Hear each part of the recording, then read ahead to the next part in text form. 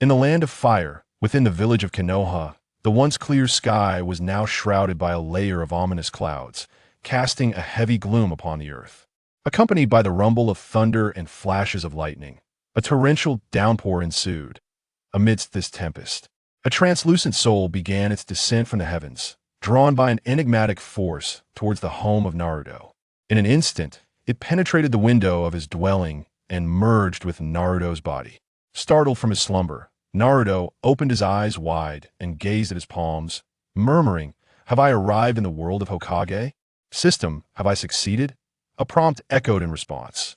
"Ding! Congratulations, you have successfully possessed Naruto. Welcome to this new realm. From this moment forth, you are indeed Naruto Uzumaki.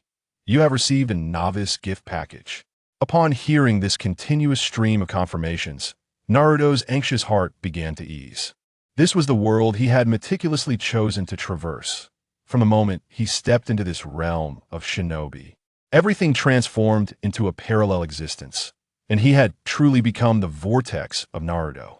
Naruto surveyed his form and deduced that he was likely at the cusp of graduating from the Ninja Academy, with the afternoon reserved for the graduation jutsu examination.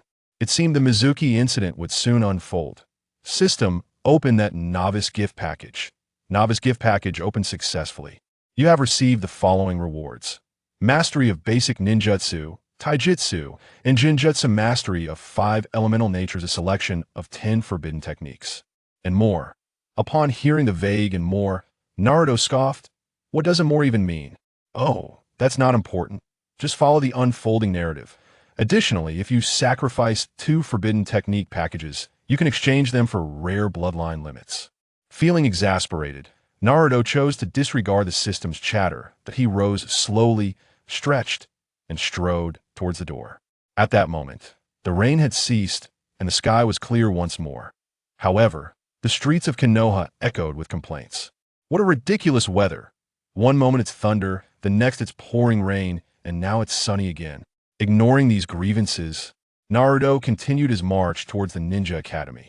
Suddenly, he overheard a nearby vendor grumbling, "Humph, what terrible luck. Not only am I drenched from this rain, but I also had to lay eyes on that annoying brat." With a scowl, the man turned away and slammed the shop door with a resounding bang. Pausing at the sound, Naruto directed his gaze towards the mask shop. It was said that heaven offers a path for those who seek it, while hell has no door for those who force their way in. In the past, he would have merely endured such scorn and walked away, accustomed to the mockery and discrimination.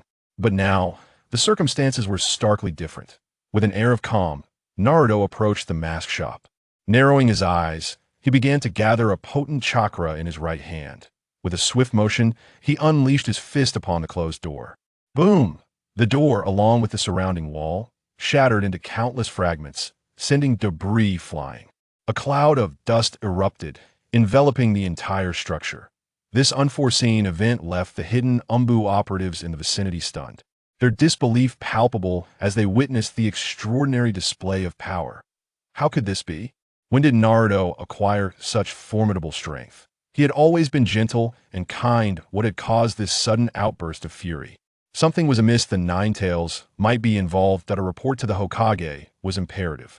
As Naruto approached the wreckage of the mask shop, he formed a series of seals, casting a soundproof barrier over the building. The shopkeeper, hearing the commotion, looked up and, upon recognizing Naruto, his eyes widened in shock. "Ah, it's you, that little brat. Tell me, did you come here to blow up my shop with explosive tags?" Faced with the shopkeeper's accusations, Naruto remained silent, steadily advancing towards him. The shopkeeper, now irate, pointed a finger at Naruto, bellowing, "Humph. Don't think your silence will save you. I will definitely report this to the Hokage, and you'll pay for what you've done. Kneel and apologize." Before the shopkeeper could finish, Naruto seized a splintered plank and thrust it violently into the man's left thigh. Ah! A piercing scream resonated throughout the shop, blood gushing forth and staining the floor. Bending slightly, Naruto picked up another piece of wood, his gaze fixed on the trembling shopkeeper. A smile crept onto his lips as he softly remarked, "This isn't particularly sharp, so you'll need to endure. Now it's your right leg's turn." The shopkeeper, pale and drenched in sweat, felt a wave of dread wash over him. Naruto's words echoed ominously in his ears, causing his heart to race. Trembling, he stammered, "Wait, wait, Naruto, don't you remember? I once gave you a mask." Naruto paused momentarily, then replied, "Oh, I remember quite well that I recall the disdainful look you gave me after I picked it up for you." With that, he raised the plank high and drove it forcefully into the shopkeeper's right leg. The sound of flesh being pierced filled the air. Ah! The shopkeeper's shrieks intensified once more. This time, blood did not spray forth, likely due to the significant loss from his left leg. Naruto, however, was anxious. "My apologies, but I'm pressed for time. I have an exam this afternoon, so I can't linger here with you." The shopkeeper, lying on the ground, thought to himself, "Finally, this beast is leaving. Once he departs, I will promptly inform the Hokage, urging them to execute this monster." Just then, Naruto added a chilling remark. "Oh, and about your precious daughter who is traveling outside, I will take good care of her. As for you, you can rest easy and head to hell." With that, Naruto picked up a hefty plank and swung it mercilessly at the shopkeeper's head. Bang! The shopkeeper, an ordinary man without any chakra for defense, had his fragile skull obliterated, blood and brain matter splattering across the shop, staining the floors and walls.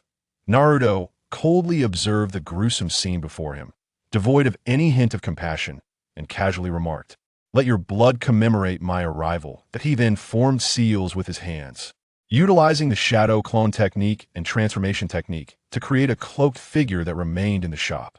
While he stealthily made his escape, it was wise to conceal his identity, as the Jinchuriki of the Nine Tails, such a status, was exceedingly sensitive.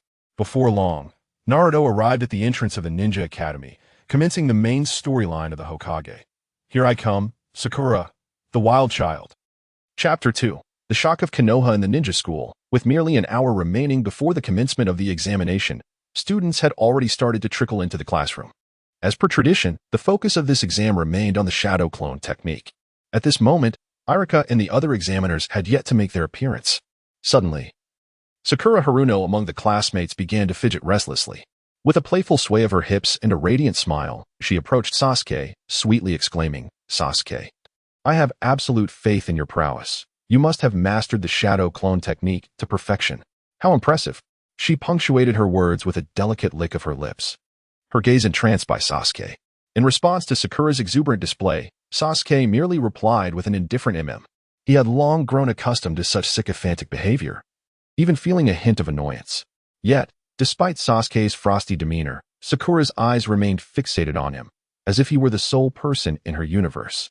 Abruptly, she shifted her tone, raising her voice to criticize, "Look at Naruto over there, always laughing foolishly and never serious. He will undoubtedly flounder in this exam."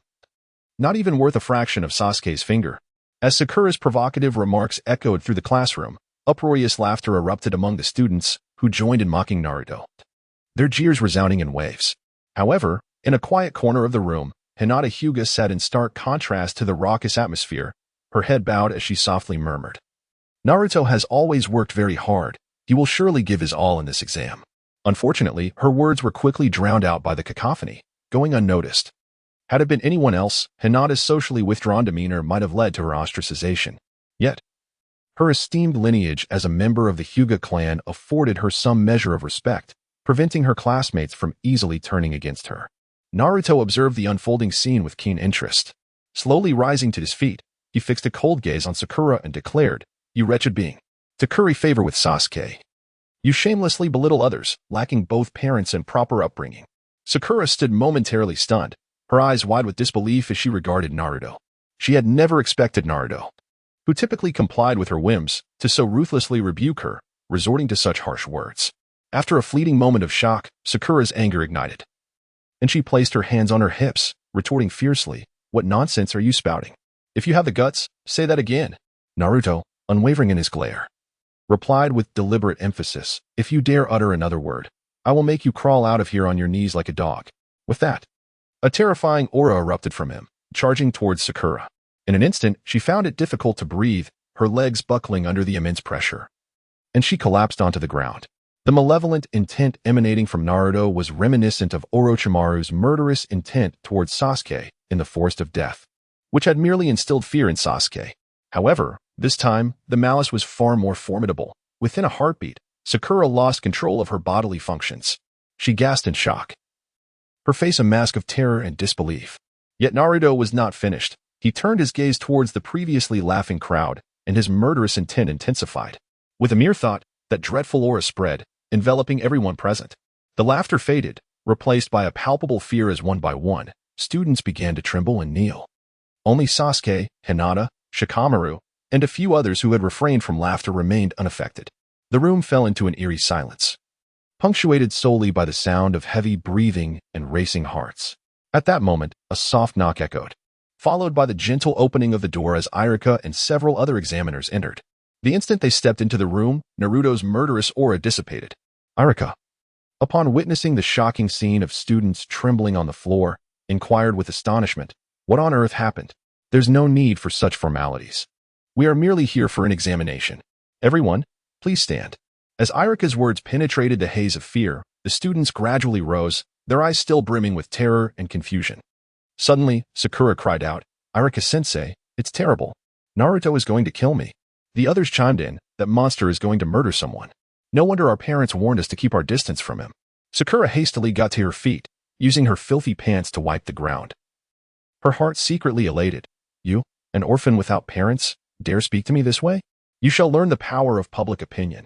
In truth, Sakura refused to acknowledge that the terrifying aura had originated from Naruto, dismissing him as a mere underachiever unworthy of such strength. Hokage's office meanwhile. The atmosphere in the Hokage's office was thick with tension. Sarutobi Hiruzen sat gravely at his desk, his expression solemn as he focused intently on the Umbu member kneeling before him. In a low voice, he inquired, "You say Naruto demolished a wall with a single punch? And upon your arrival, you witnessed a mysterious figure clad in black standing on the shopkeeper's skull? This enigmatic individual vanished before your eyes? Where was Naruto during this incident?"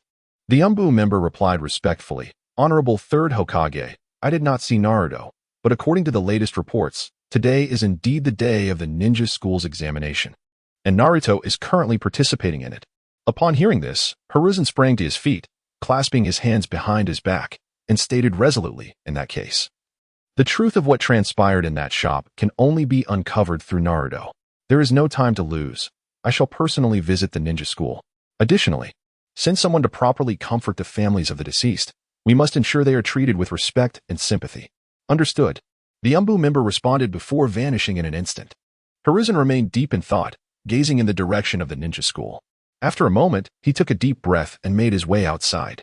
Chapter 3. Graduation Assessment. Within the confines of the school, Iruka detected the murmurs of gossip surrounding him, causing his brow to furrow slightly as his gaze shifted toward Naruto ahead.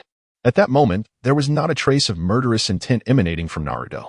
Iruka then turned to address the students, raising his voice, "Silence. I am unconcerned with the nonsensical chatter from outside, but as my students, you shall not propagate these baseless rumors. Anyone who dares to continue spreading them will face failure in the examination." Naruto chuckled to himself. Iruka-sensei was indeed the same Iruka-sensei as ever, steadfast through the years. However, one Iruka could not alter the grim reality of Konoha. After calming his emotions, Iruka firmly declared, "Enough of this foolishness. Sit down properly. We are officially commencing the examination. When I call your name, step forward to demonstrate the shadow clone technique." Upon Iruka's command, the rowdy students returned to their seats. Sakura, feeling a twinge of embarrassment, squirmed back into her place. The assessment began, with the first student called to the stage to showcase their ninjutsu, alongside Iruka and a few others. As time passed, the examination progressed steadily. Finally, it was Sasuke Uchiha's turn. The self-assured youth strode confidently to the front, hands tucked into his pockets, exuding an aura of cool detachment. Once on stage, without hesitation, he formed hand seals and unleashed the shadow clone technique. Even his clones maintained the same pocketed stance, embodying the innate malevolence of the Uchiha lineage. Seated in the audience, Sakura could no longer contain her excitement, her face lighting up with infatuation as she squealed, "Sasuke is so handsome. Sasuke is amazing. Look at him." Her voice pierced the air, almost shattering the eardrums of those present. Habitually, she turned to Naruto with a disdainful expression, completely forgetting how he had frightened her moments earlier. She scoffed, "Humph, look at Sasuke, and then at some people. Who understands?" Some can't even properly perform a transformation technique and still dare to dream of mastering the shadow clone technique? It's utterly laughable. No sooner had her words faded than Iruka called out. Next, Uzumaki Naruto.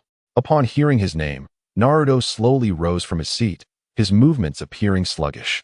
He took measured steps toward the podium, acutely aware of the peculiar stares from his classmates. As he finally reached the stage, Iruka's encouraging gaze met him, imbued with trust. Feeling bolstered by his teacher's support, Naruto's lips curled into a faint smile as he began to form hand seals for the shadow clone technique. In a swirl of smoke, several identical Narutos materialized before the audience. Each clone was indistinguishable from the original, a veritable masterpiece. Witnessing this, Iruka's eyes glimmered with surprise. He nodded in satisfaction and proclaimed loudly, "Naruto, you have passed." A wave of skepticism rippled through the audience. Though the murmurs were low, they resonated clearly in the quiet classroom. How could this be? Was this truly the individual who had always been at the bottom of the class? Mockingly referred to as the underachiever? His previous test performances had been abysmal. He couldn't even master the simplest transformation technique. Could it be that he had cheated? I have heard whispers of a future invention called scientific ninja tools. As Iruka absorbed the various conjectures, his expression darkened further. He lifted his head sharply, casting a stern gaze over the class, and bellowed, "Silence. Naruto's success is the result of his own diligent training. Anyone who speaks ill again shall face my wrath." Sakura's eyes widened in disbelief, her face a mask of incredulity. She hesitantly raised her hand and addressed Iruka. "Iruka-sensei, please see clearly. Just a week ago, during the graduation test, Naruto couldn't perform even the simplest transformation technique. How can you now say he has passed the shadow clone assessment? Is there not something amiss?" Upon hearing her words, Mizuki stood, a smirk gracing his lips as he spoke mockingly. "Oh, dear girl, are you envious that Naruto has passed? It is evident to anyone with eyes that his shadow clone technique was indeed successful. Furthermore, perhaps you should hurry home and change your pants. That unmistakable odor is quite overwhelming." With that, Mizuki exaggeratedly pinched his nose, eliciting laughter from the surrounding students. The classroom was filled with a jovial atmosphere. Sakura was astounded to see the examiners siding with the mischievous Naruto. To her dismay, they were openly mocking her as well. Overwhelmed by a surge of indignation and sorrow, tears pooled in Sakura's eyes. Desperately, she fought to hold them back, but ultimately, a single crystalline tear rolled down her cheek, falling softly to the ground. Mizuki observed her, a smile creeping onto his face. For reasons unknown, witnessing Sakura's distress brought him a sense of inexplicable satisfaction. He then raised his voice. "Next up is you, Sakura. Stop crying. Tears will only waste time." Hearing Mizuki's taunt, Sakura clenched her teeth and quickly wiped her tears with her sleeve. Taking a deep breath, she steeled herself and walked to the stage. Once positioned, she focused intently, forming hand seals to perform the shadow clone technique.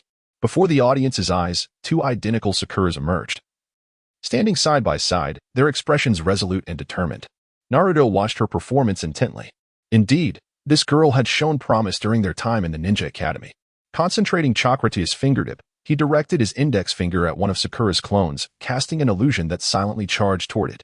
With a loud pop, the clone disintegrated under the force, transforming into a cloud of white mist. Naruto's lips curled into a smirk as he jeered, "Huh, is that all you can do? Such a fragile clone couldn't even last 3 seconds. How dare you call it a shadow clone? It's nothing but a joke." Laughter erupted from those around, who echoed his sentiments. "Exactly. With skills like that, you ought to spare us the embarrassment." Chapter 4. The dejected Sakura Haruno. The laughter grew increasingly relentless, each bout resonating like a sharp dagger, piercing deeply into Sakura Haruno's heart. Instinctively, she glanced at her good friend Ino Yamanaka, only to find her shouting as well. The harshness of the sound sent waves of pain through Sakura's chest. At that moment, Naruto casually stretched, exclaiming, "Ah, this feels wonderful." His words only served to ignite Sakura's fury further. Enraged, she pointed a finger at Naruto, shouting, "I'm not finished yet. If that slacker can pass, why can't I?" With that, she immediately formed hand seals, fully concentrating on executing the shadow clone technique. In an instant, a perfect replica of her appeared before her. However, this clone lasted but a fleeting second before dissipating into a cloud of mist. Seeing this, Naruto chuckled, his lips curling into a smile. He employed the same trick again, effortlessly dispelling Sakura's clone with a flick of his fingers. Continuing to mock her from the platform, he laughed, "Haha, look at your skill level. Is that all you've got? At least your previous clone managed to last 3 seconds. Now, it barely survives half a second. Sakura's face flushed crimson with anger, veins bulging on her forehead. She yearned to defend herself, but Shimizu, maintaining a stoic expression, interrupted, Sakura Haruno, your assessment results are unsatisfactory. A retest will be scheduled for tomorrow. Upon hearing this, Sakura froze in disbelief. Her eyes widened as she stared at Shimizu, exclaiming, no, it can't be. I've worked so hard, how could I possibly fail? Please, grant me another chance. In her desperation, she threw herself onto the ground, rolling about in a fit of tears, throwing a tantrum. However, this was an exam, and the Chunin displayed no sympathy for her antics. They swiftly approached and dragged Sakura away, unceremoniously discarding her outside the gates of the ninja academy as if she were refuse. Alone and dejected, Sakura lay on the ground, tears streaming down her cheeks, overwhelmed by a sense of injustice. Although she had another chance at a retest the following day, the humiliation of not passing today was enough to bring shame upon her family. Struggling, she slowly rose, brushing the dust from her clothes with trembling hands. Just as she steeled herself to leave, she was taken aback to see a throng of parents gathered at the school entrance, anxiously awaiting the results of the assessments. Their gazes turned toward Sakura, and whispers rippled through the crowd. Who is that girl? She was just thrown out. Who knows? Perhaps her performance was abysmal. I remember that annoying QB never faced such special treatment. One parent chimed in, laced with sarcasm and disdain. Oh, it's the Haruno girl. She must have failed and is throwing a fit, which is why the teacher kicked her out. Another parent speculated. Sakura's own parents caught sight of her being ejected and turned away in disappointment. Each of their remarks pierced through Sakura's heart like arrows. She felt her cheeks burn with shame, biting her lip in embarrassment, unable to meet the judgmental gazes of the onlookers. Instead, she lowered her head and hastened home, tears continuing to flow unabated. Meanwhile, Naruto quietly observed from the window, his gaze fixed on Sakura as she ran, tears streaming down her face. A subtle smile crept across his lips, filled with an inexplicable joy. At that moment, Irika-sensei announced loudly from the podium, "All right, class. Today's exam concludes here. Those who did not pass, remember to return tomorrow morning for a retest." He gestured towards Naruto, adding, "Naruto, please stay behind. The rest may disperse and celebrate." Upon hearing Irika's words, the previously bustling classroom fell silent. The students exchanged surprised glances at Naruto before hastily gathering their belongings, whispering amongst themselves as they exited the room. Before long, only Naruto remained seated. Irika-sensei turned to him with a gentle expression, saying, "Naruto, the third Hokage wishes to speak with you. Let us head to the office next door." Naruto squinted slightly, thinking to himself, that was quick. He nodded and followed Irika, both making their way to the adjacent office. As they entered, they found Hiruzen Sarutobi standing quietly to one side, with 3 individuals neatly lined up behind him. Naruto's eyes widened in surprise as he recognized them. Yamato, a man with a serious demeanor, Kakashi, appearing nonchalant, and Guy, brimming with energy. Seeing this impressive assembly, Naruto pondered, they're all here. Surely, they are genuinely concerned about my 9 tails going out of control. It makes sense, considering the potential consequences. He raised his gaze to meet the serious expression of Hiruzen Sarutobi, who, despite his usual warmth, now wore an expression of gravitas. "Naruto," he began solemnly, "I need to ask you about your activities before this exam. What were you doing at the mask shop?" According to detailed reports and investigations from the Umbu, only Naruto and a mysterious figure were present at the scene during the incident. However, given Naruto's current abilities, he was deemed incapable of such an act. Thus, Hiruzen suspected that a shadowy individual had used transformation jutsu to disguise themselves as Naruto to commit the crime. Yet, he could not entirely dismiss another possibility, that the 9 tails sealed within Naruto had been manipulated by this mysterious person, leading to the chaos. Confronted with Hiruzen's inquiry, Naruto feigned confusion, scratching his head and adopting a silly expression. "What are you talking about, Grandpa? I've never been to any mask shop. I was sleeping all day. And when I woke up, I rushed here to take the exam." Chapter 5. The Obstruction. Sarutobi Hiruzen gazed intently at Naruto's face, his weathered visage betraying a hint of authority as he slowly spoke. "Naruto, if you have committed any misdeeds, do not conceal them from me. As long as you are forthcoming and honest, I assure you leniency in your treatment." Upon hearing this, Naruto couldn't help but smirk coldly. The character of Sarutobi Hiruzen had always been shrouded in controversy within the original narrative. Moreover, recollections of his childhood were elusive at this moment. Yet he was certain this man had appropriated the fourth Hokage's legacy. For now, he decided to set this matter aside. It was not yet time to confront him directly. After acquiring the sealing scroll later, he would reclaim all that was owed. Naruto swiftly adjusted his facial expression and turned to the third Hokage. Offering a smile as he said, "Grandpa Third, it was merely a moment of whimsy when I sketched a few lines on the Hokage rock. But rest assured, I have already erased those doodles." Sarutobi Hiruzen scrutinized Naruto's clear eyes, searching for any signs of deception. After a moment, his furrowed brow began to relax, and he spoke in a slightly softened tone. "You must refrain from such mischievous antics in the future, especially now that you have successfully passed the evaluation and become a legitimate ninja." With that, he waved his hand gently and continued with a smile, "All right, hurry home now." He then picked up the forehead protector, a symbol of a ninja's identity, and handed it to Naruto. With a heart full of joy, Naruto accepted the protector, a glint of unusual light sparkling in his eyes as he dashed out. The atmosphere in the quiet office was tense, the lighting dim. An UMBU member stood rigidly before Sarutobi Hiruzen and spoke. "Lord Third, are we truly going to let him go so easily? We know nothing of that mysterious individual." Sarutobi Hiruzen narrowed his eyes slightly and replied, "I have observed closely, and I do not believe he is responsible. With his meager strength as a genin, how could he possibly unleash such incredible power? Furthermore, when he held the forehead protector, his hands bore no marks, which is clearly illogical." After a brief pause, he commanded, "Convey my orders. Increase the search efforts among the UMBU members to uncover the enemy lurking in the village. Since this individual could assume Naruto's appearance, he likely possesses knowledge of the Nine Tails incident. Kakashi, I leave Naruto in your care for the time being." Upon hearing this, Kakashi maintained his usual lazy demeanor, yet replied, "Understood, Lord Third." As Naruto walked down the street toward home, he noticed a figure ahead, seemingly waiting for a long time. His pace slowed as he focused on the person. A woman stood there, her gaze fixed intently upon him. "Naruto Uzumaki, I have been waiting for you for a long time," she called out, her voice clear yet tinged with anger. Naruto, taken aback, realized it was the daughter of the mask shop owner. He responded, "I remember you. You are Shizuka Nakanishi, right? I heard you went on a trip. What brings you back so suddenly? Do you need something from me?" However, Shizuka Nakanishi did not answer his question. Instead, her eyes widened in fury as she shouted, "You wretched scoundrel! You are the one who killed my father, aren't you?" Her piercing voice drew the attention of passers-by. Naruto was momentarily stunned, thinking to himself, how could word have spread so swiftly? But just then, his keen senses detected an unusual presence lurking in the shadows behind Shizuka. That was Mizuki?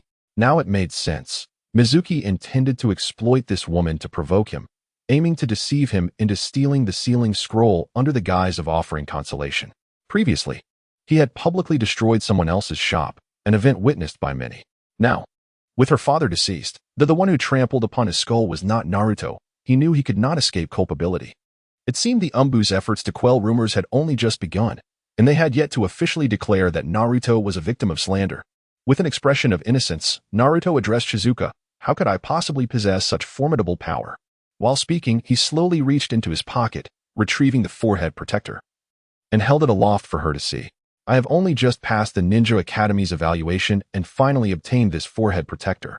How could a mere genin commit such a heinous act as killing your father?" Shizuka listened to Naruto's explanation, her initial confusion evident. After all, she had heard rumors of another mysterious figure being present at the scene. However, Mizuki had recently approached her, claiming that Naruto had transformed into a terrifying fox spirit and ruthlessly slain her beloved father. This was why she had been waiting in anger for Naruto's return after the examination. Shizuka trembled with rage, glaring fiercely at Naruto as she shouted, "Enough with the nonsense. You despicable little wretch will not escape this. Today, I shall personally take you down to avenge my father." With that, she swiftly formed hand seals, a surge of power emanating from her as her fist became encased in a formidable stone-like substance, hurtling towards Naruto with fierce momentum. Naruto stood still, watching as the massive stone fists hurtled towards his face. In that instant, Mizuki descended from above, blocking the attack with his arm. A dull thud echoed as Mizuki staggered slightly, but quickly regained his footing. He then said, "My dear friend, please cease this at once. It is a misunderstanding. The Hokage has just issued a statement declaring Naruto's complete innocence. That announcement is posted just ahead. If you do not believe me, you may verify it yourself." Internally, Naruto sneered, He had anticipated Mizuki's intervention. His motives were clear: to ingratiate himself with Naruto, hoping to evoke sympathy and manipulate him into following his plan to steal the sealing scroll. At this moment, the previously aggressive Shizuka hesitated, glaring at Naruto behind Mizuki, and spat, "You little wretch, wait for me. I shall deal with you later." With that, she turned to march toward the location of the announcement. Yet, just as she was about to take a step, Naruto suddenly seized her right wrist with a firm grip, his tone icy as he declared, "Did I permit you to leave?" Chapter 6. The misery of Shizuka Nishinamiya. Shizuka Nishinamiya slowly turned her head, her gaze firmly locked onto Naruto. As a nin, her reflexes were remarkably swift. Her right hand tensed instantly, exerting all her strength in an attempt to free herself from Naruto's grasp. However, she was utterly unprepared for the astonishing power behind his grip. No matter how fiercely she struggled, her captured hand remained immovable, as if ensnared by an iron clamp. A surge of alarm coursed through her as she realized the gravity of her predicament, yet she hesitated not for a moment. With a swift motion, her left hand plunged into her pocket, retrieving a sharp kunai, which she unhesitatingly brought down upon Naruto's hand with lethal intent. The ferocity and speed of her strike were indicative of her resolve to sever his arm. At that instant, Naruto's eyes narrowed slightly, and his already formidable grasp intensified explosively. With a resounding crack, he forcefully crushed Shizuka Nishinamiya's entire right hand. A piercing scream erupted from Shizuka, her complexion paling in an instant. Excruciating pain radiated throughout her body, rendering her nearly incapacitated. You little beast, you shattered my bones." She seethed through clenched teeth, her eyes ablaze with hatred. Such viciousness was the mark of a monster. Trembling from the agony, she could no longer support herself and collapsed to her knees, gasping for breath. The sudden turn of events left the hapless Mizuki in a state of panic, his face contorted in disbelief. He had never anticipated that matters would escalate to such a horrifying extent. System sacrificed both forbidden technique gift packs to summon the kaleidoscope Sharingan. Kamui. Naruto's voice reverberated within his inner world. Success. Congratulations, host, you have successfully acquired the Kamui kaleidoscope Sharingan. As Naruto emerged from his inner realm, a surge of potent ocular power flooded his eyes. His blue irises morphed into the distinctive kaleidoscope Sharingan akin to Uchiha Obito's, radiating a sinister crimson light, truly the hallmark of malevolent vision. At that moment, an aura of wickedness enveloped Naruto. Without hesitation, he seized Mizuki and Shizuka, unleashing an invisible force that warped the very fabric of space, drawing them both into a realm of his creation, an isolated Kamui space, distinct from Obito's chaotic domain. This was a parallel Kamui space. Mizuki, his face a mask of shock, exclaimed, "What on earth is this place? Just a moment ago, we were in Konoha." A familiar voice echoed through the air as Naruto spoke. "You two are indeed the fortunate first guests to grace this domain." As his words hung in the air, Naruto materialized before them. Mizuki opened his mouth to continue his inquiries, but Naruto waved his right hand, summoning a massive stone structure from the ground that ensnared Mizuki within its confines. Mizuki pounded against the stone walls in desperation. "In this space, I am the god. Unlike Obito's decrepit realm, here, I dictate the fate of all." With that, he turned his gaze toward the trembling Shizuka Nishinamiya. His crimson Sharingan fixated upon her as he wore a chilling smile. "Now, let us commence with you, Miss Shizuka. You just called me a little beast, did you not?" At that moment, a wave of dread washed over Shizuka, her complexion drained of color, her lips quivering uncontrollably. She was beyond the pain of her shattered hand. With a sudden thud, she fell to her knees, fervently bowing her head in supplication. "Naruto, please, this truly has nothing to do with me. Mizuki deceived me. He claimed you killed my father, inciting me to seek vengeance. This was all his meticulous scheme. I am innocent." Naruto regarded her with calm detachment, his voice devoid of emotion. "How could that be? He did not deceive you. I indeed took your father's life with my own hands." Shizuka immediately retorted, her agitation palpable. "But it was certainly my father's fault. He treated you poorly, and he deserved his fate. A person as virtuous as you could never commit senseless slaughter." Naruto's lips curled into a cold smirk. "You are quite the hypocrite, Shizuka. When faced with life and death, your profound fear of mortality strips away your dignity." In that moment, Shizuka was bereft of any semblance of pride or self-respect. Her singular thought was to survive. Trembling from sheer terror, she cried out, "I, Shizuka Nishinamiya, am willing to be your slave, to obey your every command for eternity." Yet Naruto paid her pleas no heed. He stepped closer. Raising his right foot, and bringing it down forcefully upon her left hand. A resounding crack echoed as Shizuka's hand burst apart, flesh and blood splattering, staining the ground within a 3-yard radius. Shizuka's anguished wails filled the air, punctuated by violent coughs. She collapsed to the ground, agony etched across her features, tears streaming down her face as she begged, "Naruto, no, please, my master, spare my life." Unmoved, Naruto slowly drew a kunai, advancing menacingly toward Shizuka. As she perceived his unwavering resolve, her instinct for survival ignited a torrent of insults. "No, you deranged demon, you heartless beast, the scourge of humanity." Naruto paused, a flicker of amusement crossing his face as he replied, "Oh, have you crumbled so quickly? We've only just begun. If you had held out just a little longer, perhaps I would have shown mercy, but alas, what a pity." Shizuka's heart sank in regret, chastising herself for not enduring a moment longer. Desperately, she pounded her head against the ground, wailing, "Master, it is all my fault. Please, have mercy on me." Before her pleas could fully escape her lips, Naruto flicked his wrist, and the glint of the kunai pierced through the air, embedding itself into her right thigh. A piercing scream erupted from Shizuka, her body convulsing in agony, her visage contorted in torment. Mere moments later, the overwhelming pain proved too much for her to bear, and her eyes rolled back as she succumbed to unconsciousness. "Oh, is she already out? Then let us deal with Mizuki first." Chapter 7. The tormented Mizuki. With a sudden flourish of his right arm, Naruto unleashed a powerful surge of chakra, causing the stone prison that confined Mizuki to gradually creak open. As the stone door parted, Mizuki's disheveled figure finally emerged into view. At that moment, he was firmly anchored in place by a robust stone pillar, rendering him unable to escape despite his frantic struggles. Before Naruto could utter a word, Mizuki, in a desperate tone, shouted, "Naruto, what on earth do you intend to do? Have you forgotten? I just assisted you. I am clearly on your side." Naruto frowned slightly at Mizuki's words, responding coldly, "Oh, is that so? But just moments ago, Tsunade herself informed me that you orchestrated this entire affair from the shadows. What do you have to say for yourself?" Mizuki's expression darkened instantly, beads of cold sweat trickling down his forehead. He composed himself and retorted, "Humph. That wretched woman is simply spouting nonsense. I do not even know her. Everything she claims is a desperate attempt to save her own skin." Naruto paid no heed to Mizuki's protest. Gripping his kunai tightly, he advanced step by step toward him. As the kunai drew nearer, Mizuki felt a twinge of panic. Yet he mustered the courage to yell, "Naruto, don't do anything rash. Don't forget my status. I am a nin of Konoha.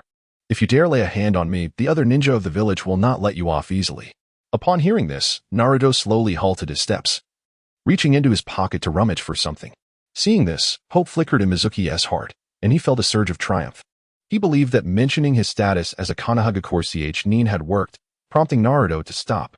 Seizing the moment, Mizuki quickly continued, "Kid, the third Hokage is not someone to be trifled with. As our village's leader, his power is terrifying. If you provoke him, the entire village will hunt you mercilessly. At that point, even with your spatial abilities, you will be doomed." A sinister smile crept across Mizuki's face as he raised his voice. "Huh? Are you frightened now? Release me at once.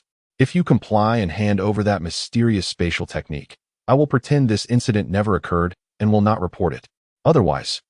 As Mizuki grew increasingly arrogant, laughing maniacally, Naruto finally located the cold, steel Senbon needle in his pocket and drew it out slowly. A smirk curled on Naruto's lips as he menacingly stated, "Heh, finally found it. You've kept me waiting. A wretched creature like you deserves this. Today, I shall torment you with these slender needles until you draw your last breath, and only then will my rage be quelled." With that, Naruto swung his arm forcefully, sending the Senbon hurtling towards Mizuki. The sharp needle pierced directly into Mizuki's left eye. "Athe!" Mizuki screamed, his voice echoing throughout the space. Blood streamed from his eye, dripping down his cheek to the ground. His left eye was utterly destroyed, plunging him into a world of darkness where he could see nothing. At that moment, Mizuki realized that this boy before him was no longer the Naruto he once knew. He had transformed into a cold, ruthless being with a savage disposition. Fear gripped him, and disregarding the excruciating pain in his left eye, he shouted desperately, "Naruto, stop. I understand my mistakes. Please spare me. I possess crucial intelligence that could grant you immense power." As Mizuki's cries of agony filled the air, Naruto pierced his already battered left hand with another Senbon. Naruto slowly opened his mouth, chillingly stating, "Continue speaking, but do so swiftly. My hands shall not cease their work." With that, he drove another needle deep into Mizuki's left leg. Ugh. Ah. Mizuki stifled his screams, sweat pouring down his forehead as he hastily replied, "If I tell you, will you let me go?" In response to Mizuki's pleas, Naruto remained silent, his hands continuing their relentless assault. The third Senbon had now embedded itself deeply into Mizuki's right leg. Unable to endure the torment any longer, Mizuki screamed at the top of his lungs, "No more. I'll tell you. Just outside the Hokage's office, there's a room that conceals a forbidden book." As Mizuki divulged this information, his screams grew ever more harrowing. Yet he was met with additional punctures. "Ah!" Mizuki groaned in agony, continuing, "That book details many forbidden jutsus, their power beyond imagination, capable of cataclysmic destruction." Despite the ongoing torment, Mizuki pressed on. "If you could steal that forbidden book and master its techniques, no one in the village would stand a chance against you. You could dominate the village with ease." Mizuki's final words were a desperate plea for mercy. At that moment, he was a pitiful sight, drenched in blood, his body resembling a hedgehog from the countless Senbon protruding from him. The ground was soaked with blood, forming a crimson pool. Yet Naruto showed no signs of stopping. He plunged another Senbon into Mizuki's hand, a faint smile creeping onto his lips as he coldly inquired, "So, do you have any last words? If not, I shall proceed to your other eye." Mizuki's heart raced with terror upon hearing this. It dawned on him that Naruto had never intended to spare him. Rather, he found pleasure in this torment. Enraged, he gritted his teeth against the pain and cursed, "You arrogant little beast.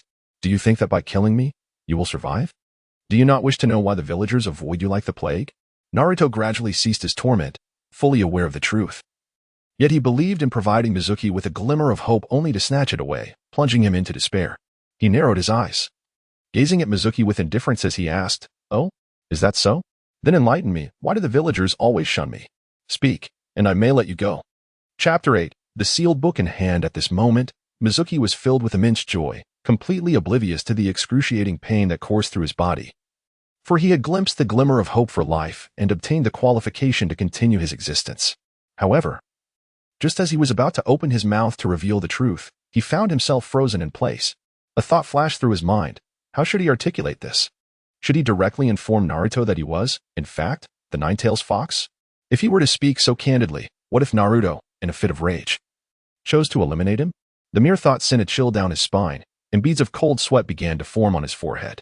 Naruto, on the other hand, quietly observed Mizuki, who seemed poised to speak. After a brief pause, Naruto broke the silence, remarking, "What is the matter? Are you struggling to confess that I am the Nine-Tails Fox, fearing that I might take your life?" Upon hearing Naruto's words, Mizuki's head shot up in shock, his eyes wide with terror as he stammered, "Why, you already know? How is that possible? The village strictly forbids anyone from discussing your existence." His incredulity erupted in a furious shout. Naruto, unfazed, waved his hand dismissively and replied coolly, "All right, let us put an end to this farce. Let us move on." In an instant, countless boulders rained down from above, encasing Mizuki within their grasp. With a mere flick of his fingers, Naruto exerted an overwhelming pressure upon the stones. With a resounding crash, Mizuki was crushed to a pulp, his body disintegrating in a grotesque display of carnage. Afterward, Naruto turned his attention to the nearby Shizuka Nishian, who lay unconscious from her severe injuries. He formed a hand seal, creating a shadow clone that immediately rushed to her side, employing medical ninjutsu to staunch her bleeding. This woman still held some value. He could not allow her to perish now, as she might prove useful in the future. Having made these arrangements, Naruto activated Kamui, causing the space around him to whirl, and in the next moment, he vanished from sight, reappearing in the sanctuary of his home. Standing before the window, Naruto gazed into the night, a soft sigh escaping his lips. "I can hardly believe it has grown so late," he mused. "I never imagined that tormenting those two would consume so much time. Now, it is time to reclaim the sealed book that rightfully belongs to me." He stepped into his abode, retrieving a black cloak and a mask that concealed all but his eyes. Once donned, he hurried towards the Hokage's office. Navigating through the patrolling ninjas, he reached the exterior of the Hokage's office.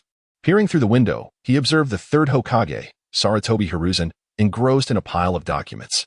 Paying him no mind, Naruto proceeded towards the chamber where the sealed book was kept, only to be confronted by a figure blocking his path.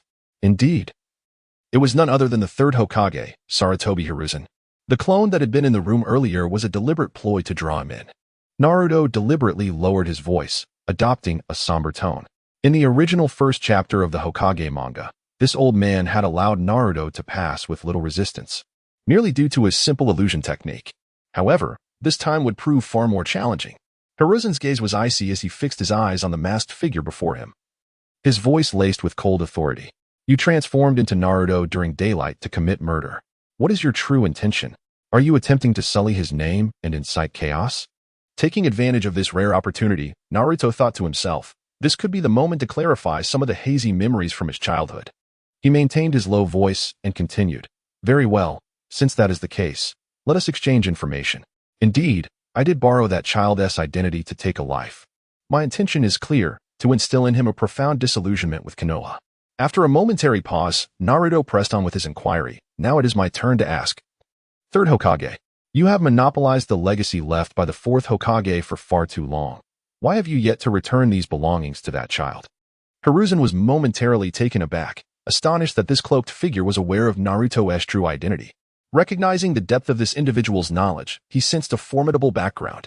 Furrowing his brow, Hiruzen resolved to probe further, replying slowly, Naruto is still too young and lacks the strength. When he matures and is capable of standing on his own, I shall reveal the truth and return what rightfully belongs to him. Now, may I inquire as to the purpose of your visit tonight? Naruto was momentarily taken aback by this question, but soon his anger surged. He shouted at Hiruzen, the fourth Hokage entrusted Naruto to your care. And this is how you treat him? For years, he has lived in solitude, ostracized and loathed by the villagers, merely because they believe him to be the reincarnation of a demon fox. Yet, none realize he is the son of the Hokage. Why do you refuse to make this truth known? Do not give me excuses about protecting him. Claiming that revealing the identity of the fourth's son could lead to assassination attempts. If that were the case, then why is it so easy for so many to know about his connection to the Nine Tails? Hiruzen ignored Naruto's questions, knowing he could not allow his image as Hokage to be tarnished here. After all, he had intended for the entire village to keep a watchful eye on Naruto. He responded instead, Young one, you still have not answered my question. What is your purpose here? At this moment, Naruto understood that the truth of these matters had become secondary.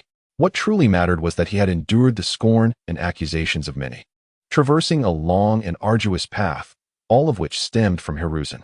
Without a hint of hesitation, he swiftly formed hand seals and declared, Fire style, Fireball Jutsu. A massive fireball erupted forth, hurtling towards Hiruzen. As the fireball tore through the air, it shattered the floor and walls, causing the entire structure to tremble violently, while the ceiling exploded in a shower of debris and dust. Hiruzen, witnessing the imminent threat, wore a grave expression as he hastily formed his own hand seals. Water style, Water barrier. A torrent of water surged upward from the ground, coalescing into a wall to shield him. With a deafening roar, the two elemental forces clashed, producing a cloud of mist and steam that enveloped the Hokage's office, obscuring visibility. As the smoke began to dissipate, Naruto stood triumphantly before Hiruzen, clutching the sealed book in his hands. At that moment, Naruto had activated his Sharingan. Hiruzen stared at the mysterious figure before him, and when he glimpsed the crimson eyes through the mask, he was momentarily stunned, murmuring, Is that the Sharingan? Chapter 9.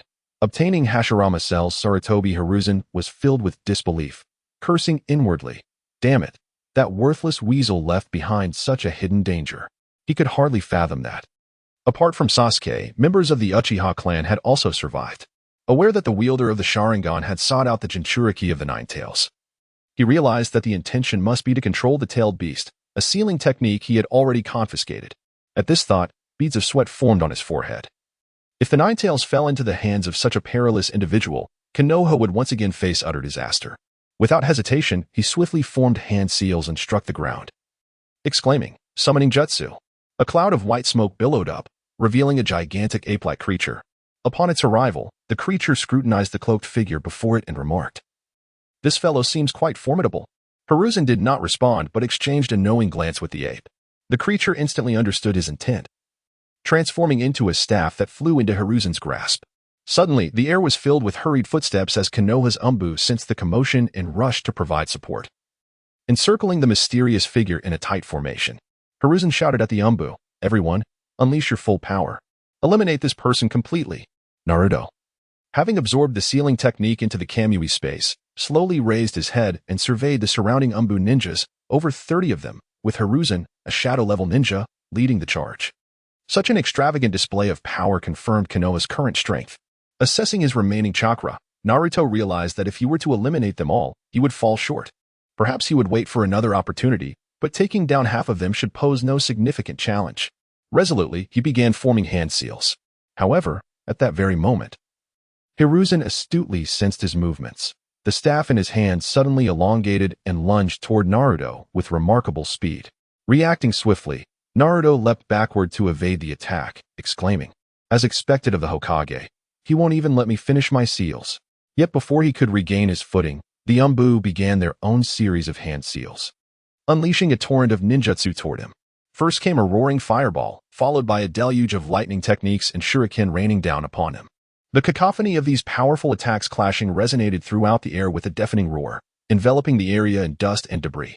Faced with this breathtaking spectacle, Naruto remained remarkably calm.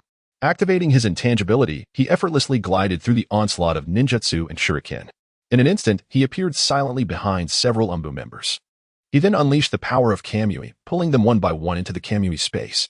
Moments later, despite the lingering smoke, nearly half of the Umbu had been dealt with by Naruto's prowess. Feeling that his chakra was reaching its limit, he gracefully floated into the air, gazing down at Hiruzen and declaring, "Old man, just you wait. The next time we meet, it will be your end." With that, he activated Kamui, gradually vanishing from sight, leaving a bewildered Hiruzen standing there. Hiruzen's eyes widened in anger and frustration as he watched Naruto disappear. Damn it, how could he escape like that? Next time, I must initiate my seals in advance. I cannot allow this mysterious individual to slip away again. He turned to the Umbu behind him, commanding, "Quickly, assess how many personnel we have lost in this operation." His voice echoed in the stillness of the night, imbued with deep anger. In the Kamui space, Naruto stood in an expansive area. The 15 captured Umbu members were securely bound to massive stone pillars, unable to move. He slowly closed his eyes and silently called out, "System, sacrifice the sealing book to exchange for Hashirama cells." As his command echoed, a crisp notification sounded. Ding, sealing book lost. Ding, Hashirama cells successfully exchanged. Installation complete. Upon hearing this, Naruto suddenly felt an overwhelming surge of chakra flooding into his body. He could distinctly sense his chakra increasing at an astonishing rate, coalescing within him. This newfound power thrilled him, greatly ameliorating his physical constitution and chakra deficiencies. With a satisfied smile, he mused, "There is no rush to confront that old man. I've plenty of time. Even if I were to eliminate him today, it wouldn't hold much significance. Tomorrow will do. For now, I'll return home to rest." Without lingering, he activated Kamui and vanished back home. Upon entering his abode, Naruto's keen senses immediately detected the heightened presence of Umbu lurking around. Their surveillance had intensified. However, he felt no concern, casually walking to his bed and lying down, quickly drifting off to sleep. The next day, Naruto slumbered until noon, only to be jolted awake by a piercing shout. "Naruto, get out here right now." The familiar yet exasperating voice came from downstairs. It was Haruno Sakura. Naruto approached the window, flinging it open forcefully, and shouted down, "What do you want?" Sakura, flushed with anger at his response, placed her hands on her hips and retorted, "Naruto, watch your mouth. Irika-sensei sent me to fetch you. Hurry up and get ready for class grouping at the Ninja Academy. By the way, I successfully passed the assessment this morning. Impressive, right?" She lifted her chin proudly, her eyes sparkling with arrogance. Naruto's frown relaxed slightly at the mention of Irika-sensei, but he could not tolerate Sakura's smug demeanor, slamming the window shut with a bang. Caught off guard, Sakura stood stunned momentarily. Regaining her composure, she yelled up, "Hey, what kind of attitude is that? Do you really dare to treat me like this?" Chapter 10. Another assault upon encountering Naruto. Haruno Sakura was infuriated when he disregarded her presence and promptly shut the window. Her rage ignited instantly as she glared at the closed window, then bent down to swiftly pick up a stone at her feet, gripping it tightly in her hand. With all her might, she hurled the stone at Naruto's window. A resounding crash echoed as the glass shattered, fragments flying in all directions, drawing the attention of onlookers. Delighted by the scattered shards, Sakura smirked and laughed before skipping away towards the ninja school. However, after just a few leaps, she suddenly felt an overwhelming force descend upon her from above, followed by a sharp pain in her scalp. Looking up, she was startled to find Naruto had silently appeared behind her, his grip firmly ensnaring her pink hair. Lifting her off the ground, With her hair painfully yanked, Sakura's feet flailed helplessly in the air, her predicament utterly embarrassing. "Ah, Naruto, what are you doing? Let go of me, it hurts," she shrieked, her voice piercing the air. Onlookers stood by, hesitant to intervene. Yet Naruto showed no intention of releasing her. Instead, he gazed at her sternly, coldly stating, "You truly deserve this. Is this how your parents taught you? To recklessly shatter someone else's windows? You have no decorum at all." The crowd murmured in response to Naruto's words, realizing that this girl had brazenly thrown a stone at someone else's property. "She truly deserves it," they remarked. "Education is paramount. Children must not behave like this wretched girl." Some recognized her as Sakura, the only one expelled from the ninja school the day before. No wonder she is so revolting. She must be here to cause trouble.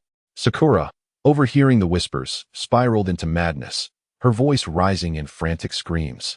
She had originally come to flaunt her superiority over Naruto, seeking to reclaim her pride after his harsh words from the previous day. Yet now, her plan had completely unraveled.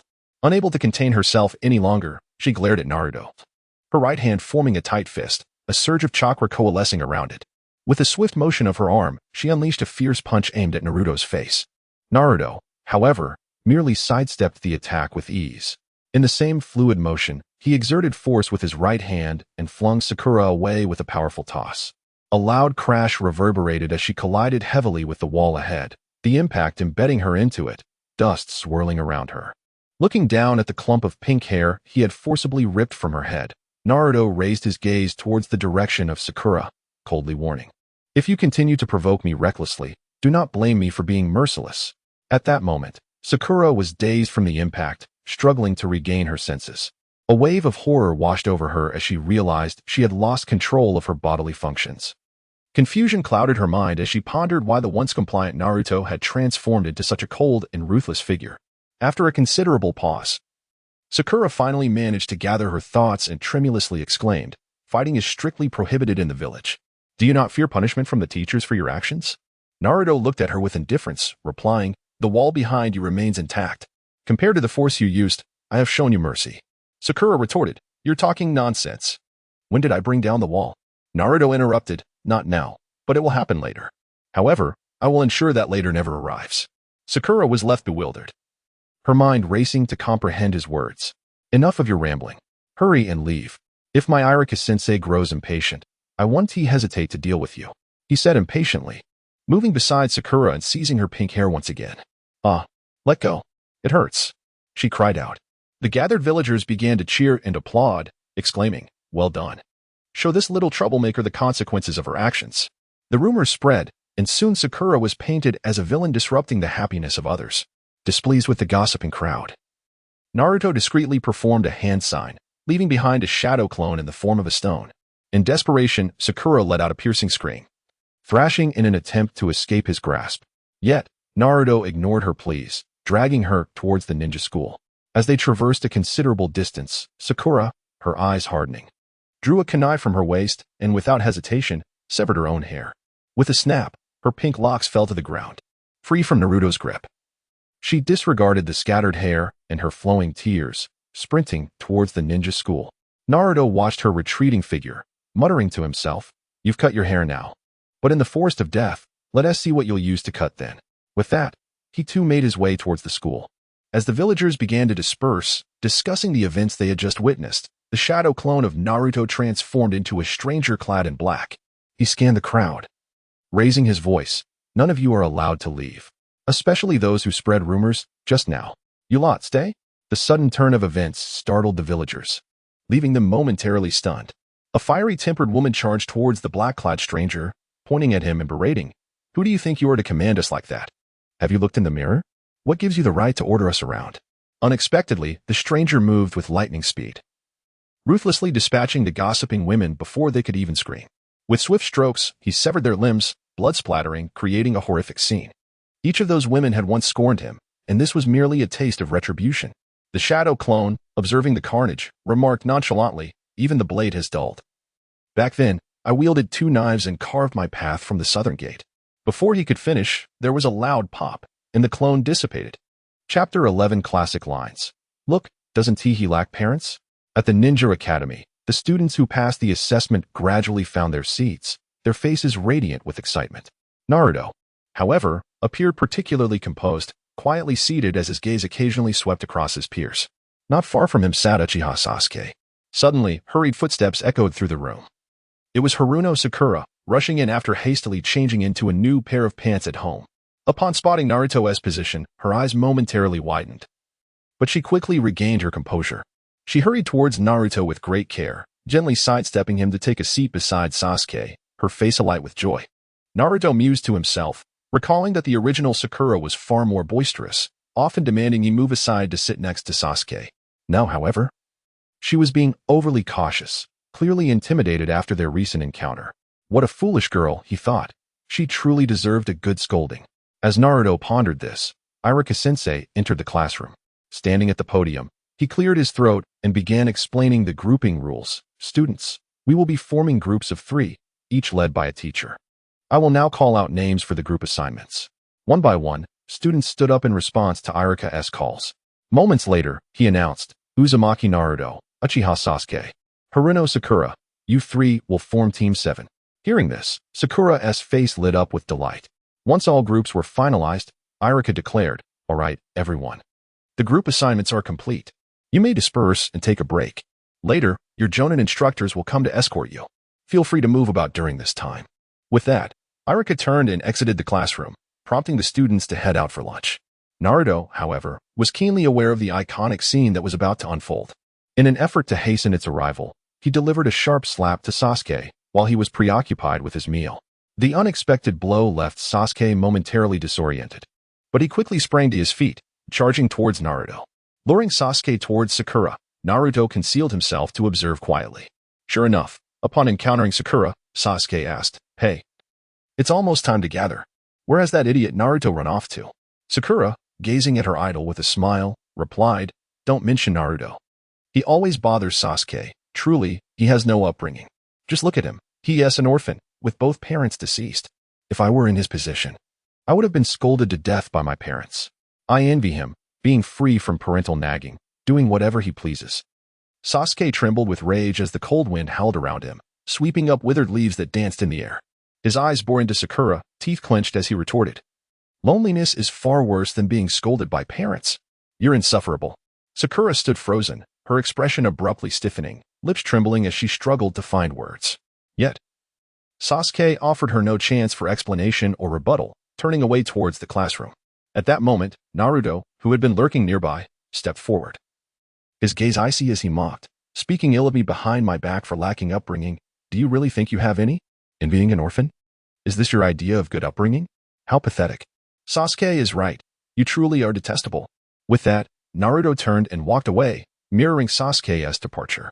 At this instant, Sakura's final defenses crumbled, tears streaming down her face as she cried out, Naruto, what is wrong with you? Don't you like me anymore? I'm Sakura. Why are you all so cruel to me? Her sobs echoed, resonating with profound sorrow. Naruto savored the sound of her weeping, internally relishing the moment, thinking, this is the essence of being Hokage. This is the thrill of the narrative. I will take good care of you, Sakura.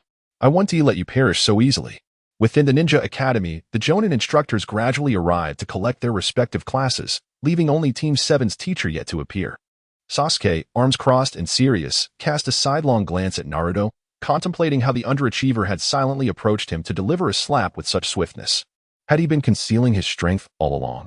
Meanwhile, Naruto lounged casually in his chair, eyes closed, lost in thought. Sakura, writhing in discomfort, began to complain. Where's this teacher? Is he even coming? What is taking so long? He asks slower than a turtle. It's infuriating. At that moment, the classroom door swung open, revealing a disheveled man with striking white hair who announced, Little girl, my first impression of you is particularly poor. Now, everyone, let us head to the rooftop. On the rooftop, Kakashi and the other 2 completed their introductions, leaving only Naruto. With an air of calm, he declared, I will become Hokage. I will make the villagers acknowledge my existence. Sakura interjected, you always cause trouble and graffiti. The villagers despise you for it. What is the difference between that dream and a fantasy? Naruto, unfazed, replied, it's fine. Gaining everyone's acknowledgement is indeed challenging. But getting all the living to recognize me is much simpler. Sakura was momentarily perplexed by Naruto's words, while Kakashi regarded him with growing concern, thinking, all the living? Does he mean to eliminate anyone who disagrees with him? What a terrifying child. I must report this change in Naruto's mindset to the third Hokage immediately. Kakashi, feeling urgency, stood and spoke. All right, let us conclude the introductions. You three, meet me tomorrow morning outside the forest for my assessment. Arrive early. And it's best not to eat breakfast. You might vomit. With that, he quickly made his way to the Hokage's office, anxious about Naruto's dangerous transformation. Naruto watched Kakashi retreat, licking his lips, a smile on his face that was more chilling than Orochimaru's. Chapter 12, The Perilous Ebisu. At that moment, Naruto sprang into action, swiftly following Kakashi's moving figure as they raced towards the Hokage's office. He yearned to discern whether the Kakashi of the future was a friend or a foe, harboring a deep-seated hope that Kakashi remained an ally. In no time, Kakashi entered the Hokage's office, while Naruto chose to conceal his presence, quietly lingering outside the door. The atmosphere within the room was tense. As Kakashi locked eyes with Sarutobi Hiruzen, who sat behind his desk, and spoke earnestly, "Third Hokage, regarding Naruto, although he currently presents some minor issues, I implore you to trust my capabilities. I am confident that I can mentor him into becoming an exceptional ninja. The surveillance over him can be entirely lifted." Sarutobi Hiruzen did not hesitate.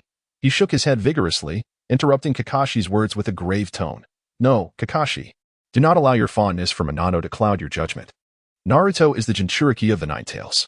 As such, he must remain under the vigilant watch of Konoha throughout his life. There is no room for negotiation. This is non-negotiable. Therefore, let us not discuss this matter further." Outside, Naruto revealed a faint smile, recognizing that Kakashi remained unchanged. He then knocked on the door of the Hokage's office and swiftly entered. Upon seeing Naruto, both Sarutobi and Kakashi ceased their discussion. Sarutobi inquired, "Naruto, what brings you here?" Naruto calmly replied, "I've run out of money, so I thought I'd ask Grandpa Third for some living expenses." Just then, another figure burst into the office, exclaiming, "Grandpa, let's settle this once and for all," only to trip and fall to the ground.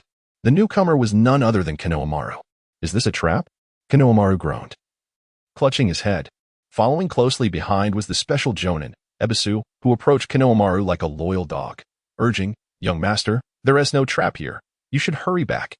Naruto glanced at the sprawled Konohamaru and muttered, "Useless." This remark caught Ebisu's attention, prompting him to think, "Is that not the brat of the Nine Tails? I detest such uselessness." Konohamaru shouted at Naruto, "You're the one who set this up, aren't you?" Naruto seized Konohamaru by the collar and retorted, "You fell on your own. You useless brat." Ebisu, feeling the heat of the moment, exclaimed loudly, "Damn it, Naruto. Release your filthy hands. He is the grandson of the third Hokage, not someone you can toy with." Konohamaru, acting like a mischievous child, taunted, "If you dare, hit me. I'm the Hokage's grandson. Do you have the guts?"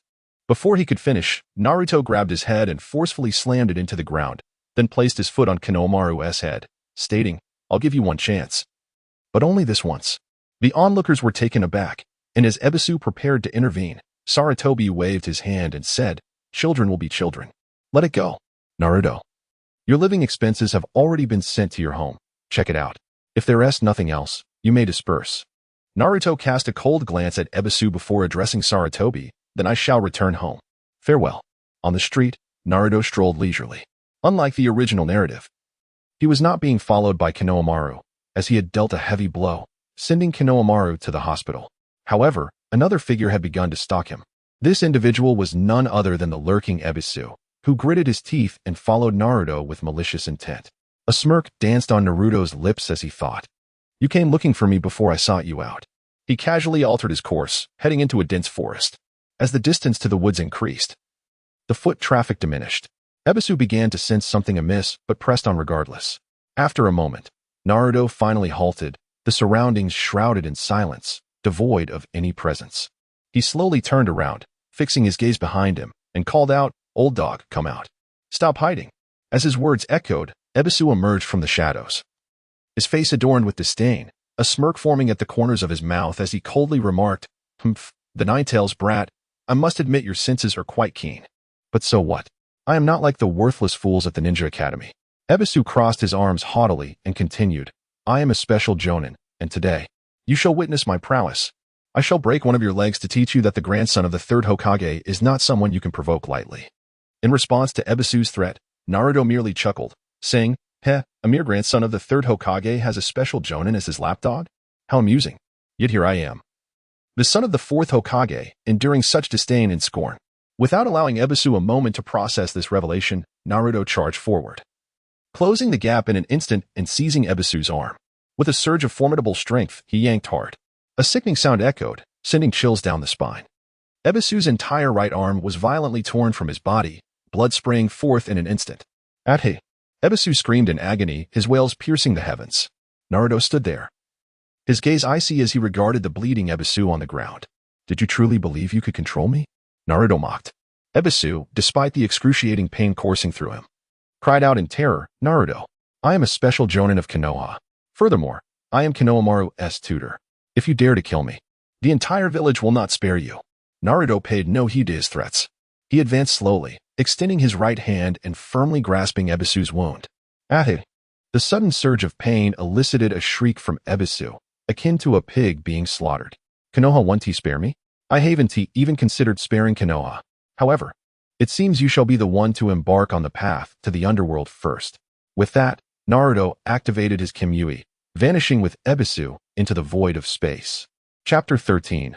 All killed. Preparing for assessment inside the space, Ebisu lay prostrate on the cold ground, heavy breaths escaping his lips. His arms were drenched in blood, grotesque streams trickling down from the wounds. Struggling to raise his head, he was met with the sight of 15 colossal stone pillars, each binding a member of the Umbu. These enigmatic figures, typically shrouded in mystery, were now helplessly restrained. Ebisu's eyes widened in disbelief as he murmured, how is this possible? The Umbu members who vanished yesterday are all right here. Turning to the distant Naruto Uzumaki, he bared his teeth and shouted, Naruto, you little beast. How dare you lay your hands on our leaf village? You are merely courting death. In response to Ebisu's furious tirade, Naruto remained unfazed. He gazed calmly at Ebisu, a smirk playing on his lips as he slowly spoke. Aren't you curious? If I possess the ability to capture them, why would I not eliminate them? Upon hearing this, a flicker of hope ignited within Ebisu. He thought to himself, it seems this fellow is not willing to go to such extremes. He merely intends to use these individuals as hostages for negotiation with the Leaf Village.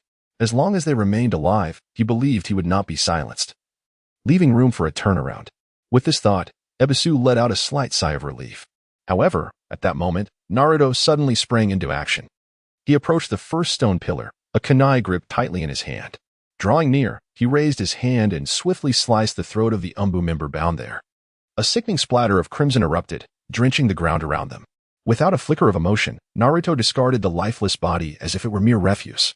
The fluidity of his movements resembled a dance, devoid of hesitation. Witnessing this scene, Ebisu was rendered speechless, his mouth agape in shock. He could not fathom that Naruto could be so merciless, killing without a second thought, disregarding the bonds of nurturing from the leaf. A wave of terror surged within him, causing him to tremble uncontrollably.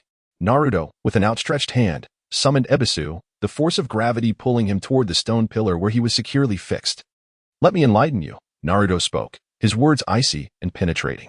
Only by witnessing the grotesque faces and loathsome glares of you leaf scum can I truly remember this hatred. With that, an aura of chilling malice radiated from Naruto. Bound to the pillar, sweat beads formed on Ebisu's forehead, trickling down his cheeks. Despite an overwhelming sense of fear, he feigned composure, defiantly shouting, "You impudent little brat! How dare you treat me with such disrespect? I tell you, the leaf is powerful, and its ninjas are renowned for their resilience. Do not expect me to beg for mercy." Yet, the tremor in his voice betrayed the fear he desperately tried to conceal. Suddenly, Naruto's right hand gleamed with a sharp blade, inching closer to Ebisu's body, delicately gliding along his skin. Lines of crimson appeared, followed by a deluge of blood. The unbearable agony enveloped Ebisu, shattering any remnants of hope he had harbored. Overcome with terror, his voice quivered as he pleaded, "Naruto, please, have mercy. It was my fault. I truly regret my actions. Are you not the one who claimed to be resilient? Unwilling to plead for mercy?" Naruto taunted. "And no, Naruto-sama. The leaf is filled with contempt for you, branding you as the demon fox. But I am willing to be your dog, to hunt them down at your command." Ebisu's pitiful pleas echoed, seemingly powerless against the backdrop of his torment. Amidst the harrowing cries of despair, Ebisu endured the torturous punishment, his body trembling violently from the unendurable pain. As time slipped away, his voice grew faint, breath gradually fading. With one last gasp, his head sagged, lifeless. Naruto coldly regarded the deceased Ebisu, his gaze devoid of pity. He turned away, striding toward the next stone pillar. The second Umbu member, witnessing the scene, was immediately engulfed by terror, shouting, "Naruto, I truly have no time to discriminate against you. We have acted from the shadows, never provoking you. We are innocent." Naruto halted, casting a frigid glance at the Umbu member, slowly articulating, "Therefore, I am not torturing you. I am merely sending you to your demise.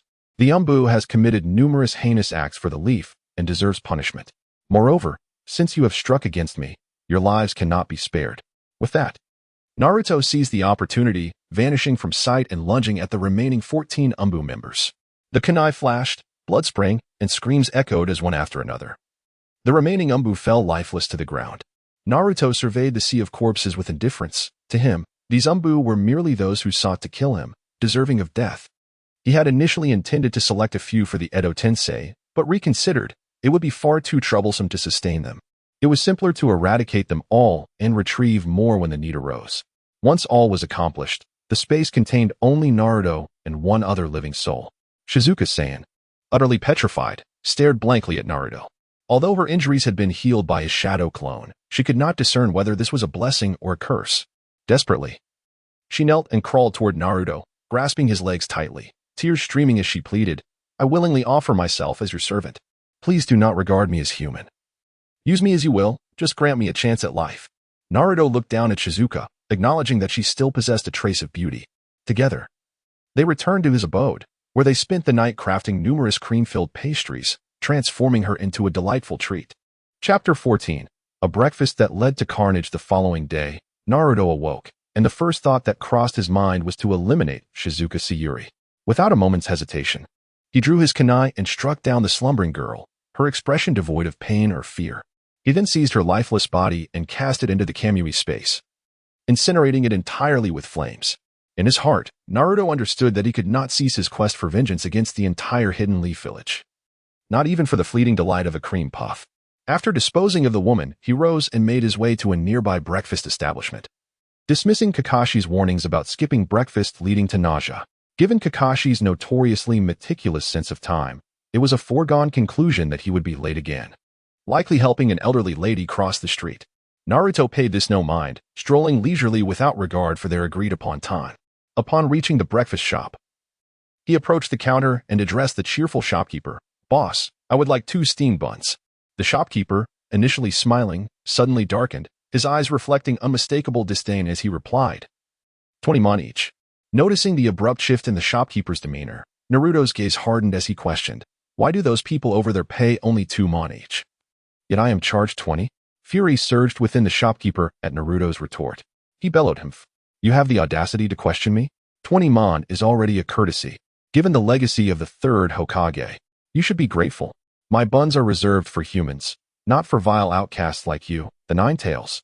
The shopkeeper's voice was loud enough to draw the attention of nearby patrons, who began to murmur, "So it's this child, how detestable. Boss, just toss him a couple of buns and send him on his way. He brings bad luck. Yes, hurry up, or I might vomit. Get lost." The shopkeeper raised a rolling pin, striking it heavily against the counter as a final warning. Naruto clenched his fists, his patience wearing thin. He contemplated a ruthless retaliation.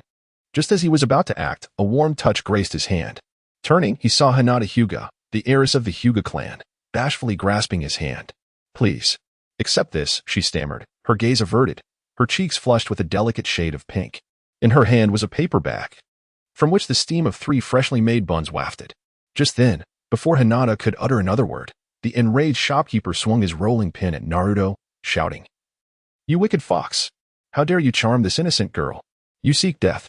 Reacting instinctively, Naruto prepared to defend himself, but Hinata stepped forward, placing herself in front of him. Her fragile form radiated an unexpected strength, absorbing the impact of the shopkeeper's attack. A surge of emotion swelled within Naruto. This was the first time someone had so resolutely protected him. The warmth of being cared for was a beautiful sensation. "Let us leave," Hinata whispered, gripping his hand tightly as they fled together. As they vanished from view, the stone left by Naruto outside the breakfast shop transformed into a mysterious figure clad in black, his shadow clone. Inside the establishment, the remaining patrons, relieved by Naruto's departure, resumed their meals. The shopkeeper, now exuberant and bustling, remained blissfully unaware of the impending disaster. Naruto approached a table and drew a watermelon knife, mercilessly striking down the most vociferous customer. Blood erupted, staining the table with crimson, mingling with the soy milk and buns. Screams erupted, transforming the atmosphere into one of horror. The shopkeeper, noticing the chaos, hastily set down his work, attempting to intervene. But Naruto retaliated swiftly, severing the shopkeeper's hand, causing him to collapse amidst a pool of blood, gasping in disbelief that such violence could occur in their peaceful village. Patrons fled in terror. But Naruto's speed was unmatched as he pursued them relentlessly, each strike proving fatal. Their faces bore the remnants of sheer terror. Grasping the severed hand of the shopkeeper, he forced it into the mouth of a patron who had claimed to feel nauseous at the sight of him. "Swallow it, or perish," he commanded. The man, gritting his teeth, complied, but Naruto's blade fell again, his eyes wide in disbelief as he realized Naruto's treachery. In mere minutes, the once cheerful breakfast shop had transformed into a hellscape. Blood pooled upon the floor, and not a single customer remained alive. Cold bodies lay strewn about, some frozen in their final moments of horror. Amidst the carnage, the figure clad in black surveyed the scene with cold detachment. He addressed the onlookers outside. "I remember each of you who mocked me earlier, thinking you could escape unscathed simply because I was absent from the shop. How naive." With that, he wielded the watermelon knife, carving a path from the breakfast shop to the eastern road of the village. Anyone who had dared to insult him faced their demise, while the innocent bystanders were spared. Once his targets lay slain, Naruto's clone found itself surrounded by several elite shinobi of the Hidden Leaf, yet he remained unfazed, dissipating into a cloud of smoke. Chapter 15. Announcement. In this moment, Naruto understood that he could not remain with Hinata for long. He bore too many sins, having personally slain numerous villains of Konoha. If he lingered near Hinata, the higher-ups of Konoha would inevitably investigate anyone he had come into contact with, and the gentle, kind-hearted Hinata would surely suffer the consequences. Bidding farewell to Hinata, he told her he had an examination to attend and expressed his gratitude for the bunch she had made. With hurried steps, he departed swiftly, not daring to linger. Upon reaching the edge of the forest, he found Sasuke and Sakura waiting for him. The three stood together in silence, awaiting Kakashi's arrival. Meanwhile, in the Hokage's office, the third Hokage, Hiruzen Sarutobi, sat gravely in his chair, surrounded by numerous elite jonin, all wearing serious expressions, the atmosphere thick with tension. In a fit of rage, Hiruzen seized a cup from the table and smashed it against the floor. The sound of shattering echoing through the room, as he bellowed, "It's that Uchiha scoundrel in black again." His voice was thunderous, causing the elite jonin to avert their gazes in fear. Catching his breath, Hiruzen continued to roar, "This marks the third wave of attacks. What does this vile creature intend to achieve?" At that moment, an intelligence officer wearing glasses hurried forward to report, "Lord Third, we have conducted a preliminary assessment of the incident. A total of 20 innocent villagers were brutally slain with a blade, and along with the previous casualties, there have been 35 deaths in just 2 days.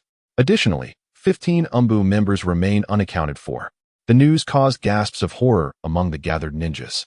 As the silence enveloped the room, Nara Shikaku finally spoke up. "Based on our thorough investigations and detailed comparisons of the villagers' testimonies over the past 2 days, I've noticed a troubling pattern. Whether it was the owner of the mask shop or the proprietor of the breakfast stall, all uttered insults against Naruto Uzumaki before their demise." He paused briefly, then added, "However, it seems that the 15 deceased villagers had a different experience. Witnesses claim they saw Naruto in a heated argument with Sakura just before their deaths, and they did not directly insult Naruto. Rather, they directed their ire towards Sakura.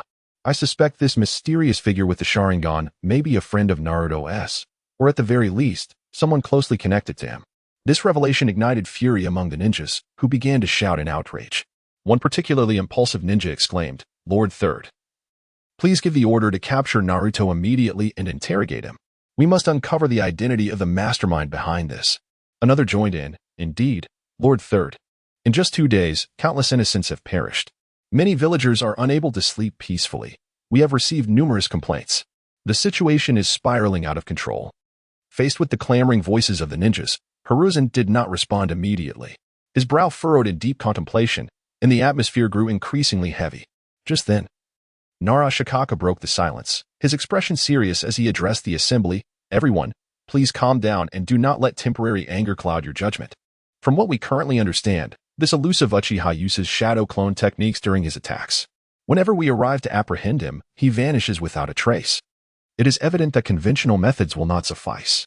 He continued his analysis. Moreover, all signs indicate that the enemy is adept at spatial ninjutsu. Under these circumstances, even if we intensify our internal investigations within the village, our effectiveness will be limited. If he is determined to continue harming villagers, stopping him with our current capabilities will be exceedingly difficult. I propose we tackle the issue at its root. We must issue an announcement prohibiting any further insults directed at Naruto Uzumaki. Shikaku's proposal was met with a profound silence from the assembly. The room fell eerily quiet.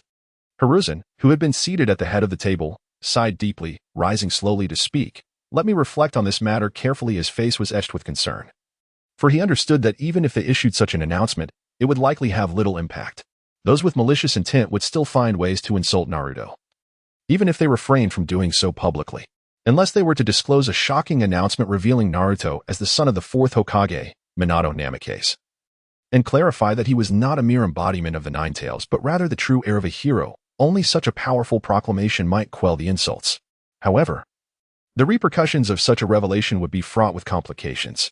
Questions would arise. Why was the true identity of this hero-esque child concealed? Why was he allowed to endure suffering in such dilapidated living conditions? Could they not afford a more spacious home with the wealth left by the fourth Hokage? Lost in these troubling thoughts, Hiruzen felt a headache coming on.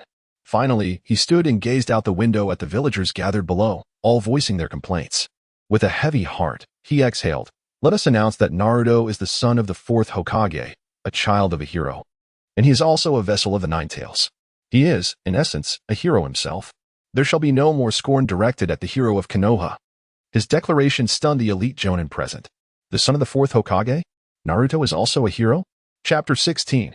Interrogation outside the forest as midday approached. Kakashi finally sauntered over. Sasuke and Sakura, having succumbed to Kakashi's deceptive words, had refrained from breakfast that morning and had been waiting since dawn. Both were now famished. Sakura, gazing at the newly arrived Kakashi, complained, Sensei, why are you only just arriving? What time do you think it is? Kakashi chuckled, scratching his head. My apologies. I seem to have lost my way on the path of life. Now, do you see the two bells in my hand? Your task is to snatch them from me before noon. Those who fail to procure a bell in the allotted time shall be deemed unworthy of lunch and will be bound to that post, forced to watch us enjoy our bento. Securing just one bell is sufficient, yet with only two bells available, it is evident that one of you will be left tied up. That individual will have to return to the Ninja Academy due to failure in the mission. Employ any means necessary. Shuriken are permissible. Approach this with the resolve to defeat me. Begin. Instantly, both Sasuke and Sakura leapt back, each concealing themselves. Meanwhile, Naruto remained rooted in place, observing Kakashi.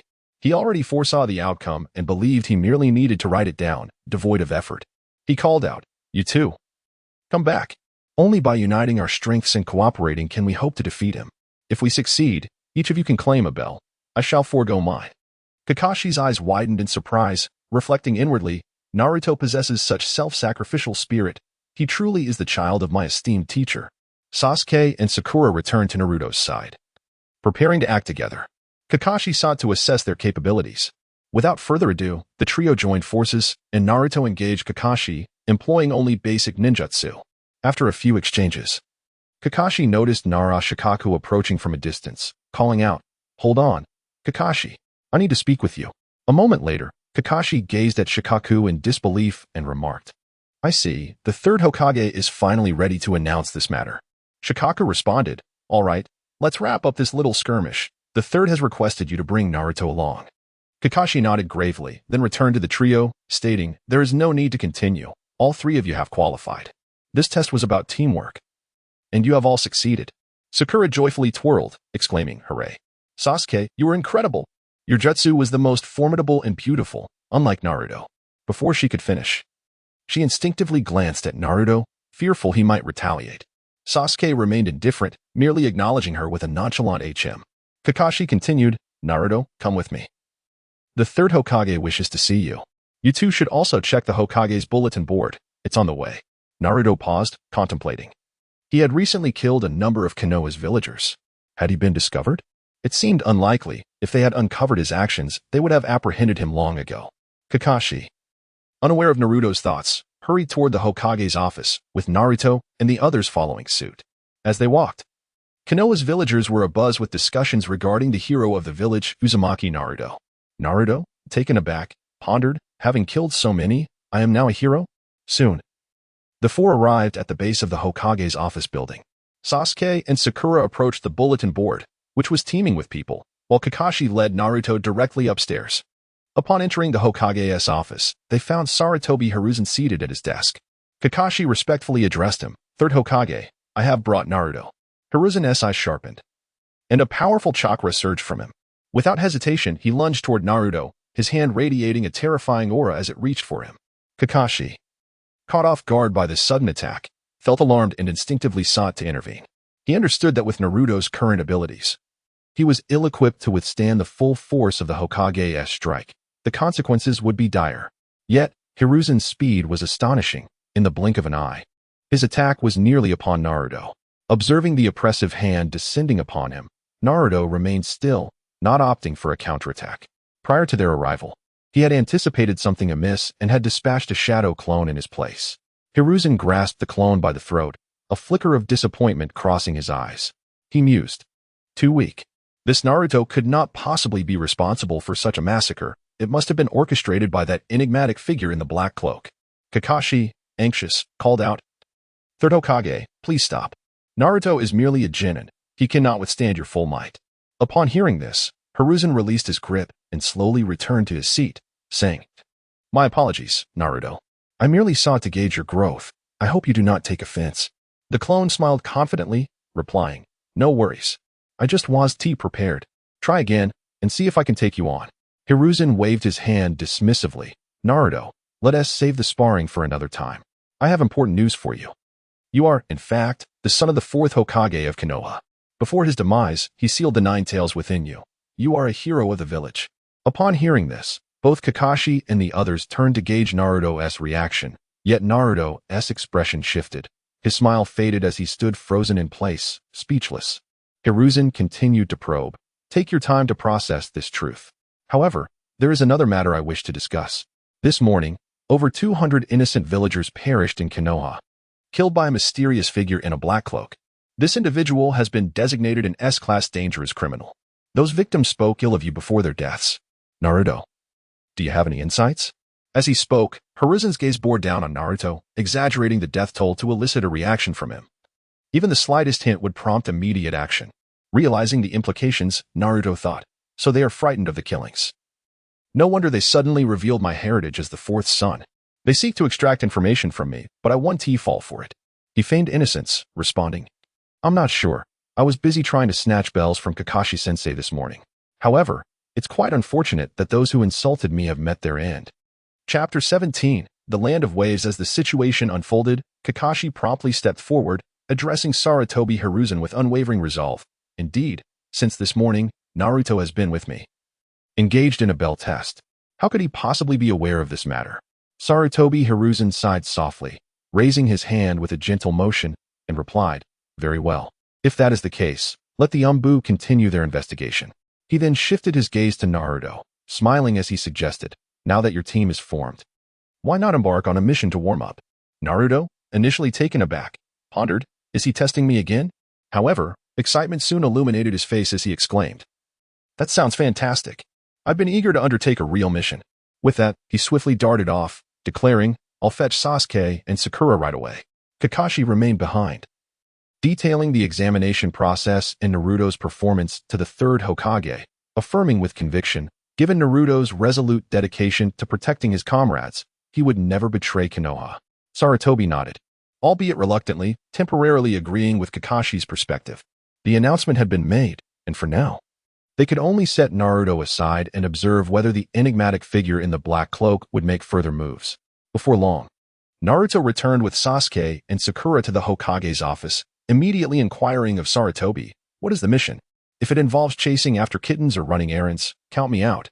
Sasuke and Sakura nodded in agreement, disapproving of such trivial tasks. Sarutobi, observing the trio's confidence, proposed, "Then let us undertake a C-rank mission to ensure a safe return for him to the Land of Waves to construct a bridge." Just then, a drunken man stumbled in, a certain Dasna, reeking of alcohol, who exclaimed, What is going on here? Just a bunch of kids. Especially that short one, looking foolish. Are you really ninjas? He boasted. I am the renowned bridge builder, Dasna. You must protect me with your lives until I return home to complete the bridge. Naruto, visibly irked, retorted, You old fool, right from the start, you have nothing good to say? Do you think you can just come here and disrespect me? I can't imagine how your parents raised you. Someone as uncouth as you must have grown up eating dirt. Upon hearing Naruto's words, Sasuke and Sakura felt an inexplicable thrill.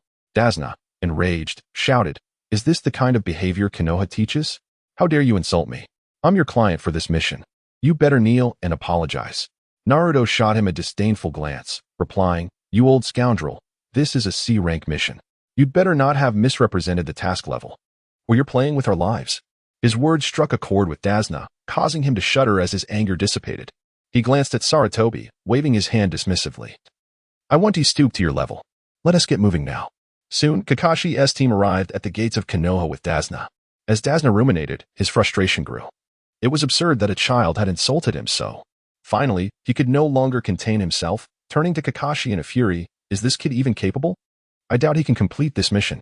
Kakashi, taken aback, thought, how could Dasna have just left the Hokage's office and already be hurling insults? Nevertheless, he maintained his composure, assuring, Rest assured, Mr. Dasna.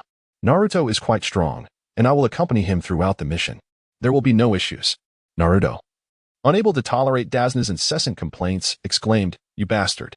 If you utter another word, I'll beat you up right now. I can tie you up and send you to the land of waves. Dasna, incensed, retorted, Oh really? Go ahead and try. I'm the one who paid for your services. How dare you disrespect me? You better listen and stop throwing your weight around, you little brat. Before he could finish, Naruto grabbed a beer bottle from the ground and smashed it against Dasna's head with a resounding crash. Glass shards scattered, and blood streamed down Dasna's forehead, trickling down his face. Dasna staggered back, collapsing to the ground, clutching his head in agony. The entire incident happened so swiftly that Kakashi was momentarily stunned, as Naruto's demeanor during the exam had not suggested he would act violently against someone they were meant to protect. Sasuke and Sakura quickly positioned themselves in front of Naruto, wary of another strike. Kakashi, caught in the middle, expressed his concern, Naruto, you cannot behave this way. This is the person we are meant to protect. It seems we must return to the village for treatment. Blood had already soaked half of Dasna's face, yet the intense pain jolted him into a state of clarity. He understood that if they returned now, their carefully disguised C-rank mission might be exposed. Thus, he gritted his teeth and declared, No need to go back. We must press on. I want to let this beast dictate my actions. If this trivial matter delays the bridge project, no one will be able to bear the consequences. Hearing this, a flicker of doubt crossed Kakashi's mind. He sensed that something was amiss with this mission, but he refrained from voicing his concerns. He simply replied, Since you've made your decision, let us proceed. Naruto, do be cautious and avoid causing any more trouble. Kakashi added. Oh, Naruto replied nonchalantly, knowing that this old dog, Dasna, was already on a path of self-destruction. With that, the five of them, including Dasna, began their slow march out of the village. Chapter 18. Encounter with ninjas on a clear day, 5 individuals ambled slowly along the road of the land of waves. Kakashi, who led the group, suddenly halted, turning to face his companions, and spoke softly, Rest assured, this is merely a C-rank mission. No ninjas will be present.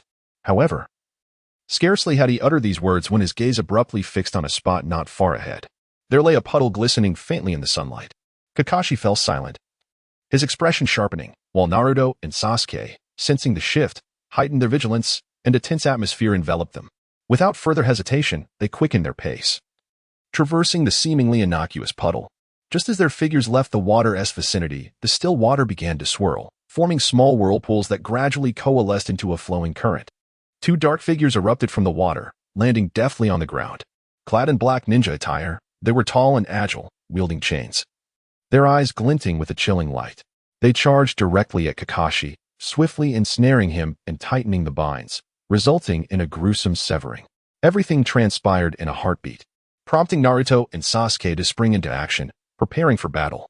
With Kakashi incapacitated, the 2 shadows dashed towards Naruto. Yet, to the impending threat, Naruto remained unfazed. He calmly yanked Dasna in front of him, using him as a human shield. What? Dasna exclaimed, bewildered, as he found himself thrust into the line of danger. You little brat, what do you think you're doing? I'm the one you're supposed to protect, not use as a shield. A smirk graced Naruto's lips as he regarded the panicked Dasna coldly, bursting into laughter. In that instant, a figure zipped past Sasuke, having intervened just in time to deflect a lethal strike aimed at Dasna. Soon after, Kakashi reappeared, effortlessly dispatching the enemy, though the immediate danger had subsided. Dasna was not spared from injury. A toxic weapon had grazed his arm, causing a dark purplish bruise to spread, indicating the poison's rapid advancement. The braggart among them, hands in pockets, turned to Naruto and queried, "You're not hurt, are you?" Naruto shrugged, seemingly indifferent. Why not let Sasuke take the blame for cowardice? Anger was an emotion reserved for the truly timid. He then addressed Sasuke, "Keep your bravado to yourself. One more word, and I might just knock out your front teeth."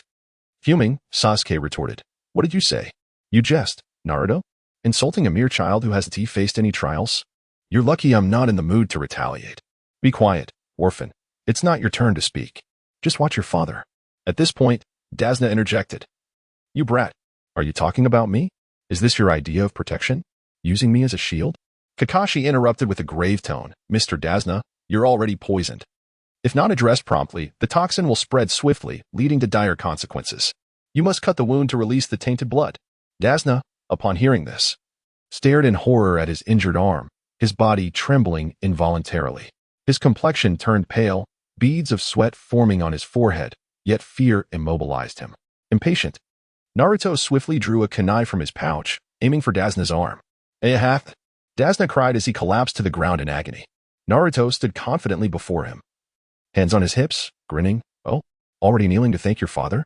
If that's the case, I'll reluctantly accept your gratitude." Dasna's frustration peaked. They had barely left the hidden leaf village, and already he had suffered injuries, first a blow to the head, now a stab to the arm. He began to question whether he had hired a band of adversaries, destined to perish at the hands of his own team before even reaching the land of waves. Kakashi, observing the release of the poisoned blood, solemnly addressed Dasna. "I had already detected the enemies lurking in the water. I merely wished to ascertain their target. These two mist ninjas were after you. Engaging in combat of this nature warrants a B-rank mission or higher. While you may have your reasons, it is unreasonable to expect us to handle such a threat as a new team of genin. This is a disrespect to our lives. Let us return to the village." Kakashi concluded.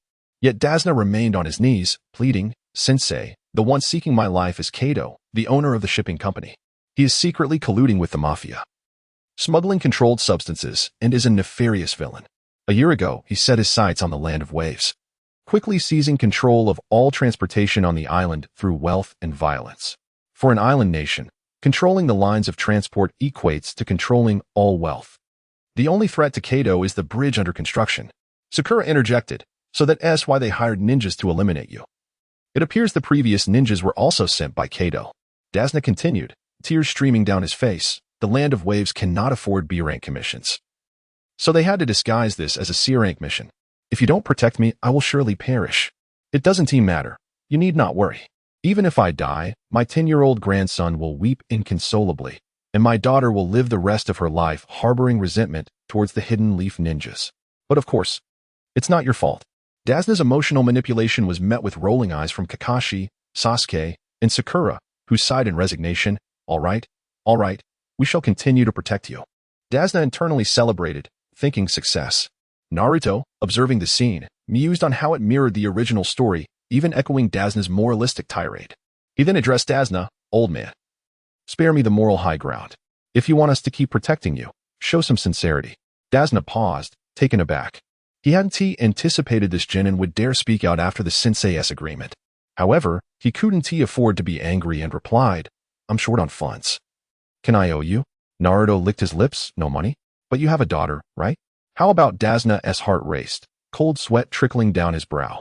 Kakashi, seeing the situation, interjected, "Enough, Naruto, don't frighten him. We are not the villains here." Naruto chuckled but did not explicitly refuse to continue protecting him. Nor did he dismiss the notion of Dasna's daughter. Chapter 19, The End of the Land of Waves Within a Grand Edifice. A man whose face was heavily bandaged reclined on a leather chair, drawing forth a formidable sword and pointing it at Kato, declaring, "I shall personally take down those rascals." Kato, with a hint of trepidation, responded, "There won't be any more blunders, will there? The ninjas over there are quite formidable. Moreover, the demon brothers have failed, which has made them wary. The bandaged man retorted fiercely, "Do you not recognize who I am? I am the illustrious Zabuza Momochi of the Hidden Mist." Meanwhile, Kakashi's team had successfully arrived in the Land of Waves alongside Tazuna. Upon reaching the island, they made their way to Tazuna's home without any interruptions. Unlike in the original tale where Zabuza ambushed them on the road. Once inside, Tazuna beamed as he introduced his daughter, Tsunami, to the group. "This is my daughter, Tsunami," he proclaimed, before adopting a serious demeanor. "Based on the current progress, the bridge will take about another week to complete. During this time, I beseech you all to safeguard us." Kakashi nodded slightly in agreement, his calm gaze fixed on Tazuna as he replied, "Rest assured, we will handle it. Starting tomorrow, we shall commence comprehensive protection for the bridge, you, and the villagers." Pleased with Kakashi's assurances, Tazuna rose, scanning the room before stating gravely, "You all should stay at my home tonight. After all, the enemy may strike under the cover of darkness. With more of us here, we can look out for one another." The others concurred, nodding in agreement before retreating to their assigned rooms to prepare for the potential events that lay ahead. Naruto beckoned Tsunami with a subtle gesture, inviting her to his room. Though puzzled, Tsunami followed without hesitation. Inside, Naruto explained the meanings of extra payment, very smooth, and Chow Thief, to which Tsunami willingly accepted, for her husband had been gone for over a year. Thus, the night passed quietly. With Tsunami hastily leaving Naruto's room the next morning, the events of the previous night remaining a mystery to all. Awakening early, Naruto greeted Kakashi before sneaking off to practice ninjutsu. Kakashi, Sasuke, and the others escorted Tazuna to the bridge construction site. At that moment, Naruto scrutinized the map Tsunami had given him, finally arriving at an imposing structure. Gazing at the magnificent building, he murmured to himself, "This must be the place. It certainly exudes luxury." Unable to contain his astonishment, he exclaimed, "Kato is indeed wealthy." Just then, a loud whoosh echoed as a massive sword plunged from the sky, embedding itself in the ground before him, its hilt quivering slightly. Approaching him leisurely were two figures, Zabuza Momochi and Haku. Zabuza fixed his steely gaze upon Naruto and coldly remarked, "I had yet to seek trouble with you little pests, yet here you are, foolishly coming to deliver yourselves to me. Is it just you alone?" Unfazed, Naruto replied with composure, "I come at the behest of another, with a clear objective, to eliminate Kato. This matter does not concern you, so I advise you both against seeking your own demise." With that, Naruto unleashed his chakra, emanating an overwhelming presence that cracked the ground beneath him. His murderous intent rendered Zabuza and Haku breathless. Haku, seizing the moment, suggested to Zabuza, "Lord Zabuza, our mission does not involve protecting Kato. Perhaps we should leave it be." Perspiration beaded on Zabuza's forehead as he considered Haku's words and conceded, "You speak wisely, Haku. Kato has tasked us with his protection, so we shall take our leave, my friend." Naruto coldly interjected, "Kato is destined to die today, and with his demise, you shall receive no payment. However, fret not, I shall cover the reward. You two wait here, do not depart." With that, he strode toward Kato's fortress alone. Moments later, anguished cries and pleas for mercy echoed from within the fortress, staining the sky crimson. The once clear river flowed with a hue reminiscent of tomato juice. Shortly after, Naruto returned to stand before Zabuza once more. Zabuza stood in stunned silence as Naruto waved his hand dismissively, proclaiming, "Stop dawdling. Kato and his minions have been slain.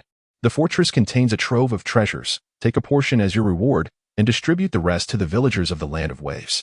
Henceforth, abandon this life of perilous work." Zabuza, weary of such an existence, found solace in Naruto's proposition, realizing that the Land of Waves was a suitable place for seclusion.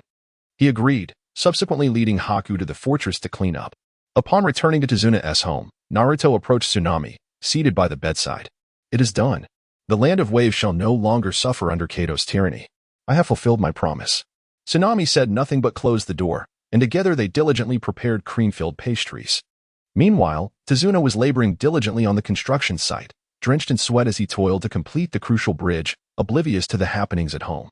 He could not fathom that while he struggled outside, his beloved daughter was joyously crafting pastries within their abode. Days flew by, and remarkably, the bridge was completed without a single disturbance from ninjas or even petty thieves. Everything unfolded in a serene and orderly manner.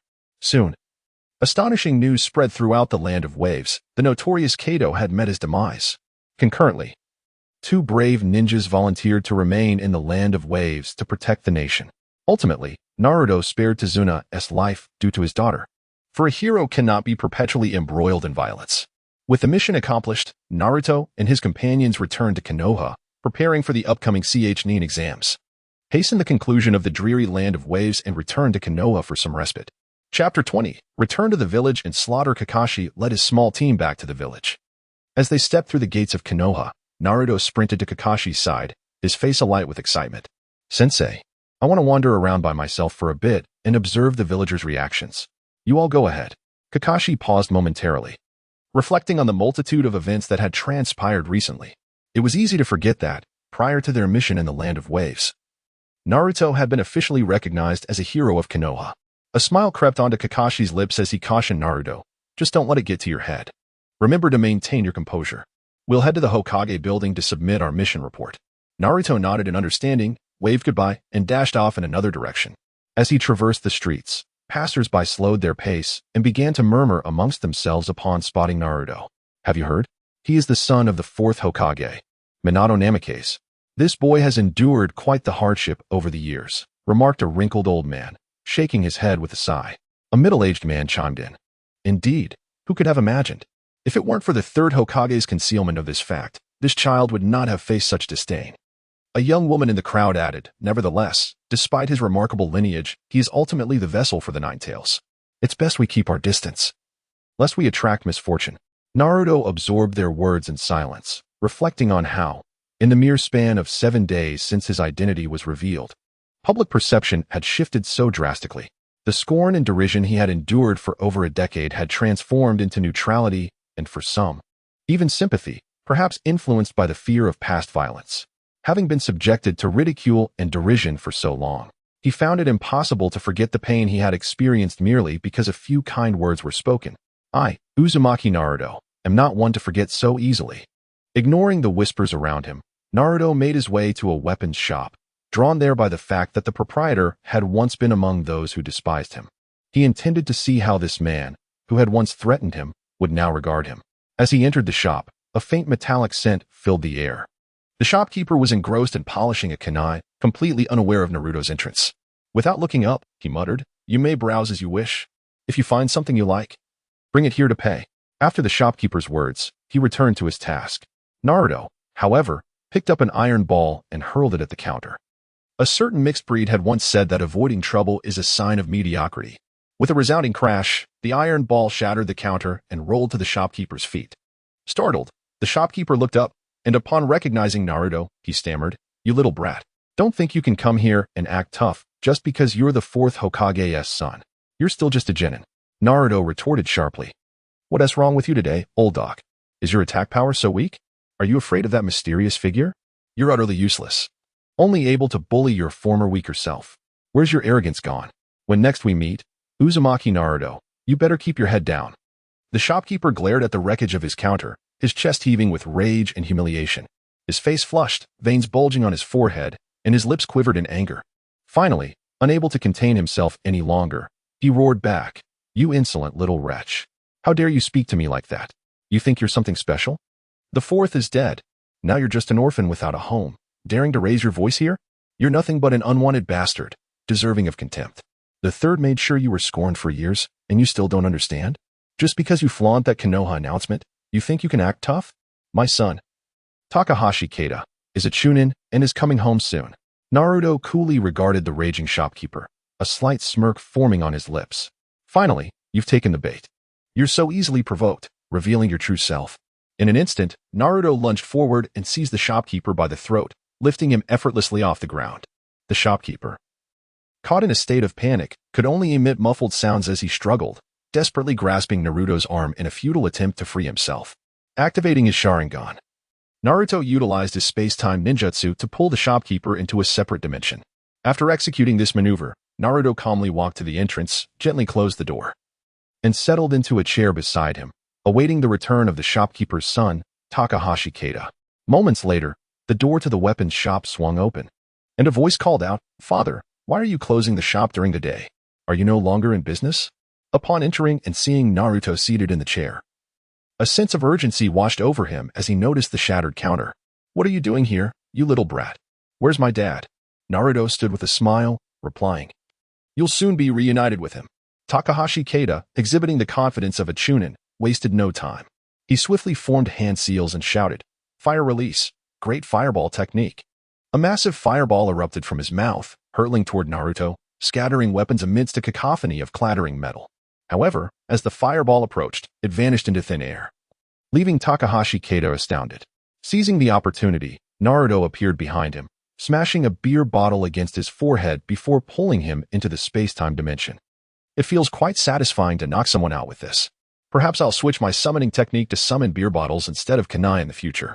Chapter 21. The Chunin exam commences prematurely within the realm of Kamui. Naruto had previously constructed a chamber specifically designed for torment during his time in the Land of Waves. At this moment, the owner of the ninja tool shop and his son, Takahashi Keita, found themselves confined within this sinister room. Their feet were shackled tightly with robust iron chains, and behind them loomed a wall adorned with numerous empty beer bottles. As Naruto slowly pushed open the door, he stepped into the blood-scented execution chamber. Just as he was about to speak, he was abruptly interrupted by the shopkeeper's furious outburst. "You insolent wretch! How dare you imprison us here? Are you not the least bit afraid of Konoha's retribution?" Beside him, Takahashi Keita echoed the sentiment with equal fervor. "Release me from these damned chains at once. Do you not realize I am a distinguished Chunin of Konoha? Let us go immediately, and then you shall grovel before me in apology. Only then can you atone for your grievous error against a Chunin." In response to their brazen tirades, Naruto merely stood in silence, his expression one of bemused disbelief. It was evident that these two had yet to grasp the gravity of their predicament. With a resigned shake of his head, Naruto reached out and pressed a switch on the wall beside him. Instantly, a cacophony of crackling sounds erupted as powerful currents coursed through the chains binding their feet. As the air was filled with their anguished screams as both men simultaneously bowed their heads in submission, their fierce demeanor replaced with sheer terror. "Naruto, Lord Naruto, please have mercy and stop this. We acknowledge our error. We truly understand now." Naruto regarded them coldly, a smile creeping onto his lips. It was akin to training a dog. He then deactivated the current, addressing them with chilling clarity. "Listen well, for today, only one of you shall leave this room alive. The decision of who survives rests entirely in your hands. Do you see those neatly arranged bottles behind you?" With that, Naruto sauntered over to Takahashi Keita, casually picking up a beer bottle. With a swift motion, he smashed the bottle against Keita's head. The sound of shattering glass echoed, scattering shards across the floor. In unison, Keita let out a howl reminiscent of a wounded animal.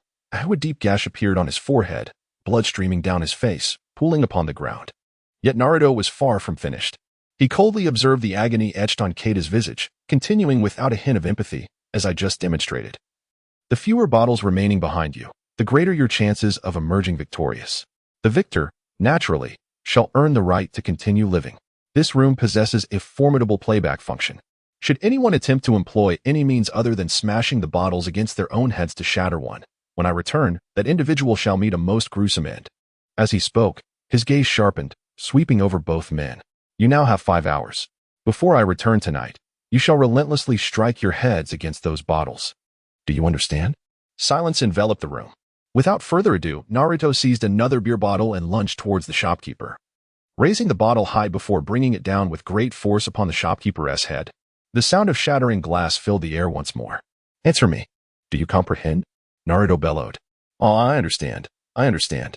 The shopkeeper cried out in agony, clutching his bleeding head, trembling uncontrollably on the floor. Naruto nodded in satisfaction, exclaiming, "Excellent. Now that we all comprehend the rules, let us begin. No one is permitted to slack off or cheat. Oh, and I almost forgot to mention, if no one manages to break a bottle within the next 5 minutes, the chains will automatically release a fierce current. You shall find it most unpleasant. Feel free to test this if you wish." With that, Naruto waved his hand, plunging the room into utter darkness, rendering it impossible to see even one's own hand. He muted all means of sound transmission, depriving the two captives of any possibility of communication. For those ensnared in this chamber, the sole course of action was to exert every ounce of effort to smash as many bottles as they could with their own heads, striving to win this grim game. Having set the stage for their ordeal, Naruto exited the space. Meanwhile, Sarutobi Hiruzen sat in the Hokage's office, facing Shimura Danzo. Hiruzen slowly opened his mouth to speak. "Complaints against you have been rising dramatically of late. Currently, half of the villagers are demanding a reasonable explanation as to why the truth about Naruto's heroism has only now come to light. Furthermore, many questions linger, such as the whereabouts of the fourth Hokage's legacy. As he gestured toward the corner where a complaints box overflowed, Danzo raised his voice. Look at that. The complaints box is already full. You have lost the people's trust. It would be wise to step down now rather than face the embarrassment of being ousted by the masses. Suddenly, Sarutobi Hiruzen stood, his countenance aflame with fury. He slammed his palms onto the sturdy wooden desk, producing a resounding crack. Danzo, you should first ascertain your own position and identity. The one seated in the Hokage's chair is I, not you. Think carefully before you speak. Unfazed by Hiruzen's wrath, Danzo fixed him with a cold stare, a smirk playing on his lips. He was acutely aware of Hiruzen's growing agitation. Hiruzen paid little heed to Danzo's taunts. Taking a deep breath to compose himself, he turned toward the door and called out, Summon everyone. Immediately issue orders to commence the CH-NIN exam earlier than scheduled. Notify all eligible ninjas to come forward and register. We shall begin tomorrow. Hiruzen intended to leverage the upcoming CH-NIN exam to divert attention from the escalating Naruto incident. Chapter 22. Visitors from Sunagakure. Kakashi gathered his team, consisting of Naruto, Sasuke, and Sakura. He retrieved 3 registration forms from his pocket and handed them out, stating, The Chunin exams are now open for registration, and tomorrow, numerous participants from other ninja villages will arrive in Konoha. Naruto accepted the form and, lifting his head, exclaimed, What else is there to say? I'm tired of being a genin. I'm definitely participating in this Chunin exam, understood, Sakura? With that, he confidently waved the registration form in the air.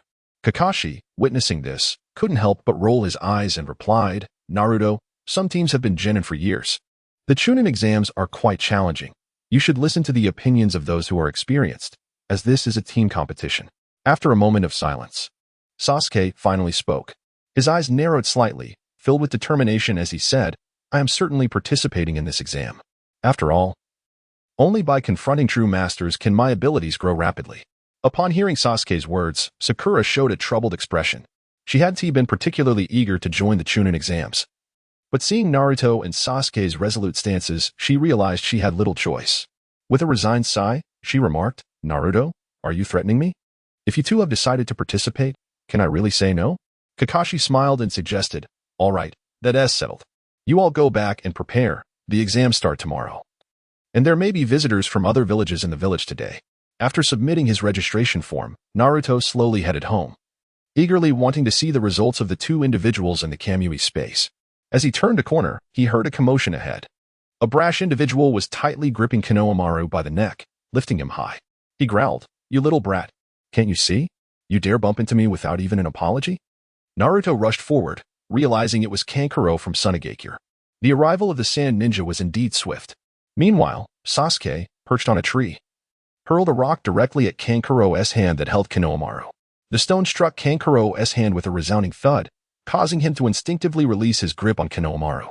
Furious, Kankuro turned to the direction from which the stone had flown, and, releasing the enormous crow he had been carrying on his back, he placed it on the ground. His gaze traveled up the tree and fixed on Sasuke, who stood amidst the branches. Do you not know what a gang is? Kankuro roared at Sasuke. Unfazed by Kankuro's threat, Sasuke's eyes transformed in an instant into the Sharingan, locking on to Kankuro with a chilling stare as he coldly retorted, If you have the ability, come and try it. Under the intense gaze filled with murderous intent, Kankuro felt a wave of discomfort wash over him. Observing this, Naruto thought to himself, No wonder he is from the inherently malevolent Uchiha clan. He has awakened the 2 Tomo Sharingan so quickly without even battling against Mizujetsu. Kankuro, stop. A voice rang out beside Sasuke, capturing everyone's attention. They turned to see a figure standing nearby, Gaara, who was balancing on a tree trunk with a massive gourd on his back. Gaara's eyes bore into Kankuro as he coolly stated, Do not embarrass us here. We are here to participate in the exam, not to cause trouble. Upon hearing Gaara's reprimand, Kankuro opened his mouth to apologize. But his gaze suddenly caught sight of someone else standing atop the tree branch above Gaara. Naruto had swiftly arrived, bowing slightly with a smile as he greeted. You speak truly. Hello, friends from Sunagakure. Gaara was taken aback by Naruto's sudden appearance above him, and he thought, When did this guy attain such incredible speed? Sasuke similarly wore an astonished expression, having not expected Naruto to demonstrate such remarkable swiftness, a speed that surpassed Kakashi's. At that moment, a tense atmosphere enveloped the air. Kankuro's heart raced as he felt a chill run down his spine. Suddenly, his complexion paled. and his body trembled uncontrollably as he sensed the crow beside him had begun to stir ominously. A sense of foreboding gripped Kankuro, and beads of cold sweat formed on his forehead. In a panic, he hastily untied the bandages wrapped around the crow, and upon seeing the scene before him, he gasped in horror. The crow bore a large hole that pierced through its body, evidently a result of some formidable force. Understanding the severity of the damage, Kankuro realized that repairing it would require immense time and effort. In that instant, he turned to Naruto, demanding, "Was this level of attack you're doing?" However, Naruto merely stared at him with an expressionless face, his eyes shimmering with an unsettling light that sent shivers down Kankuro's spine. After a brief silence, Naruto slowly replied, "Compared to Gaara, you were quite rude. If you don't want to die here, you should leave quickly." With those simple words, Kankuro found himself silenced, unable to utter another word. Observing this, Gaara gracefully jumped down from the tree, a hint of disdain on his face. He shot a fierce glare at Kankuro, harshly admonishing, "You've shamed us enough, you fool. Hurry and leave." Without a backward glance, Gaara turned and strode away, and though Kankuro exchanged a glance with Temari, filled with reluctance, they had no choice but to obediently follow Gaara's lead and exit the scene swiftly. As Naruto watched them depart, he vanished in an instant, leaving Sasuke standing there, his face a mask of disbelief. Staring in the direction Naruto had vanished, Sasuke muttered in astonishment, Is that really Naruto?" Chapter 23, Defeating the Pharmacist D. Executing the damned upon returning home, Naruto found that dusk was approaching. He had initially intended to check on the shopkeeper in the alternate realm, but as he prepared to use his space-time technique, his keen senses detected an unusual presence above him. At that moment, on the rooftop of Naruto's residence stood a bespectacled man, the pharmacist D, who was quietly observing below while jotting down notes. Naruto swiftly utilized the body flicker technique. Appearing right before D, locking eyes with him, Naruto coldly remarked, "You have quite the audacity to come to my home and gather intelligence." D was momentarily taken aback, astonished that Naruto had detected him so swiftly. He had come in search of a superior vessel for Orochimaru but had not anticipated being discovered so quickly. Nevertheless, he quickly regained his composure, a faint smile gracing his lips as he spoke nonchalantly, "Indeed, you are the famed Uzumaki Naruto of Konoha, having only recently become a genin. Your perceptive abilities are truly remarkable." As soon as D finished speaking, his gaze sharpened, a glint of cold light flashing in his eyes. He drew a scalpel, infusing it with a continuous flow of chakra, and launched himself at Naruto with an unreserved attack, unleashing the full might of AJ Nin. Naruto's eyes narrowed as he precisely grasped the scalpel in D's hand. His arm tensed, a surge of power erupting from him as he crushed the blade into countless fragments, metallic shards scattering in all directions. D's expression shifted to one of disbelief as he witnessed the scene before him. He thought to himself, how can this be? He is merely a lowly genin, yet he could so easily shatter my scalpel infused with chakra? Is he even human? Without the luxury of contemplation, D instinctively leapt backward, attempting to distance himself from Naruto while calling out, "Wait, Naruto." At this point, Naruto was entirely in combat mode and paid no heed to D's pleas. Clenching his right fist, he rapidly gathered a sphere of blue chakra and unleashed it with tremendous force against D's chest. With a thunderous crash, D was sent flying backward, crashing heavily into a sturdy stone wall, which collapsed under the impact, sending dust swirling into the air. D's body continued to soar backward until it was embedded deep in the earth, leaving only half of him exposed. In an instant, Naruto was before D once more. He halted, staring down at him with a hint of mockery, and said, "You were the one to attack first. Yet now you cry for a pause when you find yourself at a disadvantage. What is the matter? Unable to gain the upper hand in your ambush, you wish to retreat?" D's face had turned pale, blood spilling from his mouth as he struggled to raise his head to meet Naruto's gaze. Trembling, he weakly uttered, "Naruto, do you not wish to grow stronger? I know someone who can expedite your power." Naruto rolled his eyes in response, retorting, "Oh really? Such words belong to the victor, not to someone in your current state. Just look at yourself. Do you still have the audacity to speak to me?" D's complexion had drained of color, the previous punch having inflicted severe damage. He realized that further attempts to sway Naruto would be futile. He needed Orochimaru to intervene personally. Resolving this, D hastily produced a smoke bomb and hurled it to the ground. As thick smoke billowed forth, he seized the opportunity to flee. Gathering all his chakra into his legs, D sprinted away with astonishing speed, disappearing in the blink of an eye. Naruto stood still, contemplating the direction in which D had vanished. After a moment's reflection, he ultimately decided against pursuit. This individual could still hold some value in the future concerning Orochimaru. Without dwelling further, Naruto activated his Sharingan, entering the Kamui dimension, and proceeded toward the execution chamber. As he approached the door, he could sense the hidden amusement lurking beyond. Upon pushing the door open, a strong, acrid scent of blood assaulted his senses. He inhaled deeply and gently pushed the heavy door ajar. The room was dimly lit, and with a slight wave of his hand, brilliant light illuminated the once dark space, although the light was intended to be pure and white. The entire scene was drenched in red, with pools of tomato juice flowing across the floor. Amidst the crimson liquid lay the shopkeeper and Keita Takahashi, both motionless on the ground. Takahashi still clung to life, his body trembling as he emitted faint groans, while the shopkeeper remained utterly still, his fate uncertain. Surrounding them were countless shattered bottles, some completely destroyed, others still bearing remnants of flesh. With a smile, Naruto clapped his hands together, then began to applaud, exclaiming, "You two have truly moved me with your tenacity. However, it seems your father has sadly passed, and yet you persist in clinging to life, truly commendable for a nin. Your head is remarkably tough and resilient." At that moment, Takahashi was barely alive, struggling to open his mouth to speak in a weak, stuttering voice. Then, "Please, let me continue to live." Naruto shook his head gently, then uttered words reminiscent of a demon. "Though he may no longer walk this earth, the bottles in his hand shattered far more than you have. So, regrettably, this contest ultimately results in your defeat." With that, Naruto laughed heartily, turning leisurely to exit the execution chamber. Takahashi summoned the last of his strength to shout desperately, "Uzumaki Naruto, you wretched beast. You were once, are now, and will forever remain the same. Even in death, I shall not forgive you." Hearing the final taunt, Naruto paused at the door, glancing back at the despairing Takahashi lying on the floor. A smirk of mockery crept onto his face. The impotent, raging jester. With that, he extended his hand, slowly closing the heavy door. A resounding thud echoed as the door sealed shut, isolating Takahashi in a realm of darkness and despair. Subsequently, Naruto returned home to rest, for tomorrow marked the commencement of the first stage of the nin exams. Chapter 24, Conflict. On the following morning, Naruto, Sasuke, and Sakura gathered at the appointed time, making their way to the examination classroom. Upon arriving at the classroom situated on the third floor, Naruto noticed an unexpected change. The second floor was devoid of any obstacles. Pushing open the classroom door, they entered to find the room already bustling with ninjas from various nations. Some of these ninjas appeared anxious, while others exuded confidence, engaging in hushed conversations. Before long, Hinata's trio and Shikamaru's group arrived in succession. All were graduates of the Konoha Ninja Academy, quickly congregating together. At this moment, Sakura and Ino clashed once more over Sasuke's affections.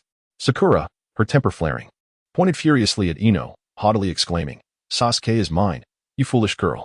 What do you have to compete with? What strength have you, little brother?" Ino was not one to back down easily. She retorted sharply, "You think just because you say so, it's true?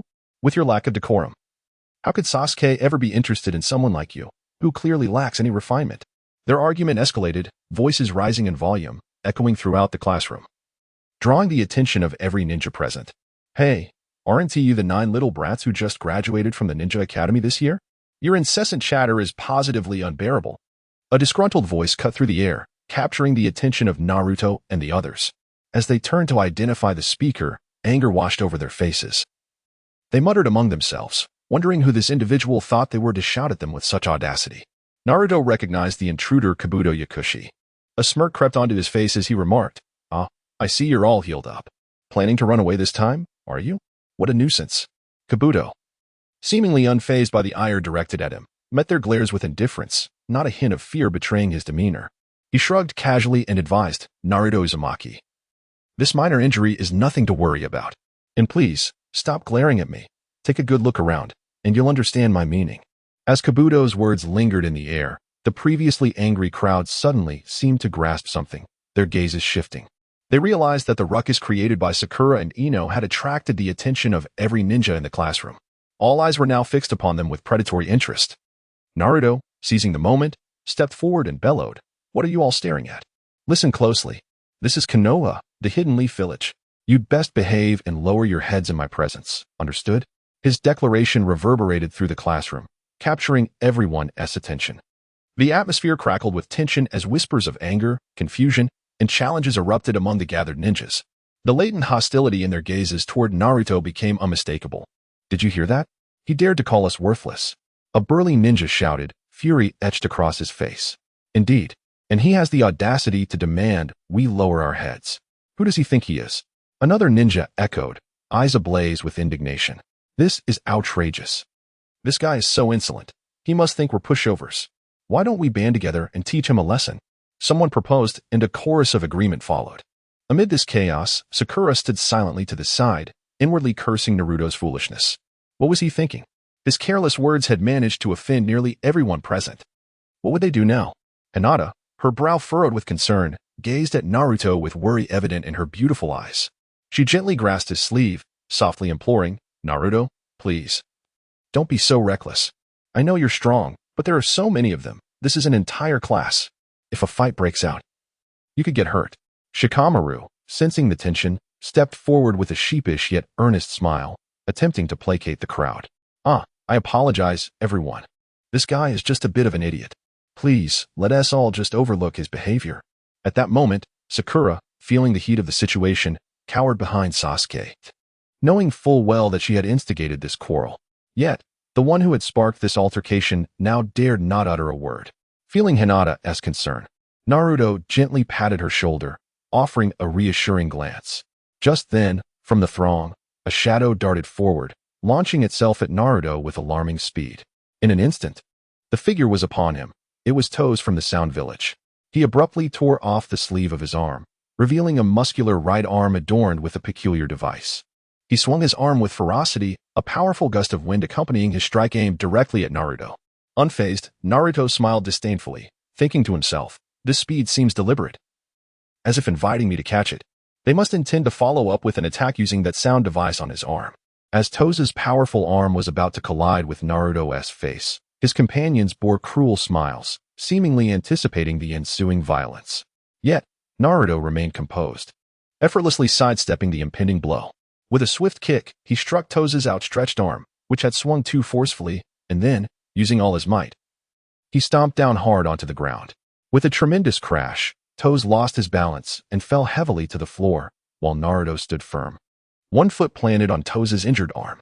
The mysterious device on Toza's arm was severely damaged, releasing plumes of white smoke that filled the air. Naruto then declared emphatically, "I'm done playing with you all. Let us go. I can take on 10 of you." Chapter 25, the first examination. As soon as the words were spoken, the classroom erupted into chaos. Finally, someone could no longer contain their anger and began to shout, plunging the room into a cacophony of curses and turmoil. "You little brat. Are you tired of living? How dare you be so arrogant?" A burly boy bellowed, his eyes wide with fury. "Where did this ignorant creature come from, spouting such nonsense? It's simply outrageous." Another ninja echoed, his face twisted in disdain and rage. "Brothers, stop wasting breath on him. Grab your weapons and let us teach this arrogant fool a lesson." Another voice incited, fanning the flames of conflict. However, despite the fierce shouts, no one dared to be the first to charge forward.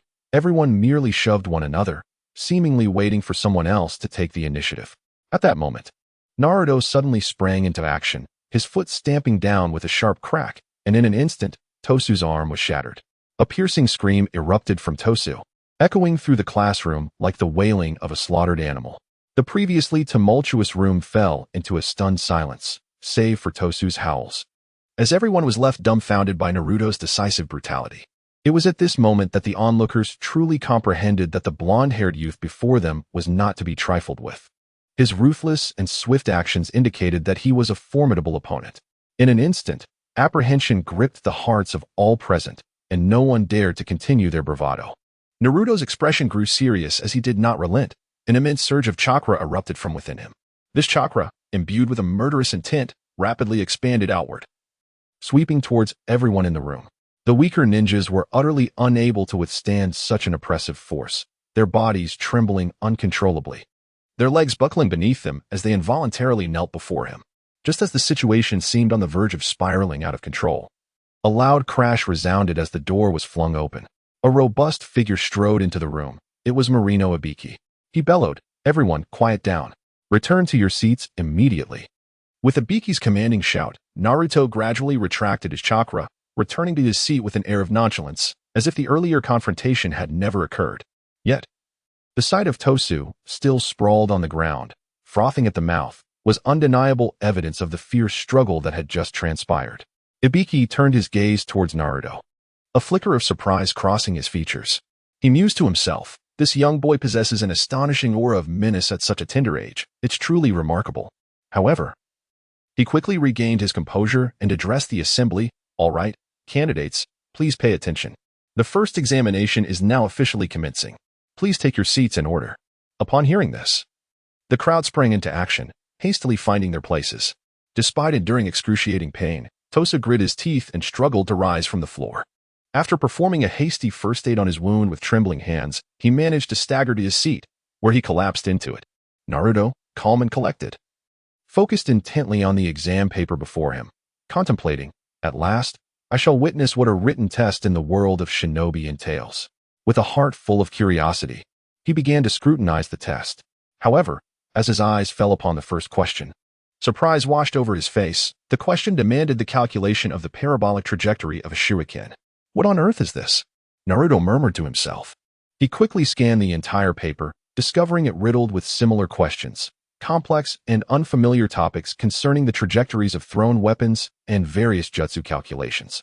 The candidates for this Chunin exam were of diverse ages. Naruto himself was only around 18 years old.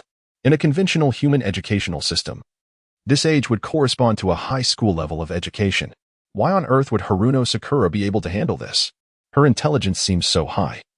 Yet her emotional quotient is practically zero. Grateful for the knowledge of the first exam's answers, he thought. I might as well toss aside the blank paper and let it go. His mind had already entered the system, engaging in a game of Go within his thoughts. Your turn to play. The system prompted.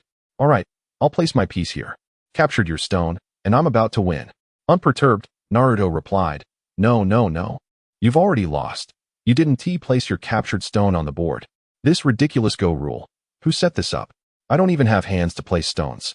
This is infuriating. Searching. It appears to have originated from some Korean folks. No wonder. Losing doesn't matter. It's not embarrassing. After triumphing over the system, Naruto emerged from his inner world to find that the time for the examination was drawing near. At this moment, Ibiki was explaining the second rule from the podium, stating, for the final question, you may choose whether to take it or not. If one person among three opts out, all will be considered to have forfeited. However, should you choose to proceed, getting one answer wrong means you will never be allowed to participate in the Chunin exams again. Now, make your choice. Many ninjas began to rise slowly, opting to withdraw, and the number of those leaving steadily increased, creating a palpable tension in the air. Naruto understood the rules but suddenly recalled something. Wait, I nearly forgot about that beast, Haruno Sakura, he exclaimed, banging his fist on the table. Even if I have to be a genin for life, I will participate in this exam. Bring it on. Upon hearing Naruto's declaration, Sakura gradually lowered her hand, which had been raised in hesitation. His fervent voice resonated throughout the examination hall, inspiring every seated ninja. Even Marino Ibiki, known for his strict demeanor, could not help but turn his gaze towards Naruto, thinking, this boy possesses such influence. After his fervent speech, it seems no one will voluntarily withdraw from this examination. With this realization, Ibiki no longer hesitated and announced loudly to the entire assembly, congratulations to all present. You have all passed this round of the examination. He then patiently explained to everyone that choosing to answer the final question would indeed be the last hurdle. Just then, a tremendous crash shattered the window, and a graceful figure leapt through the broken pane. Anko Mitarashi landed lightly, a smile gracing her lips as she surveyed the room. Well, there are quite a few of you here. Greetings, everyone. I am Anko Mitarashi, the proctor for the second examination. After a brief pause, she continued, all qualified candidates, follow me to prepare for the next round. Then, addressing Ibiki in front of the candidates, she said, don't worry, for the second examination, I will ensure that more than half of them are eliminated. Everyone, let us go. Chapter 26. The Forest of Death, led by the enigmatic Kiryu Red Bean. The group arrived at the foreboding entrance of the Forest of Death. She halted, turning to face the anxious ninjas behind her, and began to elucidate the rules of their perilous mission. Listen closely, everyone. The Forest of Death is no place for frivolity. It is rife with deadly dangers, including ferocious beasts and venomous insects, to name but a few. Therefore, Before you step into this forest, you must sign a waiver, acknowledging your understanding of the risks involved and your willingness to accept all consequences. Kiryu Red Bean then detailed the specific guidelines for forming teams and the requirements for the task. You will form small teams of 3, each receiving a scroll. Over the next 5 days, you must survive in this vast wilderness while seeking opportunities to defeat other teams to collect both the Heaven and Earth scrolls. Only then can you enter the tower located at the heart of the Forest of Death. Once she concluded her explanation, the teams sprang into action, lining up to receive their respective scrolls. The atmosphere was tense, with uncertainty looming over what the next 5 days would entail. After each team had acquired their scrolls, the sound of chains being unlocked echoed through the air, and all entrances to the Forest of Death swung open simultaneously. Standing at the forefront, Kiryu Red Bean called out, "All right, everyone, you may now enter. The examination officially begins." With her words, ninjas from all directions rushed towards the entrances, their agile forms vanishing into the deep shadows in the blink of an eye. Fully aware of the significance and dangers of this trial, none hesitated. They all sprinted towards the forest center. Shadows flitted through the dense thicket, stirring the air with whispers of their passage. Naruto's trio navigated the thick foliage, reaching the forest core as twilight descended. After a prolonged period of running, they finally paused. Sasuke addressed Naruto and Sakura, suggesting, "Let us take a break in that tree hollow ahead. Continuing deeper could lead us into encounters with many foes. We should rest here for the night and recover our strength." Sakura nodded in agreement with Sasuke's proposal. The 3 entered the tree hollow and settled into a comfortable position. While the others rested, Sasuke rose and moved to the entrance, setting various traps. Observing Sasuke's industriousness, Naruto remarked to his companions, "I'll scout the area. Since we hold the Heaven Scroll, if we can anticipate the movements of other teams, we can avoid direct confrontations." He prepared to depart. Sasuke quickly turned, cautioning Naruto, "Be extremely careful. If you sense any danger, return here as swiftly as possible." Naruto paused, his gaze landing on Sasuke, reflecting on how kind and concerned he had become towards him and their fellow villagers. However, everything changed after Itachi Uchiha's brutal return to Konoha, which transformed Sasuke into a cold, merciless individual driven by vengeance. Clenching his fists, Naruto vowed inwardly, "This time, if that weasel dares to show up, I will make sure to crush him." Regaining his focus, he reassured Sasuke, "Don't worry, I'm stronger now. Just be cautious. If you can't win, retreat." With that, he vanished into the enveloping darkness. At this moment, Naruto's singular objective was to completely win over the woman who shared his unique lineage. He leapt swiftly among the treetops, murmuring, "If I hadn't seen your memories, I wouldn't have realized that you were already here in the Forest of Death, Uzumaki Karin." Heightening his senses, he meticulously scanned the surroundings. Suddenly, he came to an abrupt halt, a look of astonishment crossing his face as he softly exclaimed, "I found her." He then dashed towards Karin's location. Upon arrival, he discovered her as an innocent young girl, now confronting a massive bear alone. Naruto swiftly ascended a tall tree, concealing himself among the dense foliage, quietly observing the unfolding scene. He refrained from intervening immediately, opting instead to wait patiently for the opportune moment when Karin would find herself in dire peril. As moments passed, the bear, leveraging its overwhelming strength, successfully knocked Karin to the ground, causing her glasses to fall aside with a sharp clatter. Tears streamed down her face as she lay helpless and terrified. Recognizing the urgency of the situation, Naruto knew it was time to act. The bear raised its massive paw, poised to strike Karin, but in an instant, Naruto appeared before her. With a flicker, he executed a swift maneuver, distorting space as he pierced the bear's midsection, causing it to collapse. Lowering his head, Naruto gazed tenderly at Karin, concern evident in his voice as he gently inquired, "Are you hurt, little sister?" His tone was soft and filled with worry. Karin, bewildered on the ground, momentarily stunned by the question, quickly began to fumble around for her glasses. After a brief struggle, she managed to retrieve the slightly bent frames and carefully place them back on her nose. She looked up, meeting Naruto's warm smile, which radiated brightness and warmth, instantly dispelling her fears and anxieties. A soothing chakra emanated from Naruto, enveloping Karin in a cocoon of comfort and reassurance. "How warm," Karin murmured involuntarily, her expression softening as her tense nerves finally relaxed. In that moment, she saw Naruto as a beacon of hope. Without uttering a word, she rushed forward and embraced him. Naruto, delighted, gently patted her back, assuring her, "Rest easy. Everything is all right now." Chapter 27. The tragic demise of the grass ninja at this moment, Karin tightly embraced Naruto, as if clutching the faint glimmer of hope in her life. Her delicate frame trembled slightly as she gradually lifted her head, her gaze hazy as she inquired, "My name is Karin. What is yours?" Naruto looked down at Karin in his arms, a fleeting expression of sympathy crossing his features. He gently replied, "I am Uzumaki Naruto. From your appearance, it seems you have sustained severe injuries. Where are your companions? Perhaps they can assist you." Upon hearing the word companions, Karin's expression instantly darkened, her eyes reflecting profound hatred and anguish. Through gritted teeth, she retorted, "They are not my companions. They merely wish for me to grow stronger quickly, to exploit me for healing. My mother was killed by them." Naruto's gaze followed Karin's words to the horrifying bite marks on her arm, and his heart clenched involuntarily. Frowning slightly, he swiftly formed hand seals with his left hand, invoking a healing ninjutsu as a gentle green light enveloped the injured areas of Karin's body. Just then, a cacophony of footsteps echoed nearby. Two aggressive ninjas from the grass village charged forward, one of them bellowing, "Hey, you, little brat, what are you dawdling for? Hurry up and heal us." The other added, "Who is that little creature beside you? Get rid of it. If it weren't for our intervention, you would have perished long ago. Now, it's time for you to repay us." Naruto turned his gaze towards the two arrogant grass village ninjas, his eyes gradually turning icy, an uncontrollable killing intent brewing within him. He murmured softly, "This is the first time I have felt such rage." Without hesitation, he left a shadow clone to continue healing Karin while he swiftly charged at the two grass ninjas. As they witnessed Naruto's rapid advance, their expressions changed drastically, and they drew their swords to confront him. However, in an instant, Naruto was upon them, seizing their arms. With the activation of his Kamui, the two grass ninjas had no time to react before they were transported to the execution chamber of the Kamui dimension. After resolving that matter, Naruto immediately turned back to Karin. At that moment, with the assistance of the shadow clone, Karin's condition was gradually improving, and a hint of color returned to her face.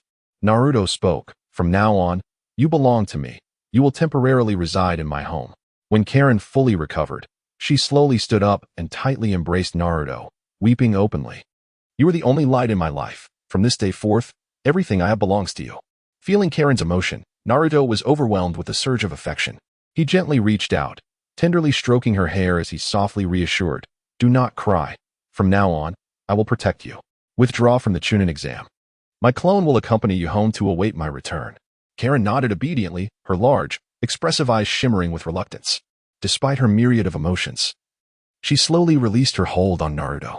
Turning away, she followed Naruto's clone as they made their way toward the exit of the Forest of Death.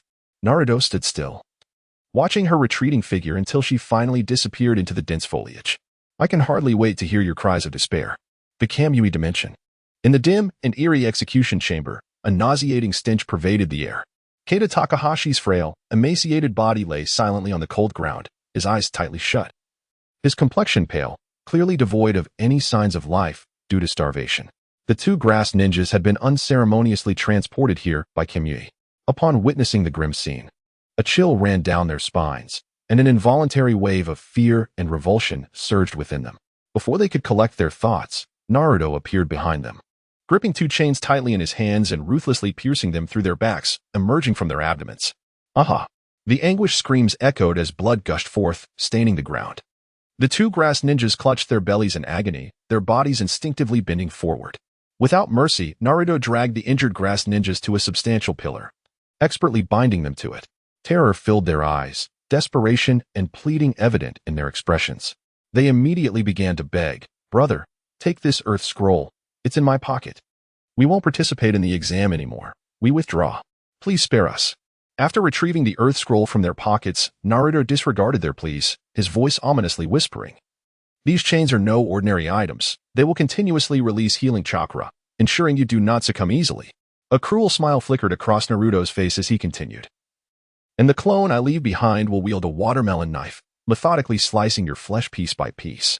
If you can endure for 3 months, perhaps I will consider sparing you." With that, he left a shadow clone behind and activated Kamui to return to the Forest of Death as the exam was still ongoing. Within the chamber, the two grass ninjas remained bound to the pillar, their anguished cries echoing in the air. Trembling with fear, they pleaded with Naruto's clone, Please, brother. Have mercy on us this once. We truly do not know how we have offended you. We promise we will never transgress again. Unmoved by their tearful pleas, Naruto's clone simply smiled, standing joyfully as he regarded them, uttering, "You shall pay for your actions. I will make a trip to the land of grass to reunite with your families. I hope you can hold on until then." With that, the clone slowly drew out a watermelon knife, its blade glinting ominously. The two grass ninjas instantly turned pale, their eyes filled with despair and terror. With a sickening thud, the knife plunged mercilessly into the thighs of both grass ninjas, blood erupting forth and staining the surroundings. As the excruciating pain hit them, their piercing screams resonated throughout the chamber. Thus began the brutal execution. Having settled matters concerning Karin, Naruto swiftly made his way toward Sasuke, contemplating the Earth Scroll in his possession. With Sasuke's Heaven Scroll, we have gathered the necessary items to ascend the tower. However, at that moment, Sasuke had already caught the attention of Orochimaru. Chapter 28. Confrontation with Orochimaru. At this moment, Sasuke and Sakura Haruno were quietly resting in a hollow tree. Indeed, they were genuinely at rest. Surrounding this hollow, Sasuke had meticulously set numerous traps, cleverly concealed amidst the grass, pits, and branches. A moment of carelessness could trigger a reaction. The bell beside Sasuke was a crucial component of their defense system. Should anyone activate a trap, it would emit a clear ringing sound. A figure stealthily emerged from deep below Orochimaru, who had silently approached the location beneath Sasuke. After a thorough reconnaissance and confirming his position, Orochimaru formed hand seals and unleashed wind release, breakthrough. A powerful gust of wind erupted from the ground, surging upwards. Accompanied by a deafening roar, the surrounding soil and hard rock were instantly scattered, and the tree hollow where Sasuke was concealed was uprooted by the overwhelming force. Yet, almost simultaneously with the tremor, Sasuke sensed the imminent danger. Without the slightest hesitation, he grasped Sakura and leapt swiftly to the high branches above. At that moment, Orochimaru also leapt up, landing firmly on the ground. His cold gaze locked onto Sasuke as he smiled slowly and said, "Your reaction speed is impressive. You truly are worthy of the Uchiha clan." Hearing this, Sasuke frowned, warily observing Orochimaru while casting a glance at the disarray of traps. The meticulously arranged mechanisms had been effortlessly unraveled in the blink of an eye. This individual's strength was unfathomable and clearly malevolent. Gritting his teeth, Sasuke responded, "Since you dare to attack us, you must possess the Book of Earth." Orochimaru slowly retrieved the Book of Earth from his robes and replied, "Indeed, this is the Book of Earth. However, I have not merely come to contend for the Book of Heaven." With that, he abruptly stuffed the Book of Earth into his mouth, swallowing it whole. A sight that left both Sasuke and Sakura in shock. Who could have anticipated that he would consume the Book of Earth? Would they have to kill him to retrieve it from his stomach? After swallowing the scroll, Orochimaru licked his lips, revealing a sinister smile as he shouted, "Now, let the battle for the scroll begin." With that, a terrifying killing intent emanated from his eyes as he charged directly at Sasuke. For a moment, Sasuke and Sakura stood in shock, but they quickly regained their composure. "Please, Naruto's killing intent is far stronger than this." Orochimaru swiftly hurled shurikens at them, but Sasuke effortlessly deflected them all with his own shurikens, taunting, "Is that all you've got? You worthless fool? If you can't do better, maybe you should eat a bit more and practice." Sakura, aware of Naruto's killing intent, knew this level was insufficient to frighten them. Having heard Naruto's sharp tongue, she felt Sasuke's insults were merely mild. Orochimaru, too, was astonished. How could two mere genin withstand his killing intent? After all, he was one of the legendary Sannin. Sasuke soon regretted his words. After all, this was an opponent who could uproot an entire tree hollow with just a wind technique. At that moment, fury flickered across Orochimaru's dark face as he formed hand seals and proclaimed, "Wind release, great breakthrough." Instantly, a formidable gust surged forth from Orochimaru's mouth, rushing towards Sasuke. The magnitude and velocity of this wind pressure far surpassed his previous wind techniques. Confronted with such a fierce assault, Sasuke held nothing back. His Sharingan flared to life as he swiftly formed hand seals and shouted, "Fire release, dragon fire technique." A massive fire dragon roared from his mouth, hurtling towards the wind technique unleashed by Orochimaru. According to the principle of elemental dominance, fire could indeed counter wind. Sasuke was aware of this and unleashed his strongest fire technique, hoping to suppress this sudden adversary. However, events did not unfold as he had envisioned. When the two techniques collided, a tremendous explosion ensued. Flames and winds intermingled, but soon the situation began to clarify. Though Sasuke's fire dragon was formidable, It ultimately succumbed to Orochimaru's more powerful wind technique. Under the Tempest's onslaught, the fire dragon was gradually dispersed, transforming into mere embers that vanished into the air. With the fire dragon's obstruction removed, the potent wind pressure continued its relentless advance, barreling towards Sasuke with unyielding force. At this juncture, Sasuke found himself utterly helpless. His chakra had been entirely expended on the previous fire technique. Regret washed over him. Had he known, he would not have spoken so recklessly, having barely learned a few insults, now plunging him into a dire predicament. In that critical moment, a figure descended from above, landing firmly in front of Sasuke. It was Naruto, who swiftly formed hand seals and shouted, "Wind release, great breakthrough." In an instant, a powerful gust erupted forward, the two winds clashing violently, distorting the surrounding air as a fierce gale swept through, raising clouds of dust all around. As the dust settled, Naruto fixed his gaze on Orochimaru and furiously berated. "You beast, how dare you come here barking like a dog? This is the Ch-Nin exams, filled with genin. If you have the ability, why not challenge someone at the Hokage exams?" Sasuke slowly lifted his head, a wave of joy surging through him upon seeing Naruto's timely arrival. Sakura, too, was overwhelmed with excitement. Her previously anxious heart finally found some solace. Both rejoiced inwardly. Thank goodness, Naruto has finally arrived. He truly is remarkable. His ability to mock is unparalleled. Unable to contain her fear, Sakura shouted towards Naruto, "Naruto, please help us. Can you save us?" At that moment, Naruto's focus remained fixed on Orochimaru, ignoring Sakura's cries. He reached into his robes and retrieved the Book of Earth, which he had previously seized from the grass ninja.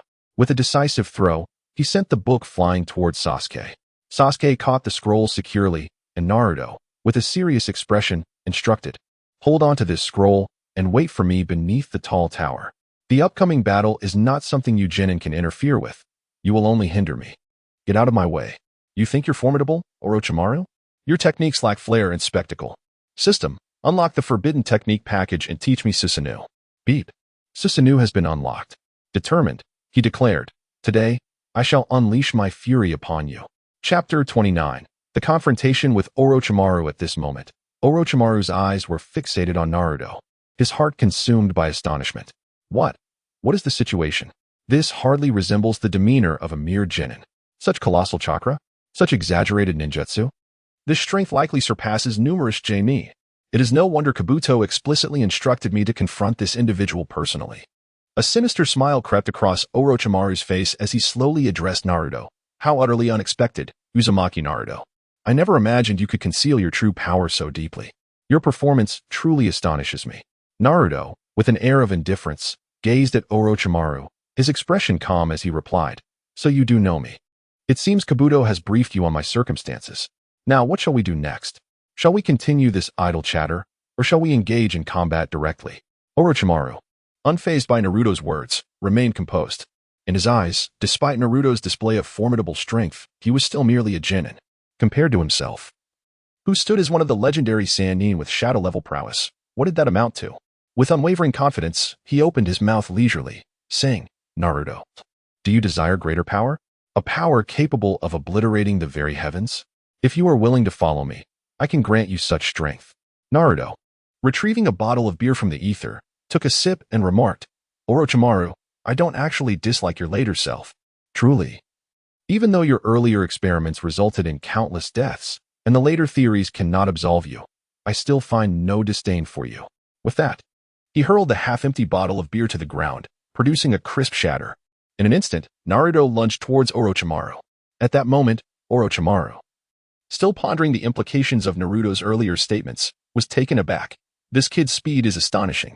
Is he coming to strike? Orochimaru, not daring to lower his guard, swiftly drew his Kusanagi sword.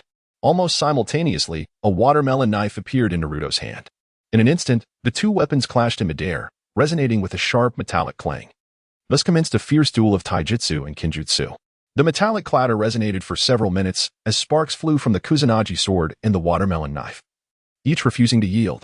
With every clash, it felt as though the surrounding air trembled with the force of their movements.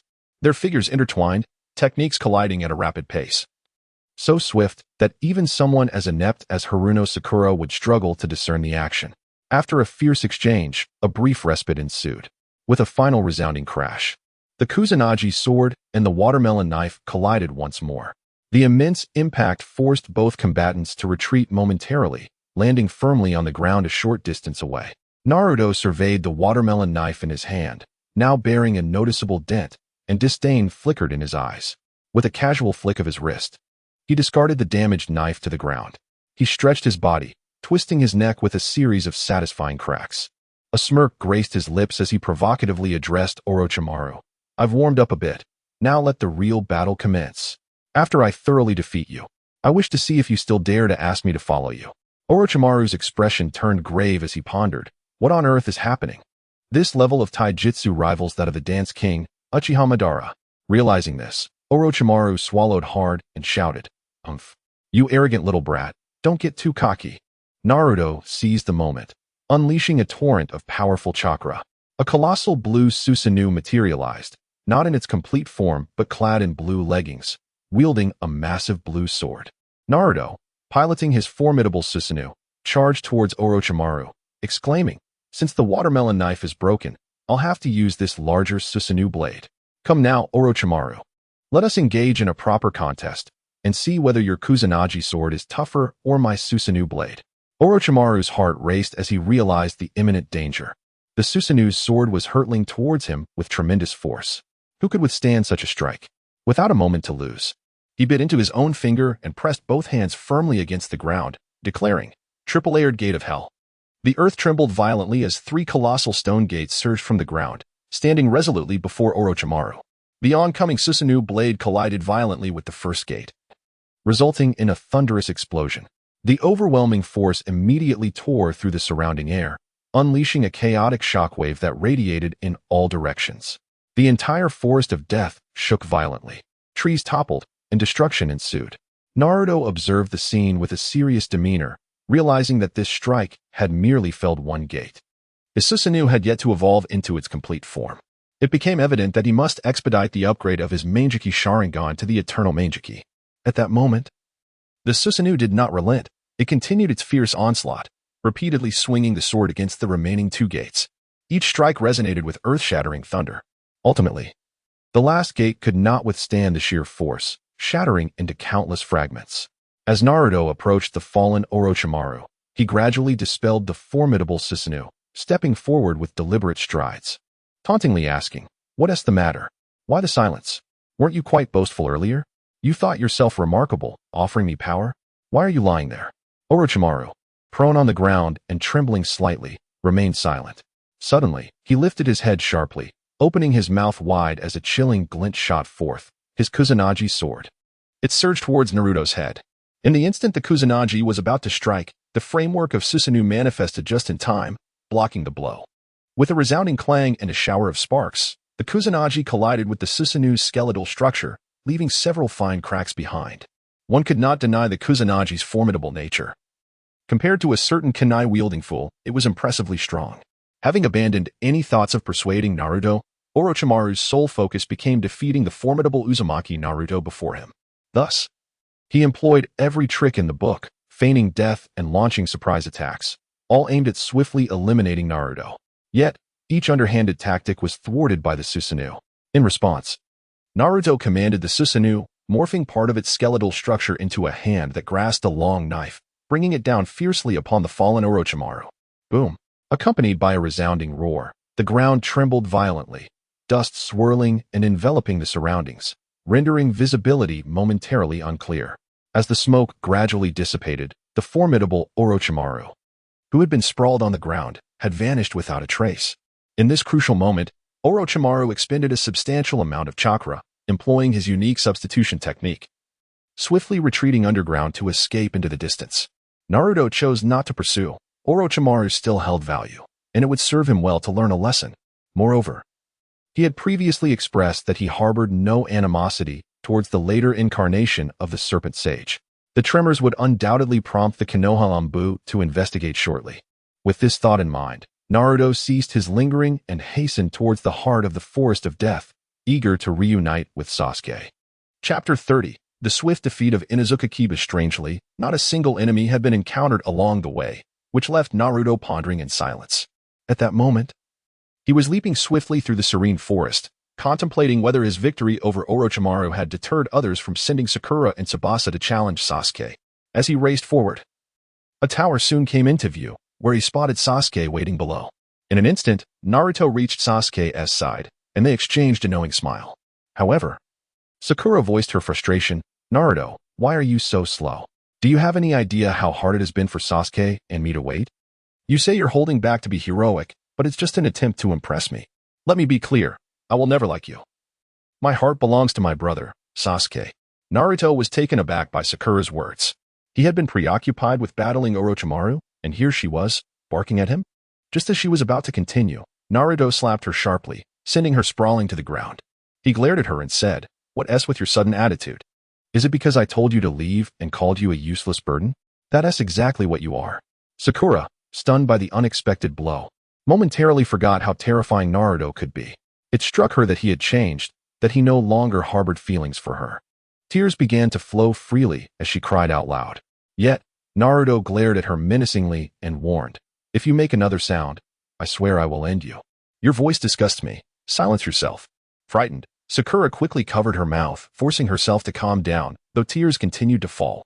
Satisfied, Naruto nodded and prompted Sasuke to open the scroll of heaven and earth, from which Iruka emerged to explain the situation before leading the three of them inside.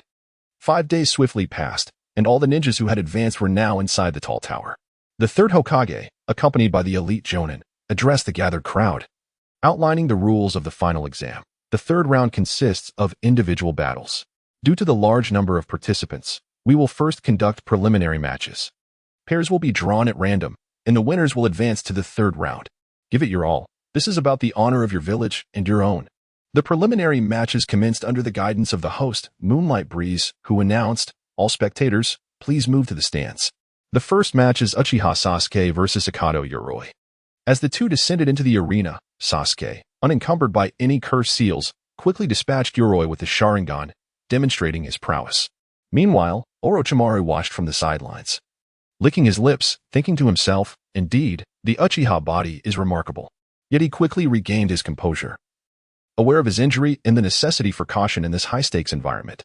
The fierce battles continued, and soon Naruto's name appeared on the screen. Across the arena, Inuzuka Kiba exclaimed excitedly, "Haha, fantastic. I drew Naruto. My luck is incredible. I relish crushing weaklings." Previously, during the first exam, Naruto had effortlessly eliminated Tsubasa, leading Kiba to believe that it was merely a testament to Tsubasa's weakness, not Naruto's strength. Kiba leaped off the high platform, landing with ease, and taunted Naruto from the ground. "Hey, Brad, come down and meet your demise. You think you can stand a chance against me? I'll take you down in no time." Instead of responding immediately, Naruto calmly descended the stairs, retorting, "What's the rush, mutt? Once we start fighting, it'll be over before you know it. I'm curious to see just how long you can hold out." Kiba was infuriated by Naruto's nonchalant attitude, shouting, "Stop boasting. I'll make sure to knock you flat in front of everyone, and then you'll see how foolish you look." Unfazed by Kiba's barking, Naruto continued his leisurely approach until he stood before Kiba, prompting the referee, Moonlight Breeze, to declare, "Let the match begin." No sooner had the words left his lips than Kiba charged forward with remarkable speed, utilizing his signature move, Fong over Fong. However, Naruto remained composed. He narrowed his eyes and gathered his chakra into his right hand, delivering a powerful strike aimed directly at Kiba's attack. With a resounding crash, the two forces collided, sending shockwaves through the arena and stirring up clouds of dust. In the aftermath, Kiba found himself unable to withstand Naruto's might. He and his ninja dog were sent hurtling backward, crashing heavily against the wall. The impact rendered both Kiba and his dog unconscious, lying on the ground with eyes rolled back. The sight left the spectators muttering under their breath, calling Kiba worthless. Even Kurenai blushed in embarrassment, never expecting that the boastful Kiba would be so effortlessly defeated by Naruto. She felt a pang of shame, wishing she had left him behind. Orochimaru, too, was taken aback. He hadn't anticipated that Naruto's punch would merely knock Kiba out. It seemed he still held back for his comrades from Konoha. Naruto sighed. "Oops. I didn't mean to hit him that hard. Now how can I mock him?" Moonlight Breeze sighed as well, expecting an exciting battle, but disappointed to see Kiba knocked out so quickly. He announced, "The winner is Naruto Uzumaki. Prepare for the next match."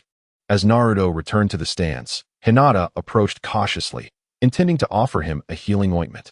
However, Upon seeing that he bore no injuries, she froze in place. Naruto smiled at Hinata, cheerfully stating, "Is this for me, Hinata? I've sustained serious injuries. Thank you." Hinata, pleased, handed him the ointment before hurrying away. Noticing Kiba being carried off on a stretcher, sighing at the spectacle. From below, Moonlight Breeze called out, "Prepare for the next match, Hyuga Hinata versus Hyuga Neji." Chapter 31. Hinata slowly stepped into the center of the arena, her head slightly bowed, her gaze avoiding a direct confrontation with Neji Hyuga. Neji stood there with a stoic expression, his cold eyes fixated on Hinata, as if trying to see through her very soul. "Then, let the match begin," exclaimed Moonlight Gale. Neji regarded Hinata and remarked, "I never imagined my opponent would be you, Lady Hinata." At this, Hinata trembled involuntarily, responding with a faint whisper, "Neji." However, Neji showed no compassion for Hinata's frailty and continued, "Before this battle commences, I feel it necessary to offer you a piece of advice. Lady Hinata, you are utterly unfit to be a ninja, so you might as well surrender now." He paused and added, "In truth, I know you only participated in this Chunin exam because you felt too embarrassed to decline the invitation from Kiba and the others. Am I wrong?" Hinata, upon hearing this, quickly clasped her hands in front of her, nervously explaining, "No, that is not true, Neji. I simply wish to change myself through my own efforts." Yet, Neji remained unfazed, relentlessly mocking her. Stop deceiving yourself. A perpetual underachiever will always remain an underachiever. No amount of struggle will yield any substantial change. Rather than embarrass yourself here, you'd be better off returning home to continue your life as a lady." Before Neji could finish, Naruto's loud voice rang out. "Hey, you think you can judge others' hearts? What the hell? Are you pretending to be something you're not?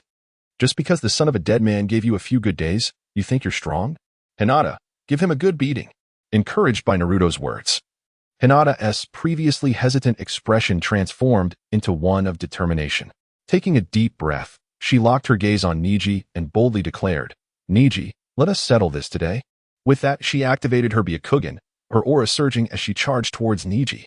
Surprised by Hinata's resolute advance, Neji quickly activated his Byakugan and assumed the standard gentle fist stance.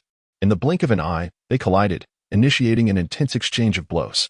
After 10 minutes of fierce combat, Neji observed Hinata's fierce onslaught and thought, "What is happening? Is it merely Naruto's cheers that have unleashed such strength within her? I can no longer afford to hold back." Resolving to exert his full power, Neji increased the chakra output within him and struck decisively, landing a precise blow on Hinata's left hand. A sharp pain surged through her, causing her to involuntarily recoil. Looking down at her injured hand, she realized Neji had sealed her chakra points, rendering her unable to utilize her chakra effectively.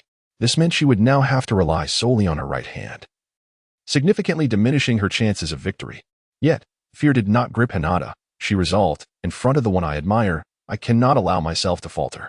Gritting her teeth, she charged at Neji once more with astonishing speed. Neji widened his eyes in astonishment, unable to fathom that Hinata, with her left hand incapacitated, would still possess the courage to launch another attack. "You seek death," he shouted, unleashing a powerful strike that sent Hinata flying once again. In that critical moment, Naruto swiftly intervened, catching Hinata's delicate form in his arms. He held her tightly, channeling his chakra into her, activating a healing technique. As chakra surged within her, the sealed points were unblocked, and her injuries began to mend rapidly. Hinata stared at Naruto, her eyes wide with surprise. However, this astonishment soon transformed into a blush. As she shyly murmured, "Naruto, I can still fight. You don't need to worry about me." But Naruto disregarded her words, firmly stating, "Hinata, don't push yourself. You've already done wonderfully. You are truly strong. My previous haste to distance myself was out of fear of endangering you. From now on, I will protect you. Just stay by my side." Hinata paused, taken aback by Naruto's heartfelt declaration. A smile graced her face as her eyes shimmered with affection for him. The two embraced, slowly rising to their feet. Neji, his face darkened, shouted, "It's only natural for underachievers to huddle together for warmth. After all, what can they do without relying on one another?" Hinata stood still, gazing at Neji as he approached.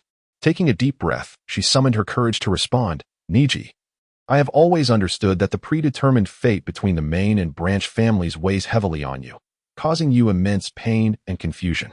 Upon hearing this, Neji's expression darkened instantaneously, his fury igniting. He could no longer contain his rage at Hinata for so boldly broaching this sensitive topic. without hesitation. He charged at her with reckless abandon.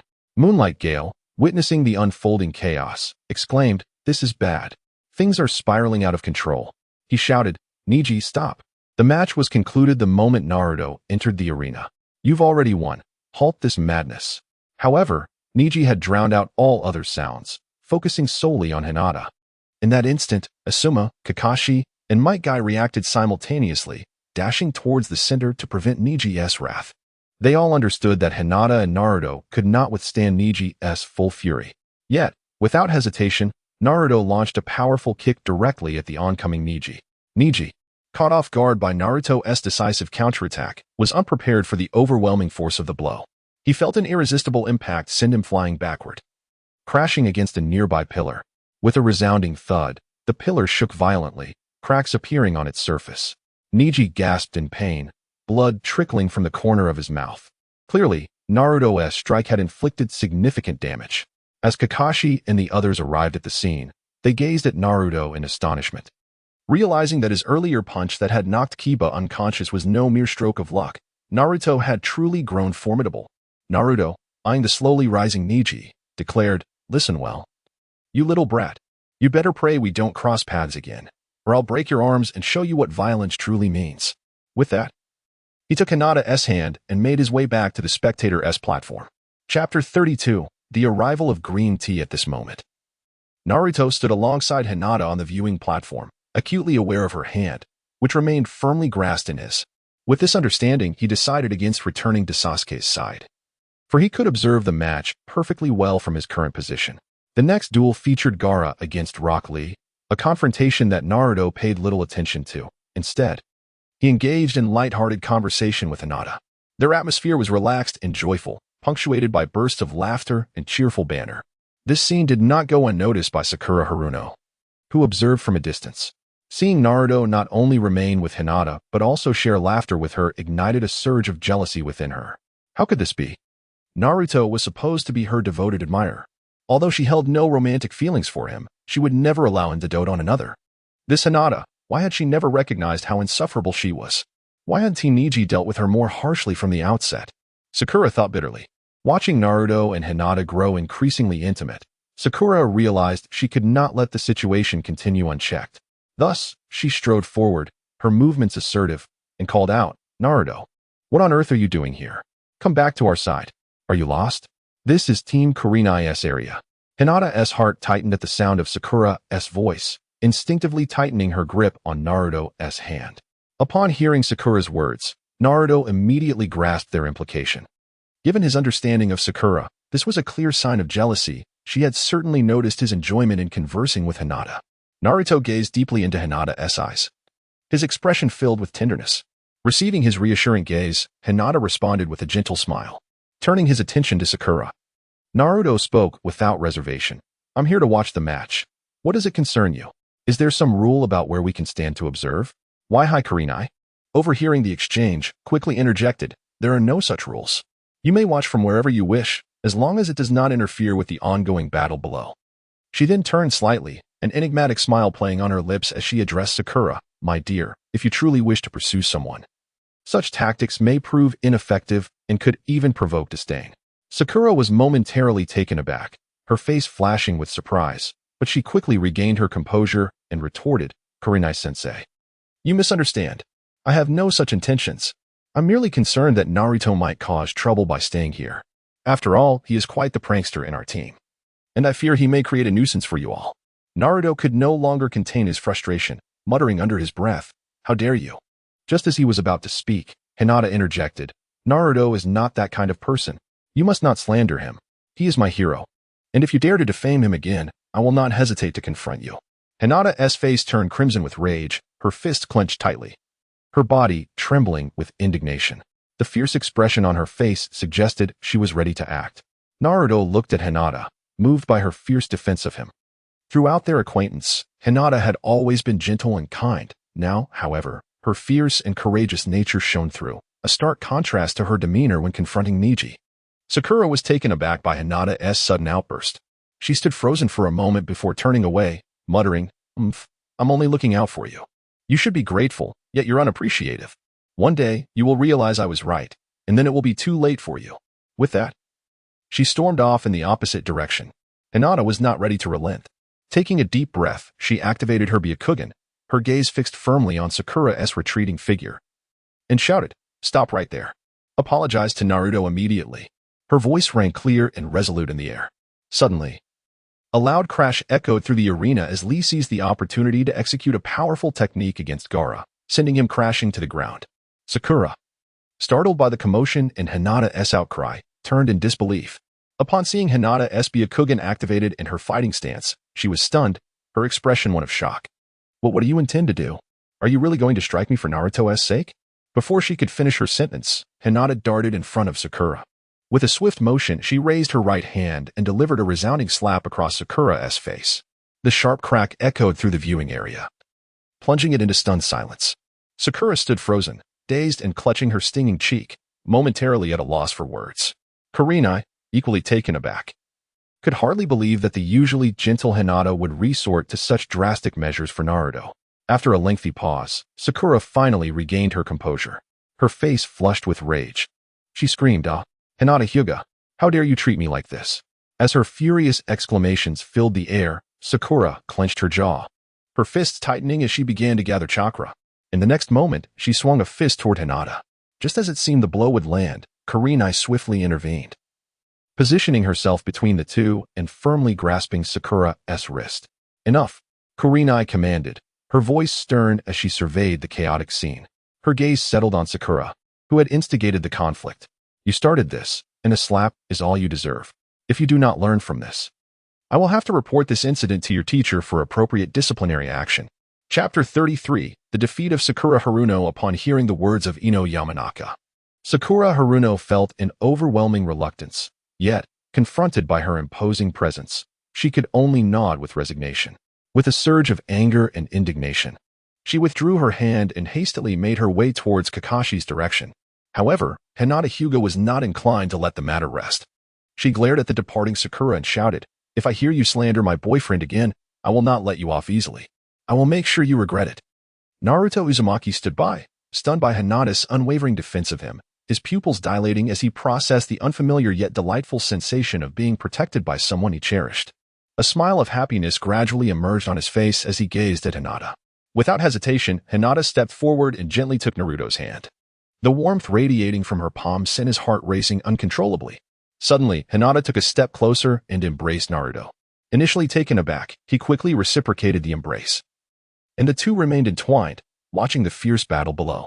Meanwhile, Sakura, feeling lost and dejected, approached Kakashi. She had intended to confide in Sasuke about her inner turmoil, but upon seeing him absorbed in the intense combat, her words became lodged in her throat. She could only stand silently by, her eyes dulled and brimming with unshed tears. A profound sense of loneliness enveloped her as tears streamed down her cheeks, betraying her struggle to maintain composure. Kakashi watched her silently, letting out a sigh. After all, this was a consequence of her own actions. On the battlefield, Gaara was engaged in a heated contest with Rock Lee. Naruto's gaze was fixed on Lee, who emanated a formidable aura, having opened the fifth gate. In that moment, Lee unleashed the Lotus technique, launching a fierce attack on Gaara. After the strike, he intended to descend and assist his comrade. With that thought, Naruto prepared to intervene, determined to prevent Gaara from incapacitating Lee. In a swift motion, the Lotus descended, crashing heavily against Gaara's sand armor. Despite Lee's impressive power from opening the fifth gate, Gaara's sand defense remained unyielding. Naruto, having gently patted Hinata's hand and explained his intentions, swiftly leaped into the fray. At that moment, Lee had released the fifth gate, yet his limbs remained unbound by Gaara's sand. As Gaara sent another wave of sand toward Lee, Naruto positioned himself in front of Lee, shattering the sand with a single strike. The spectators were taken aback by Naruto's sudden intervention. Lee, in a state of urgency, exclaimed, "Naruto, what are you doing? This is my battle. You need to return." Naruto turned to him and replied, "Lee, you have already lost. You currently lack the strength to defeat him, and you can't even return to the stands. Accept defeat. It's not shameful. Your abilities have surpassed that of a Chunin. It's just that your opponent is stronger." At that moment, Guy also jumped down, casting a meaningful glance at Lee. Naruto's assertion rang true. Lee then turned to his mentor, "I concede." With that, he collapsed, requiring immediate medical attention due to the repercussions of opening the 5 gates. As Lee's battle concluded, Naruto glanced at the scoreboard, only to find that the match between Sakura and Ino had been scheduled next, a surprising twist in the order of battles. Returning to Hinata's side, he lowered his head, focusing on the unfolding contest. In the original story, it was Naruto's resounding encouragement that had aided Sakura in breaking free from the mind-body switch technique. Yet now, devoid of Naruto's support, it was uncertain how Sakura would navigate this predicament. Just then, Sakura and Ino stepped onto the battlefield, facing each other as the atmosphere thickened with tension. "The match begins," announced Shikamaru Nara. The two charged at one another, engaging in a fierce yet uneventful clash. It was only when Sakura fell victim to the mind-body switch technique that the match took an intriguing turn, slowly raising her right hand. Sakura uttered in a calm tone, "I concede." Confronted with such an unavoidable outcome, Shikamaru gazed at the possessed Sakura and sighed softly before declaring, "The winner of this match is Ino Yamanaka." As the technique was undone, Sakura's face flushed with embarrassment, her anger boiling over as she pointed at Shikamaru, shouting, "This doesn't count. It absolutely cannot count. That despicable person controlled me. How can that be considered a victory?" Shikamaru, maintaining a serious demeanor, responded to Sakura's outburst. "The facts are clear. It was Ino's ninjutsu that compelled you to concede." He continued, "Therefore, Sakura, you have indeed lost this match. If you persist in this unreasonable behavior, do not expect me to be lenient." The spectacle of her desperate antics was truly humiliating. At that moment, Naruto, observing from the sidelines, could not contain his laughter. Clutching his stomach as he chuckled, "Is this your level? Not impressive at all. Without my cheering, you wouldn't even have managed to draw." With heavy steps, Sakura trudged toward Kakashi, her head bowed, devoid of vitality. Kakashi mocked her, "Look at you, utterly useless. Why can't you learn from Naruto and Sasuke? They are leagues ahead of you. You are nothing but a disgrace to me." Hearing this, Sakura's head drooped even lower. She wished to bury herself in the ground. Overwhelmed with shame and guilt, she was acutely aware of her own inadequacies. In the preliminary rounds, she was the only one unscathed, standing there to concede. The weight of that humiliation was unbearable. With the upcoming matches, Sakura found herself utterly disinterested, feeling as though the world around her was fading into darkness. As time passed, the preliminary rounds finally came to a close. Chapter 34. The preliminaries conclude. As the preliminaries came to an end, a visibly startled Orochimaru stepped forward. Sarutobi Hiruzen cleared his throat and proclaimed in a resonant voice, "After an intense competition, the preliminaries have reached a successful conclusion. I extend my heartfelt congratulations to all the victors." He continued, "Initially, we intended to allocate a month for preparation before the third examination. However, due to unforeseen circumstances, this period has been drastically reduced to a mere 3 days. These next 3 days are crucial for you. I urge you to rest adequately, recalibrate your state of mind, and face the impending challenges with utmost readiness." The audience listened in silence, each participant silently resolved to enhance their abilities within the limited time frame. Sarutobi paused briefly before adding, "The third examination, taking place in 3 days, will garner the attention of the feudal lords from various nations and esteemed Kage. This event not only pertains to personal honor, but also reflects the prestige of your respective villages. Hence, I hope each of you will exert yourselves fully and showcase your true capabilities." At this juncture, the atmosphere shifted, enveloping everyone in a palpable tension, as the weight of expectation bore down upon them. "Now, please come forth to draw lots," he instructed. Following his directive, Moonlight Shikaku promptly produced an exquisitely crafted wooden box, placing it prominently on the stage. One by one, the contestants ascended to the platform, extracting a number that belonged to them. Observing the numbers each participant held, Shikaku announced, "In 3 days, the duel will be between Uzumaki Naruto and Hyuga Neji." Before long, Shikaku had successfully revealed a list of opponents for the upcoming battles. Naruto listened with a carefree demeanor, showing no concern whatsoever. To him, it was merely a game, regardless of who his opponent might be. However, Hinata, seated in the audience, watched Naruto with anxious eyes. Once the drawing concluded, she approached him, her beautiful and gentle gaze filled with worry. "Naruto, please be careful. Neji, he is incredibly strong. Apart from you, he might be the most formidable genin in our village." Hinata's voice trembled slightly, betraying her inner turmoil. Sensing her concern, Naruto turned to her, sporting a confident smile. "Don't worry, Hinata. Someone like Neji is no challenge at all. Even if there were 10 of them, I could easily dispatch them in just a few moves." He then offered her a reassuring glance. Having ensured all arrangements were complete, Sarutobi Hiruzen finally declared, "All right, everyone. Disperse and prepare for the examination in 3 days. The crowd began to exit the Forest of Death, while Hinata temporarily joined Yuhi Kurenai and Shino to visit Inuzuka Kiba. Meanwhile, Naruto trailed closely behind Orochimaru, having sensed the presence of the enigmatic figure on the observation platform. Following Orochimaru deeper into the forest, the latter abruptly turned, his gaze piercing the shadows behind him. "What brings you here, following me?" he inquired coldly. Emerging from the darkness, Naruto donned a long black cloak and a mask that obscured his face, shrouding him in an aura of mystery. He approached Orochimaru with deliberate, measured steps, whispering, "Indeed, I have a small favor to ask of you." As he spoke, a flash of crimson flickered beneath his mask. Orochimaru's heart skipped a beat. That was the Sharingan. However, he quickly regained his composure, a faint smile gracing his lips. "How intriguing. I had no idea that the Uchiha clan had more survivors besides Sasuke and Itachi." Naruto's gaze bore into Orochimaru as he continued, "Let us collaborate, Orochimaru. I am aware of your insatiable desire for such eyes, and I can provide you with what you seek, the inherently malevolent power of the Sharingan." Orochimaru narrowed his eyes, a barely perceptible smile curling at the corners of his mouth. Yet, he waved a hand dismissively, saying slowly, "That eye is indeed tempting. But if it were as simple as plugging in a USB, the outcome could mirror Kakashi's plight. Though he gained immense power, he remains unable to deactivate it, leading to rapid chakra depletion." His eyes gleamed with growing avarice as he continued. "What I seek is not merely those eyes. I require a vessel capable of fully harnessing and expressing the complete might of that ocular power. Only then can one truly master such strength." With that, he flicked his tongue out, playfully dancing it in the air. Naruto internally recoiled at the sight of Orochimaru's tongue so near. It was rather unsettling.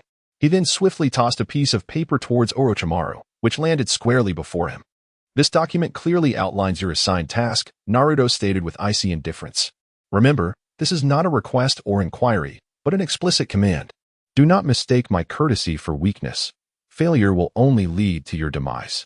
As he finished speaking, a wave of murderous intent surged from his being, momentarily paralyzing Orochimaru, who found himself overwhelmed by a sense of dread, reminiscent of the first encounter between Orochimaru and Sasuke in the original narrative.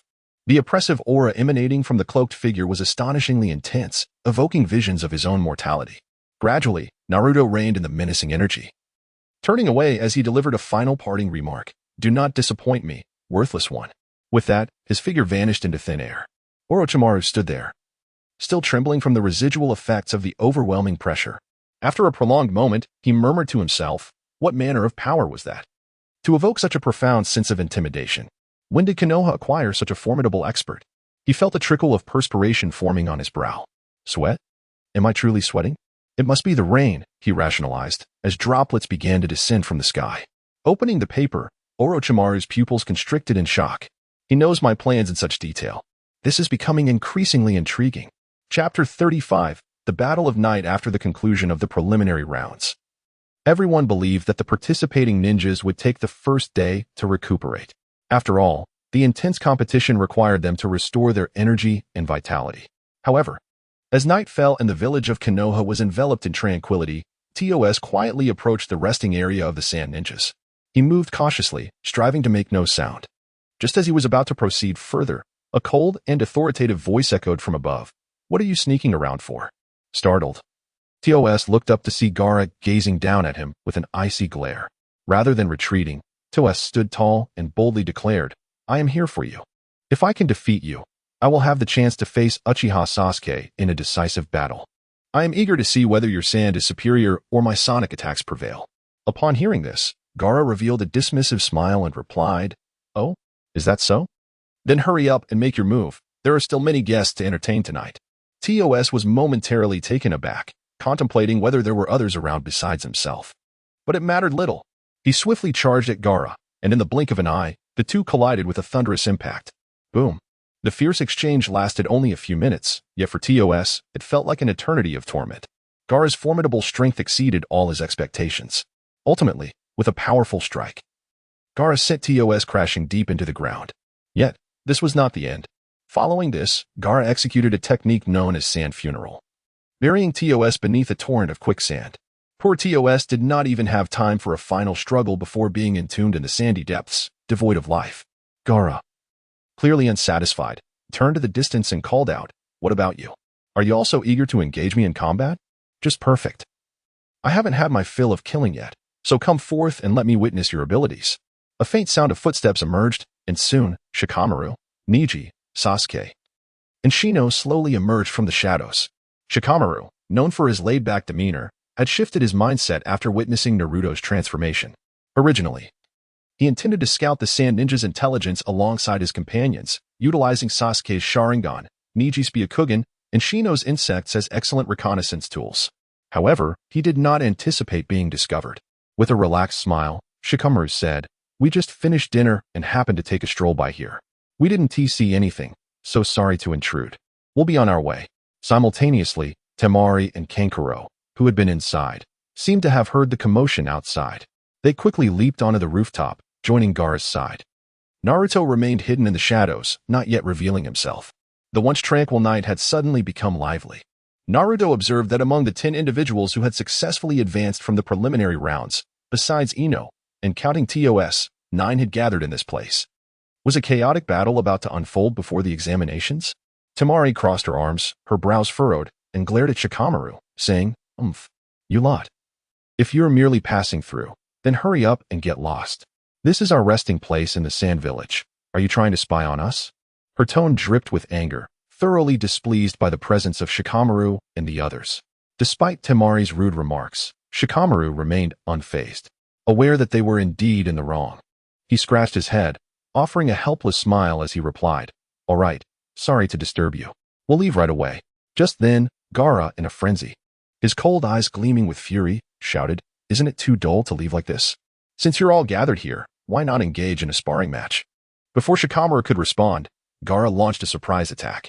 He swiftly formed hand seals, causing the surrounding sand to coalesce into a massive hand that lunged toward the four. In the face of such a ferocious assault, Neji stepped forward, chakra surging through him, executing the 8 trigrams palm. Return heaven. His rapidly spinning body generated a powerful airflow, forming an unyielding barrier that thwarted the terrifying sand hand. This was Konoha's ultimate defense. The battle did not cease there. Noticing the situation, Sasuke immediately formed seals, exclaiming, "Fire style, fireball jutsu." A colossal fireball soared rapidly toward Gaara. Unfazed, Gaara swiftly manipulated the sand to form a giant hand that grasped the fireball and crushed it. Boom. The explosion sent plumes of smoke billowing into the air, enveloping the surroundings. Seizing the opportunity, Shikamaru realized that continuing to fight Gaara would leave him in a precarious position, regardless of the outcome. Thus, he decisively led Sasuke and the others to retreat swiftly. Shikamaru thought to himself, "This Gaara is unexpectedly ruthless when it comes to killing. I never imagined such a formidable presence existed among the lower ninjas." Seeing them flee, Gaara's fury ignited further as he prepared to pursue. Just then, 2 figures swiftly appeared before him, halting his advance. It was Temari and Kankuro. Temari, with a serious demeanor, addressed Gaara, "Gaara, you mustn't act impulsively. The 3rd exam begins in 2 days. If you kill them all here, there will be no participants left. That would not bode well for our sand village." Listening to Temari's words, Gaara's previously boiling emotions gradually simmered down. He understood the significance of this exam for their village. Just as the situation stabilized, a figure suddenly emerged from the side, wearing a peculiar black mask that obscured his face. "Hey, since you're worried about things getting boring after killing them all, why not let me play with you instead?" The speaker was none other than Naruto. Temari gasped, instantly drawing her massive iron fan from her back and brandishing it before her chest, demanding, "Who dares to speak so boldly?" Naruto merely scoffed, responding coldly, "You 3 can come at me together. Just a moment ago, I took on 2, so this time, I'll take on all 3 of you." His words dripped with provocation. Gaara's pupils constricted, and he excitedly exclaimed, "All right, bring it on." Chapter 36, The Rampage of Shikaku inside Naruto's room. Kankuro was tightly embracing Naruto's shadow clone, her voice tinged with playful annoyance. "Oh dear, when will Lord Naruto return? The sky has darkened completely. I worry he might encounter danger." A hint of anxiety and unease graced her beautiful visage. The shadow clone gently patted Kankuro's back, soothing her with tenderness. "Do not fret, Kankuro. There are pressing matters to attend to, and you have exhausted yourself today. Why not rest for now? You will be busy all night." As he spoke, the clone lifted its gaze to the pitch-black night outside the window. At that moment, Naruto dashed forth with astonishing speed, appearing beside Temari in the blink of an eye. wielding a watermelon knife and striking fiercely downwards. The clash echoed as the knife met Temari's iron fan, creating a violent collision. Although the fan successfully parried Naruto's attack, the immense force propelled Temari backwards uncontrollably. She was unable to resist the sheer power, her body hurtling away at great speed, ultimately crashing into a building with a thunderous roar, leaving a gaping hole in its wake, debris scattering in all directions. Naruto's movements were so swift that the surrounding sand had no time to react. Gaara's automatic defensive sand transformed into a serpentine form, surging towards Naruto. Faced with this sudden onslaught, Naruto flickered away, reappearing behind Kankuro. He swung the watermelon knife again, delivering a downward strike of terrifying might. Kankuro's summoned crows, intended for protection, were severed before they could respond. Naruto then launched a powerful kick at Kankuro and the shattered crow, sending them crashing through several sturdy walls before finally coming to a halt, sprawled on the ground in disarray. Blood spilled from Kankuro's mouth, his face pale as a ghost, clearly gravely injured and devoid of the strength to continue fighting. Naruto glanced at Kankuro, now utterly incapacitated, a smile flickering across his face. He did not relent. Instead, he swiftly turned, delivering another fierce slash towards Gaara. In the brief reprieve, Gaara summoned a shield of sand. Fine grains coalesced into a formidable barrier before him. When Naruto's watermelon knife collided with the sand shield, sparks erupted, accompanied by a resounding metallic clash. Naruto shook his head lightly, a nonchalant expression on his face as he mused, "Oh my, this sand is remarkably resilient. It has dulled my knife. But this is merely the beginning." With that, Naruto intensified his grip on the knife, unleashing a surge of potent chakra, enveloping the blade in a brilliant blue aura. He swung his arm with force, striking the sand shield. The chakra-infused knife shattered the barrier, sending grains flying in all directions. Without pause, it continued its descent towards Gaara's chest. A crimson arc burst forth as blood oozed down the blade, each droplet falling to the ground, agony coursing through Gaara's body. Just then, Naruto sensed the air around him grow restless. The once placid sand began to swirl violently, multiplying in number. Realizing the precariousness of the situation, Naruto leapt back, fixing his gaze on Gaara. "Aya, you wretched scoundrel!" Gaara roared, his eyes bloodshot and fierce. "You dare to wound me. I shall end your life today." Accompanied by his furious cries, Gaara frantically weaved his fingers into a complex set of hand seals. As he completed the sequence, an enormous sphere of sand materialized, engulfing him in a terrifying aura. Observing Gaara in his frenzied state, Naruto's lips curled into a slight smile, internally exclaiming, "Yes, let your anger fuel you. Come forth, Shikaku." In the night sky, a colossal Shikaku emerged in the center of the village, its fearsome visage chilling to behold, accompanied by a deafening roar. From a distant rooftop, Naruto gazed at the beast, murmuring, "Orochimaru, the signal has been sent. Now it is your turn." In a hidden corner of Konoha, Orochimaru, cloaked in darkness, beheld the rampaging Shikaku with a twisted smile, then turned to the concealed sound ninja, whispering, "The time has come, commence the operation." The plan to bring Konoha to its knees has unexpectedly begun ahead of schedule. With that, a series of cataclysmic explosions erupted around Konoha's walls. Flame soared, smoke billowed, and debris flew. As the blast resounded, countless colossal summoning beasts emerged from all directions, storming into the village and wreaking havoc upon every structure in sight. Buildings crumbled, roads fractured, and the once tranquil Konoha descended into chaos and terror. In the Hokage's office, an Umbu member rushed in, panic-stricken. "It's bad, Hokage. A tailed beast, Shikaku from Sunagakure, has appeared in the village." Chaos reigns, with panicked villagers and devastated buildings everywhere. Upon hearing this, Sarutobi Hiruzen, who had been seated and attending to affairs, sprang up in disbelief, exclaiming, "What? Such a calamity cannot be true." Just then, the Umbu member collapsed to the ground with a thud. A figure slowly emerged from behind him, Orochimaru, a sinister smile gracing his face as he approached Sarutobi Hiruzen, murmuring, "Long time no see, sensei." Chapter 37. Obtaining the kaleidoscope Sharingan. A tremendous explosion resonated from the Hokage's office, followed by a fiery conflagration that illuminated the sky. In an instant, the entire office lay in ruins, the ceiling torn asunder, revealing the vast expanse above. There stood Orochimaru and Sarutobi Hiruzen, facing each other, the tension between them palpable and at its zenith. Concurrently, four figures appeared swiftly at the corners of the rooftop. Their movements synchronized as they formed hand seals with remarkable speed, collectively chanting, ninjutsu, for purple yang formation. With the utterance of this incantation, a powerful surge of chakra erupted from the four, coalescing into a massive purple formation that enveloped Orochimaru and Sarutobi Hiruzen. The Umbu members outside, witnessing this development, were consumed by urgency, yet found themselves powerless against such a formidable sealing technique, helplessly observing the third Hokage ensnared within. At this moment, Sarutobi Hiruzen remained unperturbed, calmly discarding the tattered Hokage cloak to reveal the sturdy armor beneath. Fixing his gaze on Orochimaru, he remarked icily, "To explode my office upon our first meeting. You truly possess no sense of decorum." Orochimaru, a sly grin curling at the corners of his mouth, replied, "It matters not. From this day forth, neither this office nor you, the Hokage, will be deemed necessary." With that, he flicked his tongue, displaying a sinister smile. Meanwhile, Naruto hastily departed, leaving Shizuka wreaking havoc upon the village. He felt no trepidation, for his home had long been fortified with a defensive barrier, which he believed would withstand Shikaku's onslaught. At this juncture, most of the village's ninjas hurried toward the outskirts to intercept the rampaging summoned beasts. Simultaneously, Sarutobi Hiruzen, as the third Hokage of Konoha, engaged in a fierce battle with Orochimaru, who kept him firmly occupied. Just then, a figure with white hair dashed toward Shikaku's location.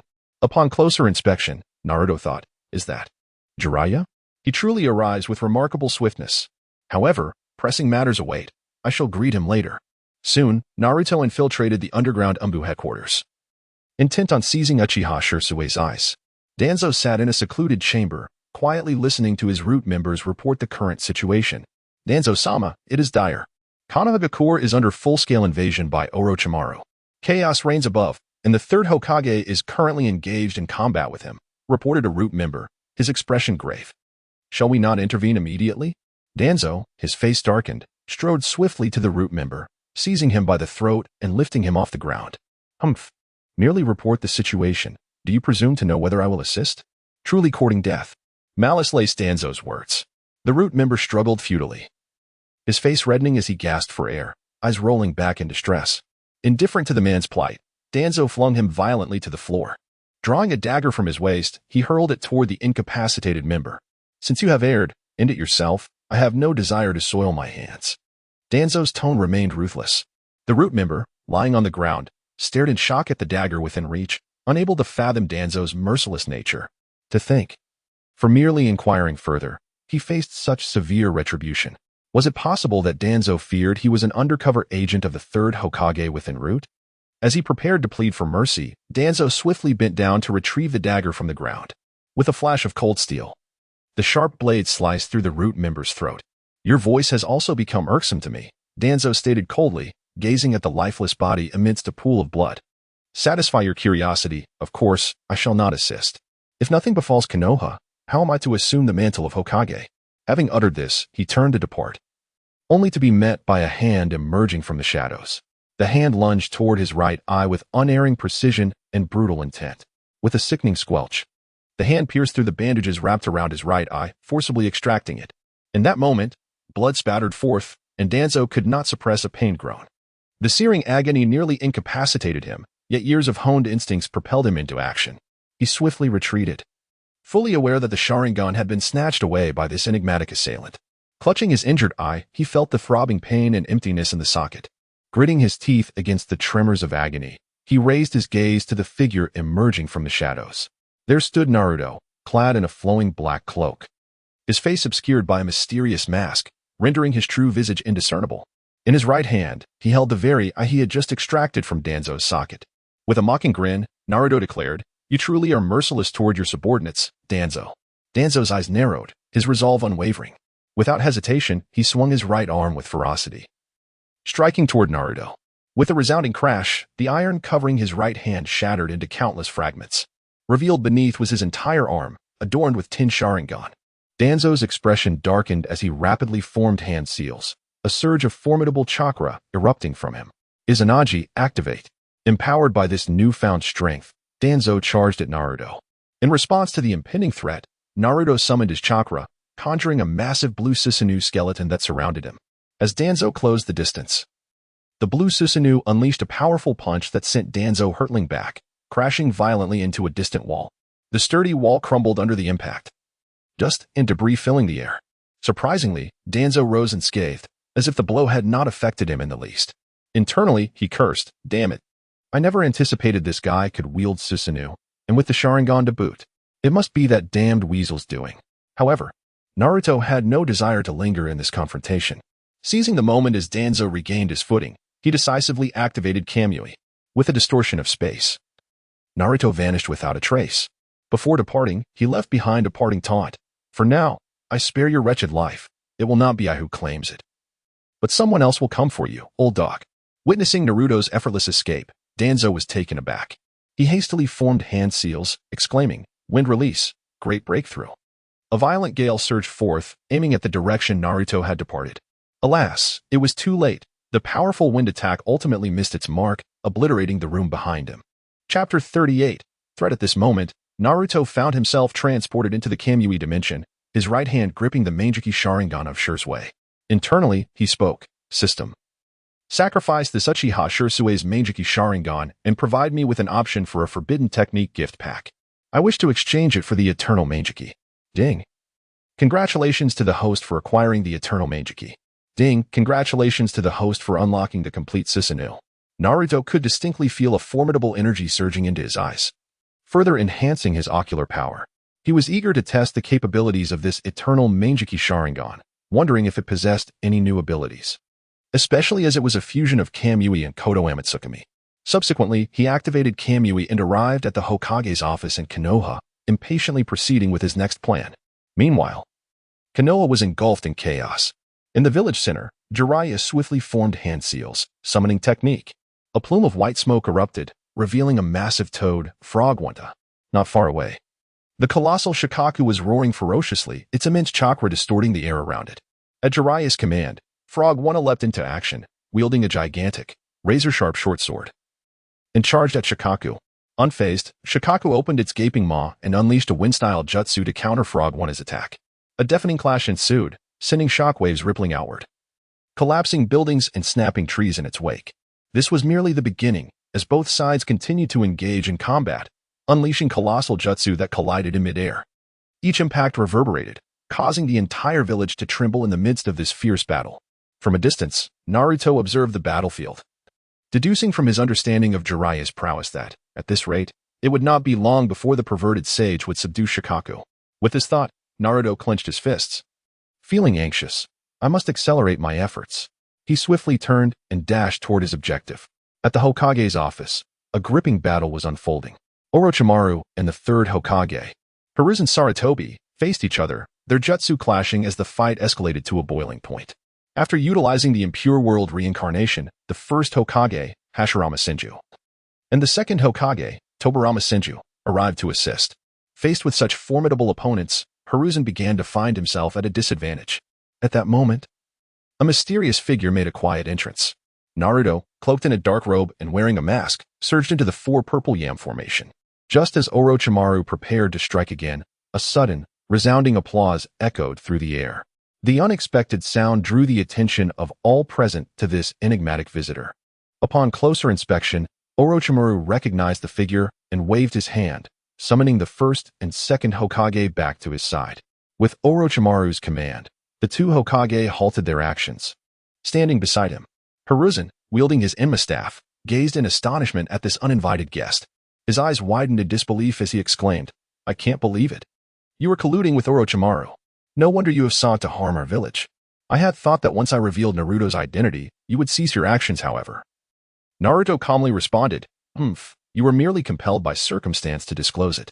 Besides, since you have already made Naruto's identity public, why do you refuse to return what rightfully belongs to the fourth Hokage?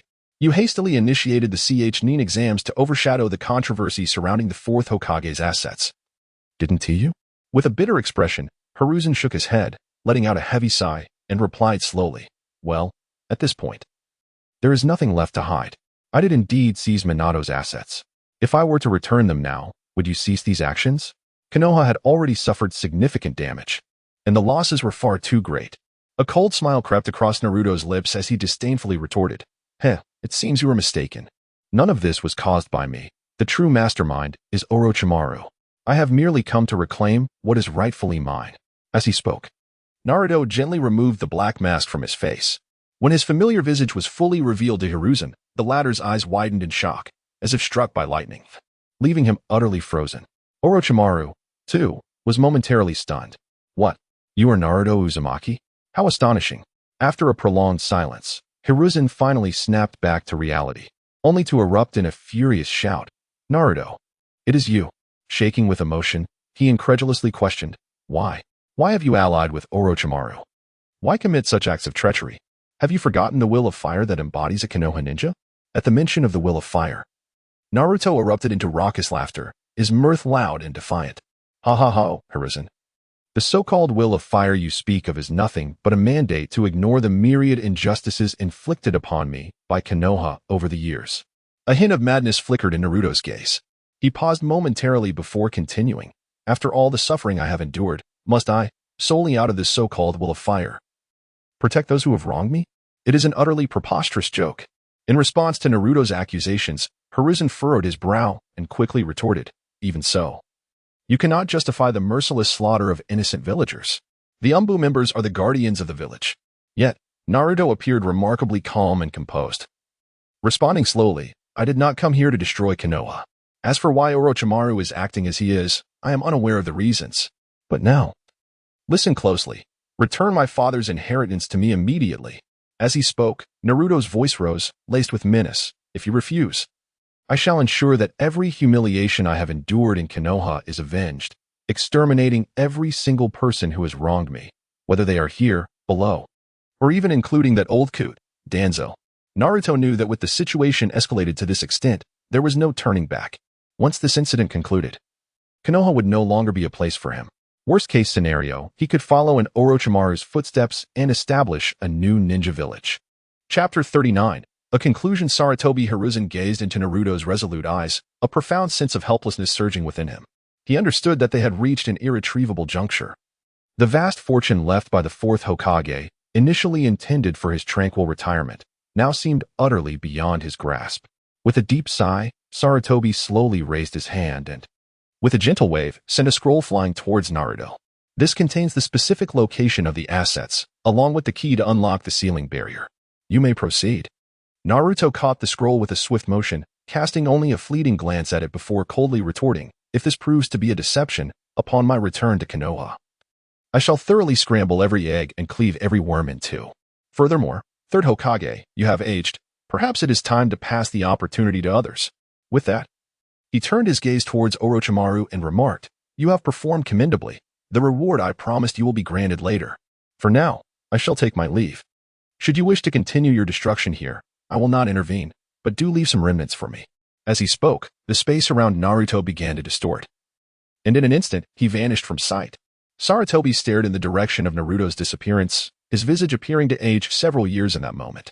Perhaps it was Naruto's defection that had ignited the flames of fury within the third Hokage. With a face twisted in anger, he bellowed, "Orochimaru, today shall be your demise. I shall ensure you are forever entombed within this village of Konoha."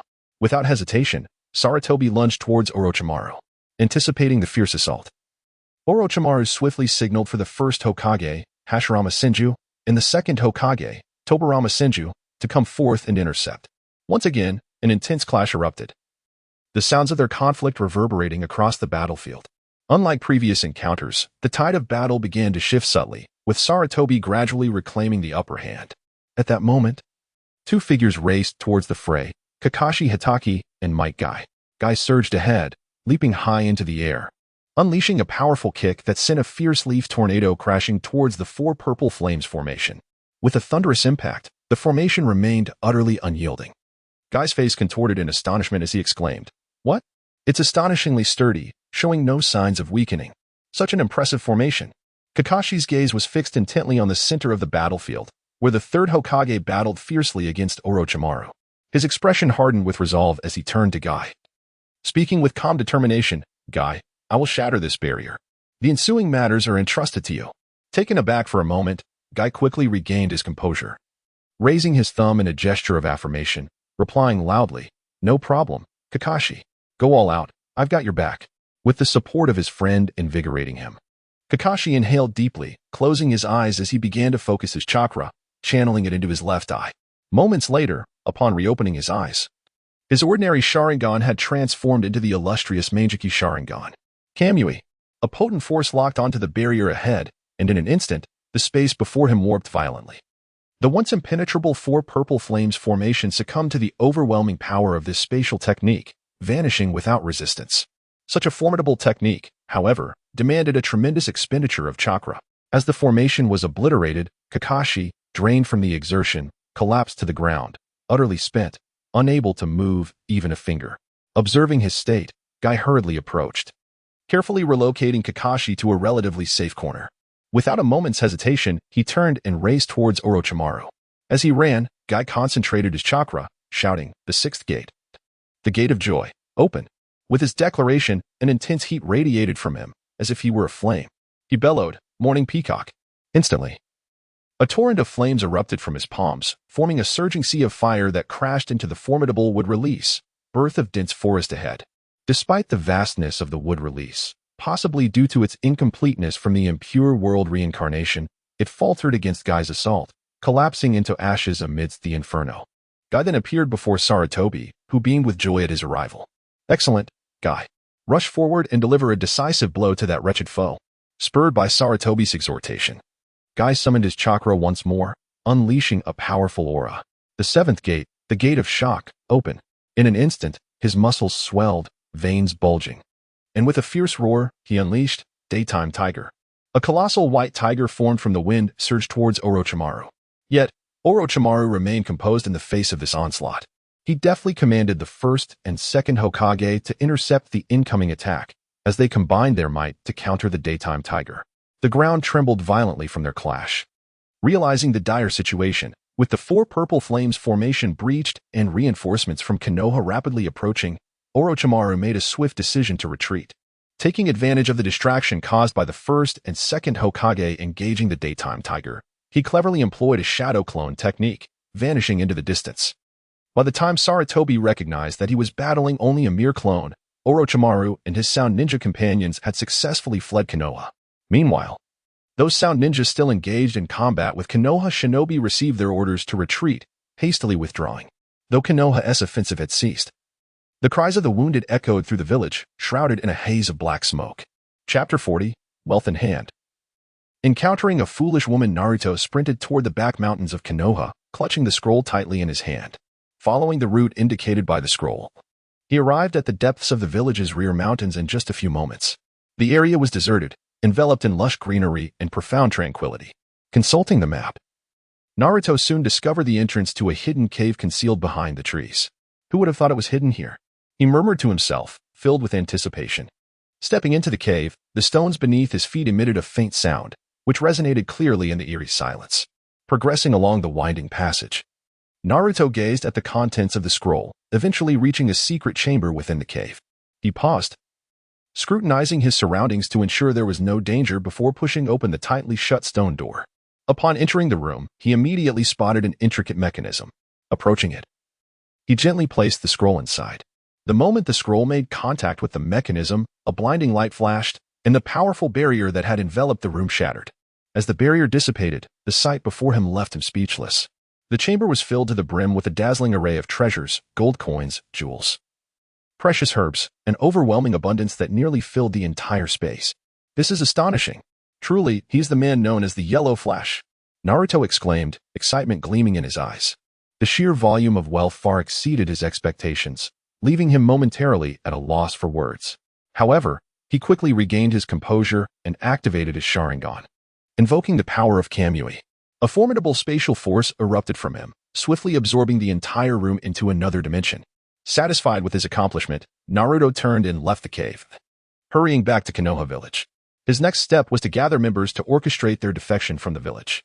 Meanwhile, chaos reigned in the streets of Konoha. Smoke filled the air, buildings lay in ruins, and cries for help echoed all around. Ninjas frantically tended to the innocent villagers affected by the war, employing medical ninjutsu or straining to carry the injured. Exhaustion was etched on every face. Amidst the turmoil, Sarutobi Hiruzen, the Hokage, stood anxiously among the crowd, organizing rescue efforts. Although a bounty had been drafted for Naruto, it had yet to be officially announced. He silently directed the ninjas, aiding the wounded villagers. In the midst of this chaos, Naruto strolled alone through the streets, scanning for Sasuke's figure. Suddenly, a robust arm seized his own. He turned sharply to find a heavily made-up, plump woman gazing at him with urgency. "Hey, you're a ninja from Konoha, right? You seem quite idle. Come quickly and help save my pet pig. It's trapped inside the house and can't get out," she shouted, pointing to a nearby house engulfed in flames. Following her finger, Naruto beheld the structure. Nearly consumed by fire, thick smoke billowing from the windows and doors. Faintly, he could hear various cries for help from within, both human and animal. The irony was palpable. There were numerous injured awaiting rescue, yet he was being implored to save a pet pig. Frowning, Naruto impatiently shook off the woman's grip and retorted, "Get lost. You fat pig. I'm busy. Go find someone else. At this rate, your pet pig is probably already roasted." With that, he continued walking, leaving the enraged woman behind, stamping her feet in frustration. Her face flushed crimson, veins bulging on her forehead as she glared at Naruto, shouting, "What did you just say? Repeat that if you dare." "You dare call me a fool? Fine. You insolent brat. I will make you pay for this. I'll report you, and my relatives will deal with you. They have connections, you know." Upon hearing her words, Naruto paused, shaking his head in resignation, unable to suppress a laugh. He muttered to himself, "Oh dear. It seems no matter the world, there are always plenty of fools like her. It's endless, but they must be dealt with." Though his voice was low, the irate woman caught his words. Her anger surged anew as she yelled, "What did you just say? Have the guts to say it again. You dare insult me? You little brat. I will make sure you regret this. I will not only report you, but also call my relatives to handle you. They are of high status in the land of fire. Just wait and see." Before she could finish her tirade, Naruto abruptly leaped into action, delivering a powerful kick to her face. The force was tremendous, creating a gust of wind. With a resounding crash, the woman was sent flying, crashing into the already blazing house. Sparks flew, and thick smoke billowed forth. "Ah! Help me! Save me!" Her anguished screams echoed from within, sending chills down the spine. The cries did not last long before fading into silence, leaving no doubt that she and her pet pig had met the same fate. Several passing villagers witnessed the scene, initially stunned, then filled with rage as they converged on Naruto. One man pointed at him, shouting, "How can you lay a hand on an innocent civilian? Have you forgotten your duty as a ninja?" Another added, "I remember you as Uzumaki Naruto, the hero who saved our village. How could you stoop to such actions?" More voices rose in outrage. "Help! There is an enemy here. He has killed a villager for no reason. A madman, a complete madman. Quickly, report to the Hokage and have him apprehend this beast." Chapter 41. Annihilating the feeble-minded Naruto was already in a foul mood, and the accusations hurled at him only intensified his ire. With swift movements, he formed hand seals and proclaimed loudly, "Earth release, Earth prison." The ground trembled violently within a radius of 100 meters around him, and an immense earthen structure rose up, ensnaring the villagers of Konoha within its confines. After executing this maneuver, Naruto leapt atop the earthen prison. At that moment, the villagers trapped inside began to grasp the gravity of their predicament, their faces contorted with terror. One of them implored, "Oh, Naruto, please, show us mercy. We were just speaking carelessly. We never anticipated your reaction would be so intense." Another echoed, "Indeed, shouldn't a ninja learn to endure? After all, how can one be called a ninja otherwise? We are all from the same village. Have pity on us and release us." Naruto gazed down at the hapless crowd, his expression unwavering. He swiftly formed more hand seals and shouted, "Fire release, Great Fire Annihilation, Adhesive Version." A torrent of gigantic flames surged toward the panicked villagers. Upon witnessing this, their faces turned ashen, and they desperately scrambled toward the edges of the prison. Their efforts were in vain, as the sturdy earthen walls encircled them, leaving no escape. The flames unleashed by this jutsu were unlike any ordinary fire. While not overwhelmingly vast, they possessed a terrifying attribute. They adhered to their victims like glue, slowly searing them and leading them into a prolonged agony that culminated in death. Naruto joyfully descended from the prison and strode forward with a steady gait. Amidst the cacophony of anguished cries and pleas for help that echoed behind him, he reveled in the chaos, murmuring to himself, "How delightful, the wails of the feeble-minded." Finally, Naruto spotted Sasuke, who was fervently assisting the villagers. In an instant, he appeared before Sasuke, taking a moment to collect himself before speaking. "Sasuke, abandon your toil. Come with me at once. There are matters I must discuss with you privately." Sasuke paused, taken aback by Naruto's words, and inquired with curiosity, "What is it?" Can't you just say it directly? Why the air of mystery? Is it truly that significant? Naruto's demeanor turned serious as he lowered his voice. It pertains to that weasel and the hidden truth regarding its connection to our village. If, after hearing me out, you still feel compelled to assist these villagers, then consider my words as if I had never spoken them. Sasuke was bewildered by Naruto's cryptic remarks, struggling to comprehend. What weasel? What truth? The barrage of enigmatic statements left him confounded. Yet, the earnestness etched on Naruto's face suggested he was not jesting or mocking him.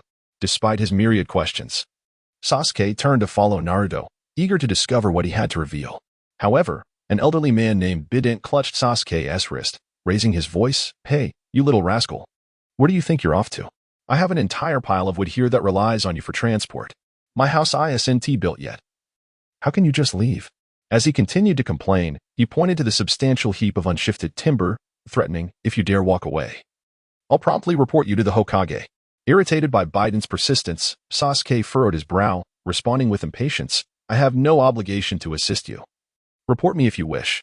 With that, he forcefully shook off Bident's grasp. Yet, the elderly man, seemingly toppled, fell backward, and then began to wail. Oh, heavens. Everyone, come and witness. This Uchiha brat, upon hearing my intent to report him, has resorted to violence. Is there no justice? Is there no law? As Bident's cries echoed, curious onlookers gathered around, forming a dense crowd. The more people converged, the more the scene became a spectacle. Lying on the ground, Bident's eyes glimmered with malice. He thought to himself, you refused to assist, so now you shall taste the wrath of public opinion. Let us see if you dare defy me again.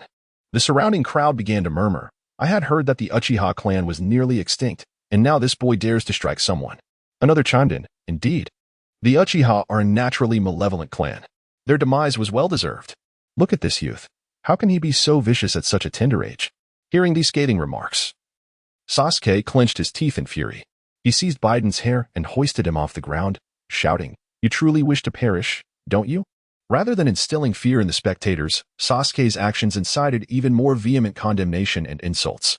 Look at this child. He is utterly lawless. How can he treat his elder with such disrespect? Someone admonished loudly. Another scoffed. Indeed, a true Uchiha, even at a young age, already so ruthless. He is destined to become a scourge on society. Naruto observed Sasuke's reaction with calm detachment, pondering the nature of human greed. Even someone with a generally good reputation like Sasuke could be vilified under such circumstances. How will you respond to this venomous rhetoric, Sasuke? Naruto mused inwardly. Regardless of Sasuke's actions, he was resolute. Today, he would eradicate the feeble-minded of Konoha. Chapter 42. Sasuke takes matters into his own hands. Sasuke's eyes blazed with fury as he thought to himself, I am a seeker of vengeance. How dare you provoke me? In that case, let me teach this old fool a lesson. All of you watch this old dog. Sasuke growled menacingly. With that, he seized the unfortunate old man and raised his hand, striking forcefully across the man's face. A sharp crack echoed as a distinct handprint appeared upon the old man's cheek. Sasuke was not done yet. He followed up with a brutal stomp on the old man's head, pressing down with relentless force.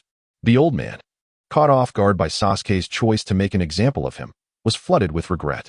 He had grown accustomed to wielding his age as a shield, forgetting that these young ones could act with such impulsivity. Now pinned to the ground, the old man abandoned his pride and dignity, pleading desperately, Sasuke, you have always been a good and obedient child. Please do not let a moment of impulse lead you down a path of crime. Release me. If you simply admit your guilt, you will only face a few days of confinement. It's not a big deal. But if you continue this madness and truly injure me, you will bear the consequences under Konoha's law. Sasuke had never intended to take the old man's life. He merely sought to instill a lesson. After delivering several more blows, he felt it was sufficient and prepared to lift his foot off the old man. Just then, Naruto suddenly appeared at Sasuke's side. Before Sasuke could react, Naruto raised his foot and stomped down hard on the old man's shoulder. A sickening crunch reverberated through the air, followed by a series of agonizing screams. The onlookers gasped in horror as Naruto's kick shattered the old man's arm, leaving his shoulder a gruesome mess, blood gushing forth and staining the ground around them. The old man writhed in agony, howling in pain, sending chills down the spines of those present. Sasuke's heart jolted, and he turned to gaze at Naruto, his mind racing. What is happening? How could this have escalated to such severity? Is Naruto truly so reckless? While insults might have been tolerable, this was an outright assault. The crowd, hearing the old man's cries, began to chastise Naruto. You demon fox. What good is being a hero of Konoha when you remain a demon at heart? You are unworthy of being a ninja and deserve to be locked away. The shouts grew louder. Realizing the situation had spiraled out of control, Sasuke knew they could delay no longer. He rushed forward, grasping Naruto's hand tightly, exclaiming in urgency. Damn it, I don't understand why you did this, but we have no choice now, let's escape quickly. Without hesitation, he pulled Naruto in the direction of flight. However, Naruto remained remarkably composed, gazing steadily at Sasuke before speaking slowly. Don't be so hasty, Sasuke. If these fools have chosen their fate, why should we stop them? Stepping forward, Naruto fixed his gaze upon Sasuke's eyes, invoking a genjutsu. Sasuke's eyes trembled, and in an instant, he found himself ensnared within Naruto's illusionary realm. A subtle smile crept across Naruto's lips as he spoke leisurely. In this place, an hour will pass while only mere seconds elapse outside. Now, let me reveal to you the truths surrounding Konoha and your brother, Itachi Uchiha. What followed was a detailed recounting of the past. Naruto began with the Uchiha clan's conspiracy to rebel against Konoha, painting a vivid picture of the events. Itachi, acting as a double agent for both Konoha and the Uchiha, had sought to prevent a fatal conflict between the two factions, which could have left them vulnerable to outside invasion. To protect Sasuke's life, he had taken the drastic step of eliminating his own kin and subsequently departed from Konoha, burdened with guilt. Naruto divulged the secrets orchestrated by Sarutobi and Danzo, flooding Sasuke's mind with revelations. Upon concluding, Sasuke sat in stunned silence, his expression one of disbelief. Naruto then waved his hand, dispelling the genjutsu. Sasuke, now awakened from his stupor, collapsed to the ground as if all his strength had been siphoned away. He lifted his gaze, scanning the crowd of villagers still hurling insults. His eyes, cold as ice, betrayed no emotion. Turning his focus back to Naruto, their gazes locked in understanding. Naruto observed the chaotic scene with a resigned shake of his head, sighing deeply. In that case, allow me to guide them on their final journey. Use this moment to process what you've just learned. With that, Naruto swung his right arm, delivering a crushing elbow strike to one of the villagers. The sickening sound of bone shattering filled the air as the villager's skull exploded, crimson blood spraying forth, splattering onto Sasuke's face. Just as Naruto prepared to unleash a similar assault on another villager, a hand shot out, gripping his arm firmly. Startled, Naruto looked down to see Sasuke, now fully aware. Sasuke's once deep, dark eyes had transformed into a vivid crimson, with his Sharingan swirling ominously. He locked his gaze onto Naruto, speaking deliberately. Naruto, these people are my prey. You cannot take them from me. Allow me to handle this. I finally comprehend what you meant when you referred to them as those courting death. As soon as he finished speaking, a cold glint flashed in his eyes. He lifted his right foot and stomped down on the old man still writhing on the ground. A sharp crack echoing as the old man's skull burst beneath his foot. Without a moment's hesitation, Sasuke formed hand seals, proclaiming, Fire Style, Great Fireball Technique. Chapter 43, Bounty. Notice a colossal fireball materialized in the air, imbued with boundless fury, hurtling towards the unruly denizens who dared to curse it. With a deafening roar, it crashed down, mercilessly engulfing the wretched souls before it. In an instant, the fireball erupted violently, its tremendous force obliterating the hapless crowd, while igniting the newly constructed buildings nearby. In a heartbeat, flames soared skyward, and thick smoke billowed forth. The anguished cries of the tormented echoed, No! Help! Save us! As the flames mercilessly seared the hapless citizens. In a state of utter panic, they scurried about, desperately seeking a glimmer of hope, but to no avail. In Sasuke's cold gaze, these individuals were merely performing a final dance with death, each step a testament to their impending doom. Unfazed, Sasuke continued his relentless slaughter. He turned, his icy eyes sweeping over the remaining inhabitants, untouched by the chaos. In the next moment, he swiftly drew several shurikens from his waist, simultaneously unleashing a flurry of projectiles upon the crowd, stirring a tempest of bloodshed. It was only then that the villagers realized the imminent danger, and they turned to flee. But alas, it was too late. Blood splattered wherever Sasuke's weapon struck, and many fell without uttering a final scream, clutching their throats as they collapsed lifelessly. In a fleeting moment, the village was awash with blood, the cries of the suffering resonating through the air. Naruto, observing Sasuke's murderous rampage, called out with deep concern, Sasuke, how can you be so merciless? We are the righteous and benevolent ninjas of Konoha. Hearing Naruto's plea, Sasuke merely cast him a frigid glance, his blades moving with even greater speed. He rapidly formed hand seals, instantly executing the shadow clone technique, causing 3 identical Sasukes to materialize before him. The pace of a solitary warrior was insufficient. In that moment, Sasuke envied Naruto's ability to create multiple clones. The trio of Sasukes reveled in their chaotic slaughter, expressions of delight illuminating their faces. This behavior from Sasuke is understandable, given that the actions of Konoha's higher-ups had precipitated the tragic downfall of the Uchiha clan.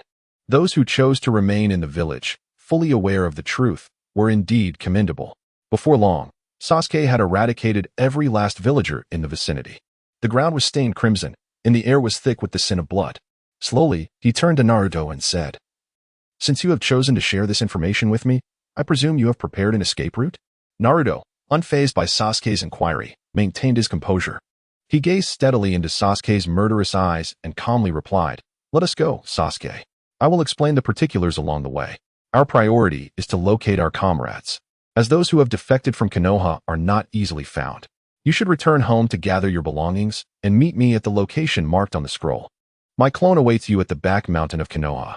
With that, Sasuke turned and hurried home to prepare. Unbeknownst to them, members of the Umbu silently surrounded Naruto's home, each on high alert, weapons at the ready to strike at a moment's notice. However, when they charged into the house, they were astonished to find it utterly empty, devoid of Naruto's presence. The clone left behind had already departed for the back mountain of Konoha with Karin the moment Naruto left the village in search of Sasuke.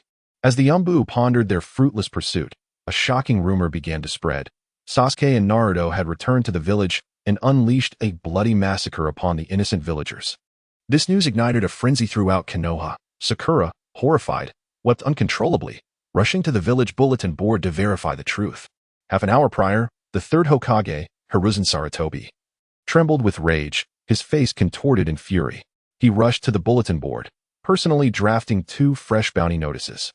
The first proclaimed the cruel Nine-Tails Jinchuriki, Naruto Uzumaki, detailing his heinous crimes and offering a staggering reward of 100 million for his capture.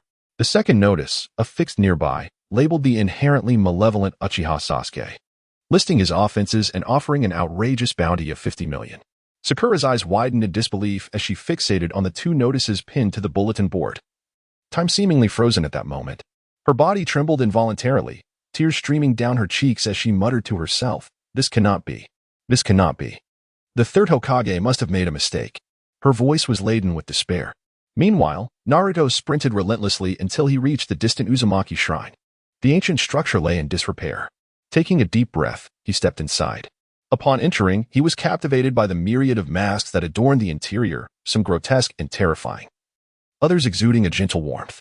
He picked up one mask, examined it closely, but soon shook his head and returned it to its place. He tried another. Yet it too was not the death mask he sought. Furrowing his brow, Naruto mused. With so many masks, which one could possibly be the death mask? But he had no time to ponder further. Resolutely, he activated his Manjiki Sharingan, invoking Kamui. A surge of powerful chakra erupted, warping the surrounding space. The once spacious Uzumaki shrine began to be drawn into the distorted dimension. In the blink of an eye, the entire structure vanished, leaving only an empty patch of ground. With a satisfied smile, Naruto remarked, "This technique is truly convenient. I can store everything and sift through it later." He then teleported back to Konoha, clad in a black cloak as he made his way home. However, he overheard nearby whispers. "Did you hear? The third Hokage has placed a bounty on Naruto Uzumaki." Another person responded, "Of course. I heard that during the Ch-Nin exams, Hinata Hyuga was quite close to Naruto, but now she is imprisoned in the Hyuga clan's estate. There's no helping it. After all, he is associated with a fugitive. I heard the Hokage intends to personally interrogate Hinata about the whereabouts of the wanted criminal." Upon hearing this, Naruto dashed towards the Hyuga estate, fully aware that Hinata would be affected by this situation. He had initially planned to rescue her last, but was taken aback by the fact that Hayashi Hyuga, rather than defending her, was aiding Konoha in her capture. "Hyuga, you are courting death." Chapter 44. The rescue of Hinata. Naruto swiftly made his way towards the Hyuga clan, his body flickering with the technique of body flicker, rendering him nearly invisible. Before long, the grand entrance of the Hyuga residence came into view. Standing before the gate, Naruto took a deep breath and silently called out, "System. Sacrifice a forbidden technique package to help me exchange for Sage Mode." A crisp notification echoed in his mind. Ding.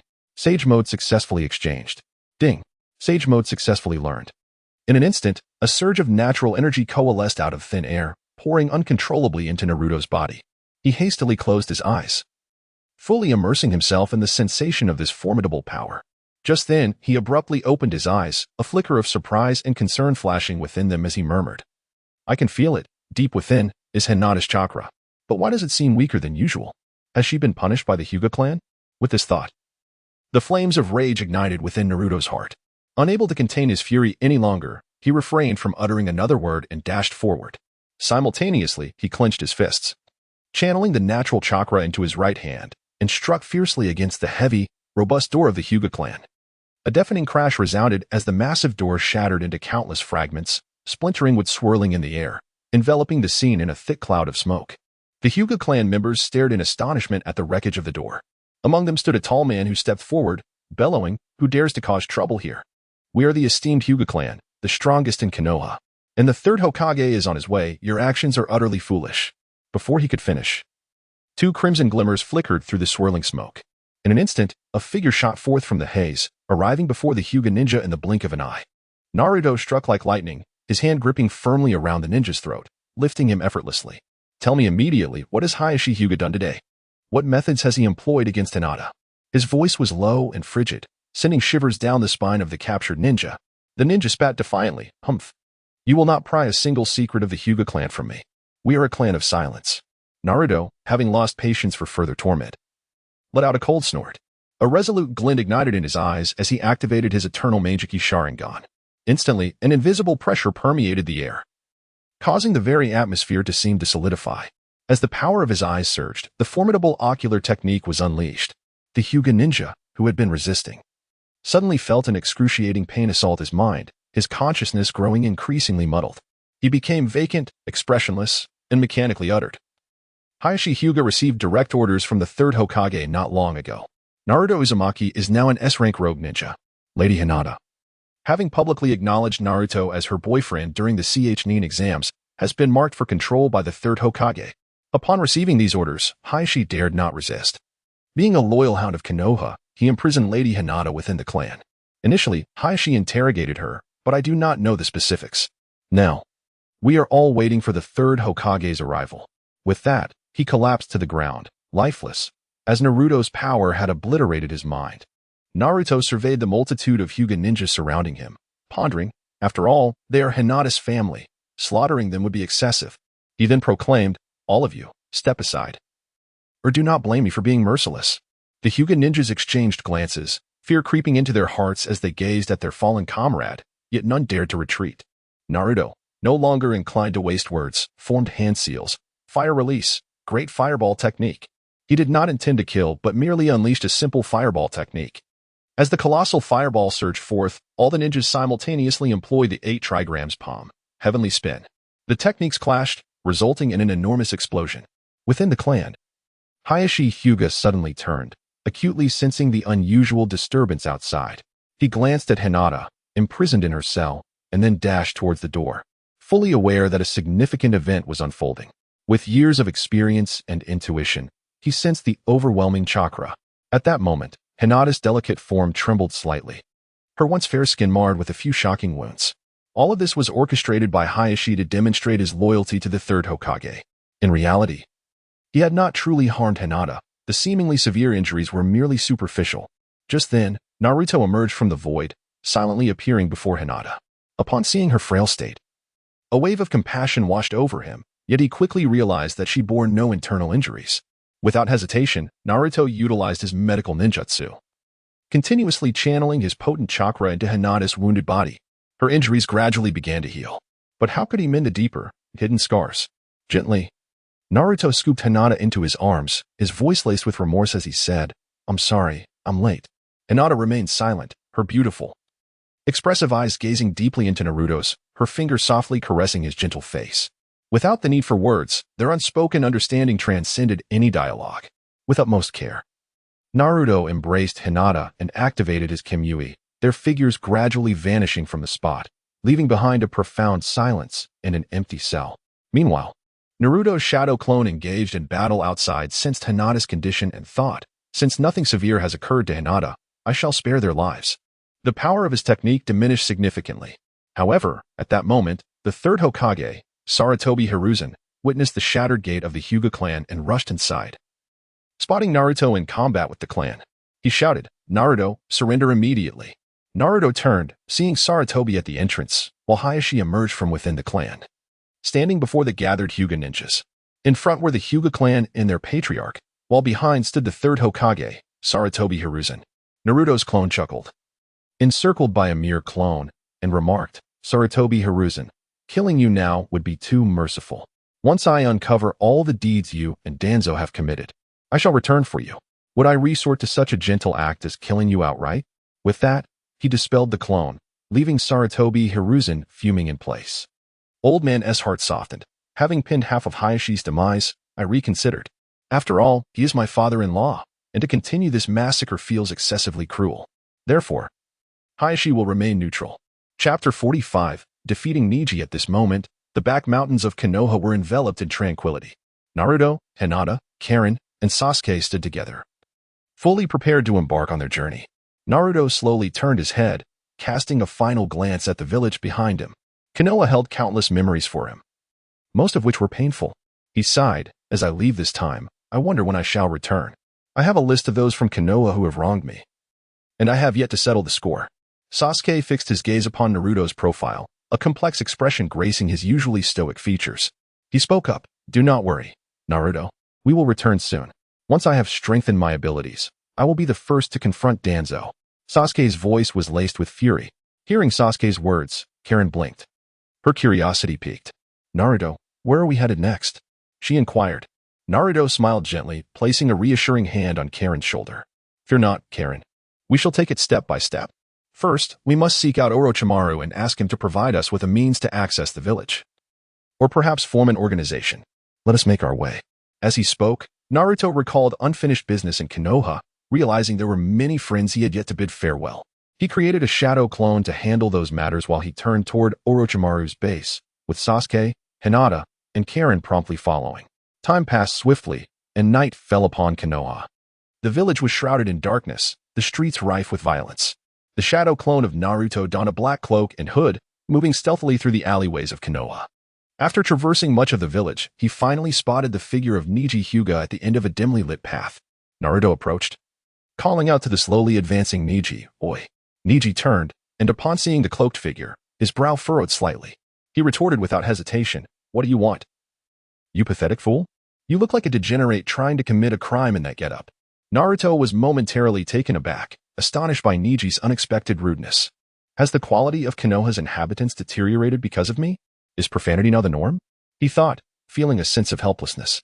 He then removed his hood and, in the blink of an eye, appeared before Neji, delivering a sharp slap to his face. The resounding crack echoed as Neji was momentarily stunned. Shaking his head to regain his senses, he looked up at Naruto, and as his vision cleared, he exclaimed in astonishment, "Why you?" In that instant, Neji activated his Byakugan, his body swiftly entering a battle-ready stance. After all, the individual before him was no longer the same low-ranking ninja. He was now classified as an S-rank rogue, Naruto Uzumaki. Taking a deep breath to steady his racing heart, Neji focused intently on Naruto, slowly speaking. "You must be here to confront me about my injury to Hinata during the Chunin exams. Are you here for revenge?" A smirk played at the corners of Naruto's mouth as he replied, "Do not forget what I said during the Chunin exams. If we were to meet again, I would surely break both your arms. Do you remember? If not, perhaps you should reread a few chapters." Before Naruto could finish, Neji lunged at him with astonishing speed, launching a series of attacks, the 8 trigrams, 64 palms. Each strike was infused with powerful chakra, aimed directly at Naruto. Annoyed, Naruto shouted, "Hey, I'm not done talking yet. Do you really not recognize the concept of restraint?" Neji's eyes widened, veins bulging on his forehead as he gritted his teeth, relentlessly assaulting Naruto with successive strikes. Despite his efforts, it seemed as if his attacks merely passed through Naruto, striking at nothingness. Sweat dripped from Neji's forehead as he gasped for breath, his once agile form now weary. Yet, he refused to relent, continuing his onslaught. Just then, Naruto, who had been passively absorbing the attacks, suddenly sprang into action. He seized Neji's arm with a firm grip and, with a swift motion, he heard a dull thud as Neji's arm was wrenched from its socket. Blood splattered, staining the ground as Neji let out a chilling scream. The sound reverberated in the alley, sending shivers down the spine. The excruciating pain nearly overwhelmed him, rendering him unable to comprehend Naruto's words. Naruto, expressionless, stared at the severed limb in his hand before casually tossing it back to Neji, coldly stating, "Stop your wailing. It's just an arm you've lost. Hurry to the medical room. It's not too late to reattach it. Consider this a small retribution for your earlier actions against Hinata." A mocking smile graced Naruto's lips as he added, "Your father has departed, my foolish brother-in-law. If you wish to kill me, harbor your hatred, your resentment, and continue to live in your pitiful existence, always running just to survive. One day, when you possess eyes like mine, come find me. Oh, and by the way, Byakugan cannot evolve into Sharingan. It matters not." With that, Naruto vanished in an instant, leaving Neji in a state of shock. The next farewell awaited Sakura Haruno. "Sakura, don't come near me." In the Hokage's office at this moment, Konoha's office was in tatters, the higher-ups seated on either side. Each face bore an expression of grave concern, the atmosphere thick with palpable tension. Amidst the silence, Danzo slowly rose to his feet. His eyes fixed forward, he spoke with a tone rich in scorn and accusation. "My esteemed Hokage, behold the state of our Konoha. Under your so-called enlightened leadership, it has devolved into this dire condition. Konoha is likely the weakest among the 5 great nations now. Remember the days when the first Hokage held dominion over all? Look at you now. You truly embody the greatest villain in Konoha's history. You deserve nothing less than contempt." Chapter 46, A Classic Reappearance. A lifelong request. The scornful words of Shimura Danzo pierced through the air, one after another, mocking the third Hokage, Sarutobi Hiruzen. Each utterance struck at the very core of Hiruzen's heart. At that moment, Hiruzen's complexion was as pale as parchment, his body trembling slightly, utterly shattered by the relentless barrage of derision. Finally, summoning what seemed to be the last vestiges of his strength, he slowly rose from his seat. In an instant, his once vibrant form appeared to have lost much of its vitality. He drew a deep breath, and with a voice that was somewhat hoarse, he declared, I choose to abdicate. Everyone, it is time to select the 5th Hokage."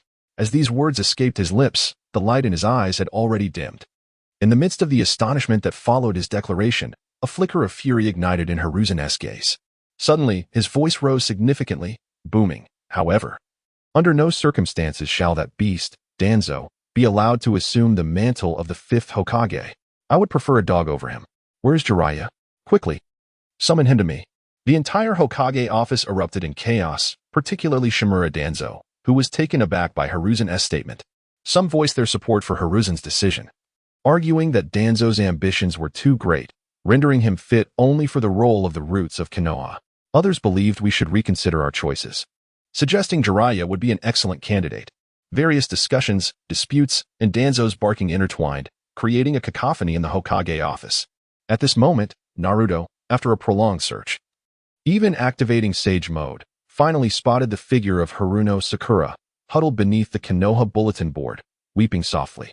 Naruto approached her gradually, ultimately stopping a short distance behind. He gently lifted his hand, cautiously brushing against Sakura's slightly trembling shoulder, and softly inquired, "Hey, dear Sakura, what are you doing here? Your parents have been searching for you for quite some time. What's wrong? Why are you crying incessantly? What has transpired?" "Drowned in sorrow." Sakura was startled by the familiar voice and felt Naruto's touch, causing her body to jolt. She swiftly turned, her tear-streaked face meeting Naruto's gaze. Her eyes widened. Ablaze with fury, she shouted at him, "Uzumaki Naruto, it must be you. I demand to know why, after committing such slaughter, you have implicated Sasuke as well." Naruto looked at Sakura with a face full of innocence, hastily shaking his head as he explained, "Oh, Sakura, please don't wrongfully accuse me. It truly wasn't my doing. It was Sasuke who acted on his own. I merely happened to be a bystander, witnessing the entire ordeal." However, Sakura appeared unconvinced by Naruto's words. She vehemently retorted, "Humph. Spare me your nonsense. Are you daring to insult me? Since you witnessed the events unfold, why can't you step forward and take responsibility for Sasuke?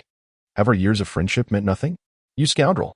In the face of Sakura's unreasonable demands, a smile crept onto Naruto's face. "Yes, this is more like it. This is the spirited Sakura I know." He patiently replied, "Sakura, this is no trivial matter. If I were to unjustly bear the blame for the murders Sasuke committed, Konoha would undoubtedly turn against me. They would imprison me for life, leaving me to languish in a cell until death." Upon hearing this, Sakura showed no sign of relenting. Instead, she escalated her fervor, exclaiming, "Naruto, you are so selfish. Think about it. If you end up in prison, you'll merely lose your freedom. But for Sasuke, if the truth of this murder is revealed, his life will be utterly ruined. Can't you sacrifice a little for our friendship?" Naruto blinked, reflecting inwardly. This is outrageous. Truly outrageous. Can't we have even more preposterous exchanges to elevate Sakura's spiritedness to its pinnacle? His expression was one of innocence and bewilderment as he gazed at Sakura. He opened his mouth, intending to clarify the situation, but before he could utter a word, Sakura interrupted him without hesitation, with her hands on her hips. Sakura glared at Naruto, continuing to raise her voice. "Naruto, if you do not take responsibility for Sasuke's actions, then let us cease all communication from this day forward. I will absolutely ignore you." After uttering these words, Sakura felt a surge of satisfaction, recalling how during their time at the Ninja Academy, whenever she threatened to ignore Naruto, he would plead desperately for her not to do so. Thus, she was confident he would comply this time as well. Upon hearing her declaration, Naruto slowly stood up, feigning an intent to walk away. Seeing him genuinely preparing to leave, Sakura panicked.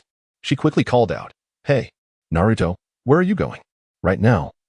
You must go to the Hokage and take the blame, declaring Sasuke is innocent." Naruto halted, turning to face Sakura, and after a deep sigh, he replied resignedly, "It's too late, Sakura. Sasuke, he has already gone. In pursuit of greater power, he has chosen to ally himself with Orochimaru. He might lose his body to him. The situation is urgent, and I must leave immediately to rescue him. Before I go, do you have anything you wish to say to me?" Upon hearing Naruto's words, tears welled up in Sakura's eyes, cascading down her cheeks as she began to wail, her cries echoing like a lament. She pleaded, "Naruto, please, bring Sasuke back. This is my lifelong request."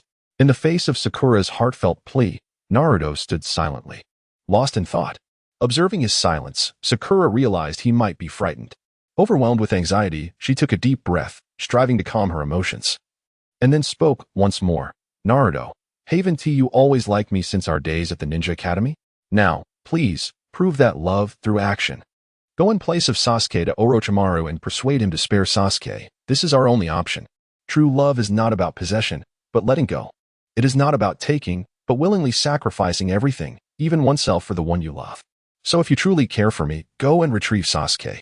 Do you not understand this? Must I teach you this one line at a time? I truly despise you like this."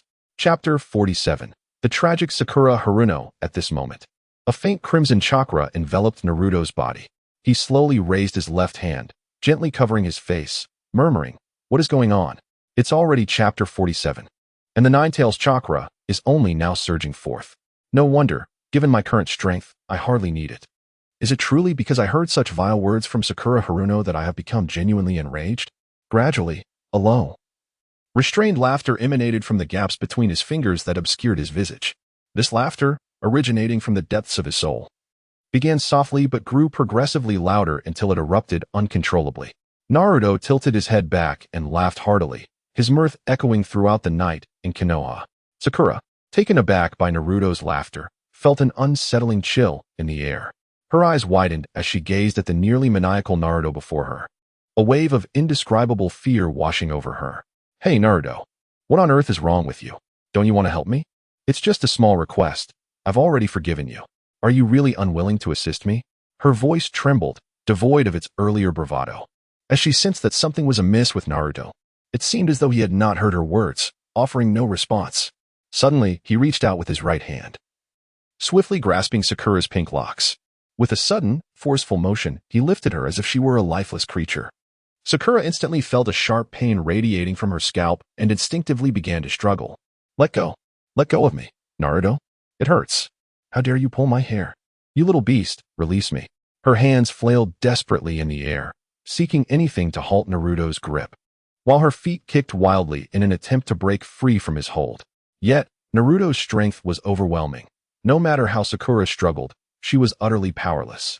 Exhausted, she finally surrendered, gripping his hand tightly to alleviate some of the tension on her hair and ease the agonizing pain in her scalp. In that moment, memories flooded Sakura's mind, of the Naruto who had once fawned over her, now a distant memory. The Naruto before her was no longer the obedient figure she could summon at will. She had known this change all along. But in the wake of her concerns for Sasuke, she had momentarily forgotten Naruto's transformation. leading her to overstep her bounds once more. Realizing this, her complexion paled, beads of sweat rolling down her forehead. Without regard for her pride, she implored, "Naruto, please, just stop for a moment. Listen to me. I've changed my mind. I don't need you to save Sasuke anymore. Let us just forget about it. The truth is, I truly like you, Naruto." Naruto gazed silently at the suddenly vulnerable Sakura, a faint smile emerging on his once calm face. "Well, it's about time you calmed down, I assent it.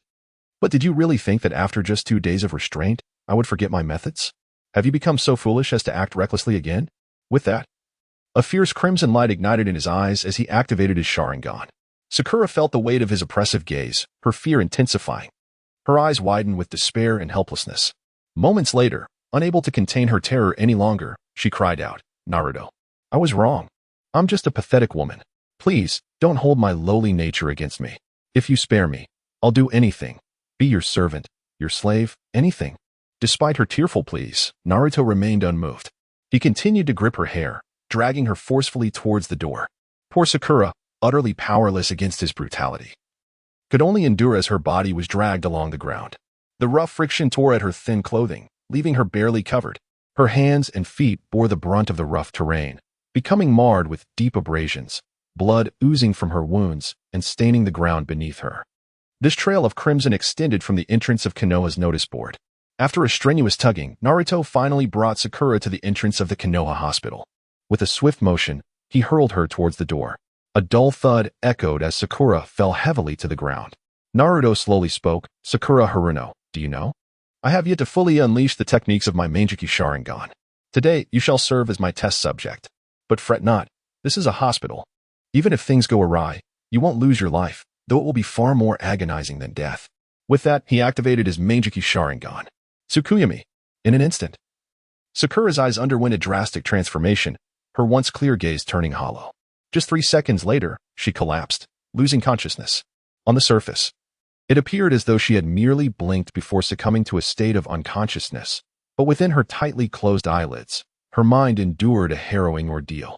Within this realm, she experienced a year of torment, while mere seconds passed in the outside world. In this Tsukuyami-induced time, she witnessed Naruto mercilessly executing her, the blade ruthlessly carving through her delicate flesh, each cut inflicting excruciating pain. Various horrifying tortures ensued, relentlessly inflicted upon her fragile form. In contrast, the Tsukuyami wielded by Itachi Uchiha subjected its victims to only 3 days of suffering in their mental realm. Having completed this ordeal, Naruto stood and kindly summoned the doctors of Konoha to administer aid to Sakura. They successfully revived her from the brink of death. Yet she would remain in a coma for possibly a month. Naruto even thoughtfully informed her parents, who expressed their gratitude, having searched for her from dawn until dusk, only to be found and brought to the hospital by Naruto. Waving his hand dismissively, Naruto indicated that it was all part of his duty before dispersing his shadow clone and departing. Thus, life in Konoha temporarily reached a pause, paving the way for the life of a rogue ninja. Next, he would confront Orochimaru.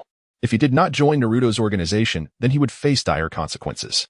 Chapter 48. The reckless pharmacist. Having resolved the ties with Konoha, Naruto led Sasuke and the others on a relentless journey until they finally arrived at Orochimaru's lair. A low, ominous rumble echoed as the heavy gate of the base began to slowly part. Once the gate swung wide open, a figure gradually emerged before them. It was none other than Orochimaru, one of the legendary Sannin, draped in a flowing black and white robe. His eyes glinting with a chilling light, Orochimaru quietly regarded Naruto and the others. A sly smile crept across his face as he licked his lips and addressed Naruto. "You've arrived rather promptly, Naruto. And this must be the last survivor of the Uchiha clan, Sasuke Uchiha, correct? TSK, you bear a striking resemblance to your brother, Itachi." A glimmer of greed flickered in Orochimaru's eyes. Sasuke, standing beside him, furrowed his brow tightly. Throughout their journey, Naruto had elaborated on their purpose and the potential challenges they might face. According to their plan, Sasuke was to remain by Orochimaru's side for specialized training. Naruto had repeatedly cautioned him not to reveal that he had unlocked the eternal Manjiki Sharingan until the critical moment arrived. In the face of Orochimaru's taunts, Naruto displayed no fear. He waved his hand dismissively, a playful smirk on his face as he boldly declared, "I've come here today to inform you that you will serve as my dog. In return, I will grant you what you desire. This is a notification, not a request." Do you understand? Naruto's scathing words instantly ignited Orochimaru's fury. His calm demeanor shattered. His eyes locked onto Naruto with an intense glare. A wave of terrifying killing intent surged forth, enveloping Naruto. Orochimaru snarled through gritted teeth. You insolent brat. Do not become too arrogant. I acknowledge your strength, but if I unleash all my trump cards, the outcome remains uncertain. Observing Orochimaru's wrath, Naruto let out a cold laugh before activating his eternal Meijiki Sharingan. In an instant, a torrent of blue chakra erupted, its overwhelming force tearing the very fabric of space. This blue chakra rapidly coalesced, forming a towering blue giant in the blink of an eye. Naruto shouted, "This isn't over." What you witnessed in that cursed forest was entirely different. With a thunderous command, the colossal Susanoo expanded, now clad in armor rather than merely draped in a simple garment. To Orochimaru, standing beneath this magnificent manifestation, he appeared utterly insignificant. As he gazed upward at the mountainous figure of Susanoo, beads of sweat began to bead on his forehead. Orochimaru shook his head and suddenly broke into a grin, saying, "Oh dear, I was merely joking with you, my master. No need to be so tense. Please. What orders do you have for me?" Naruto did not dispel Susanoo but instead swiftly drew the Susanoo blade. With a decisive swing, he unleashed a devastating horizontal slash. A colossal shockwave erupted, its destructive power obliterating everything in its wake. Nearby mountains were instantaneously sheared off, transformed into uniform flat tops. The resounding crash sent tremors through the very ground, reaching even distant Konoha. The once composed Orochimaru was now pale with fright, his legs buckling beneath him as he knelt before Naruto. His face was a mask of terror as he pleaded, "Master, I was only joking. Please retract this power. This base has taken me countless efforts and time to construct. If it is destroyed, the loss would be catastrophic. I truly submit, utterly submit." Upon hearing Orochimaru's desperate words, a satisfied smile crept across Naruto's lips. He had intended only to test the power. With a gentle wave of his hand, the encasing Susanoo gradually dissipated. He floated down gracefully, landing firmly before Orochimaru. With a calm gaze, he spoke, "Truly worthy of the Sannin, you know when to yield. Enough with the pleasantries. From this day forth, you shall be responsible for Sasuke's training. Cultivate him well, and in return, I shall provide you with what you desire. Remember my words, do you understand?" Orochimaru nodded vigorously in response. "Rest assured, my master. I will devote myself to training Sasuke and will not disappoint you. You must be weary from your journey. Do not linger at the entrance. Please, come inside." With a smile, Naruto took a satisfied step forward, leading Sasuke, Hinata, and Karin as they followed Orochimaru deeper into the base.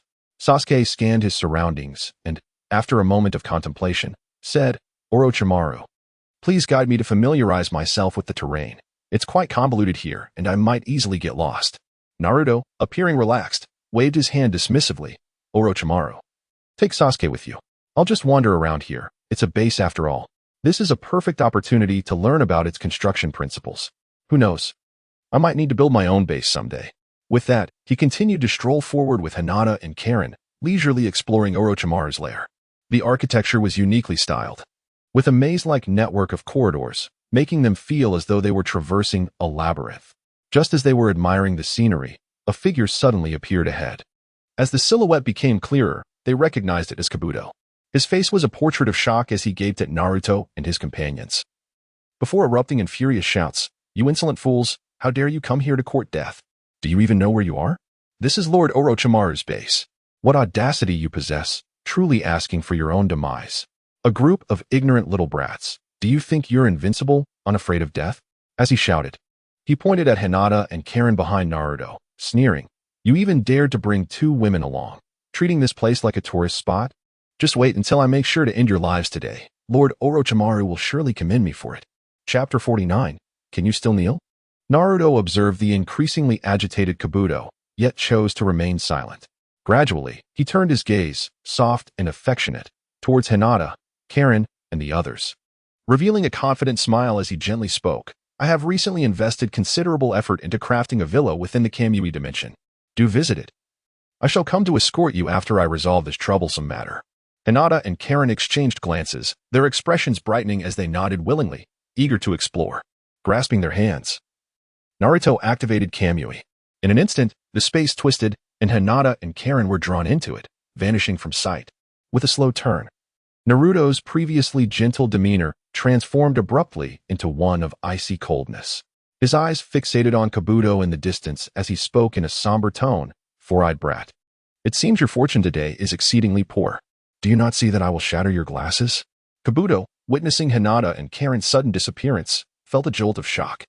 He recognized that Naruto had mastered space ninjutsu and possessed remarkable speed, having previously fallen victim to his swiftness. Realizing this, Kabuto braced himself, gripping his scalpel tightly as chakra surged within him, continually gathering strength. In a flash, he lunged at Naruto, wildly swinging his scalpel. Yet, Naruto stood resolutely, unmoving. He did not even blink as the blades came crashing down upon him. An eerie scene unfolded as Kabuto's attacks passed straight through Naruto's form, as if his body were non-existent in this realm. Kabuto's eyes widened in disbelief, his face etched with confusion, unable to comprehend the surreal phenomenon before him. He thought, despite channeling all my power, each strike imbued with potent chakra, why can I not even graze the edge of his clothing? This is utterly absurd. He is not jesting, he truly intends to shatter my glasses. A chill coursed through Kabuto, prompting him to retreat hastily. Yet, scarcely had he distanced himself when a familiar voice echoed behind him. It is far too late to think of retreat. Startled, Kabuto's heart raced as he thought, what? He has caught up so swiftly? And his speed seems even greater than before. This is disastrous. Naruto brandished a beer bottle, striking Kabuto's head with a resounding crack. The sound of impact was followed by Kabuto's choked gasps, as blood erupted from the wound on his skull. Clutching his injured head, Kabuto found himself overwhelmed by terror, rendering the pain secondary to his fear. He turned and fled into the distance. Yet Naruto was not one to let him escape easily. In a blur, he pursued Kabuto, thrusting the shattered bottle into his abdomen. The sudden agony was unbearable for Kabuto, who let out a wretched cry, collapsing to the ground. With his left hand pressed against his head and his right desperately applying pressure to his bleeding stomach, he cast aside all notions of dignity and pleaded, Lord Naruto, I was wrong. I truly failed to recognize your greatness. Please, show mercy and spare my life. Seeing Naruto's indifference, Kabuto continued, I shall compensate you for your losses. Should you choose to grant me clemency, I am willing to serve as your spy. I possess crucial intel on the Akatsuki, should you desire it. Naruto scoffed, his chakra surging violently. He brought his right foot down with force, driving Kabuto deep into the earth. Orochimaru claimed he would be my dog. Yet you dare to aspire to humanity? Four-eyed brat, do you not comprehend the meaning of death? Kabuto trembled in the pit, stammering, I would gladly be your dog, a loyal canine spy. Please, I beg you, show me mercy, master. Naruto coldly pressed his foot upon Kabuto's, twisting it mercilessly. Kabuto's screams echoed, feeling as if he were being torn apart. Master, no. My ribs are broken, my spine as well. I implore you, spare me. Tears streamed down Kabuto's face, soaking the ground beneath him.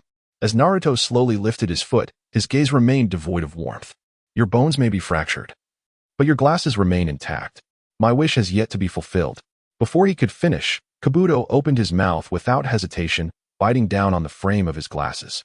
With a sharp crack, the lenses shattered, scattering into countless fragments. To his own astonishment, he swallowed the remnants, gasping, Master, see, they are broken, truly broken.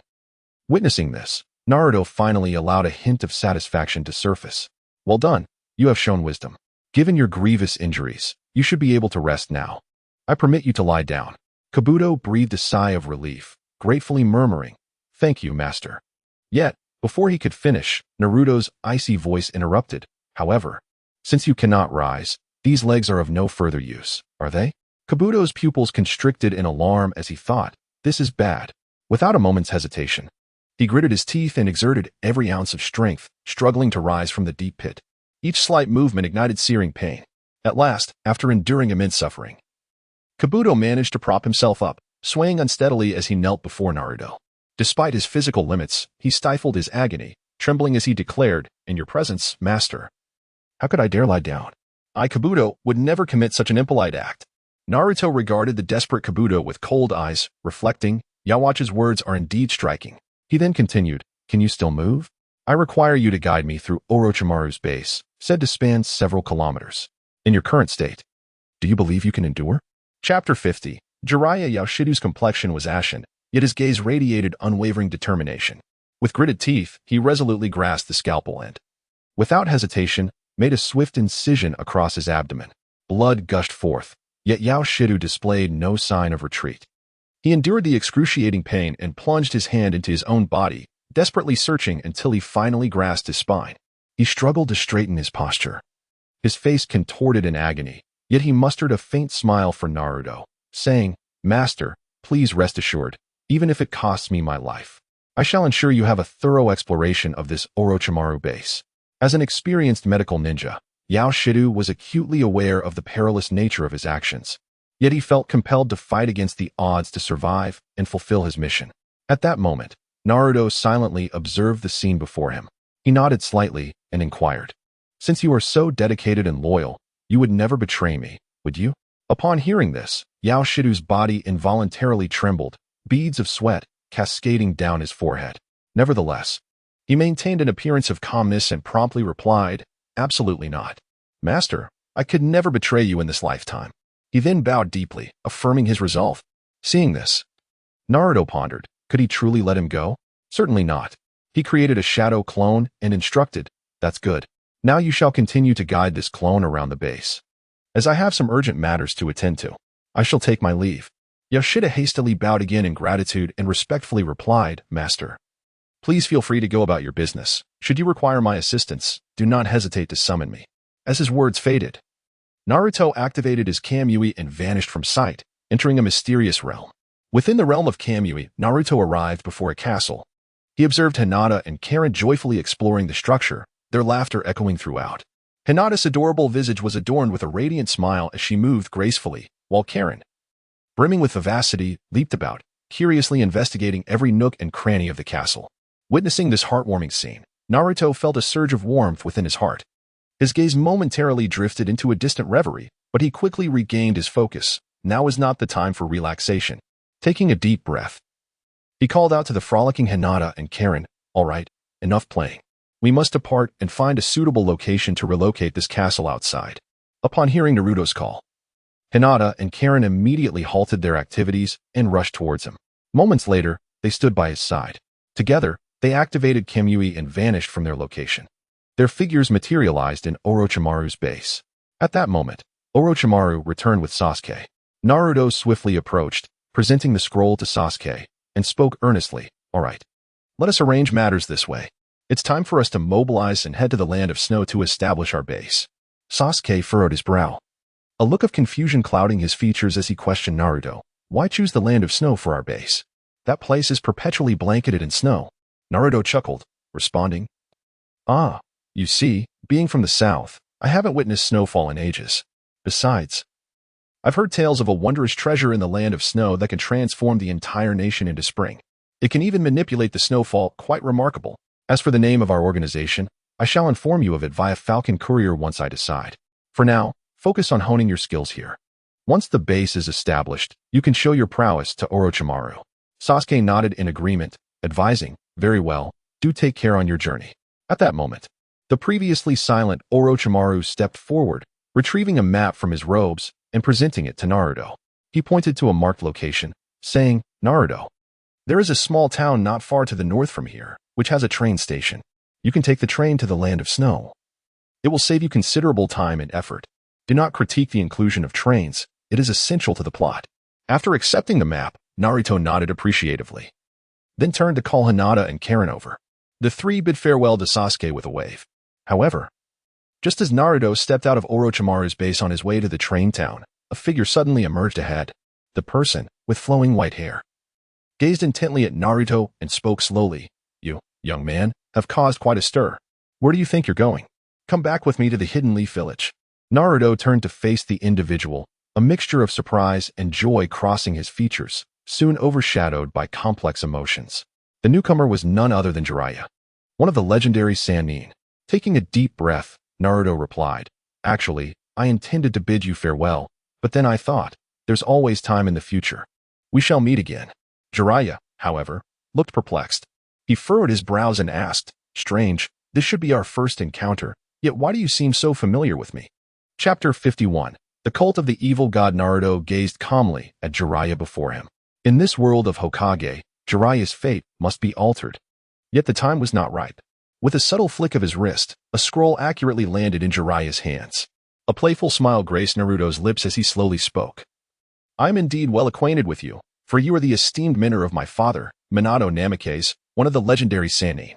Would you consider taking me on as your disciple? Jiraiya instinctively caught the scroll, momentarily taken aback. Clearly, he had not anticipated Naruto's request to become his apprentice. After a moment of hesitation, Jiraiya regained his composure, his gaze resolute as he declared, "Certainly. As long as you return to Konoha with me, I shall accept you as my disciple." At these words, Naruto couldn't help but chuckle. Suddenly, a surge of powerful chakra erupted beneath him, lifting him and his companions, Hinata and Karin, gently into the air. As they ascended, the smile on Naruto's face widened, and he called out joyfully, "Haha, Jiraiya-sensei. How can you ensure that I won't face execution upon my return to Konoha? After all, I have personally slain numerous comrades, even many villagers." With this statement, the atmosphere turned grave. Jiraiya furrowed his brow, his lips parted as if to speak, but he hesitated. Finally, he could not restrain his indignation, exclaiming, "Naruto, have you truly fallen so low?" Naruto lowered his gaze slightly, fixing his intense stare on Jiraiya as he replied, "You are too arrogant, sensei. No one stands atop the heavens from the outset, neither you, nor I, not even the gods. Yet the intolerable void of the heavenly throne is drawing to a close. From this moment forth, I shall ascend to the pinnacle." After uttering these words, Naruto mused inwardly. Forcing the King Aizen to utter such grandiloquent phrases feels quite ostentatious. He then activated his Kamui, unleashing a tremendous spatial force that twisted the surroundings, causing Naruto, Hinata, and Karin to gradually vanish from sight. Jiraiya stood alone, clutching the scroll. His eyes filled with a sense of loss and resignation as he gazed at the direction from which Naruto had disappeared. He was acutely aware of the transgressions Naruto had committed in Konoha. The higher-ups would never allow him to evade punishment, and the ordinary villagers harbored deep resentment and dissatisfaction towards him. Alone, he could not hope to shield Naruto from their wrath. Despite his reluctance, Jiraiya could only watch as Naruto departed. Before long, Naruto, accompanied by Hinata and Karin, arrived at a quaint town boasting a railway station. It was market day, and the streets were lined with an array of stalls, filled with the sounds of bartering and lively chatter. A plethora of goods adorned the streets: fresh fruits and vegetables, exquisite handcrafted items, and delightful local delicacies wafting aromatic scents. At this moment, Naruto appeared relaxed, showing no urgency to journey to the land of snow. Instead, he enthusiastically strolled through the town with Hinata and Karin, reveling in their rare leisure. Unbeknownst to them, they had meandered through much of the town, and dusk was gradually descending. With nightfall approaching, the trio decided to seek a lodging for the night before continuing their journey by train the following day. Naruto began searching for a suitable inn. However, the street ahead was lined with various shop entrances, while the inn seemed to be nestled in secluded alleyways. Turning into a narrow alley, Naruto remarked, "There's an inn not far ahead. Let us head there." Yet, before he could finish his sentence, an overwhelming sense of danger surged within him. Naruto keenly sensed the presence of 5 burly men emerging behind them, while another 5 appeared ahead, effectively encircling them. The leader, with a menacing sneer, proclaimed, "Aha, at last. We have an outsider. I've been waiting here for several days. Today is your unlucky day." Following him, another man with a lecherous grin lewdly exclaimed, "Hee hee. Look at this kid, accompanied by 2 stunning beauties. We're in for a treat. Let us take turns enjoying ourselves." Before he could finish his vulgarities, a sudden scream pierced the air. Everyone turned to witness the man's head severed from his body, blood gushing forth, splattering across the ground. As the headless corpse collapsed, the remaining 9 men stood frozen in shock, paralyzed by fear, unable to utter a sound. It was only then that they noticed Naruto wielding a bloodied watermelon knife, crimson droplets dripping ominously from its blade. The leader, now furiously standing, shouted, "You're finished. Do you realize whom you've just killed? He was a member of our evil god cult. Our leader is an indestructible fiend. How dare you slay one of our brethren? You are courting death."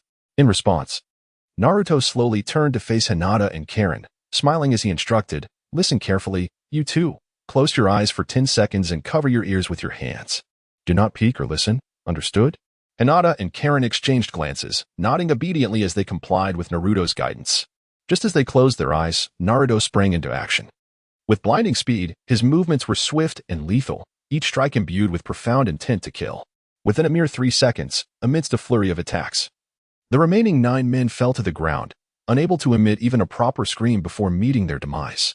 The alley was engulfed in a dense, metallic scent of blood. as crimson streams pooled on the ground, staining this once tranquil corner with a deep scarlet hue. Emotionless, Naruto approached one of the fallen bodies, crouching down to search meticulously. From the man, he retrieved a black token engraved with the character's evil god. Pondering for a moment, Naruto wondered if the individual he sought was indeed present here. Chapter 52. The stubborn Hiden. Naruto closed his eyes, allowing his body to absorb natural chakra, enveloped in a gentle green glow as he activated Sage Mode. The formidable perception expanded like an invisible net, radiating from his position and swiftly engulfing the entire train town. Suddenly, Naruto opened his eyes, a slight smirk gracing his lips as he declared, "I found you." The chakra fluctuations emanating from this individual were significantly greater than those of ordinary people. There was no doubt about it, it was him.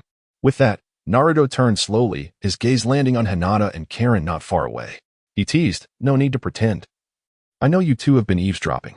With a determined nod, he added, "Now that we've pinpointed our target, let us proceed to confront this so-called evil god and capture him. He might prove useful in the future." In response, Hinata and Karin playfully stuck their tongues out at Naruto, but they wasted no time in following his lead as they ventured toward their objective. After a brief moment, the trio arrived before a grand and imposing structure. The building was magnificent, leaving them in awe. Hinata's eyes widened, her mouth agape in astonishment as she exclaimed, "Wow, this place is enormous. Can such a vast house truly accommodate so many people?" As she spoke, she tilted her head back, filled with curiosity. Naruto squinted, concentrating on the surrounding energies, then replied, "While this house appears astonishingly large from the outside, I can sense numerous figures moving about within. However, rather than being residents, they seem more like captives or prisoners." The three exchanged glances, nodding in agreement before stepping inside the building. Just as they approached the entrance, two burly, fully armed guards emerged to block their path. One guard growled, "Halt. This is the territory of the evil god cult, and I have received no orders regarding any visitors tonight. Who are you to trespass here?" His cold gaze bore down on Naruto and his companions, his grip on his weapon tightening instinctively. The other guard's eyes shifted to Hinata and Karin, a sinister smile creeping onto his face as he remarked, "Heh, or perhaps you've come to offer us beautiful women like those other fools. If that's the case, we might consider letting you in." Upon hearing this, Naruto's brow furrowed, silently cursing. It has been said that the villains in this world are plentiful, each with their own justifications. Yet, that one named Hiden is nothing but a pure villain, utterly devoid of morals. It seems the rumors hold true. Faced with the guard's provocation, Naruto chose silence. In a flash, he surged forward, closing the distance to the two guards. With swift precision, he drew his blades. And in the blink of an eye, the two guards fell, their throats severed, blood gushing forth and staining the ground. After dispatching the obstructive guards, Naruto beckoned Hinata and Karin to follow him as he continued deeper into the building. Finally, after a series of battles along the way, Naruto stood before the last door. With a firm push, the door creaked open, revealing a most intriguing scene. Hiden reclined comfortably in an oversized chair, flanked by two beautiful women who attended to him with care. Fury ignited within Naruto at the sight. He strode forward, confronting Hiden with fervor. "After slicing my way through countless of your lackeys to get here, you sit here leisurely enjoying yourself?" Hiden's heart raced as he registered the intruder's thunderous voice. Realizing that this person was no ordinary foe, he quickly pushed the women aside, rising to his feet and seizing a massive scythe with 3 sharp blades, directing it threateningly at Naruto. "You little brat, who do you think you are to invade my domain? Are you tired of living?" Disregarding Hiden's threats, Naruto focused on the 2 trembling women huddled in the corner, then sensed the oppressive aura of the room, filled with imprisoned women. Turning back to Hiden, he sneered, "You truly know how to indulge yourself. You scoundrel, do you believe your so-called immortality grants you the freedom to do as you please?" Hiden's fury ignited. Unable to tolerate the taunt, refusing to speak, then prepare to die, he lunged forward, wielding the massive scythe with intent to strike. Naruto, undeterred, darted forward, grasping the peculiar scythe with his left hand while deftly severing Hiden's limbs with his right. With a powerful kick, he struck Hiden in the abdomen, sending him crashing against the wall with a tremendous impact, leaving deep cracks in the surface as Hiden collapsed to the floor. Currently in Sage Mode, Naruto was unfazed by such trivial attacks. He could easily break even Pain's black rods with his bare hands. Hiden, now incapacitated and writhing in pain on the ground. "Cursed, you bastard. I will curse you. You will surely meet your end at the hands of Lord Jashin." Naruto regarded Hiden coldly, saying, I have a fondness for those who are stubborn. Let us see if you beg for mercy in the next chapter. Chapter 53. After the adventure. Heading to the land of snow without a moment's hesitation, Naruto activated his Kamui, unleashing a formidable surge of ocular power that promptly drew Hayden into the execution chamber of a different realm. Meanwhile, Hinata and Karin found themselves in another castle, where the atmosphere was filled with laughter and joy. They reveled in their play, their faces radiant with happiness. In stark contrast, Hayden, ensnared within the execution chamber, was engulfed in sheer panic. He gazed around the unfamiliar and dimly lit surroundings, involuntarily emitting a series of anguished wails. Within this chamber, Naruto had meticulously prepared for Hayden's arrival. He had crafted a unique nutrient machine specifically for Hayden, an elaborate endeavor inspired by an interview he had seen with Kishimoto. The latter had revealed that if Hayden were to be buried for an extended period, deprived of essential nutrients, he would ultimately succumb to death. To prevent such an outcome, Naruto devised this machine and connected Hayden to it. Having completed these preparations, Naruto coldly regarded Hayden and spoke slowly. "You, beast, take pleasure in self-harm, treating ordinary blade attacks as mere enjoyment. Therefore, let this machine serve you day and night, ensuring you experience unparalleled delight." Upon hearing Naruto's words, Hayden's pupils dilated, and a chilling premonition surged within him. Although he could not fully grasp Naruto's intentions, the overwhelming sense of impending doom was unmistakable. A sinister grin crept across Naruto's lips as he gently pressed the activation button of the nutrient machine. With a soft hum, the machine whirred to life. Naruto's gaze remained fixed on the terrified Hayden as he elaborated. "Listen closely, Hayden. The nutrient solution within is no ordinary concoction.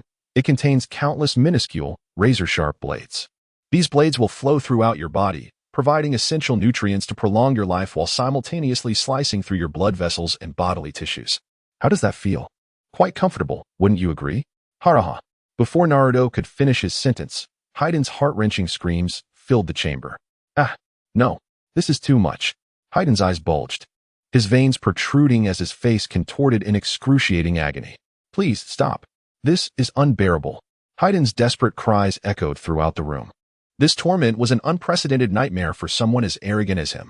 In that moment, he truly comprehended the meaning of suffering worse than death, even developing an intense yearning for it. "I beg you, please. I know I have wronged you. I do not know how I offended you, but please, show mercy."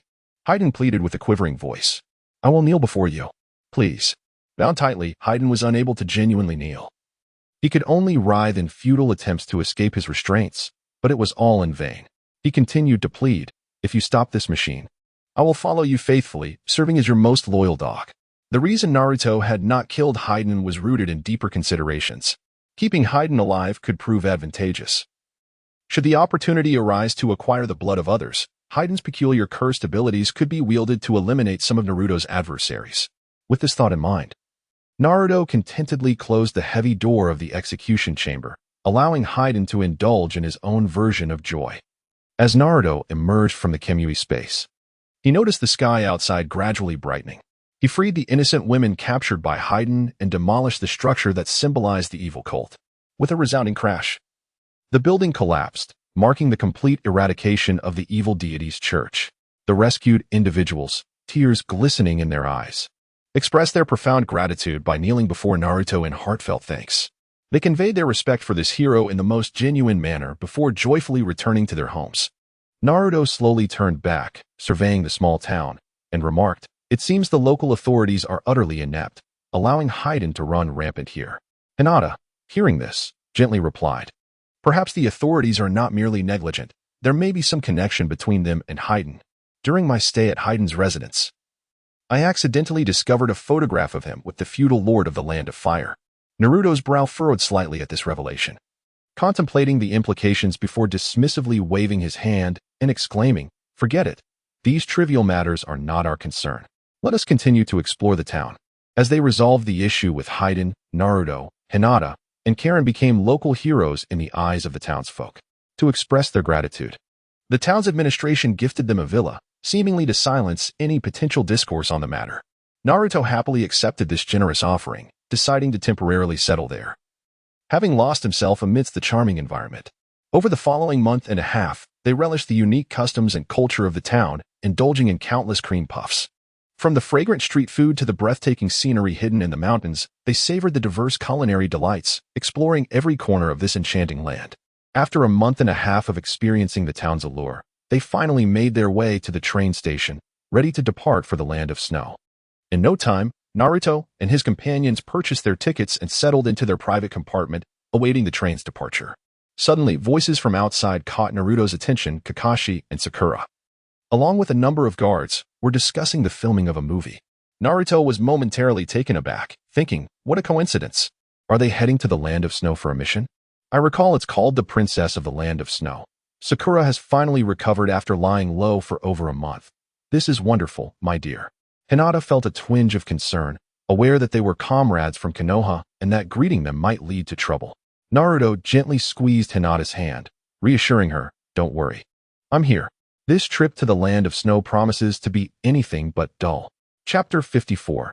Even idle chats can be torturous. Naruto slowly rose from his seat, gazing down at Hinata, and gently spoke, it has been over a month since I ventured out. I intend to greet some old friends whom I have not seen in quite a while. My dear, would you care to accompany me on this visit? Hinata slightly lowered her head, softly shaking it as she replied, no, Naruto. I shall remain here and await your return.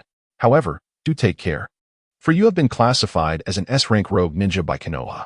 With that, Hinata raised her head, a hint of concern flickering in her eyes.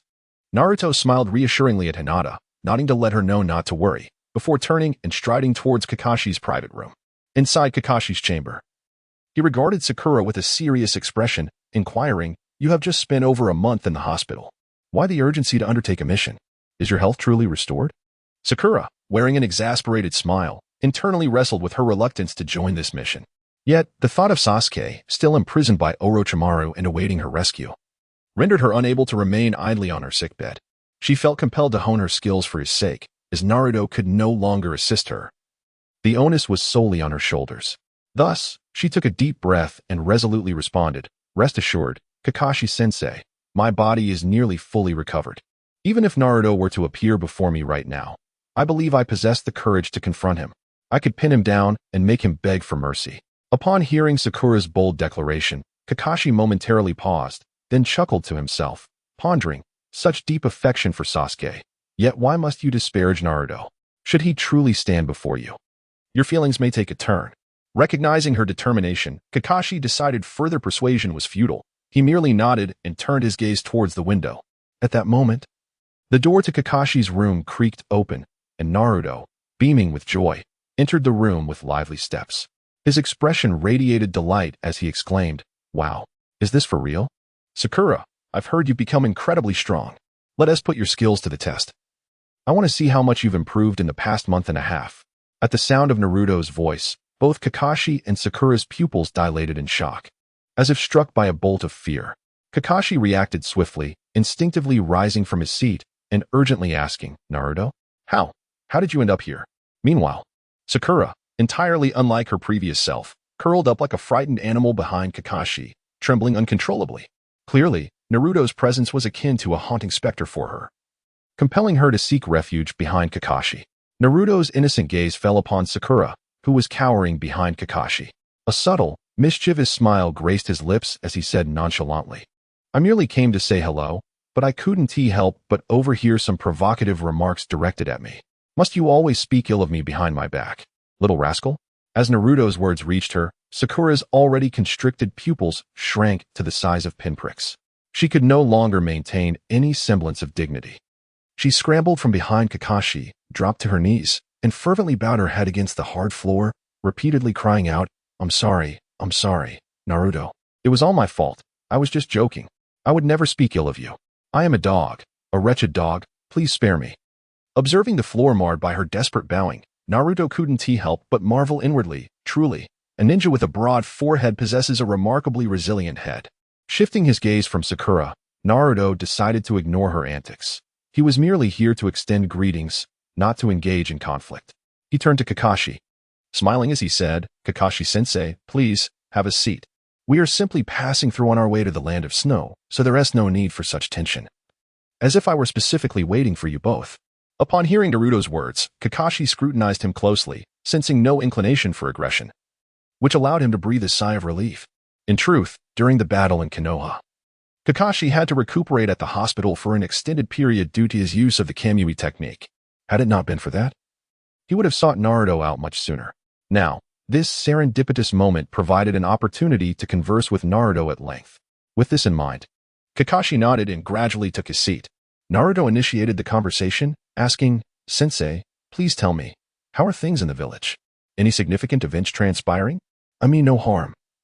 I simply wish to stay informed about Konoha." Kakashi, sensing Naruto's genuine concern, felt a stir of hope within him. Perhaps this was a chance to encourage Naruto's return to Konoha. He began to speak. "Naruto, the third Hokage, deeply regretting the pain he caused you, has voluntarily requested to step down from his position. The new fifth Hokage is none other than Lady Tsunade, one of the legendary Sannin." Naruto's face remained impassive. He understood well that Jiraiya, with his penchant for wandering and writing, would not take on the role of Hokage. Thus, it was only fitting that Tsunade would assume the mantle of the fifth Hokage.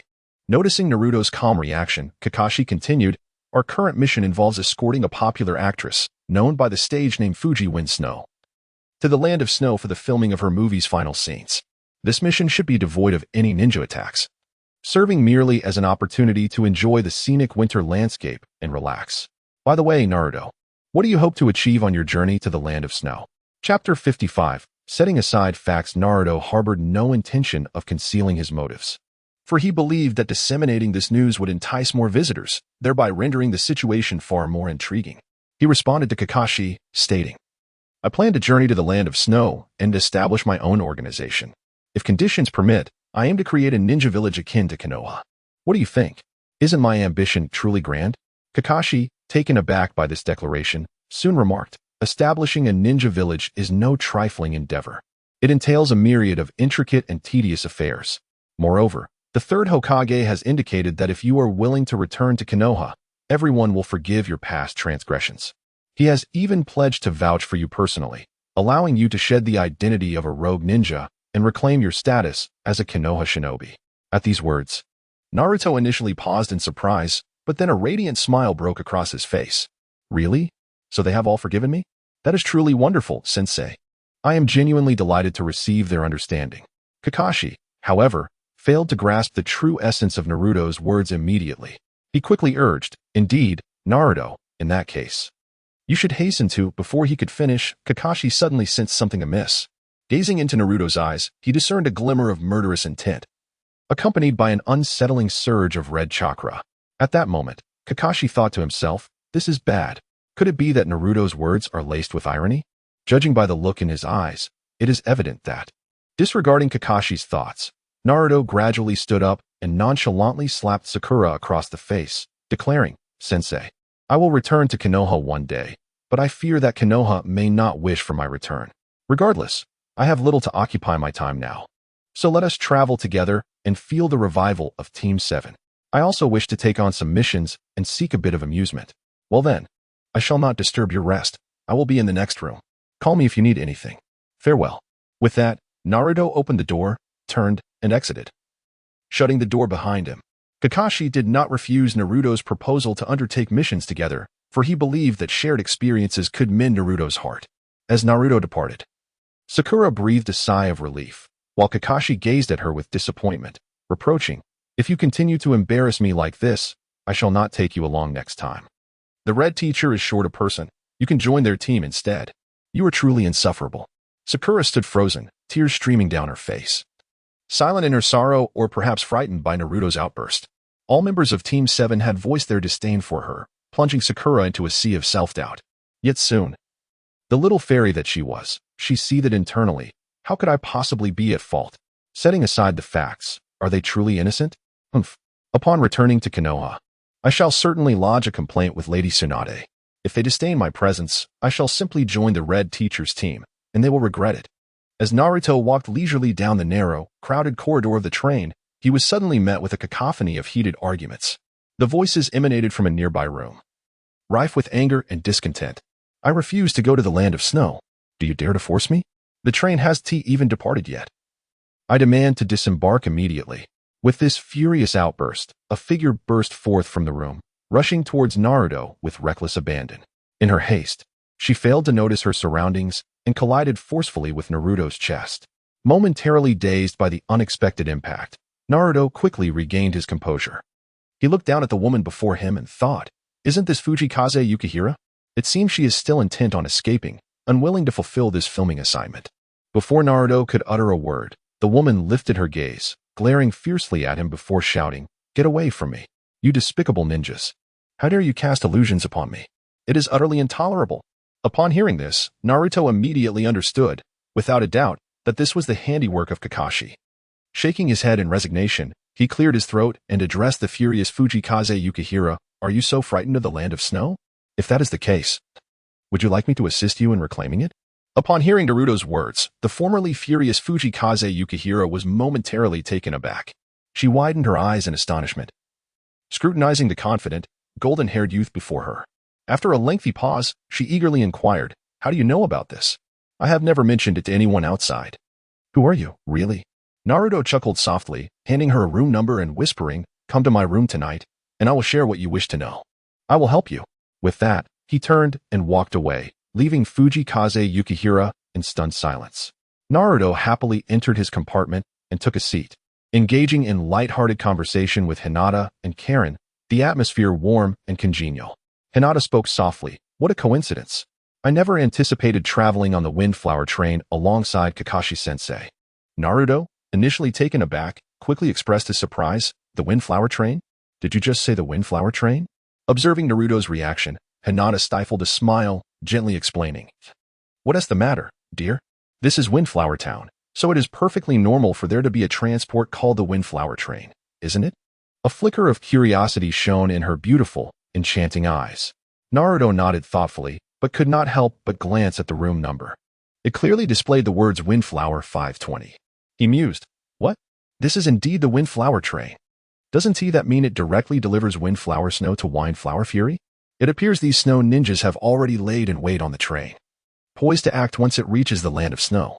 At that moment, the train began to slowly pull away, rapidly speeding toward the land of snow. Chapter 56. Choosing to assist, the battle commences at this moment. Naruto was in sage mode, attuned to his surroundings, and inwardly mused, "I wonder if the snow ninja will launch an attack tonight." He furrowed his brow and turned to Hinata and Karin beside him, softly suggesting, "If you both have seen enough of this snowy scenery, perhaps we should retire to the castle in the Kamui space for the night. For some reason, I have an unsettling premonition that a battle may soon erupt here." Upon hearing this, Karin immediately nodded with excitement, exclaiming, "Absolutely. That castle is so much fun. There are still many places I have yet to explore." As she spoke, she grasped Hinata's hand tightly. Karin's eagerness stemmed not only from her curiosity about the castle, which she hadn't fully explored last time, but also from the realization that Naruto's power was overwhelmingly superior. During their time in Windflower Town, they had taken turns making cream puffs, yet they could never surpass Naruto's strength. After a month and a half of diligent work, they were weary and longed for a well-deserved rest. Seeing both Hinata and Karin in agreement, Naruto activated Kamui and transported them into the castle for a leisurely stroll. As time passed, night fell, and amidst the heavy snowfall, silence enveloped the surroundings, only interrupted by the sound of a train in motion. Naruto sat quietly in a private room, deep in thought. Just then, a soft knock at the door shattered the tranquility within. His heart tightened slightly, and he contemplated, "It seems the battle is about to begin." Taking a deep breath to steady his emotions, he called out, "Come in."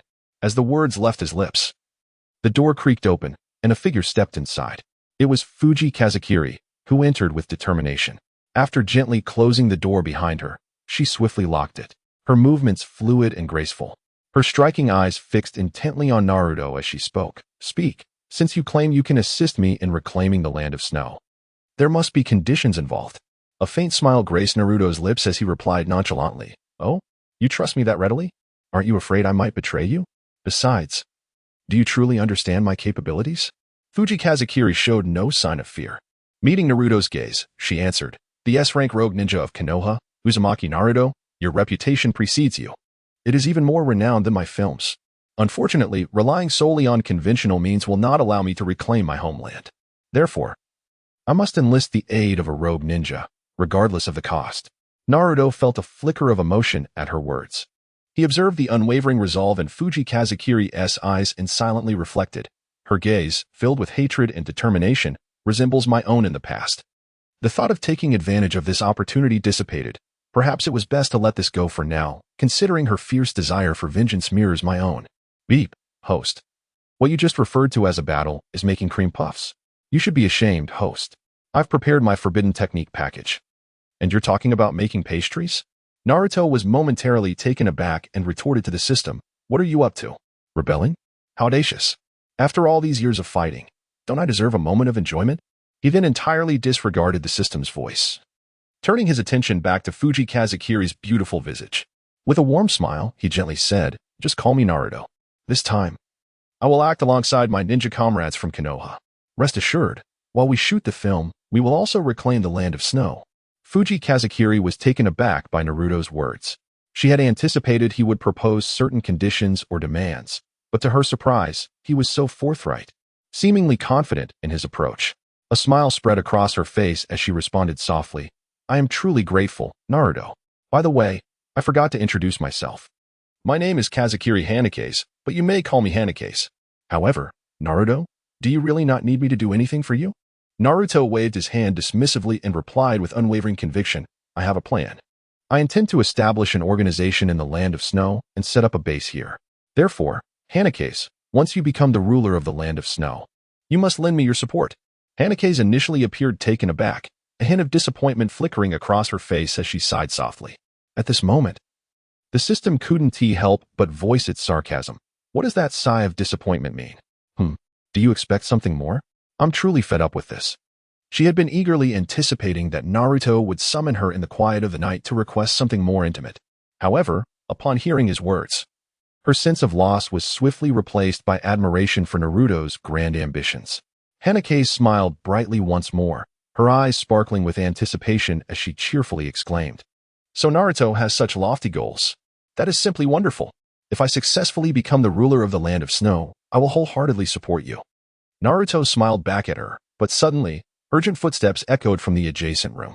He thought to himself, the snow ninja are about to act. Turning to Hanakase, he said, Stay here tonight. It's safer. I'll just step out for a moment, perhaps to buy some oranges. Just remain here and don't wander off. At that moment, the snow ninjas in Hanakase's room, discovering it to be empty, exchanged puzzled glances before hastily turning to leave. However, just as they reached the corridor, a figure suddenly blocked their path. It was Kakashi. With his arms crossed and a piercing gaze fixed on the three snow ninjas, he smirked slightly, a touch of mockery dancing in his smile as he remarked, Well, what do we have here? A few individuals roaming around at this hour? Are you hungry and looking for something to munch on? One of the snow ninjas, named Wolfang Avalanche, darkened his expression and retorted angrily, Humph. I never expected a ninja from Konoha to be so uncouth, merely a pack of beasts. Allow me to teach you what etiquette truly is. As he spoke, he drew a specialized weapon from his cloak, readying himself for battle. Despite the provocation, Kakashi remained calm and composed. He shrugged lightly and replied nonchalantly, Actually, I used to be quite well-mannered, but after taking on a disciple, he led me astray. With that, Kakashi slowly raised his left hand, gently pushing aside his forehead protector to reveal his Sharingan eye. Chapter 57. The snow ninja breaking defense. Kakashi's gaze was fierce as he swiftly drew a kunai from his pocket, charging towards the three snow ninjas ahead. They were taken aback by Kakashi's sudden aggression. Who was truly the villain here? Kakashi appeared markedly different from the intelligence reports. Was he always this volatile? In an instant, Kakashi plunged into the fray, engaging in fierce combat with the three snow ninjas. The crisp sounds of metal clashing echoed through the previously serene night, shattering the stillness and drawing curious heads from the passengers on the train. In the confined space, Kakashi's Sharingan provided a distinct advantage. He faced the three formidable snow ninjas single-handedly, holding his ground as each strike aimed directly for their vital points. After another intense exchange of blows, the four fighters momentarily retreated. At that moment, the furious Wolfang Avalanche shouted at Kakashi, Kakashi, you dare to challenge me? Just wait until we disembark. You will regret this. He continued to yell. If it weren't for the cramped train carriage that restricts large-scale ninjutsu and the fact that this train was purchased on credit, I'd have finished you off already. Kakashi, unfazed by Wolfang's taunts, remained silent. He quickly began to gather chakra in his hands, concentrating it into his right palm. As the chakra coalesced, brilliant arcs of lightning began to form. Raikiri, Kakashi shouted, lunging towards the snow ninjas with ferocity. Horrified, Wolfang's pupils dilated as he screamed, Damn it, Kakashi. I'm coming for you. But the moment his words escaped his lips, the devastating Raikiri collided with the air, followed by a thunderous explosion. The middle carriage of the train erupted violently, the ceiling obliterated by the sheer force. In that instant, the three snow ninjas abandoned all restraint and fled. Just you wait. Kakashi, you think I'll let this slide? With that, they vanished into the swirling snow. Kakashi, confirming their escape, shifted his focus and hurried to find Fuka in Koyaki's room. Meanwhile, Naruto had procured a bag of oranges from somewhere and handed them to Fuka. Hey, you actually bought oranges? The enemies have already fled. Naruto explained. Of course, Kakashi needs to put in some effort. Otherwise, I wouldn't look impressive. If Fuka thinks reclaiming the land of snow is a simple task, that would be quite the joke. Naruto then reassured Fuka, everything is fine now. Take these oranges and return to your room. The snow ninjas have been driven away. Fuka paused, suddenly struck by inspiration. She dashed outside, her heart warming at the sight of the large hole in the carriage. This must be where the battle took place. Naruto truly fought the enemies for me. After searching for Fuka's room and finding it empty, Kakashi returned to see her standing before the gaping hole. He quickly said, I'll fix this right away. Please return to your room. Fuka nodded and began to walk back, gripping the oranges tightly. At that moment, Sakura lazily poked her head out and asked, What is going on, Kakashi-sensei? Why is there such a huge hole at this hour? Kakashi seemed momentarily dazed, a green light flashing in his eyes as he glared at the useless Sakura, exclaiming, All you do is sleep. The snow ninjas are attacking. Hurry up and fix this hole. I'll deduct the repair costs from your next mission. Sakura could no longer hold back her irritation, yelling back, You insufferable man. Disturbing my sleep at this hour and expecting me to pay for your mistakes? Are you even a man? Where's your sense of responsibility? Just wait until I report this. You'll see the consequences. Kakashi's patience snapped. He seized Sakura's head and slammed it against the floor, saying, Oh, you think you're tough, huh? The sudden pain jolted her senses, prompting her to cry out, Help. Sensei is attacking me. Upon hearing Sakura's desperate cries, Kakashi forcefully slammed her head against the ground a few more times. Finally, Sakura conceded, I'm sorry, Sensei. I want to do it again. Please, no more. Don't go down this path of crime. At that moment, Kakashi seemed to awaken from a trance, pondering, Why did I just hit Sakura? That shouldn't have happened. Oh no, I must have fallen victim to an illusion. He quickly helped Sakura up, explaining that he had been ensnared by the enemy's genjutsu. Though he admitted that hitting her had been quite satisfying. From the shadows, Naruto slowly released Kakashi from the illusion, nodding in satisfaction. This was his first attempt at using the Kodo Amatsukami to manipulate another's mind, and Kakashi had been a suitable test subject. After all, his eternal Manjiki Sharingan was derived from Shusui's eyes, so mastering Kodo Amatsukami was only natural. With that, Naruto departed contentedly. Back in his room, Naruto activated his Kamui to bring Hinata and Karin back, saying, Sleep now. There are no enemies left. It's quite enjoyable to experience the vibrations of the train while resting. Hinata and Karin nodded, with Hinata remarking, Dear. That execution chamber in our space seems to have Hayden shouting your name. His voice is hoarse. Shouldn't you check on him? Naruto paused, recalling that Hayden had been in their space for over a month. It's fine. He enjoys being there. Before long, Hinata and Karin drifted off to sleep. Naruto then gazed out the window, observing the blanket of white snow outside. His sage mode allowed him to sense that the three snow ninjas were desperately pursuing the train from behind. Kakashi also looked outside, aware that a battle awaited them upon arrival. He needed to recover his chakra quickly and would rely on Naruto's assistance to subdue the three snow ninjas. As for Sakura, she could go deal with her own troubles. Chapter 58. Annihilating the traitorous ninjas of the snow country. Time gradually passed, and in the blink of an eye, 10 hours had gone by. At last, the heavy and slow rumble of the train wheels came to a halt, gently docking at the platform. Kakashi's gaze was sharp, devoid of hesitation. He called out to the crew with an urgent and resolute voice. Everyone, disembark. Proceed to the nearby town and await my arrival. Be quick. As his words echoed, he seized Sakura Haruno by the arm, and together they swiftly made their way towards Naruto, their objective clear, to seek his assistance. Before long, Kakashi and Sakura stood before Naruto. Kakashi, breathless, hurriedly explained the events of the previous night, hoping Naruto would lend a hand in the impending fierce battle. Upon hearing Kakashi's account, Naruto nodded in agreement. At that moment, the atmosphere in the small area of the train station became palpably tense. There were 4 individuals and 1 dog present: Kakashi, Naruto, Hinata, Karin, and Sakura. They stood in silence, each second stretching out interminably. Suddenly, Kakashi's expression sharpened, sensing a dangerous presence. With astonishing speed, he activated his Sharingan and shouted, "Everyone, be alert. The enemy is approaching." Almost instantly, the ground began to tremble violently. Then, a whale composed entirely of massive blocks of ice erupted from the earth, sending a flurry of snow and ice into the air.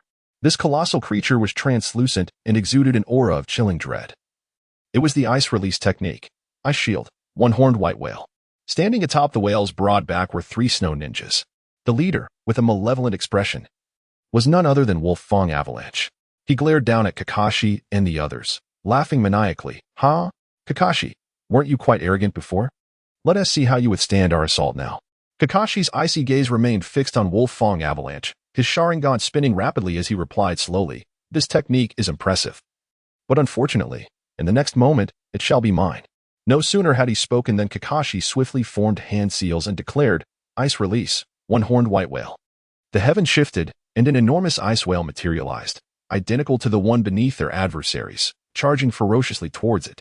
With a thunderous crash, the two behemoths collided. The impact sent shockwaves rippling through the air, causing the ground to tremble violently. This fierce clash yielded no clear victor, as both sides remained locked in a stalemate. Wolf Fong Avalanche and his 2 companions leaped down from their whale, landing firmly as their chest devices began to glow. With a sneer, Wolf Fong Avalanche taunted, "Copy Ninja Kakashi, your techniques are merely imitations. This battle ends here." Just as he relished his triumph, a voice interrupted him. Naruto, with an air of calm, stated, "What if we summon 3 more?" Wolf Fong Avalanche was momentarily taken aback, wondering, how can there be more? Instinctively, he looked skyward. To his astonishment, 3 equally massive whales appeared in the once empty sky, descending towards them. As he gazed up in horror at the colossal creatures hurtling down, Wolf Fong Avalanche's mind raced. What? How could 3 more appear? Who possesses such formidable power? Kakashi could never have that much chakra.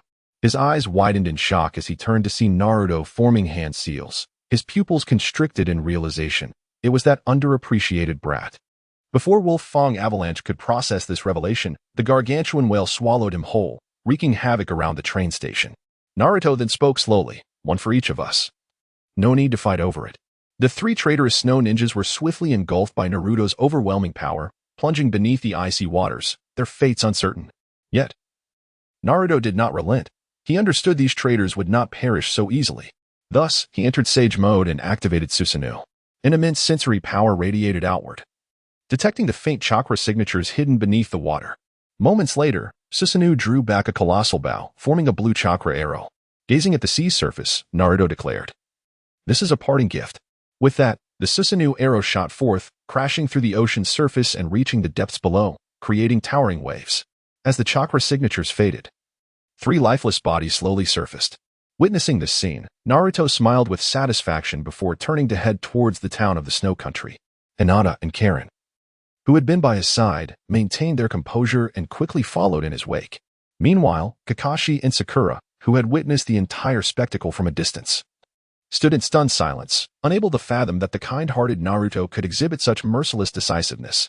Even more astonishing was the overwhelming power of the jutsu he had just unleashed.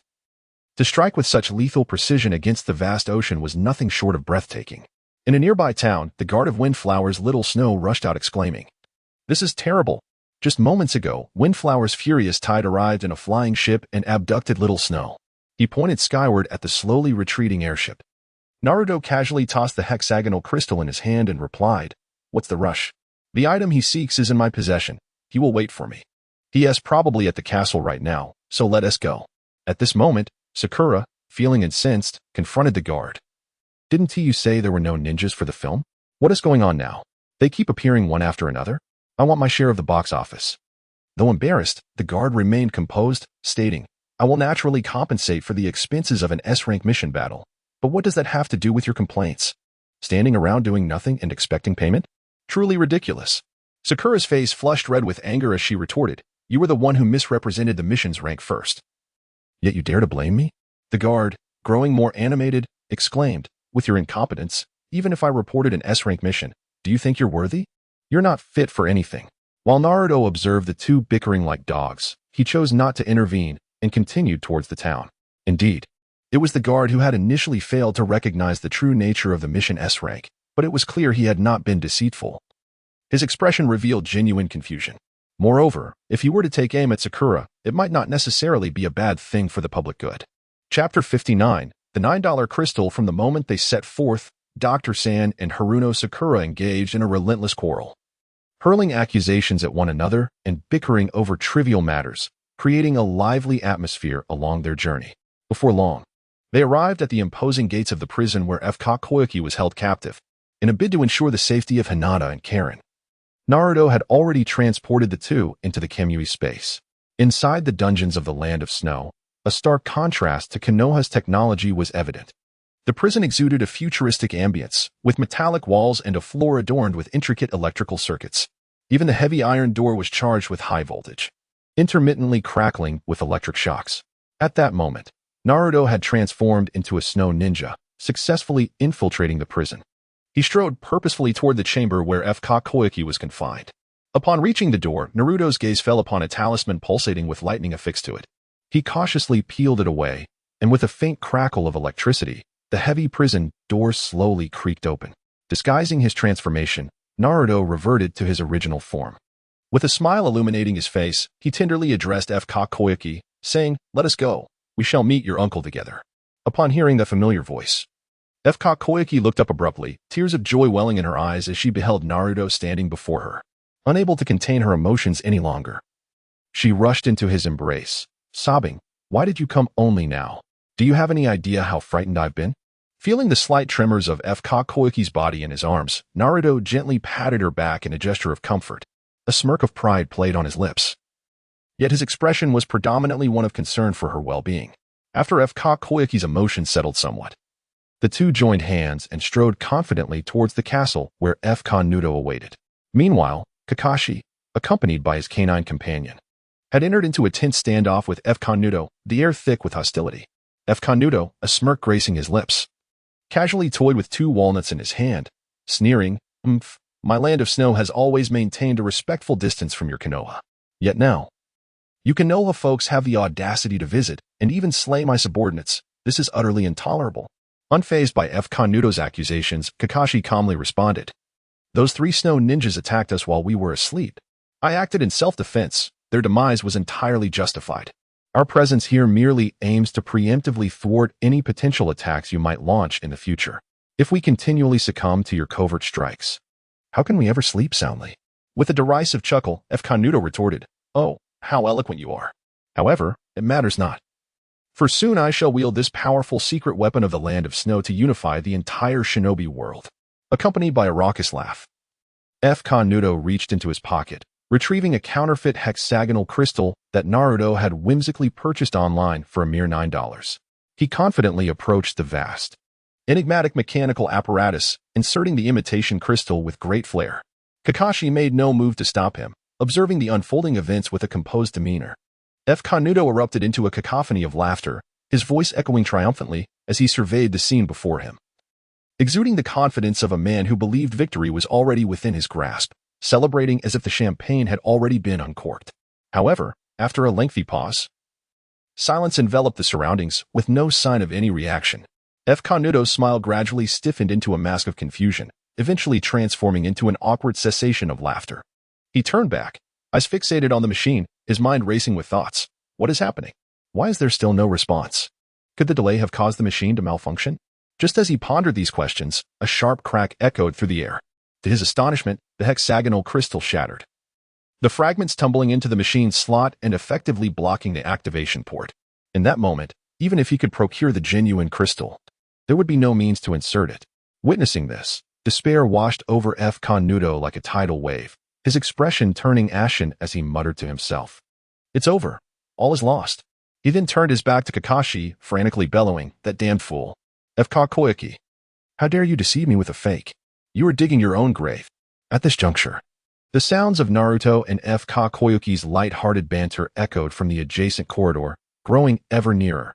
"Once this ordeal is over, will you show me around the Land of Snow? Especially that airship. Your technology is impressive. Do you have mobile phones?" "No, it's quite strange. We have televisions and computers, but no mobile phones, not even a radio."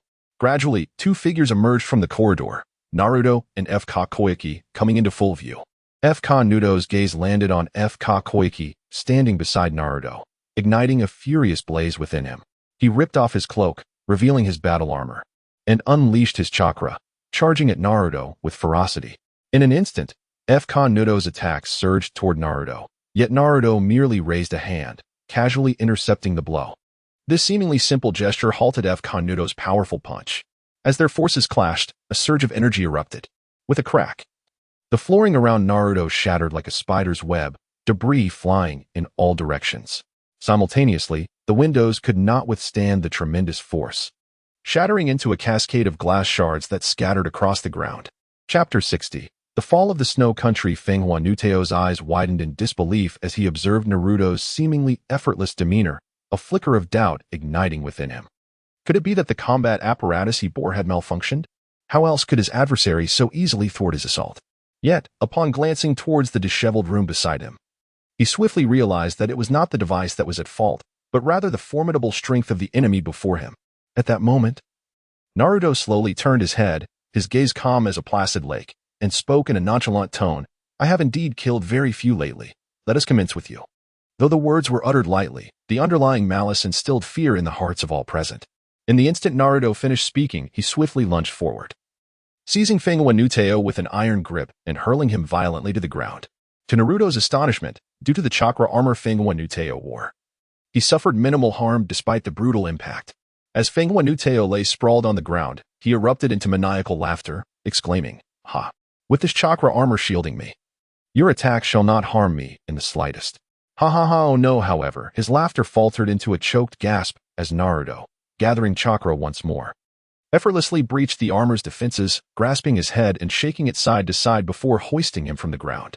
Naruto's icy gaze bore into Fenghua Nuteo as he coldly inquired, "Are you proud of possessing that chakra armor?"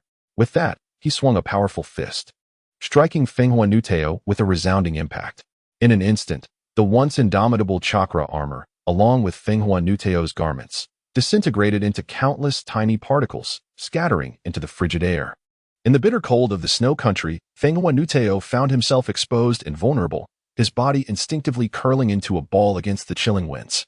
At that moment, he feared not the biting cold, but rather the terrifying power of Naruto before him. In his recollection, no one had ever managed to obliterate his chakra armor with a single blow. Such an occurrence was unfathomable, akin to an ordinary person professing affection for Haruno Sakura, a notion only a fool would entertain. Now on his knees, Fenghua Nuteo fervently bowed his head, pleading, "I was wrong. Spare me," his fighting spirit utterly extinguished. Yet, Naruto was far from satisfied. His eyes remained locked on Fenghua Nuteo, a smile of exhilaration gracing his lips as he called out, "Why not unleash that black dragon blizzard of yours for me to witness?"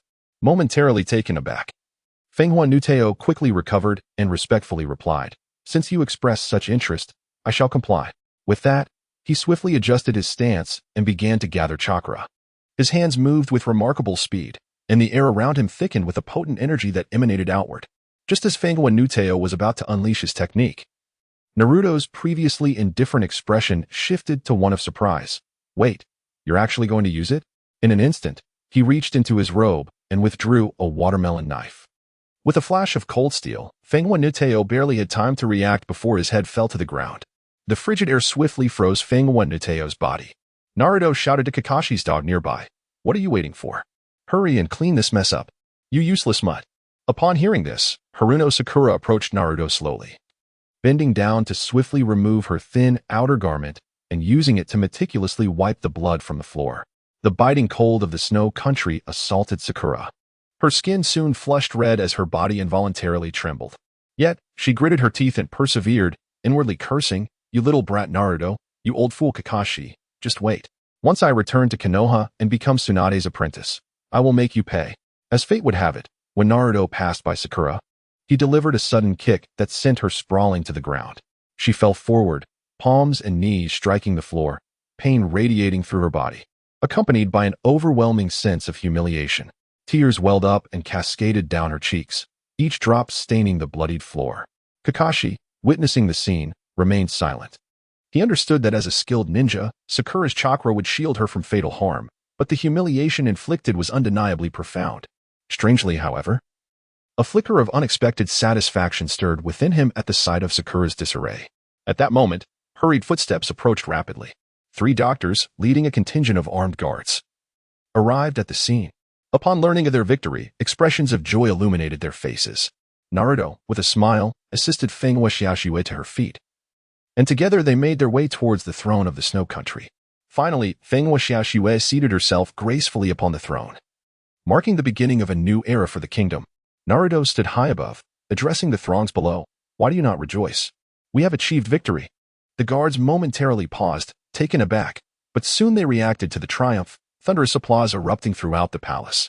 Excitedly, they leaped and cheered, their faces alight with joy and exhilaration. Instruments materialized from seemingly nowhere as they began to play jubilantly, elevating the atmosphere to a fever pitch. Fenghua Xiaoxue sat quietly on the throne, her gaze fixed upon the jubilant scene below, disbelief etched upon her features as if she were caught in a dream. She slowly turned her head to glance at Naruto, pondering, have we truly reclaimed the Snow Country so effortlessly? How could it be so simple? The efforts I have exerted over the past decade have been accomplished by this man in mere hours. This man, I must have. A silent vow formed within Fenghua Xiaoxue's heart. Chapter 61. The spirit organization seated upon the throne, Fenghua Xiaoxue gazed down at the crowd, her beautiful eyes shimmering with emotion as she observed the faces glowing with excitement and the cheers that resonated throughout the hall.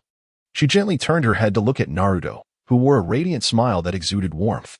A subtle smile graced Fenghua Xiaoxue's lips in response.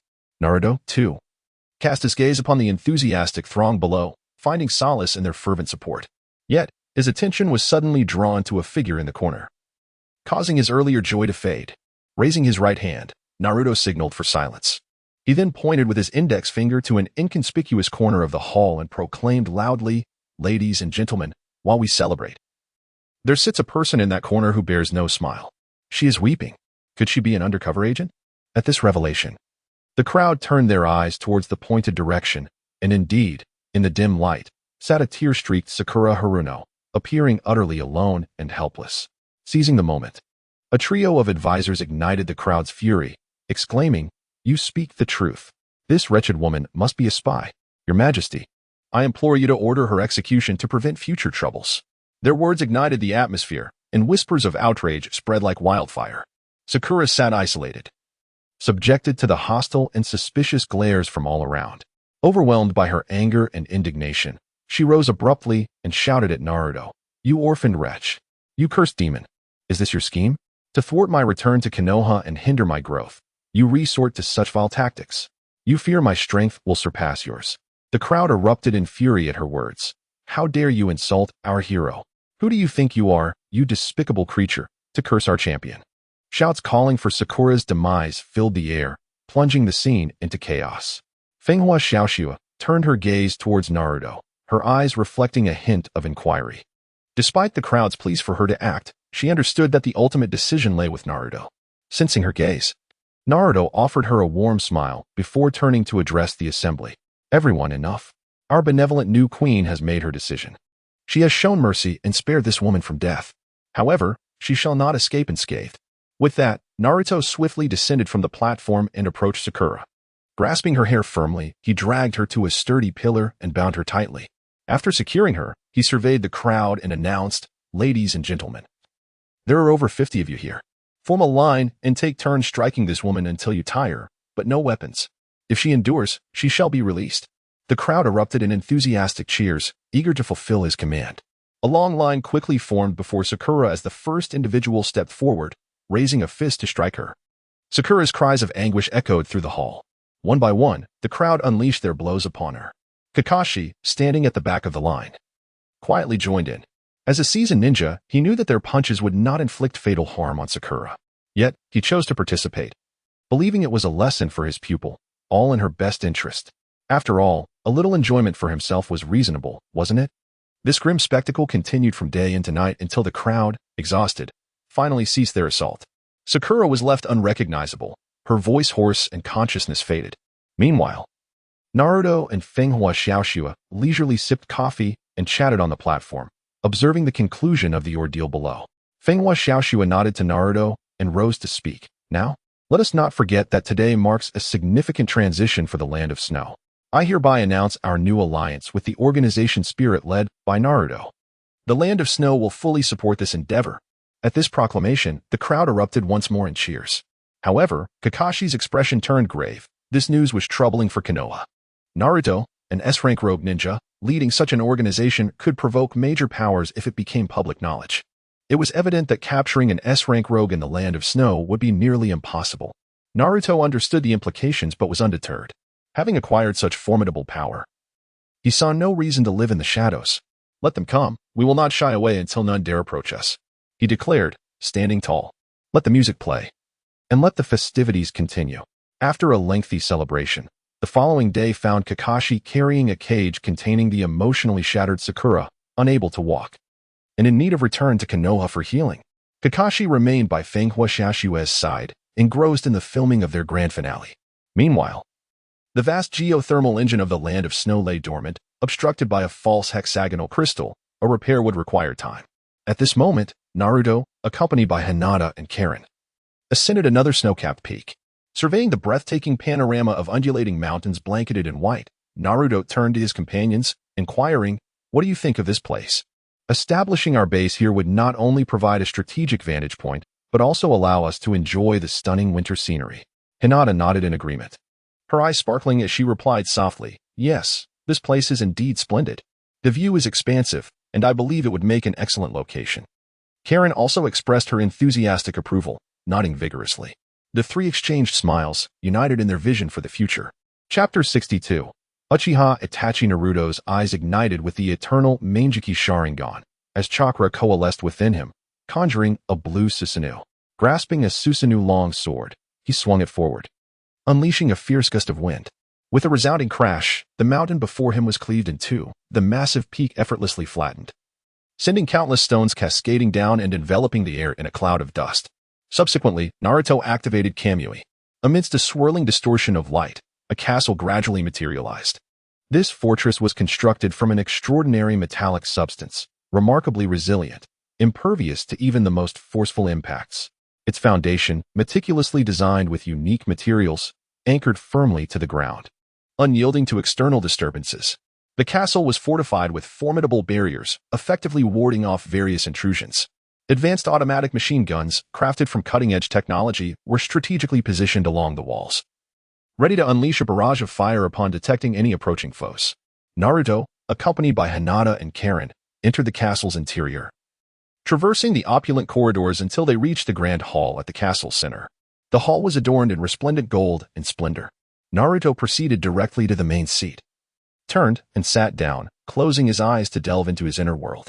System, activate the Forbidden Technique Selection Package. I choose the Flying Thunder God technique. A chime echoed as he successfully acquired the technique. Naruto then concentrated his chakra, placing a marker at his seat, before rising to hand two kunai to Karin and Hinata. If you encounter any difficulties, channel your chakra into these special kunai, and I shall arrive swiftly. I wish to check on the filming progress of Wind, Flower, and Snow. Would you like to join me? Hinata grasped Karin's hand and shook her head. Darling, you should go alone this time. We have yet to fully explore the castle's automated defense system. Naruto nodded, activating Kamui for his departure. The film set bustled with activity as crew members busily organized props and equipment, nearing the conclusion of the shoot. At that moment, space warped, and Naruto appeared nearby. He swiftly turned his gaze to a nearby iron cage, where Sakura Haruno huddled in a corner, her expression one of sheer terror, furrowing his brow in confusion and shock. Naruto approached the cage. Upon reaching within mere steps, he halted, astonished. What happened to you? Who imprisoned you here? Do you possess some peculiar affinity for this? Startled by Naruto's voice, Sakura trembled violently, as if gripped by immense fear. Her eyes widened, her face pale as parchment, lips quivering. She could only emit incoherent whimpers. Observing this, Kakashi stepped forward to explain, "It must be due to your previous actions that inflicted profound psychological trauma upon her. Since then, she has been reduced to this state," babbling nonsensically. "Naruto, I recall you once held affection for Sakura. Why now harbor such animosity?" A faint smile crept upon Naruto's lips as he absorbed Kakashi's words. He slowly lifted his gaze to the horizon, softly replying, "Kakashi-sensei, you are correct. I once cherished Sakura. But people do change, and so do the times. The Naruto of today is no longer the same. With that, Naruto retrieved the forehead protector symbolizing the hidden leaf village from his pocket, gripping it tightly. He drew a kunai and forcefully slashed at the leaf emblem. With a sharp sound, a deep gash marred the protector, transforming the emblem into a mark of a rogue ninja.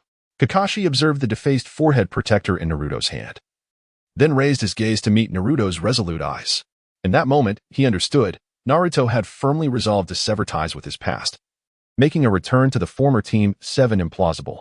After completing this act, Naruto addressed Kakashi, "Sensei, I left in haste last time without bidding farewell. After this parting, our next meeting may very well be in combat." Kakashi comprehended this truth, exhaling a sigh as he hoisted Sakura's cage onto his back, waving goodbye to Naruto as he made his way to the train station. His mission had been successfully accomplished, and he was now bound for the hidden leaf. At that moment, Windflower and Snow approached, joyfully grasping Naruto's hand. "Why did you arrive so late? The shoot is already complete. Come along with me." She pulled Naruto into the break room, where they happily began making cream puffs together. Elsewhere, Kakashi hurried towards the train station, burdened by the cage. His pace was brisk when he brushed past two mysterious figures clad in hats. Kakashi merely cast a fleeting glance at them, preoccupied with his thoughts of returning to the hidden leaf. He boarded the train just as it was about to depart. The two men descended from the train, turning towards the direction of Snow Town. These individuals were none other than Uchiha Itachi and Kisame Hashigaki. Not long before, they had secretly infiltrated the hidden leaf village. Upon learning that Naruto had defected, they felt a sense of urgency. What troubled Itachi the most was that the person he longed to meet was not Naruto, but rather his younger brother, Sasuke. Hearing that Sasuke had left with Naruto compelled Itachi to search tirelessly in the surrounding towns for over a month, ultimately leading him to discover information in Windflower Town. Meanwhile, Kisame, unable to quell his curiosity, broke the silence with his gruff voice. "Do you truly believe that the fourth Hokage's son, Naruto Uzumaki, will be here? Those folks at the Windflower train station wouldn't be deceiving us, would they?" With a calm demeanor, Itachi's cold gaze remained fixed ahead as he replied, "Rest assured, once ensnared in my genjutsu, they will divulge all they know. From the intelligence we've gathered, it is confirmed that Naruto Uzumaki has indeed arrived in this land of snow." Chapter 63, The First Encounter. The cracked 8-span mirror Naruto slowly emerged from the room of Windflower Snow, tilting his head slightly as he cast his gaze towards the distant horizon. A peculiar sensation surged within him, prompting a sense of caution. At that moment, Windflower Snow approached him from behind, wrapping her arms tightly around him. She gently pressed her cheek against his back and softly inquired, "What's wrong, my dear? Has something happened?" Feeling her concern, Naruto tenderly grasped her hands that encircled his waist and replied gently, "I sense two powerful chakras entering the land of snow. They have encountered my snowflakes." Since establishing his own organization, Naruto had employed the technique of snowflake reconnaissance. This ninjutsu, akin to Pain's Rain Tiger Freedom technique, allowed for monitoring within a certain range, albeit with a broader coverage that nearly enveloped the entire land of snow. After a brief pause, he continued, "The land of snow has just acquired a new ruler, and the situation remains unstable. As its leader, you cannot linger here for long. You should return first while I confront them." Windflower Snow expressed her worries, "Please be careful." With that, Naruto activated his Kamui and vanished from sight. Meanwhile, Itachi Uchiha and Kisame Hashigaki had already entered the snowy town. The town, blanketed in white, could not obscure the clamor of the bustling crowd on the streets. They stood silently in a corner, quietly listening to the fervent discussions of passers-by. "Have you heard? There's significant news posted on the bulletin board at the castle of the Land of Snow. The ruler, Windflower Fury, has been replaced by Windflower Snow." One passerby exclaimed excitedly. Another quickly chimed in, "Indeed. It is said that Windflower Snow, upon taking office, not only abolished many of the former unjust treaties but also halved the taxes." A third voice interjected indignantly, "What kind of nonsense is that? This Windflower Snow owes her ascent to a person named Naruto Uzumaki, who is supposedly a rogue ninja from the Hidden Leaf Village. He personally defeated Windflower Fury. How can they consider a rogue from the Hidden Leaf a hero of the Land of Snow? I can't fathom what those fools in the Hidden Leaf are thinking, driving away such a blessing." Itachi remained silent, merely absorbing the surrounding discussions. However, amidst the chatter, he heard no mention of Sasuke Uchiha. Slightly furrowing his brow, he thought, "It seems that to glean information about Sasuke's whereabouts, I must seek out this Naruto Uzumaki." At that moment, Kisame turned to Itachi and said, "Let us head to the bulletin office of the Land of Snow and see if we can find any news regarding Naruto Uzumaki." He then resolutely turned, striding purposefully towards the castle of the Land of Snow, step by steady step. Yet, not far along, a figure suddenly appeared before them, a stranger with yellow hair, standing there. Naruto, masked and moving slowly, approached Itachi. As the distance between them closed, he halted and spoke. You two don't seem to be locals of the Land of Snow. What brings you here, you black scoundrels? Itachi fixed his gaze on the sudden appearance of the masked man. After a moment of contemplation, he removed his hat, revealing a smile, and replied, Firstly, I am not black. Secondly, with your yellow hair, it hardly matters whether you wear a mask or not. Naruto Uzumaki. I never expected you to have the audacity to appear before me so brazenly. Do you believe yourself invincible after defeating Windflower Fury? Naruto paid little heed to Itachi's slightly mocking words, merely lifting his head, his eyes glimmering coldly beneath the mask. He activated his eternal Mangekyou Sharingan, an overwhelming chakra erupting forth as he coldly stated, You know, I have long harbored a regret. In this ninja world, I have never witnessed two Susanoo clashing. Now that you are here, let us rectify that. Itachi Uchiha. Upon hearing this, Itachi's pupils contracted, acutely sensing the shift in the masked man's aura. He promptly called to Kisame. Kisame, you should leave. You are no match for him. I will confront him with all my strength. With that declaration, his eyes sharpened, and he activated his own Mangekyou Sharingan, clearly resolved to unleash his full power from the very onset of battle. Naruto initiated his assault. In an instant, he vanished, summoning forth a towering translucent blue Susanoo, wielding a colossal blade. With a swift motion, the Susanoo struck down towards Itachi. Faced with such a fierce onslaught, Itachi's heart raced. But years of combat experience enabled him to react swiftly. He summoned his own Susanoo, the crimson figure gripping the mystical eight-span mirror, attempting to withstand Naruto's blow. A thunderous crash resonated, shaking the very fabric of the world. The two Susanoo collided with tremendous force, unleashing waves of energy that shattered the surrounding snowflakes. The thick ice beneath them buckled under the strain, fracturing and melting into water that flowed down, exposing the moist earth beneath. Naruto gazed in astonishment at the blue Susanoo's blade successfully parried by the eight-span mirror. It was the first time his attack had been thwarted. He slowly turned his gaze towards Itachi, calmly remarking, It seems your condition is quite satisfactory. Is it because you have not frequently employed this technique until now? Hearing this, Itachi glanced at the eight-span mirror in his hand, now marked with faint cracks, a sense of dread washing over him. Through their brief exchange, he realized that the strength of the person before him was unfathomable. He was decidedly no match for him. If he were to endure such relentless attacks, it would not be long before even the so-called invincible eight-span mirror would shatter completely. Chapter 64.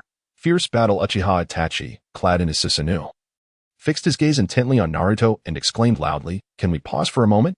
This is all a misunderstanding. Kisame is not here. Let us discuss this calmly. Just then, upon hearing Itachi's words, Kisame transformed into a massive shark and swiftly darted toward the ocean, vanishing without a trace, completely merging into the sea. Naruto, interpreting Itachi's plea as a sign of surrender, struck again at the already cracked Yata mirror, producing another resounding crash that deepened the fissures. He retorted, Isn't your goal to capture the Nine Tails? What more is there to discuss? Release the crows now, and unleash all your techniques. Watch as I shatter your resolve piece by piece. Anxiety gripped Itachi. He had managed to remain composed when facing Obito. Yet he felt utterly powerless against the reckless Naruto before him. Taking a deep breath, he struggled to maintain his calm and continued to explain, My friend, we are both S-rank rogue ninjas from Konoha, and you must understand how decayed the village truly is. We should help one another. Moreover, who spread the rumor that I came here to capture you? I actually came to see my dear brother, Sasuke. As Itachi spoke these words while fending off Naruto's assaults, the Yata mirror could no longer withstand the tremendous force and shattered into countless fragments that gracefully descended. Itachi then drew the Totsuka blade, desperately defending against Naruto's formidable Susanoo sword. Each clash sent waves of shock through the air. Naruto silently watched the Yata mirror disintegrate, a faint smile of satisfaction appearing on his lips. He withdrew his chakra and dispelled the colossal Susanoo. Seeing Naruto retract his attack, Itachi's taut nerves began to relax, though his body trembled uncontrollably. Suddenly, a metallic taste filled his throat, and he spat out a mouthful of blood that stained the ground before him. Gritting his teeth against the excruciating pain, he swiftly retracted his Susanoo. At that moment, Naruto slowly removed his mask, his gaze steady as he regarded Itachi. He spoke coolly. "I am not quite like you. I am an S-rank rogue ninja because that is the highest rank attainable. Your Yata mirror is nothing but a mere trinket, a failure. And you seek Sasuke, do you? He has gone to Orochimaru for training and is not in this land of snow. We have never been on the same side. You, who brutally slaughtered your own kin for the sake of Konoha." At these words, Itachi's pupils dilated in shock, a storm of emotions surging within him.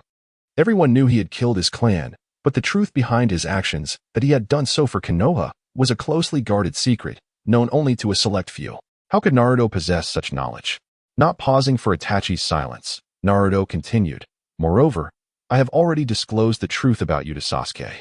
He has chosen to embark on this path of training, driven by his own will, solely to seek vengeance against Konoha." Itachi's eyes widened in disbelief as he stared at Naruto, feeling as though he were entirely exposed before him. He opened his mouth, struggling to articulate a response, but only incoherent sounds escaped his lips. Trembling, he stammered, What do you know, Uzumaki Naruto?" Finally, Itachi managed to squeeze out those words. However, before he could continue, Naruto interrupted him with a mocking smile, declaring, "The so-called will of fire, at its core, is merely a justification to eliminate any threats to Konoha. How fortunate for such a decaying village to have a loyal dog like you." Naruto's gaze pierced through Itachi's stunned visage as he further remarked, "I once heard others say that Konoha owes you a Hokage. How ludicrous. For the sake of Konoha, you have murdered your parents, your beloved, your friends. You are a monster, and there is no absolution for your sins." At this point, Itachi was drenched in sweat, beads trickling down his face, soaking his garments. He locked eyes with Naruto, filled with trepidation and uncertainty, utterly unable to predict Naruto's next move. In contrast, Naruto appeared relatively at ease, casually waving his hand with a faint smile while saying, "But this does not concern me, Uchiha Itachi. Do not forget your role. You are merely Sasuke's spare eyes, his new light. I shall not kill you now. Leave Shirsue's eyes with me, and then be gone. And do not attempt to use Kodoame Tsukumi on me. That technique is futile against me." Upon hearing this, Itachi was taken aback. He never anticipated that Naruto would be aware of Shirsue's eyes. The moment he heard Naruto's assertion about the futility of Kodoame Tsukumi, the last remnants of his courage dissipated. At that moment, he could not muster the bravery to gamble his life on attempting to control Naruto. Without hesitation, Itachi summoned a crow that flew directly into Naruto's hand, landing gently. Having completed this, he turned swiftly, using the body flicker technique to vanish without a trace. Naruto paid no mind to the departing Itachi. As he pondered how Sasuke would perceive his brother, would he regard him as in the original story, or would he scorn Itachi as a fool, considering the enmity of parricide? After securing the crow, Naruto turned and dashed toward the vast ocean. He had not forgotten about Kisame. In a mere moment, Naruto's Sage Mode, with its keen sensory abilities, pinpointed the location of the concealed Kisame lurking deep beneath the waves. Standing firmly atop the ocean's surface, he activated his Susanoo. A colossal Susanoo arrow materialized, and with a focused gaze, Naruto aimed it at Kisame's position before releasing it. In an instant, the cataclysmic chakra arrow plunged into the depths of the ocean. Accompanied by a deafening explosion, the sea floor erupted, sending towering waves crashing above, transforming the once tranquil waters into chaos. At that moment, a disheveled figure emerged from the tumultuous waters. It was the previously concealed Kisame, now pale as a ghost, blood spilling from his mouth as he struggled to rise. Despite his grave injuries, he raised his head, fear etched in his eyes as he gazed at Naruto, murmuring in a trembling voice, "The Nine-Tails Jinchuriki is truly formidable." Chapter 65. The new undercover agent Naruto gazed at Kisame, who was sprawled on the water's surface, gasping for breath. It was evident that the Susanoo arrow he had just unleashed, though not lethal, had inflicted severe damage upon him. Naruto slowly spoke, "Stop struggling. You have no escape left. You've been caught out here at sea. If you have any tricks up your sleeve, now is the time to reveal them. I've already given you a chance." Upon hearing this, Kisame's anger flared. As a formidable being known as the tailless beast, he could not endure such an affront. With swift determination, he adjusted his stance, forming hand seals with remarkable speed. He then brought his palms together forcefully and shouted, "Water style, water prison jutsu." Above the ocean, the effects of this technique were nothing short of cataclysmic. In an instant, a vast water prison materialized, ensnaring the entire Susanoo within its depths. A smirk of satisfaction crept across Kisame's face. Having perfectly merged with his sword, the Samahata, he could breathe freely and move with ease within this watery confinement. In stark contrast, no matter how Naruto attempted to escape, the water prison remained relentlessly tethered to him. After all, this was the boundless ocean, and a prolonged battle would undoubtedly favor Kisame.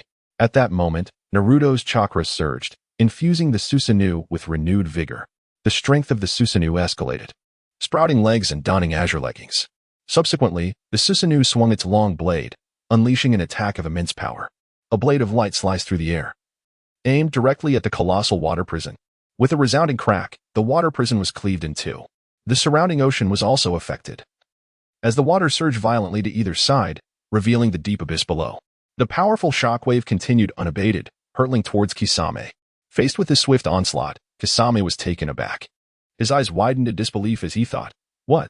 This speed is astonishing." He hasn't even formed hand seals. Realizing he could not evade the attack, he hastily thrust out his hands, fingers flying, attempting to complete the seals for a defensive jutsu. However, it was too late. The blade of light reached him in the blink of an eye. Accompanied by a chilling scream, Kisame's entire right arm was severed by this dreadful strike, blood gushing forth and staining the surrounding waters crimson. The excruciating pain from his lost arm nearly caused him to faint, yet he summoned his willpower to staunch the bleeding with his remaining left hand. At that moment, the massive water prison collapsed entirely, dispersing into countless droplets. Naruto approached Kisame deliberately, each step seemingly pressing down upon Kisame's heart, amplifying his sense of dread. As he drew near, Naruto smirked slightly and remarked, "What era are we in, still relying on hand seals to perform jutsu? No wonder everyone calls you an honest man, Kisame." Kisame's countenance darkened at these words. He clenched his teeth and forced out, "I never expected my strength to be so inferior to yours. This time, I admit defeat. Before coming here, I heard rumors about you from Itachi and Konoha. I couldn't believe that someone fresh out of the ninja academy could become an S-rank rogue ninja. But now it seems that S-rank is unworthy of you." With that, he relinquished his fusion with the Samahata, surrendering completely, as the sword lay lifelessly beside him. Resigned to fate, Naruto regarded him thoughtfully and continued, "But to be honest, I don't actually despise you. At least you haven't done anything to truly anger me." By this time, Naruto had reached Kisame's side. With a swift motion, he grasped Kisame's sturdy throat. Suddenly, a peculiar light flickered in his eyes as the power of the Kodoeme Tsukumi surged forth, a green glow piercing into Kisame's mind. The most powerful Jinjutsu rapidly took effect, forcibly altering Kisame's thoughts and will. Kisame felt as though the world was spinning, and the images before him blurred.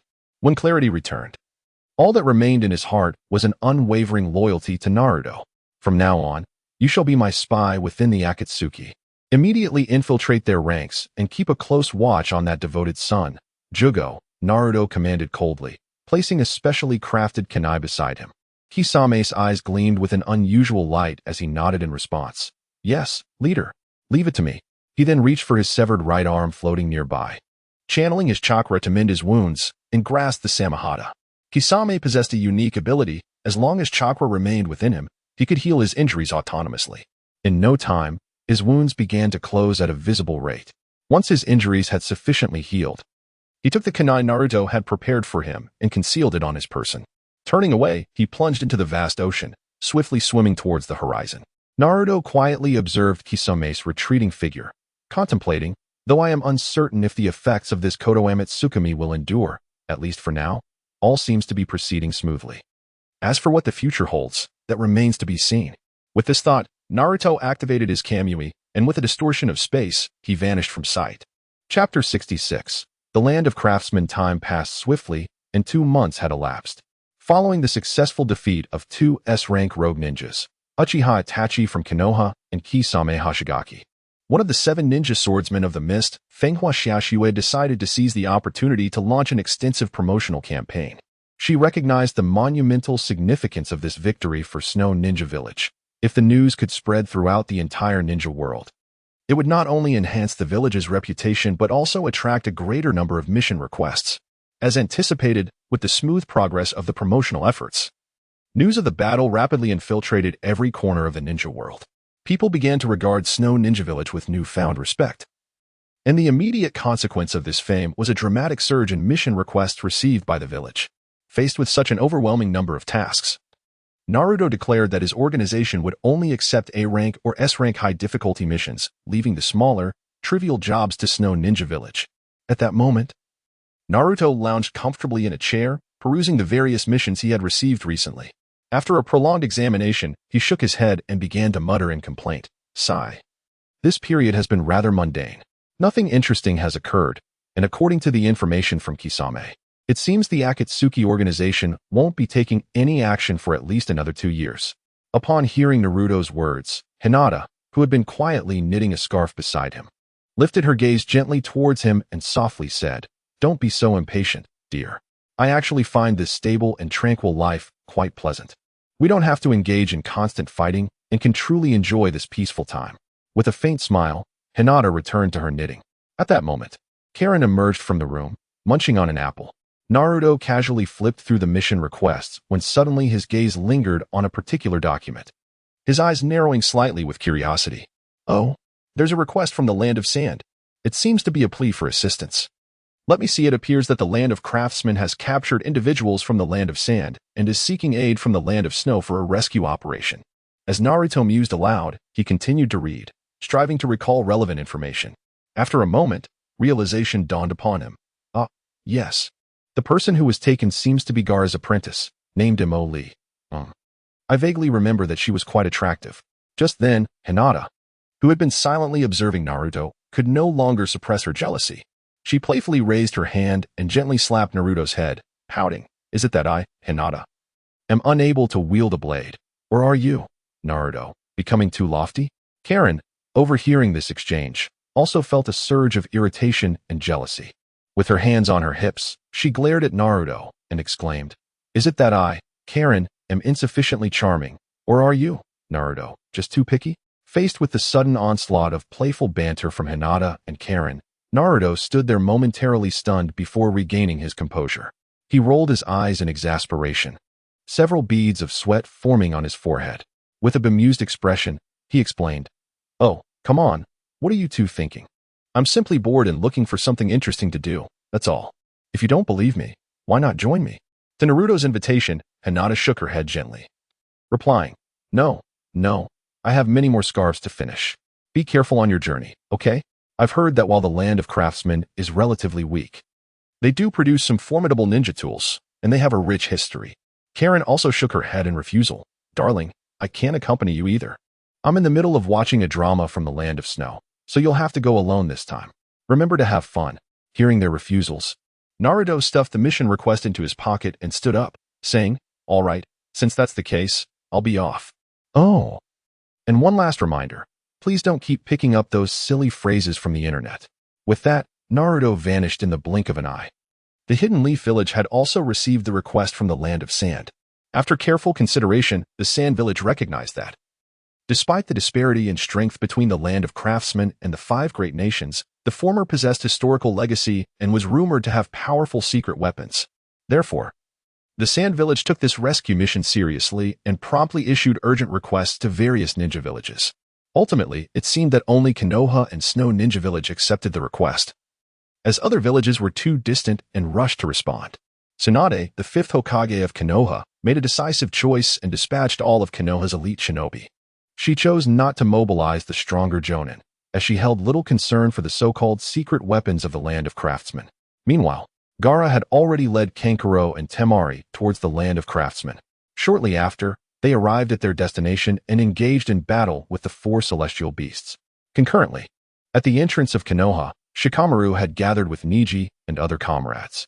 Sakura, brimming with confidence, clenched her fists and declared, "Everyone, I've learned medical ninjutsu from Lady Tsunade and can assist with healing. I am now incredibly formidable." Just then, the previously tranquil space suddenly rippled with an unusual distortion, and Naruto slowly appeared before them, beaming with a smile and waving enthusiastically. "It's been a while, everyone. Oh, Sakura, your injuries have healed so quickly? That's wonderful."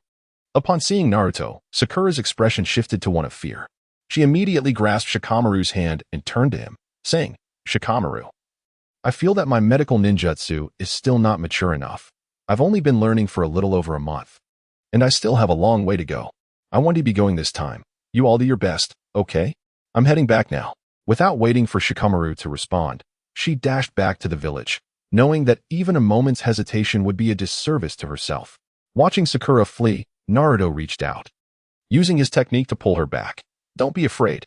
This time, we are teammates. Let us joyfully embark on this mission together. 2 months prior, Naruto had sacrificed one of Shirsue's Manjiki Sharingan along with a forbidden book as offerings, summoning the 7 stars of the Rinnegan. Although he now possessed the eternal Manjiki Sharingan, he could still utilize it effectively. Chapter 67, the battlefield division held firmly by Naruto's formidable power. Sakura Haruno gazed around at the assembled crowd with a look of sheer terror, her voice trembling as she spoke. I understand now. Let us proceed together. After all, they had accepted the same mission, and the interests at stake were aligned for all. As comrades, how could they easily turn against one another? With this thought, Sakura silently prayed that their upcoming journey would unfold smoothly. At that moment, everyone was rendered speechless by Naruto's astonishing ability to grasp someone from a distance. Their eyes fixated on Sakura, who was suspended in midair. Shikamaru turned his gaze towards the mission scroll from the sand village that Naruto held, a hint of surprise crossing his face. Clearly, the sand village placed significant importance on this task, as even those in the far-off snow village had received news of it. Taking a deep breath, Shikamaru stepped forward and declared loudly, "All right, everyone, let us refrain from idle chatter for now. Time is of the essence. We must act swiftly." Reliable sources indicate that Gaara and his team from the Land of Sand have already set off for the destination. He then looked up at Sakura, still floating in the air, and continued, "Naruto, please set Sakura down." Upon hearing Shikamaru's words, Naruto waved his hand carelessly, causing Sakura to lose her support and plummet towards the ground. With a loud crash, she collided with a sturdy tree, sending leaves scattering in all directions. Naruto scratched his head, a hint of embarrassment in his tone as he said, "Oh dear, I truly apologize. This new power is difficult to control. Will you blame me?" Sakura, struggling to rise from the ground, trembled slightly, her face etched with pain as she bit her lip, seemingly trying to stifle a groan. After a deep breath, she managed to reply in a somewhat hoarse voice, "How could I? Naruto, you have always cared for me so deeply. How could I possibly hold it against you? Truly, I am fine." Yet her inner thoughts betrayed her. Why hasn't Naruto perished yet? Hearing her words, Naruto beamed with satisfaction and nodded. He then turned and, alongside the others from Konoha, hastened towards the land of crafts. Throughout the journey, Sakura appeared despondent, her eyes occasionally glancing at Naruto, revealing a mixture of envy and dissatisfaction. The new power he displayed was astonishing, enabling him to effortlessly pull someone from a distance. In contrast, while she had acquired some medical ninjutsu, her own strength felt superficial in comparison. If this continued, how long would it take for her to surpass Naruto? In truth, Sakura was not alone in her sentiments. Naruto's overwhelming power astonished all the young ninjas from Konoha. Gazing at his figure, a fire ignited within their hearts, and they silently vowed to train harder upon returning to the village, vowing never to be left behind by Naruto again. As the group pondered these thoughts, sounds of battle suddenly erupted ahead, signaling their arrival. They quickly lifted their heads to see Gaara and his companions facing off against 4 ninjas in the center of the road. Upon witnessing this, they rushed forward, swiftly positioning themselves behind Gaara. Among the crowd, a figure known as the Tortoise among the 4 celestial beasts wore a sinister grin as he boasted, "Ha! I never expected such a crowd to show up. But listen well, Gaara, the life of this woman behind me is now firmly in your hands. If you know what's good for you, come along quietly so we can settle this behind closed doors." With that, the tortoise dashed away, swiftly disappearing into the distance. While his 3 companions tactfully moved aside to clear a path, Gaara's eyes narrowed, a glint of cold determination flashing as he surged forward, closely following the tortoise. Just as Shikamaru and the others prepared to pursue, the peacock among the 4 suddenly launched an attack. Wielding dual swords, she summoned a powerful gust of wind that transformed into a transparent barrier, blocking the path of the group. With an impassive expression, she addressed those halted before her. "Humph. None of you shall take another step forward. Today, you will all meet your end here." The water tiger, equally merciless, unleashed his attack. With a swing of his arm, a massive chain ball hurtled towards the group, its terrifying force aimed directly at them. Naruto charged forward, his focus set on Mari. Arriving swiftly at the scene, Naruto found Gaara ensnared within a colossal semicircular iron cage, which held him captive. Beside the cage, Mari called out in desperation, her voice rife with fear and helplessness. The tortoise turned his gaze towards Naruto, a cold smirk forming on his lips as he taunted, "You're too late. It's all over. But don't fret. I'll give you an eye-opening experience of our land of craft's ultimate weapon. Once this weapon is unleashed, we will declare war on the 5 great nations and unify the entire ninja world." As soon as he finished speaking, the tortoise swiftly formed hand seals, causing a coffin exuding an eerie aura to drop from the wall. Ignoring the tortoise's words, Naruto swiftly moved to Mari's side. Confronted with the wooden prison, he extended his right hand, channeling chakra into his palm. With a crisp crack, the wooden cage shattered into countless splinters. Seeing this, Mari rushed forward, tightly embracing Naruto's arm, her eyes brimming with tears as she pleaded, "Please, save my master. He is still trapped in that iron cage." Naruto offered her a gentle smile and replied, "I am Naruto. Now that I am here, you need not worry." Mari blushed slightly at Naruto's warm smile and softly said, "Just be careful, dear. Naruto brother." Chapter 68. Unable to wield the blade? The ancient tortoise had completed its sacrificial ritual, and the legendary progenitor of the land of crafts, Qingming, had finally been fully resurrected. He stood tall and imposing, exuding a formidable aura that sent shivers down the spine. Surrounding him were 3 orbs radiating a mysterious luminescence, filled with a palpable reservoir of chakra. Upon his broad back, 3 supple swords floated gracefully, shimmering with a chilling light as they danced with the currents of air, enhancing his already menacing presence. Qingming's gaze shifted slightly, surveying the enormous iron cage nearby. Sensing the presence within, a triumphant smile curled at the corners of his mouth as he proclaimed, "I see. My power has absorbed the Shikaku of the Sand Country. Indeed, what a remarkable force it is." He then let out a boisterous laugh. "Ha ha, this power now belongs to me. Let us commence this war against the 5 great nations. The era of the land of crafts has arrived." Standing beside him, Naruto observed the arrogant progenitor with palpable disdain. This so-called formidable foe had been easily subdued by Gaara in the original storyline, falling after merely 2 exchanges. Now, this individual spoke of declaring war against the 5 great nations. Qingming caught sight of the contempt in Naruto's eyes, and an intense fury surged within him. He glared fiercely, exclaiming, "What does that expression mean? If that is the case, I shall make you my first sacrificial offering for my resurrection." With that, he waved his hands, and the 3 sword-like apparitions behind him lunged ferociously at Naruto. Having exhausted his patience, Naruto swiftly dodged, slashing Qingming's neck before seizing his head and leaping onto the cage that imprisoned Gaara. Holding Qingming's head aloft, he inquired, "What was that you just said? Whose era has arrived?" In the distance, Qingming's body slowly crumpled to the ground, raising a cloud of dust. Naruto casually tossed his head aside, muttering, "Boring." Naruto's astonishing display left Emoli dumbfounded, her gaze fixated on his remarkably handsome visage. Deep within her heart, a tempest of emotion swelled. The enemy who had tormented Gaara so ruthlessly had been effortlessly dispatched by this seemingly ordinary boy in an instant. The disparity in strength was truly astonishing. At that moment, Naruto felt a violent tremor emanating from the iron cage beneath him. In a flash, he jumped back just as a colossal hand overturned the cage with a thunderous crash. As the iron structure shattered, it revealed Gaara, now in a semi-tailed beast transformation state. With a series of enraged roars, Gaara succumbed to a fit of fury. The chakra of Shikaku surged wildly. Gaara extended his sharp claws, unleashing a massive sandstorm that surged toward Naruto. Faced with this sudden onslaught, Naruto did not hesitate. He firmly embraced Emoli and instantly transported them to the cliff's edge. The ground where they had just stood was completely engulfed by a sea of yellow sand. The once solid earth transformed into a vast desert. With tears staining her cheeks, Emoli clutched Naruto's arm tightly, her voice trembling with fear as she pleaded, "What are we going to do, Naruto? Master Gaara has suddenly gone berserk." Her body quivered with trepidation. Naruto gently patted Emoli's shoulder, offering reassurance, "Don't worry, Emoli. I'm here. Just stay put and wait for my return." With that, he surged forward toward the direction of Shikaku. At this moment, Gaara's hands had fully transformed into the enormous, menacing claws of Shikaku, presenting a terrifying sight. Yet Naruto stepped forward, inching closer to Gaara with determination.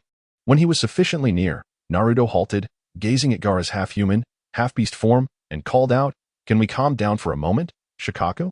No sooner had he spoken than Naruto's eyes activated the eternal Mangeki Sharingan. In an instant, an overwhelming chakra surged from within him, forcing the tailed beastified Gaara to kneel in submission. Stepping closer, Naruto grasped Gaara's throat firmly, his voice laced with authority. "Shikaku, if you wish to live, remain inside and do not attempt to break free."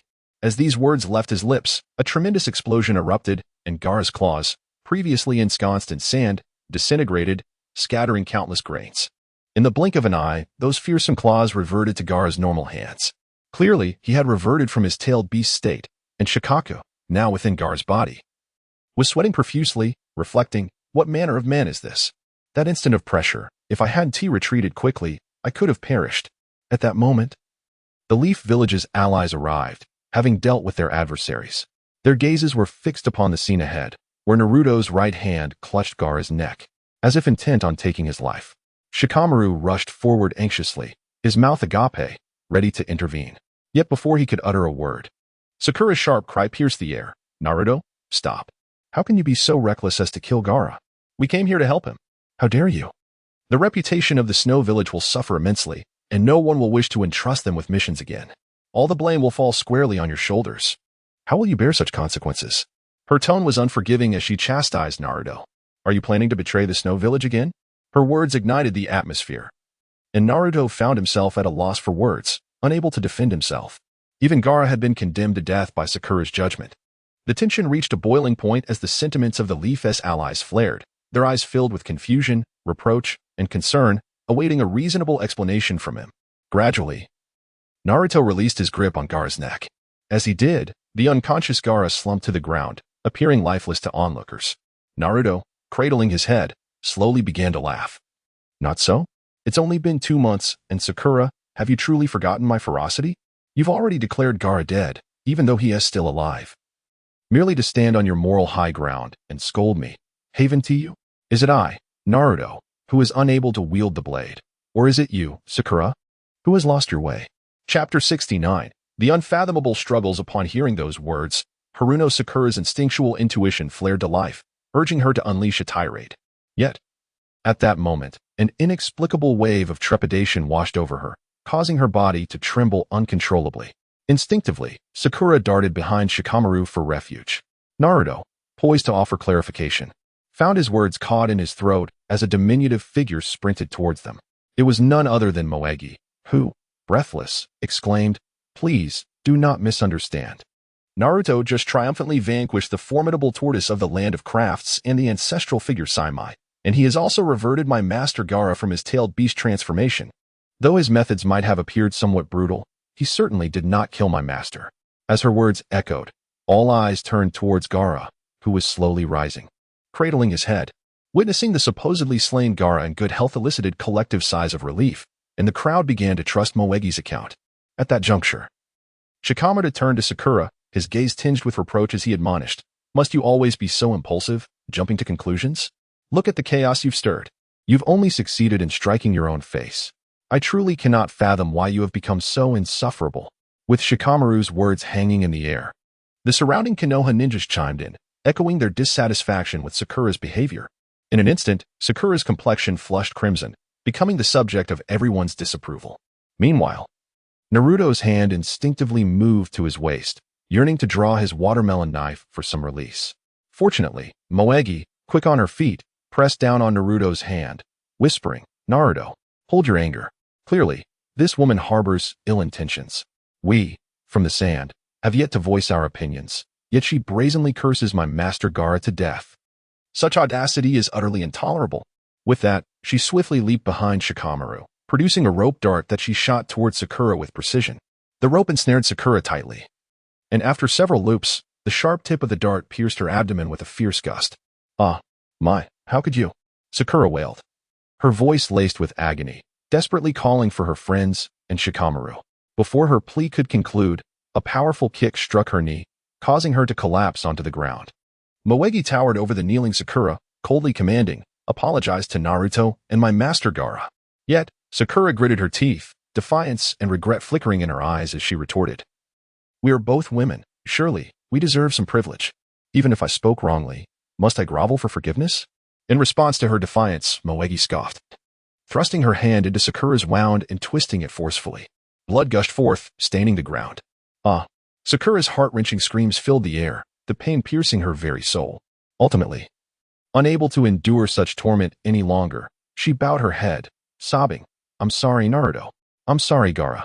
I shouldn't have spoken so carelessly. I deserve this. I truly regret my actions." At that moment, Shikamaru interjected, "Do not kill her. After all, she is one of us from Konoha. Spare her life." With that, he led the Konoha ninjas away, ignoring Sakura's desperate cries. Moegi nodded, but a glint of ruthlessness flickered in her eyes. She felt compelled to exhibit her prowess before Naruto. The next instant, she resumed her assault on Sakura, delivering punch after punch, blood streaming from Sakura's nose, her face becoming almost unrecognizable. Why must women torment one another? You beast! My! Sakura cried out in despair, realizing that her existence was irrevocably shattered, obliterated by the demon before her. Naruto watched the unfolding scene with profound shock, completely unprepared for Moegi's ruthless tactics. Beside him, Sakura lay sprawled in a pool of blood, her complexion pale, froth spilling from her lips, her body twitching faintly, teetering on the brink of death. Witnessing the suffering of a former comrade filled Naruto with sorrow. This was not his intention. He let out a laugh, albeit without mirth. Gaara, having regained some composure, slowly rose and waved gently at Moegi, speaking with calm authority. "Moegi, that is enough. If this continues, we may not have a single survivor left." Heeding Gaara's words, Moegi ceased her assault. She then utilized her water jutsu, cleansing her bloodied hands in a stream until every trace of crimson was washed away. As the water subsided, Moegi stood still, gazing at the fallen Sakura. She flew to Naruto's side, grasping his arm with both hands, her big, glistening eyes sparkling as she playfully asked, "Naruto, how did I perform today? You must praise me." Naruto smiled gently, reaching out to ruffle her hair. "You did exceptionally well today. Do not grow complacent. This is not your limit. Keep striving for excellence." With those encouraging words, he looked upon the adorable girl with admiration. Elated by Naruto's praise, Moegi nodded enthusiastically, hugging his arm more tightly, her face radiating with joy. Thus, the group, including Naruto, Moegi, and Gaara, began their leisurely trek back toward Konoha village. As for Sakura, left solitary in the wilderness, Naruto felt no concern for her fate. After all, in the original narrative, Sakura had mercilessly drugged her Konoha companions and callously abandoned them in the wild, showing no regard for their lives, while she pursued Sasuke. Now, Naruto merely wished for Sakura to experience the bitter taste of abandonment she had once inflicted upon others. It must be noted that Shikamaru was indeed astute, long before. He had arranged for Lee to remain hidden nearby, awaiting the moment Naruto and the others departed. Once they left, Lee would promptly appear to retrieve Sakura and escort her back to the village, ensuring she faced no real danger while subtly punishing her transgressions. Chapter 70. The Dilapidated House. After much deliberation, Gaara and his companions resolved to first journey to Konoha before returning to Sunagakure. At this moment, Naruto was prepared to depart ahead, but Mari clutched his arm tightly, refusing to let go, insisting that he accompany her back to Sunagakure so she could properly express her gratitude. Faced with Mari's obstinate demeanor, Naruto reluctantly agreed to accompany her to Konoha before heading to Sunagakure. However, it suddenly dawned on him that his current status was rather peculiar. He turned to Gaara, a troubled expression crossing his face, and said, "I almost forgot. I am classified as an S-rank rogue ninja by Konoha. It may not be wise for me to swagger back with you all like this." Upon hearing Naruto's words, Gaara momentarily hesitated but quickly regained his composure, smiling reassuringly. "There is no need for concern, Naruto. You saved my life. To me, you are my savior. We are still in the midst of a mission, and according to protocol, all grievances must be resolved after the task is complete. If you are truly apprehensive about causing unnecessary trouble, you may wait at the village entrance while I go in to deliver the mission payment." Mari, overhearing this, eagerly chimed in, Yes, that would be perfect. You can go ahead and submit the mission. As long as you wear a straw hat, the villagers should not easily recognize you. There are all sorts of peculiar individuals wandering around Konoha. One more will not matter. I can explore the village with you, Naruto." Gaara cast a fleeting glance at Mari, musing to himself, "Look at this girl. Could it be that she harbors feelings for Naruto?" As he pondered, his gaze lingered on her a moment longer. Meanwhile, Naruto contemplated. "Since we've come this far, we might as well explore Konoha. I am genuinely curious to see how it is transformed." With this thought, Naruto nodded in agreement. Before long, the group arrived at the entrance of Konoha. Naruto donned a straw hat, and, after a brief discussion with Gaara, they decided to split up. "Gaara, accompanied by Kankuro and Temari, headed straight for the Hokage Tower to report their mission, while Mari entwined her arm with Naruto's and strolled leisurely down another street. Since the incident of Orochimaru's invasion, the higher-ups of Konohagakure had been deeply concerned, knowing they must implement stricter measures to ensure the village's safety. After much deliberation, they entrusted this task to the Yamanaka clan, who were now constantly monitoring the chakra flow within the village. They remained vigilant, ready to report any unfamiliar chakra fluctuations, especially those characteristic of rogue ninja. In this tranquil atmosphere, Naruto and Mari ambled through the streets of Konohagakure, their faces adorned with cheerful smiles as they relished the joy of their outing. Unbeknownst to them, they had arrived at the doorstep of Naruto's former home. The sight before him left Naruto astounded. His once familiar abode had become unrecognizable.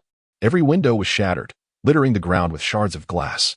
The front door had suffered severe damage, exposing the interior, while the walls were defaced with hateful curses. Naruto understood that his abandonment of the village would inevitably lead to the loss of his home, yet witnessing such a deplorable scene ignited a fire of anger within him. Just as he stood there in shock, a real estate agent from Konohagakure happened to pass by. Noticing Naruto's dazed state, the agent hurried over, speaking enthusiastically. "Ah, you must be a newcomer to our village. You see, this house was previously inhabited by a monster who brutally slaughtered thousands of innocent villagers before fleeing amidst the chaos. If you are interested in purchasing property in Konohagakure, I recommend visiting my office. I have many suitable listings to show you."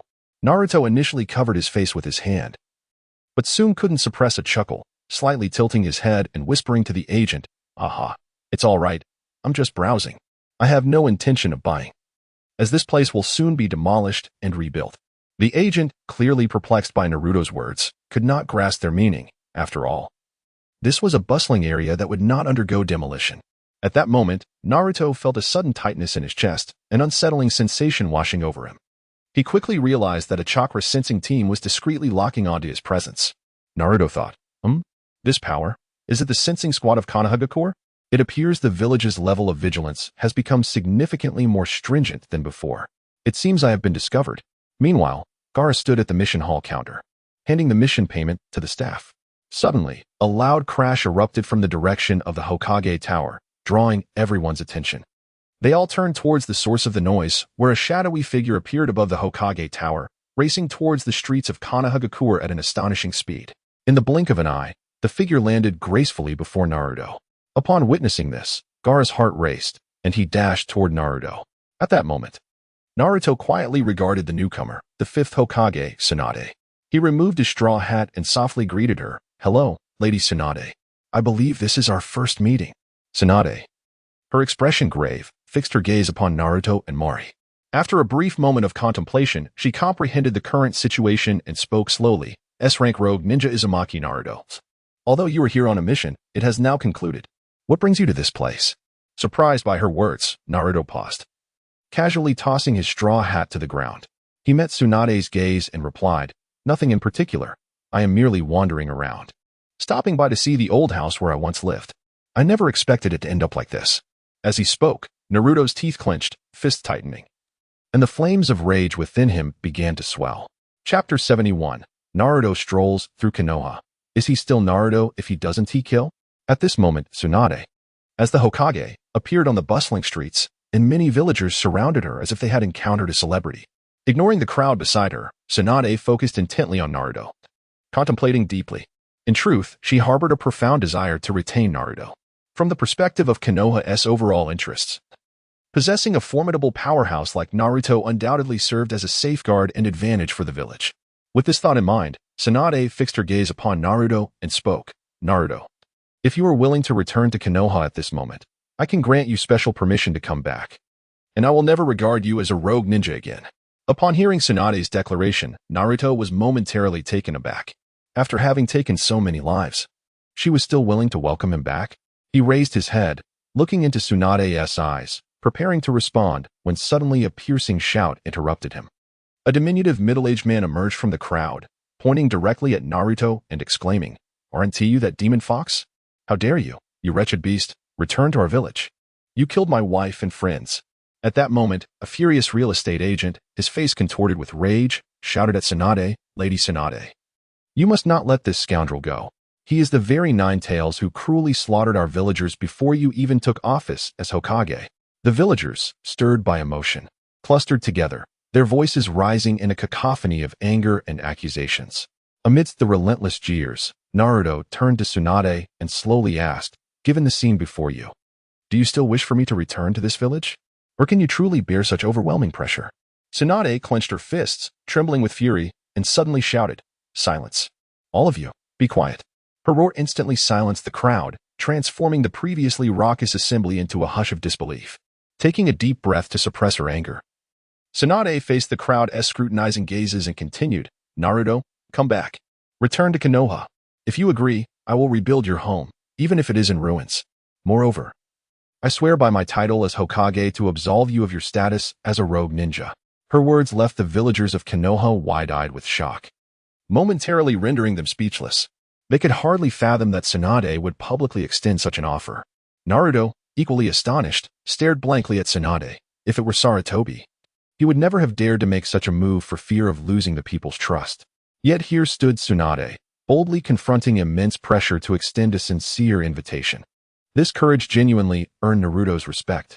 However, as Naruto fell into contemplation, a bold villager, disregarding the possible wrath of Tsunade, stepped forward and shouted, "Lady Tsunade, what are you saying? He is the monster who has slain 1,000 innocent villagers." My wife and friends fell to his hand. At his remark, the murmuring crowd erupted into renewed outrage. Exactly. How can such a devil be allowed to return to Konoha? He should be captured and executed immediately. Otherwise, we will surely complain. Hokage cannot ignore the will of the people. Another villager added in agreement. The atmosphere grew increasingly charged with hostility, and Tsunade, now infuriated, gathered her chakra, swinging her arm forcefully and striking the ground. The earth trembled with a thunderous crash as a massive crater several meters wide formed, dust swirling and rocks scattering. With fierce intensity, Tsunade glared at the gathered crowd, roaring, "Silence. If you dare to bark again, this fist will come down upon you." Witnessing this spectacle, the crowd was intimidated by Tsunade's overwhelming presence, fear coursing through them. They exchanged glances, none daring to utter another word, retreating to maintain a safe distance from her. Meanwhile, Naruto silently observed the unfolding chaos. His expression remained impassive, yet his eyes were cold. Suddenly, he raised his right hand and casually waved it, speaking softly, "Rest assured, I will absolutely not return to Konoha. I trust you all will oppose my return, correct? If so, as a rogue ninja, would it not be reasonable for me to eliminate you?" His declaration left the crowd aghast, mouths agape momentarily at a loss for words. Before they could recover from their shock, Naruto activated his eternal Manjiki Sharingan. A crimson light shot forth from his eyes, swiftly enveloping the scene. In the blink of an eye, over 50 individuals, excluding Tsunade and Sakura, were drawn into the realm of Tsukuyami. Within the realm of Tsukuyami, he announced, "Dear guests, for the next year, we shall enjoy our time together here. Outside, only 3 seconds will pass. During this year, each of you will face a slow and excruciating death at my hands. This punishment will be repeated countless times, leaving you in a state of despair, unable to seek salvation or death." The chilling wails of the tormented echoed throughout the Tsukuyami world, a haunting symphony of despair. Initially, they begged Naruto for mercy. But as the agony intensified, they pleaded for a swift end to their suffering. Yet, how could Naruto grant them such a merciful wish? For these individuals, death was far too lenient a fate. Chapter 72. Returning to deliver gifts in the tangible world, Jasmine's eyes widened as she stared at the villagers before her, who suddenly fell silent and appeared dazed. One by one, they collapsed as if their souls had departed. Jasmine was filled with confusion, unable to comprehend how such a bizarre occurrence could transpire in the blink of an eye. Naruto gradually approached Jasmine, gently ruffling her hair, and softly said, "Do not concern yourself with them. Even if they are still alive, they are surely in a vegetative state. Now, let us return to Gaara. He must have prepared everything by now." Tsunade gazed at the 50 villagers sprawled on the ground, murmuring, "They brought this upon themselves. They cannot survive." The mountain clan contacted Tsunade through his secretary, inquiring, "Lady Tsunade, what should we do now? Should we capture Naruto?" In her heart, Tsunade replied, "No need. Simply notify the Umbu to collect the bodies. Even if these people are alive, they are a waste of resources. Let them be buried." At that moment, Gaara hurried over to Naruto, contemplating, indeed, that shadow earlier was Tsunade, the 5th Hokage. He stood beside Naruto, observing the fallen villagers, his brow furrowing as he asked, I have completed my mission. What has transpired here? Tsunade, feeling exasperated, waved her hand dismissively at Naruto, stating, You may leave, Naruto. Konoha will not consider you an enemy. Regardless of the pressure we face, Jiraiya and I will vouch for you. Therefore, I hope you can reflect on this and return to Konoha. A hint of surprise crossed Naruto's face, clearly taken aback by Tsunade's concern for him. After a brief pause, he inquired, By the way, why have I not seen Master Jiraiya? Is he not here? Upon hearing Naruto mention Jiraiya, a flicker of astonishment crossed Tsunade's eyes as she thought, Master Jiraiya? When did this happen? He actually took Naruto as his apprentice? However, this could be a positive development, potentially increasing Naruto's likelihood of returning to Konoha. Regaining her composure, Tsunade responded, He returned to Konoha specifically to teach you jutsu, but when you left, he felt he could not remain idle. Thus, he set off to gather intelligence on the Akatsuki organization. He is likely on his way to the Land of Water now. Naruto nodded. Bidding farewell to Tsunade before departing with Gaara, Jasmine, and their companions towards the outskirts of Konoha. The atmosphere was light and jovial as they chatted along the way. Jasmine tightly grasped Naruto's hand, sweetly suggesting, Brother, since Konoha regards you as a rogue ninja, why not come to our sand village? We would welcome you with open arms. And you could even stay at my home. Naruto smiled gently at her words, shaking his head in response. Jasmine, you are so thoughtful. But I have already settled in the snow village. If you have some free time, you should come visit the land of snow. The scenery there is breathtaking. And you can stay at my home. As they conversed, Naruto's keen senses suddenly detected an ominous chakra approaching rapidly. Reacting instantly, he pulled Jasmine into his embrace and swiftly dodged to the side, causing the unsettling sensation to dissipate. Not far ahead, two figures emerged from the grass, Yamashiro and Aburame Kirin. Elite ninjas of Konoha's Umbu under Danzo. Yamashiro frowned, incredulous as he murmured, I never expected this guy to possess such remarkable perceptive abilities. He even detected my silent heart turn technique and evaded it with ease. It seems we must resort to more forceful measures for this mission. Kirin, with a serious expression, nodded in agreement. Naruto stood firm, gazing ahead at the two individuals, casually stating, I completely forgot to greet Danzo upon my arrival in Konoha. That was indeed my oversight. However, it matters not, as I can return to catch up with him later. But before that, I must deal with you two beasts. At that moment, Gaara and Kankuro positioned themselves protectively in front of Naruto, firmly declaring, Friends, Naruto is a distinguished guest of our sand village. We hope you won't let your impulses endanger the friendship between our villages. Yamashiro and Kirin paid no heed to Gaara's words and charged directly at Naruto. Witnessing this, Gaara snorted coldly, his chakra erupting around him, clearly prepared to engage. However, Naruto intervened, raising a hand to stop Gaara. Their primary target is me. I can handle this. As he spoke, Naruto activated his eternal Manjiki Sharingan, declaring, When Obito faced you, he lacked a left eye, but I possess both powers. Chakra surged wildly within Naruto's eyes. In an instant, the space around them trembled as he unleashed Kamui. Kirin felt the space beside him distort grotesquely, leaving him with no opportunity to evade.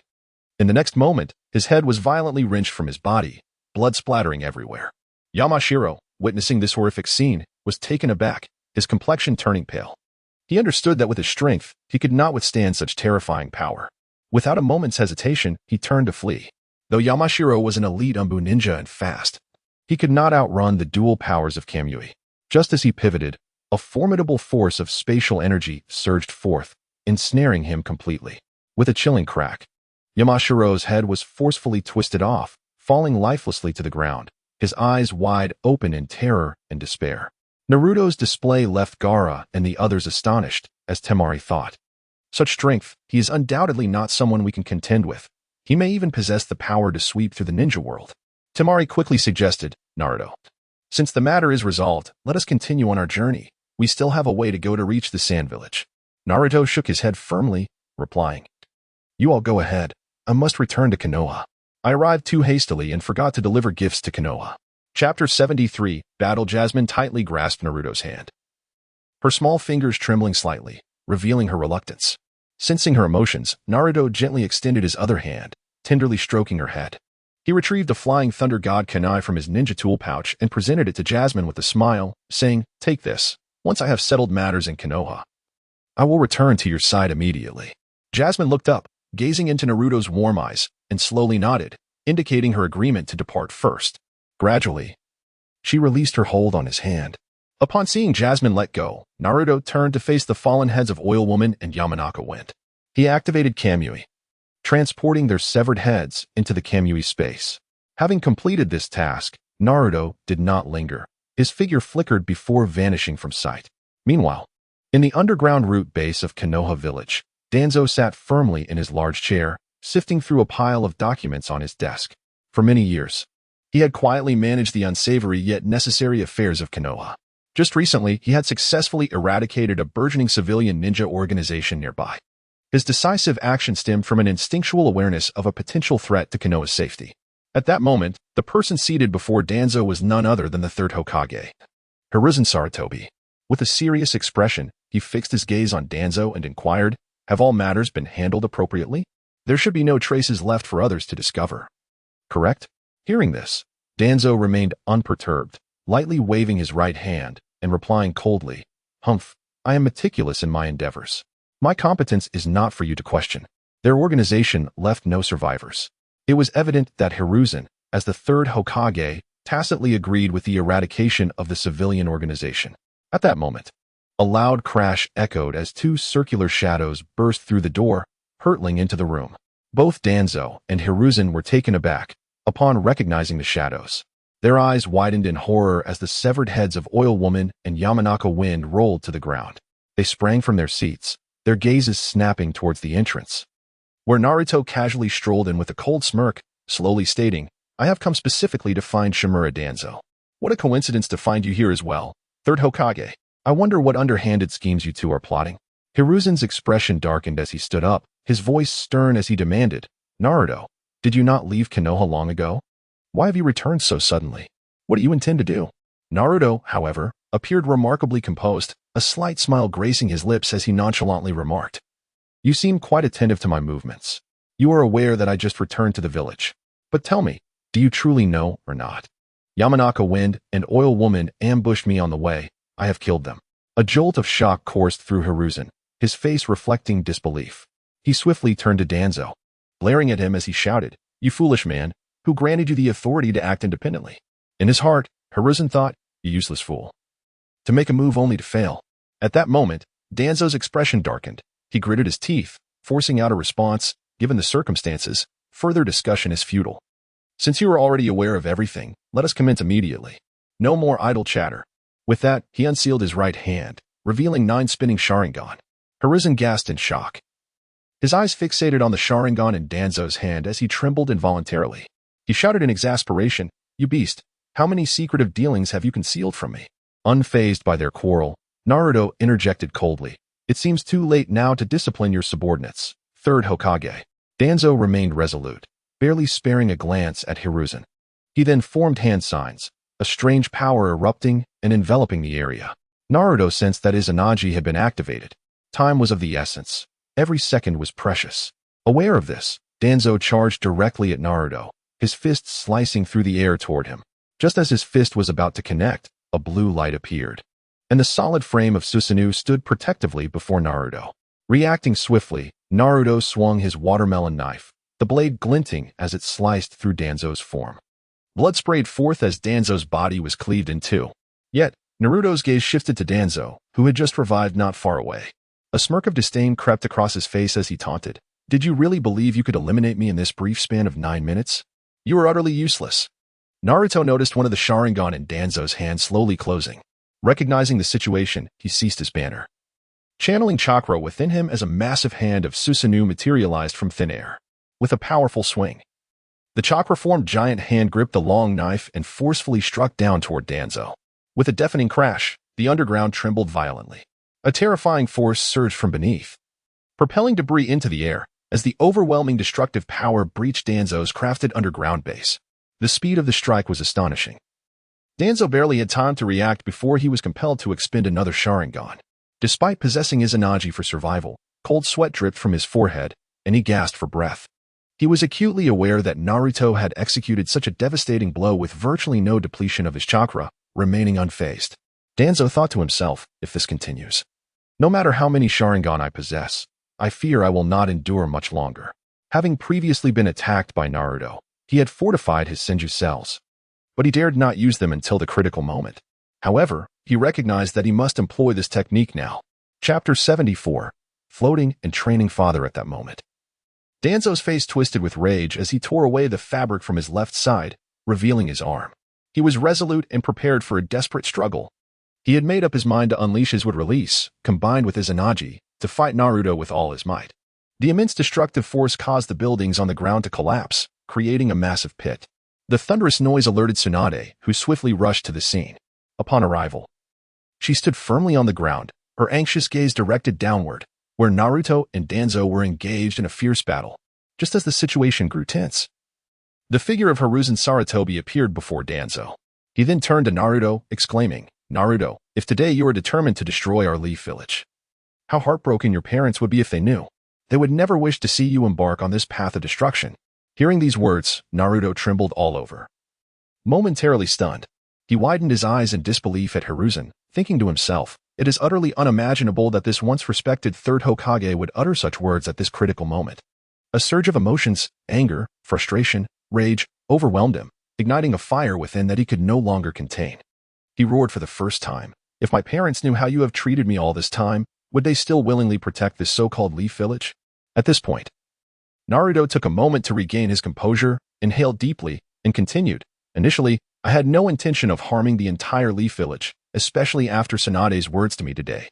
However, since you dare to provoke me further, do not blame me for being merciless. Whether it is that beast Danzo or the entire Leaf Village, just wait and see." As soon as he finished speaking, a powerful chakra erupted from Naruto, lifting his body slowly off the ground until he floated in midair. The air around him seemed to tremble with agitation, winds howled, and dark clouds gathered ominously. Tsunade's eyes widened as she gazed at Naruto suspended above, radiating an overwhelming aura.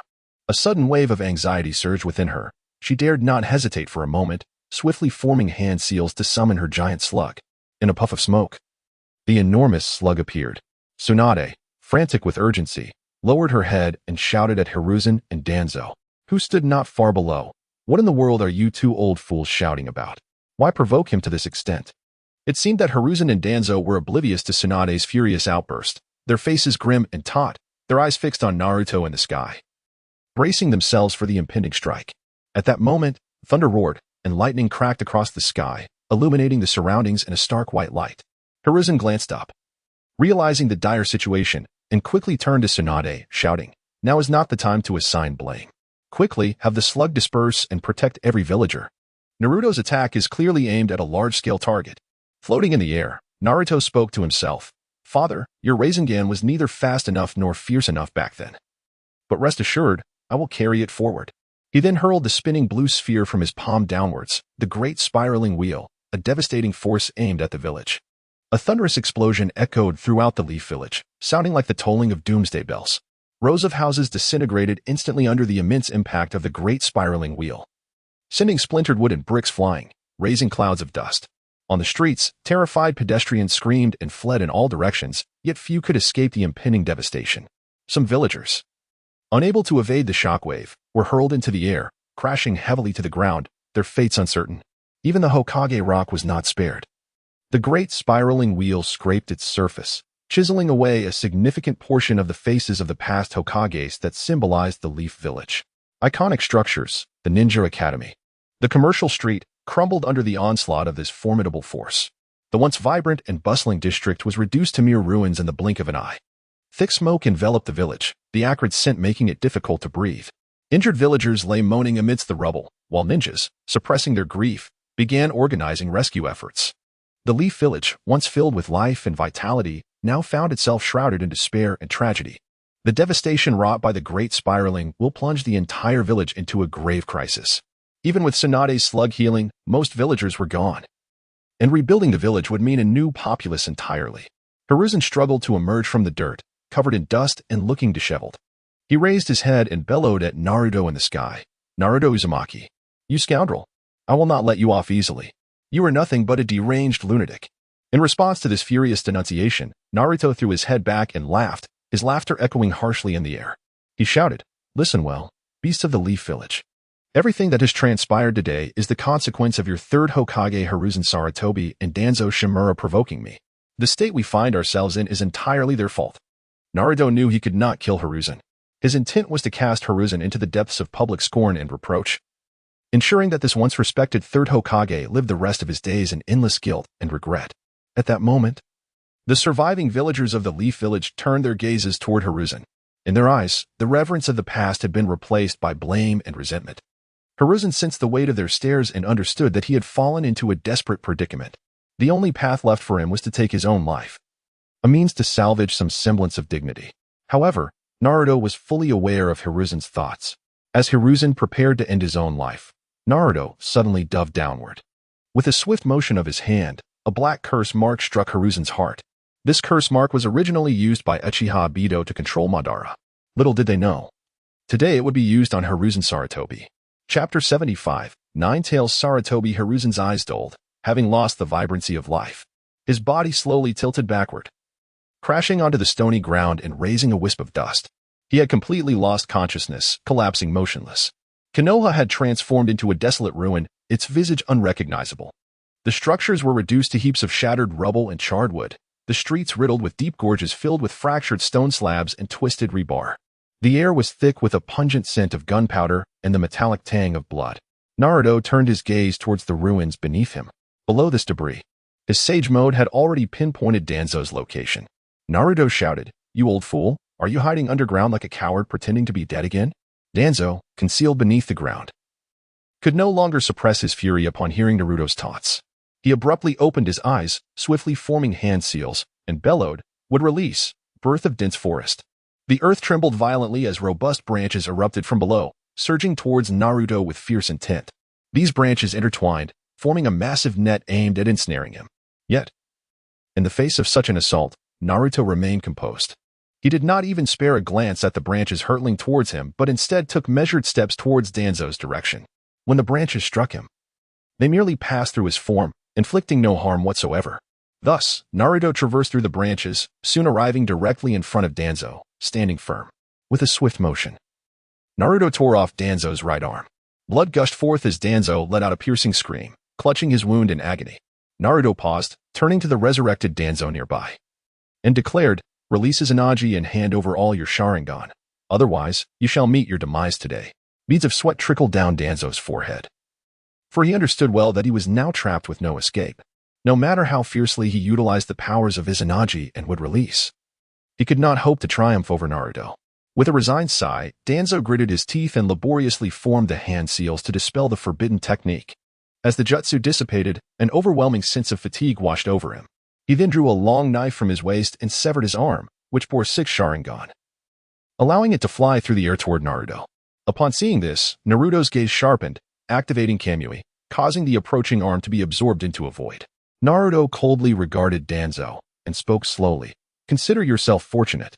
Someone will come to claim your life, but it will not be me. Cherish your remaining time alive." With those final words, he activated Kamui and vanished from sight. Meanwhile, Tsunade had successfully rescued the majority of Konoha's shinobi by dispelling the Yin seal. Yet she herself had exhausted her chakra and collapsed. She ordered Kakashi to seek Jiraiya's return before losing consciousness. Without hesitation, Kakashi understood that Konoha was gravely weakened, and only Jiraiya could safeguard against external threats. He entrusted Tsunade to Yuhi Kurenai and hastily departed from Konoha. Danzo, having severely depleted his chakra and lost his arm, succumbed to a deep state of unconsciousness due to his critical injuries and the forced activation of Hashirama's cells. After this battle, he would not even have the opportunity to become the 5th Hokage. In the realm of Kamui, Naruto inhaled deeply, sensing the dwindling chakra within him. This battle had dragged on for far too long, depleting him considerably. The cost of utilizing Kamui, Susanoo, large-scale Tsukuyami, and the formidable Rasengan version of the spiraling sphere were monumental. Had it not been for his Uzumaki lineage and the infusion of Hashirama's cells, his chakra would have long since run dry. Previously, Naruto had believed that even without the Nine-Tails chakra, he could remain invincible. However, he overlooked a critical issue. Despite his current prowess, his physical endurance had scarcely evolved beyond the level he attained upon graduating from the Ninja Academy. Naruto murmured to himself, "Sigh. While I truly wish to avoid encountering him, it seems I must seek out the Nine-Tails." With that, he gradually closed his eyes, focusing his mind and allowing his consciousness to delve deep within. In a moment of disorientation, Naruto found himself before a long tunnel. He walked forward, the echoes of deep rumbling resonating in his ears. After some time, he reached a massive iron door, behind which flickered two red eyes. A claw struck the door with a resounding bang, and a thunderous voice boomed. "Humph. I never expected you to come here voluntarily. With all this power. What do you seek from me?" The voice belonged to the Nine Tails, sealed within Naruto. It had witnessed the recent battle through its connection with him, and was well aware of the unfolding events. Unlike in the original tale, it no longer regarded Naruto as merely a child. In its eyes, Naruto had acquired strength formidable enough to rival its own, perhaps even surpass it. Upon hearing the Nine Tails words, a cold smile crept across Naruto's face as he retorted with a mocking tone, "Nine Tails, do you think I am some kind-hearted fool? For 18 years, your existence has subjected me to nothing but disdain. Ultimately, whether it be you, Obito, or Madara, you are all my parents' enemies. You all deserve to perish." At this, the Nine Tails' pupils constricted sharply. The cunning fox raised its voice in defiance. "If that is the case, why hesitate? Quickly dispel my seal, and come to claim my life." Naruto, covering his face, erupted into laughter, saying, "You need not provoke me.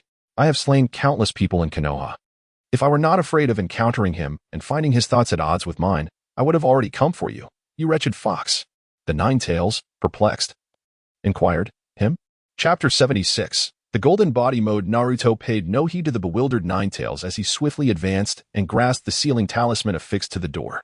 Suddenly, a hand appeared, seizing Naruto's wrist and pulling him down. After an emotional exchange with Minato Namikaze, who expressed his unwavering support for Naruto's decision, he dissipated into nothingness.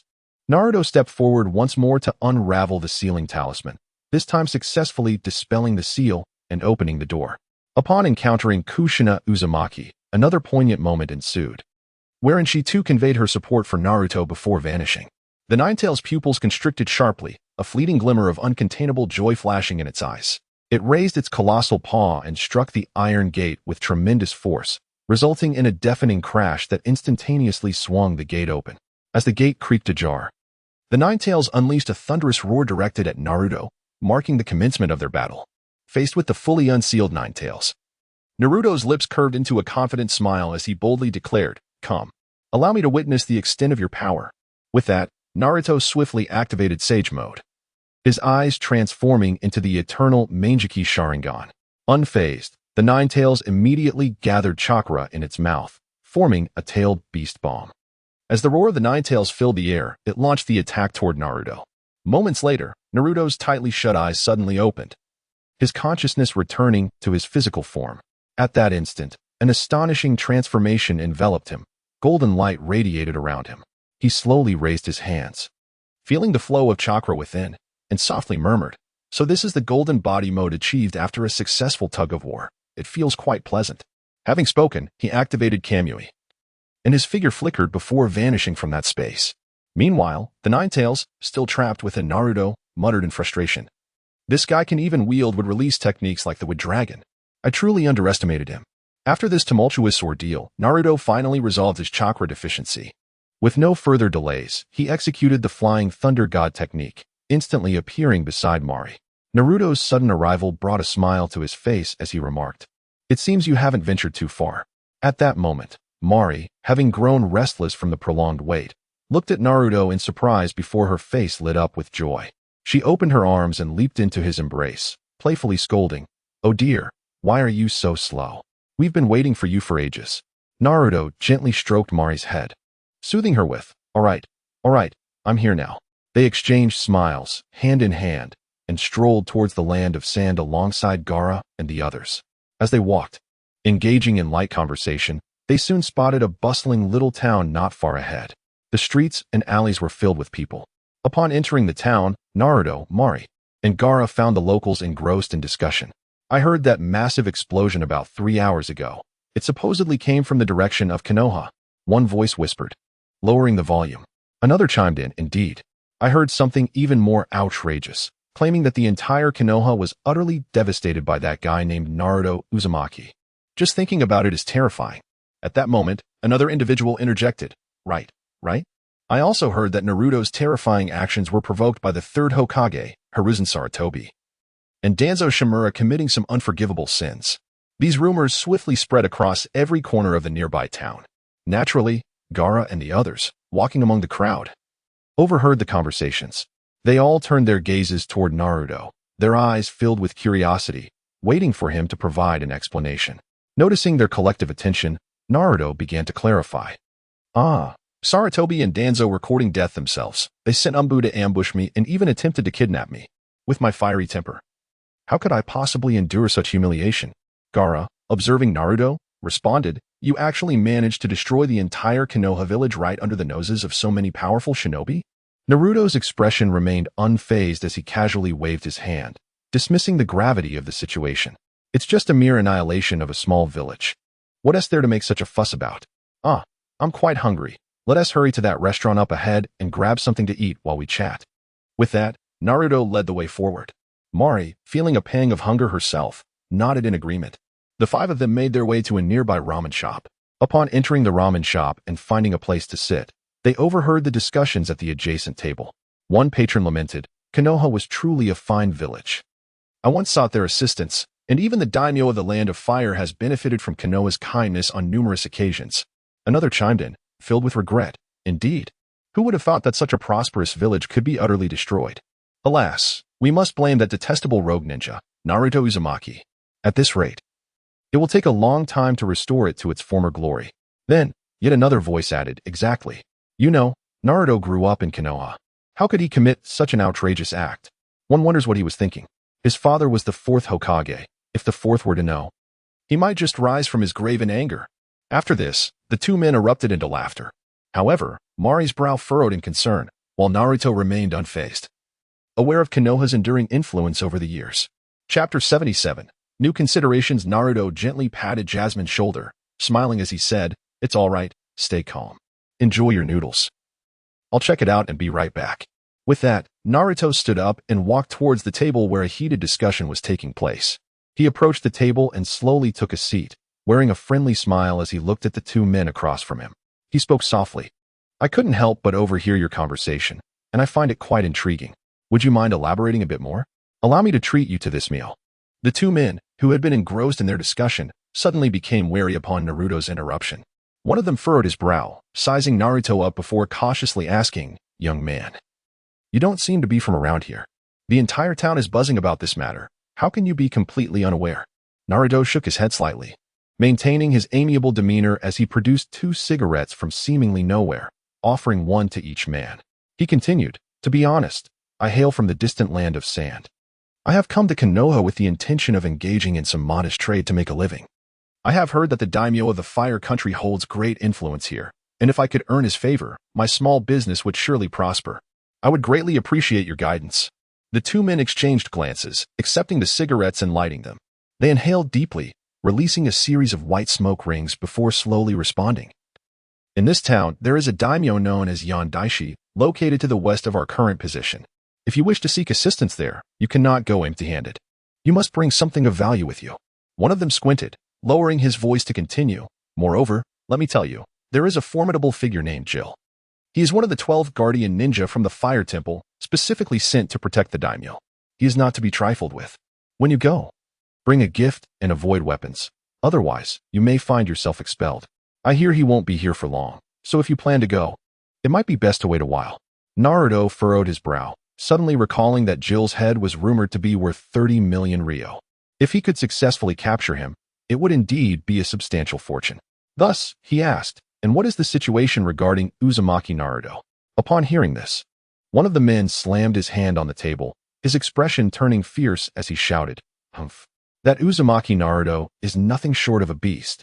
He grew up in our Konoha village, which has nurtured him immensely.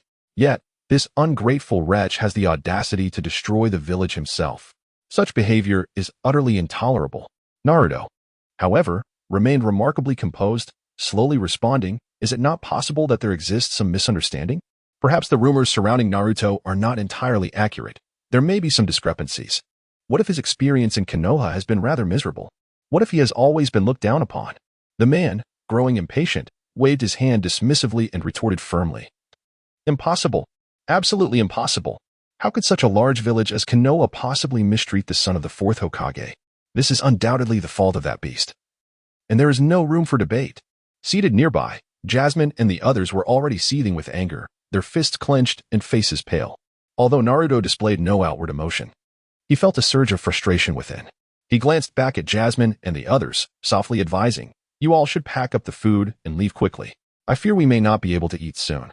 Gaara and the others nodded in agreement, promptly rising to pack the food as they hurriedly exited the establishment, closing the door behind them. A satisfied smile crept across Naruto's lips as he nodded slightly. He then slowly turned his gaze back to the two men at the table, his eyes icy as he regarded them.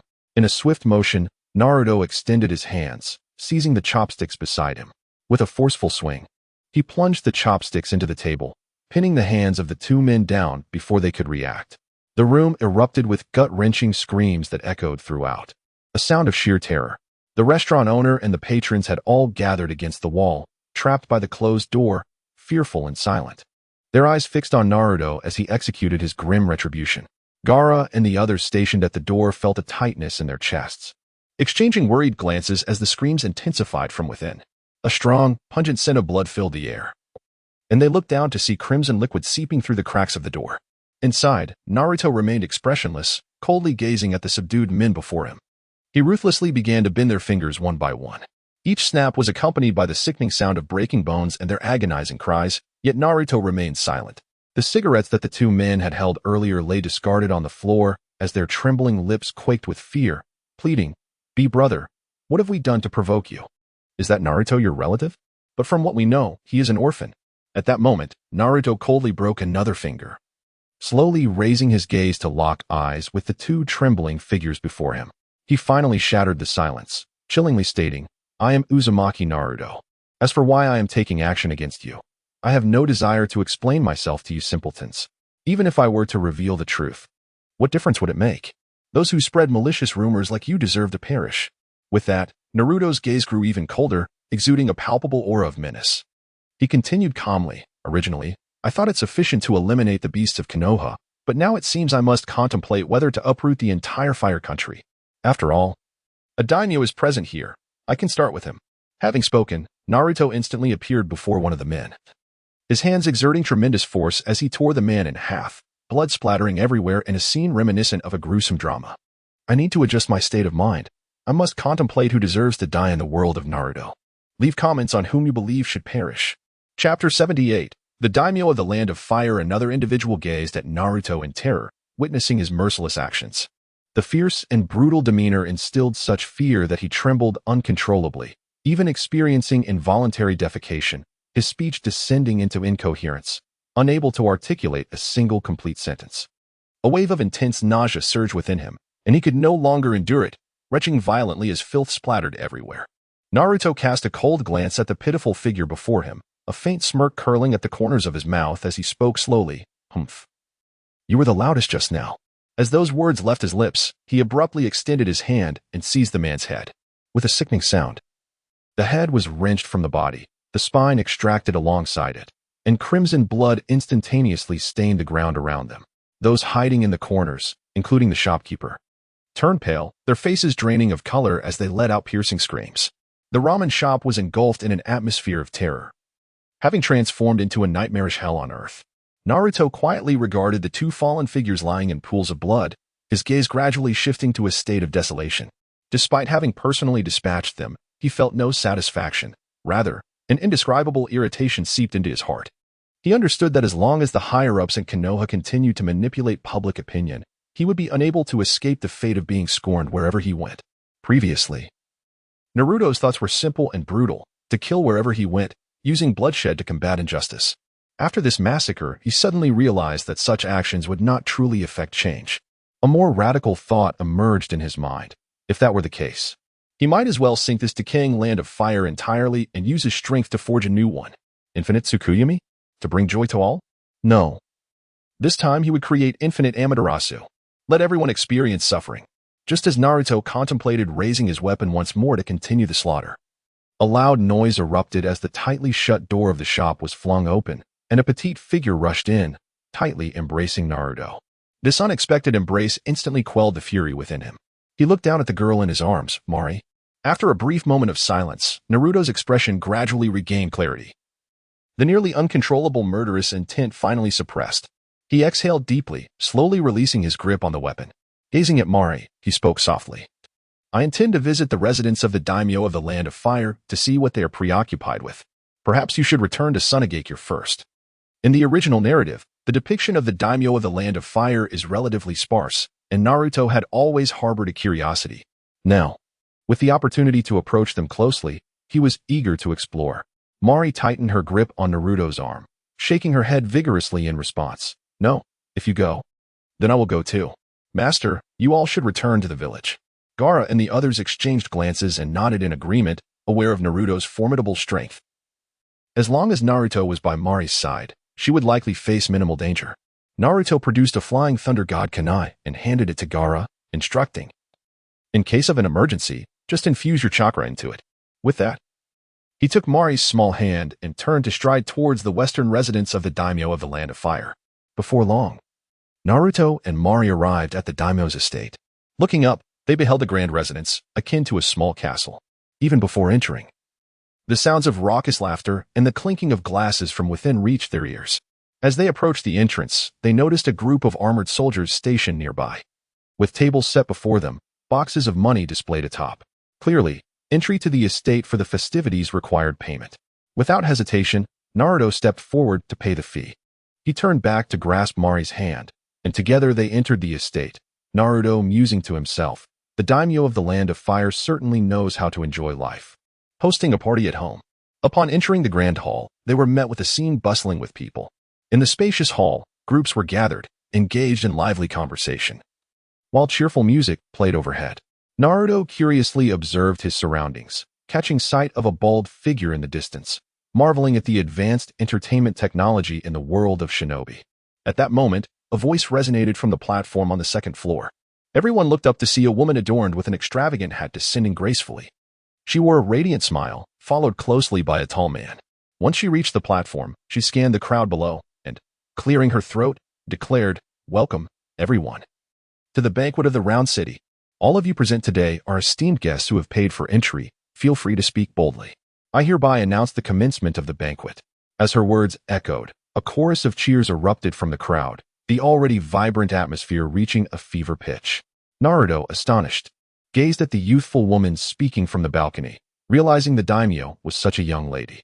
Just then, a woman veiled in white gracefully stepped forward. She tilted her head slightly, her gaze fixed on the man on the second floor, uttering, "I have journeyed 1,000 miles just to find you. Yet, I did not expect you to lead such a carefree life here. Perhaps I should not have sought you at all." Her voice was laced with profound disappointment. As her words faded, she gently lifted her veil, revealing an enchanting and exquisite visage to the astonished audience. At that moment, Naruto and Mari had taken their seats, remaining silent as they observed the unfolding drama before them.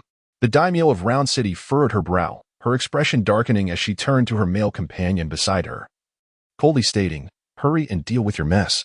Otherwise, I will have you disassembled and sold for parts. You have ruined my mood today." Chapter 79.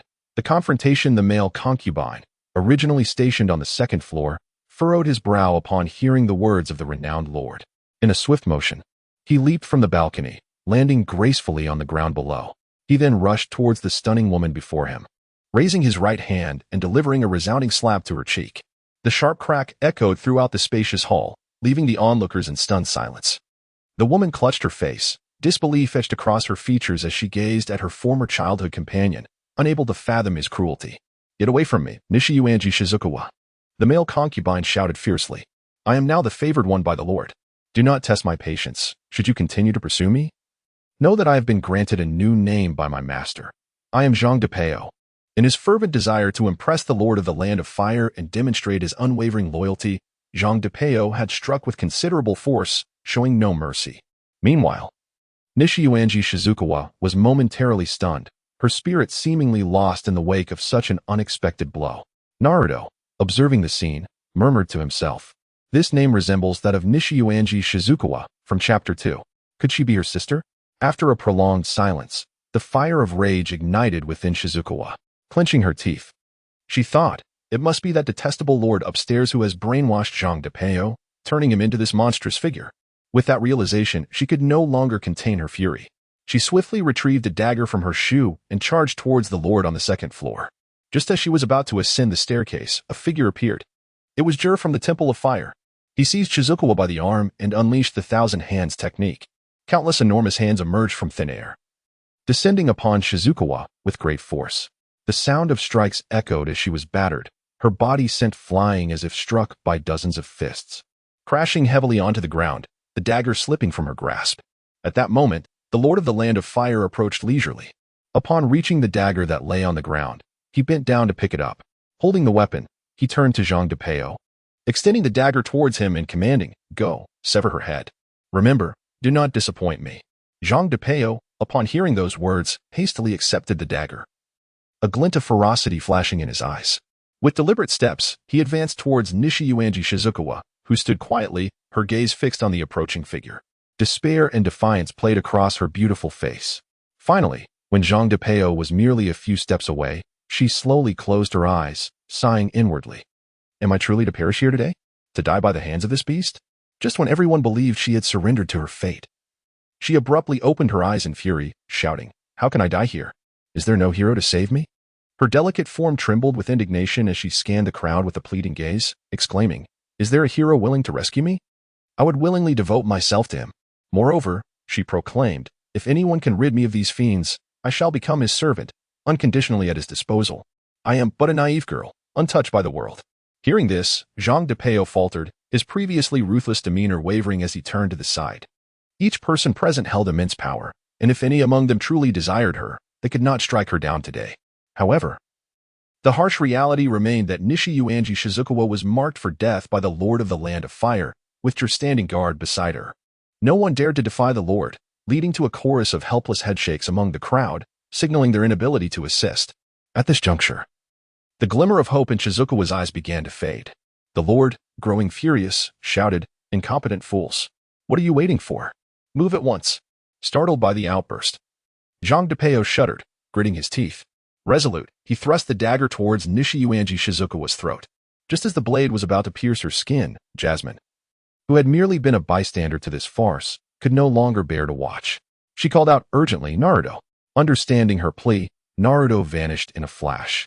Appearing before Nishiyuanji Shizuka, he seized Zhang Depeo's wrist with one hand and delivered a powerful kick to his abdomen. The force sent Zhang Depeo flying, crashing against a sturdy stone pillar on the second floor. The entire sequence transpired in an instant, leaving the onlookers momentarily dazed. When they finally regained their wits, they beheld the scene of Naruto gripping Zhang Depeo's severed arm, blood streaming from the stump. The crowd murmured among themselves, could it be? Was that truly Zhang Depeo's arm? Jur narrowed his eyes at the ninja who had appeared. With just one glance, he discerned that this individual was no ordinary foe.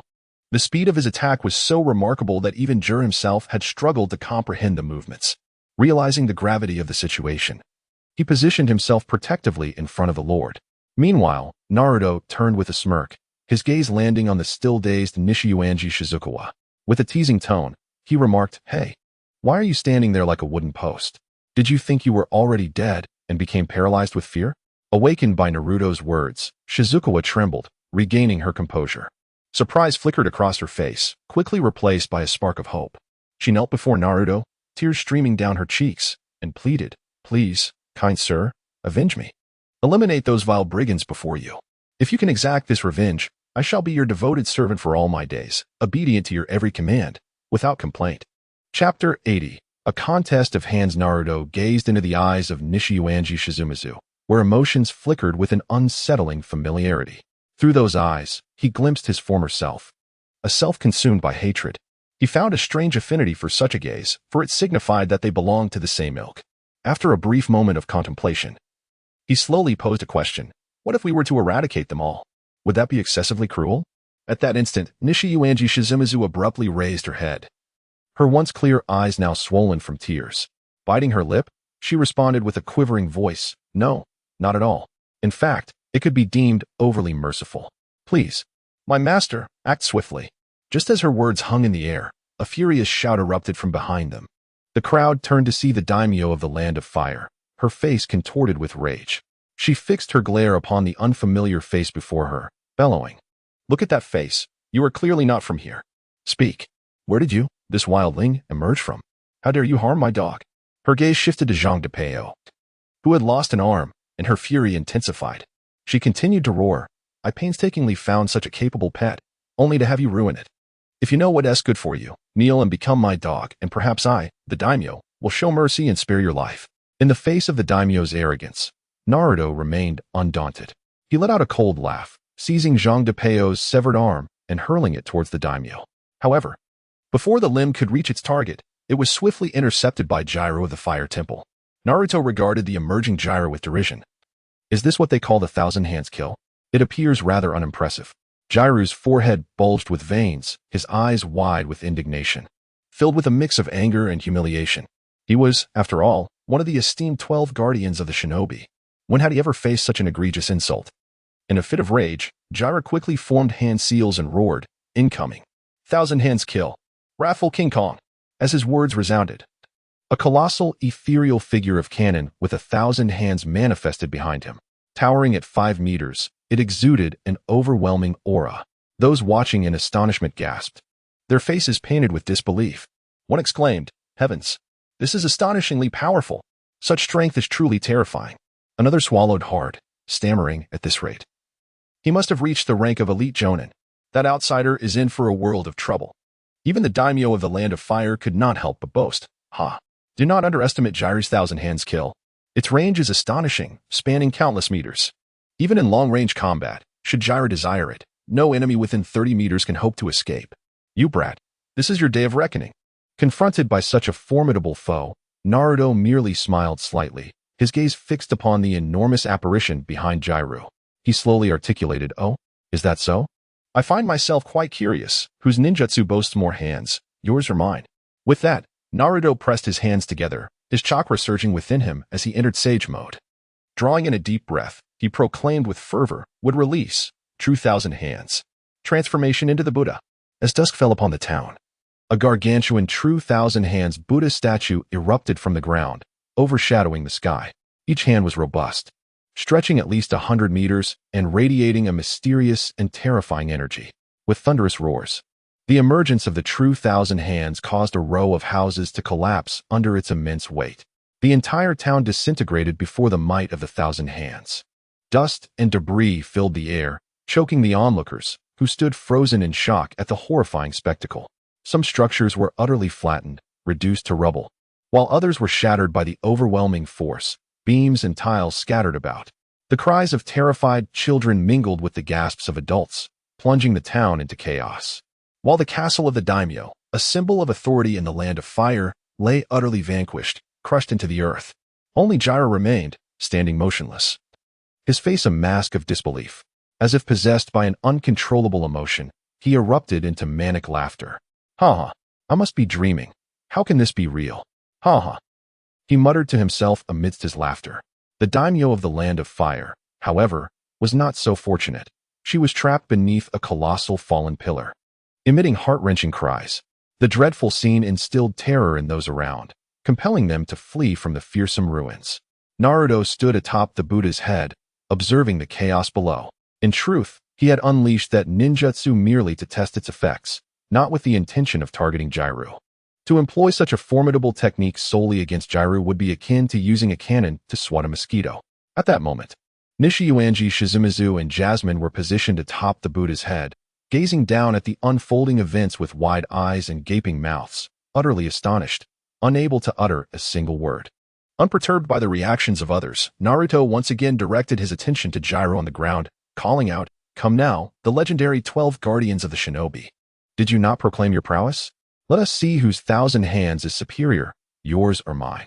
Was it not said that you are invincible within 30 meters? Upon hearing Naruto's provocation, Gyro did not grow angry. Rather, his laughter became even more frenzied. How strange. Why has this dream not ended? He cackled, having completely lost his sanity. Naruto's gaze remained fixed upon the town, and he slowly shook his head before channeling his chakra. He then activated the true 1,000 Hands. Countless robust and enormous wooden arms erupted from behind him, swiftly descending upon the town of the Land of Fire. With a resounding crash, the ground trembled violently, and clouds of dust billowed forth. In an instant, The once bustling town was utterly obliterated by this overwhelming force. Buildings crumbled, roads fractured, and flora was reduced to mere dust. The once vibrant town now lay in ruins, a scene too grim to behold. Chapter 81, Special Edition, in the span of a single day. The village of Konoha and the neighboring town were utterly annihilated. At this moment, Naruto stood atop a wooden figure, gazing down at the desolation below. His eyes were filled with profound sorrow. He was deeply pained. After a brief silence, Naruto turned to Shizuka's Nakanishi. Smiling as he spoke, "How can you claim to take the innocent lives of an entire town so casually? Do you have any humanity left?" In response to Naruto's inquiry, Nakanishi showed no hesitation. She quickly knelt, repeatedly bowing her head while exclaiming, "Thank you, Master. This town belongs to the Land of Fire. Yet its people have long suffered under the corrupt deeds of the country's feudal lords. Over time, they have become wicked, engaging in all manners of deceit and treachery. Now that you have eradicated them, it is, in fact, a liberation for these deeply sinful individuals. It is an honor for them." Upon hearing her explanation, Naruto's smile grew brighter. He nodded and replied, "Well, there is some truth to what you say. However, remember that our actions must always embody justice and kindness. Understood?"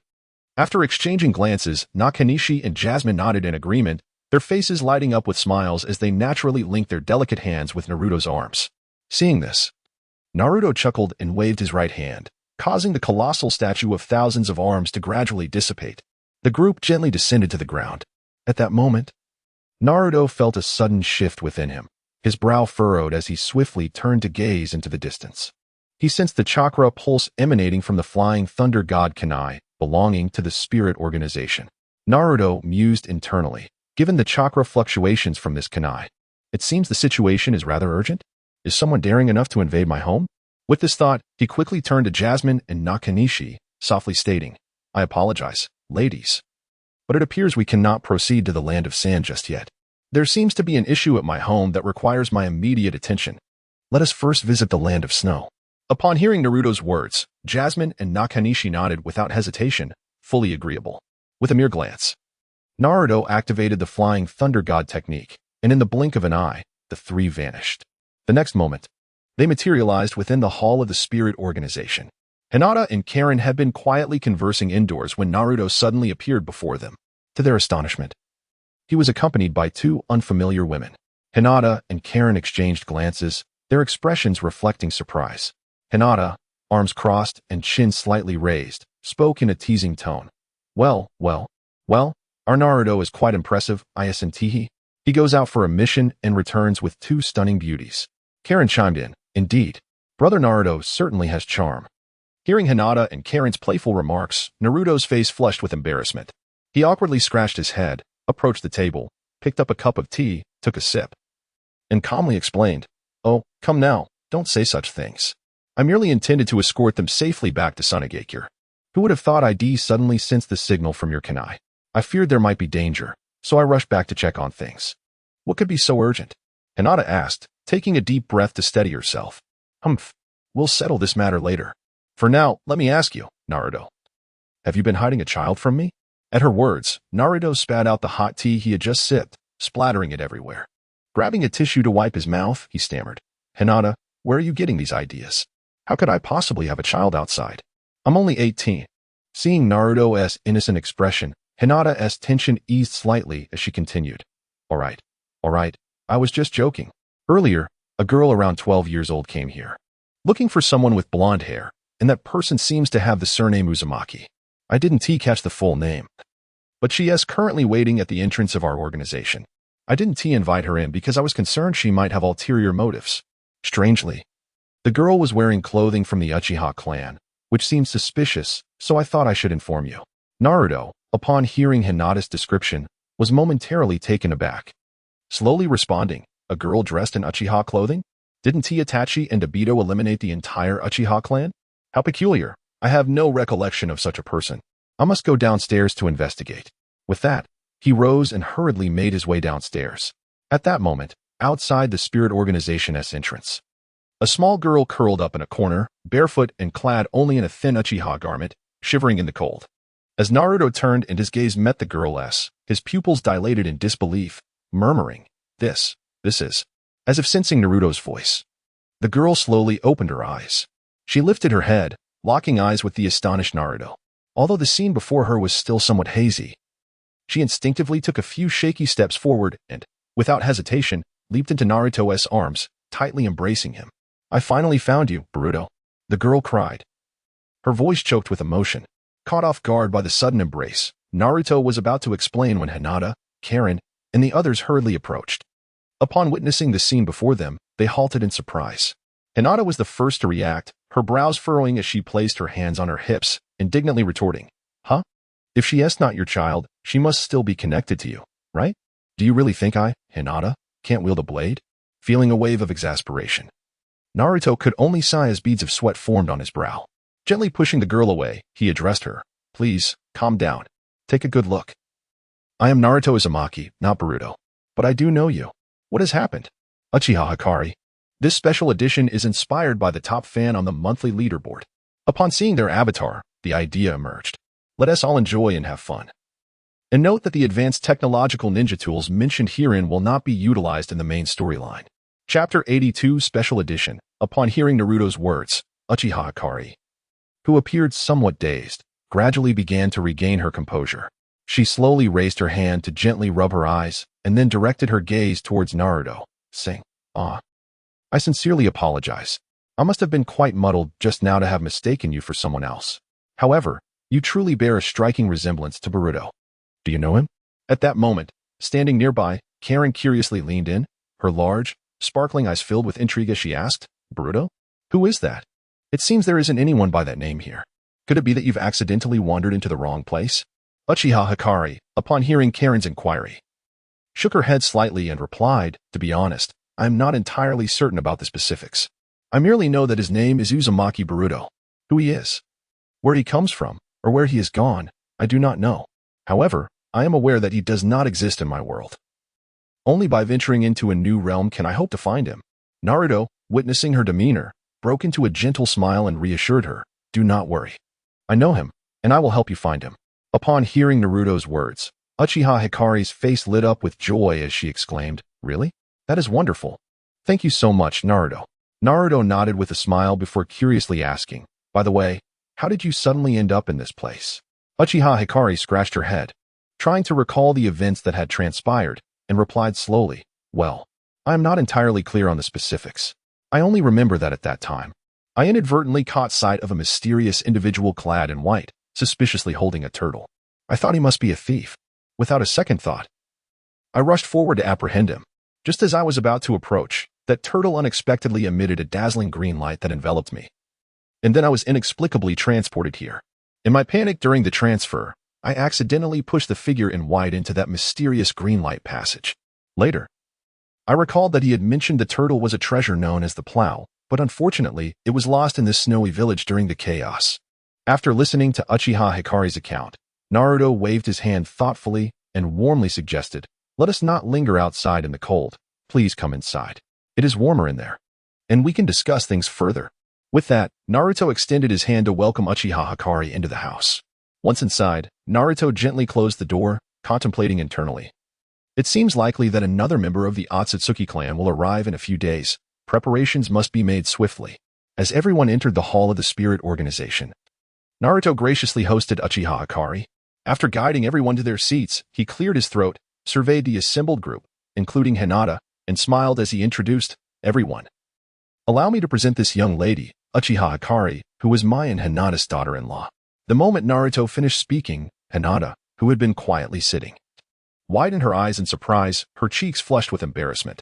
She instantly appeared at Naruto's side, lightly tapping his head with her delicate hand, and playfully chided, "Naruto, what nonsense are you talking about?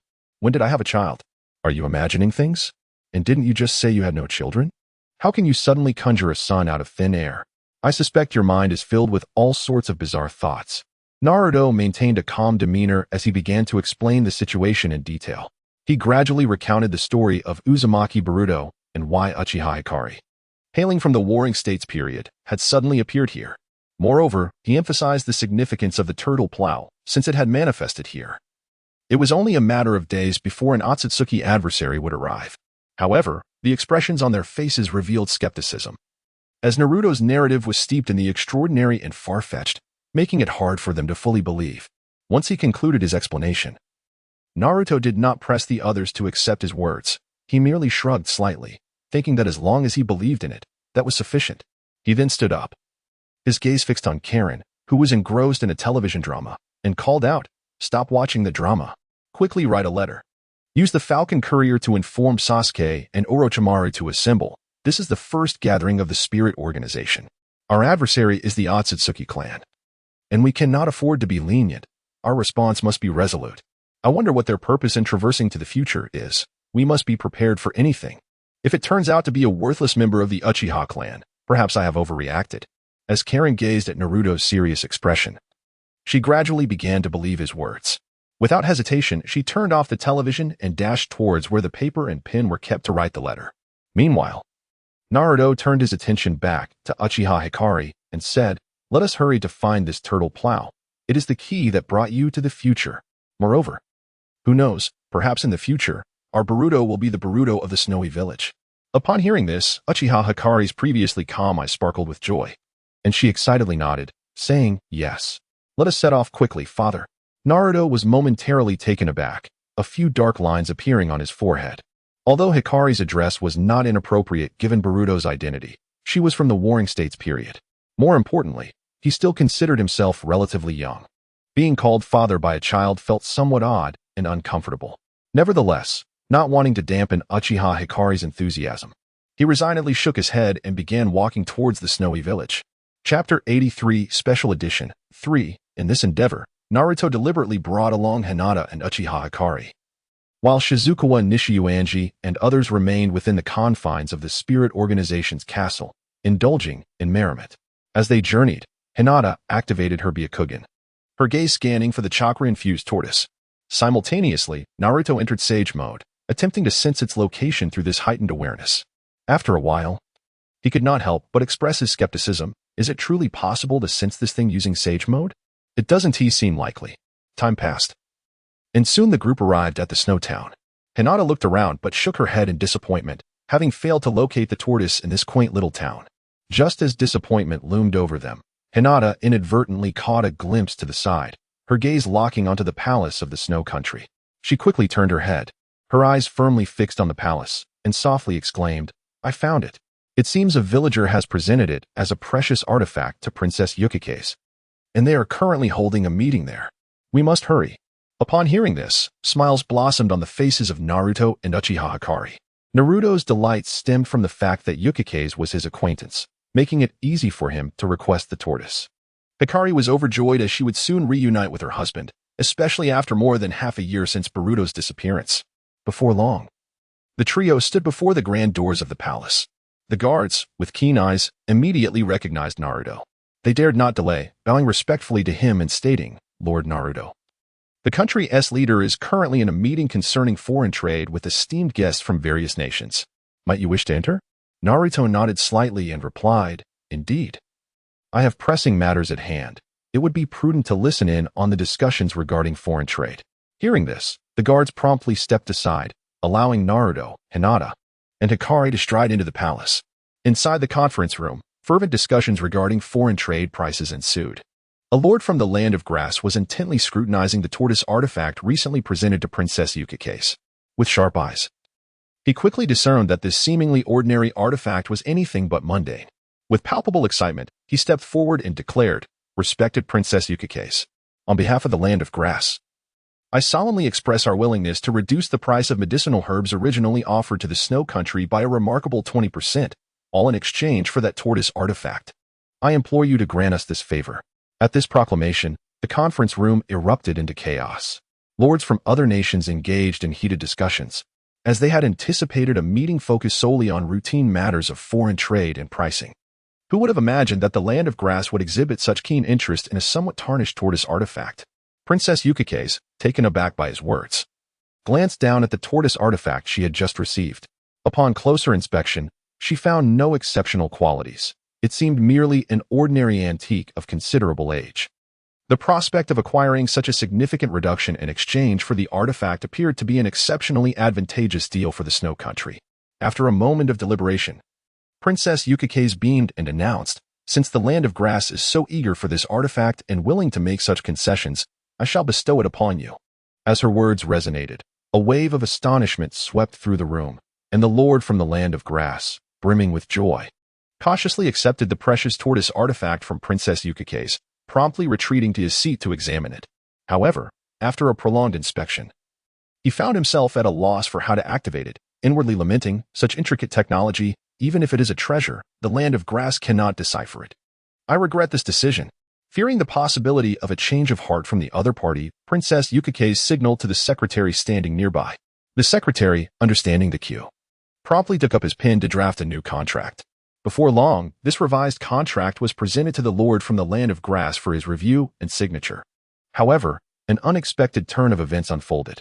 The Lord audaciously declared, "Oh dear, the intricacy of this artifact exceeds our comprehension in the Land of Grass. So I believe the price must be further reduced. How about a 10% decrease?"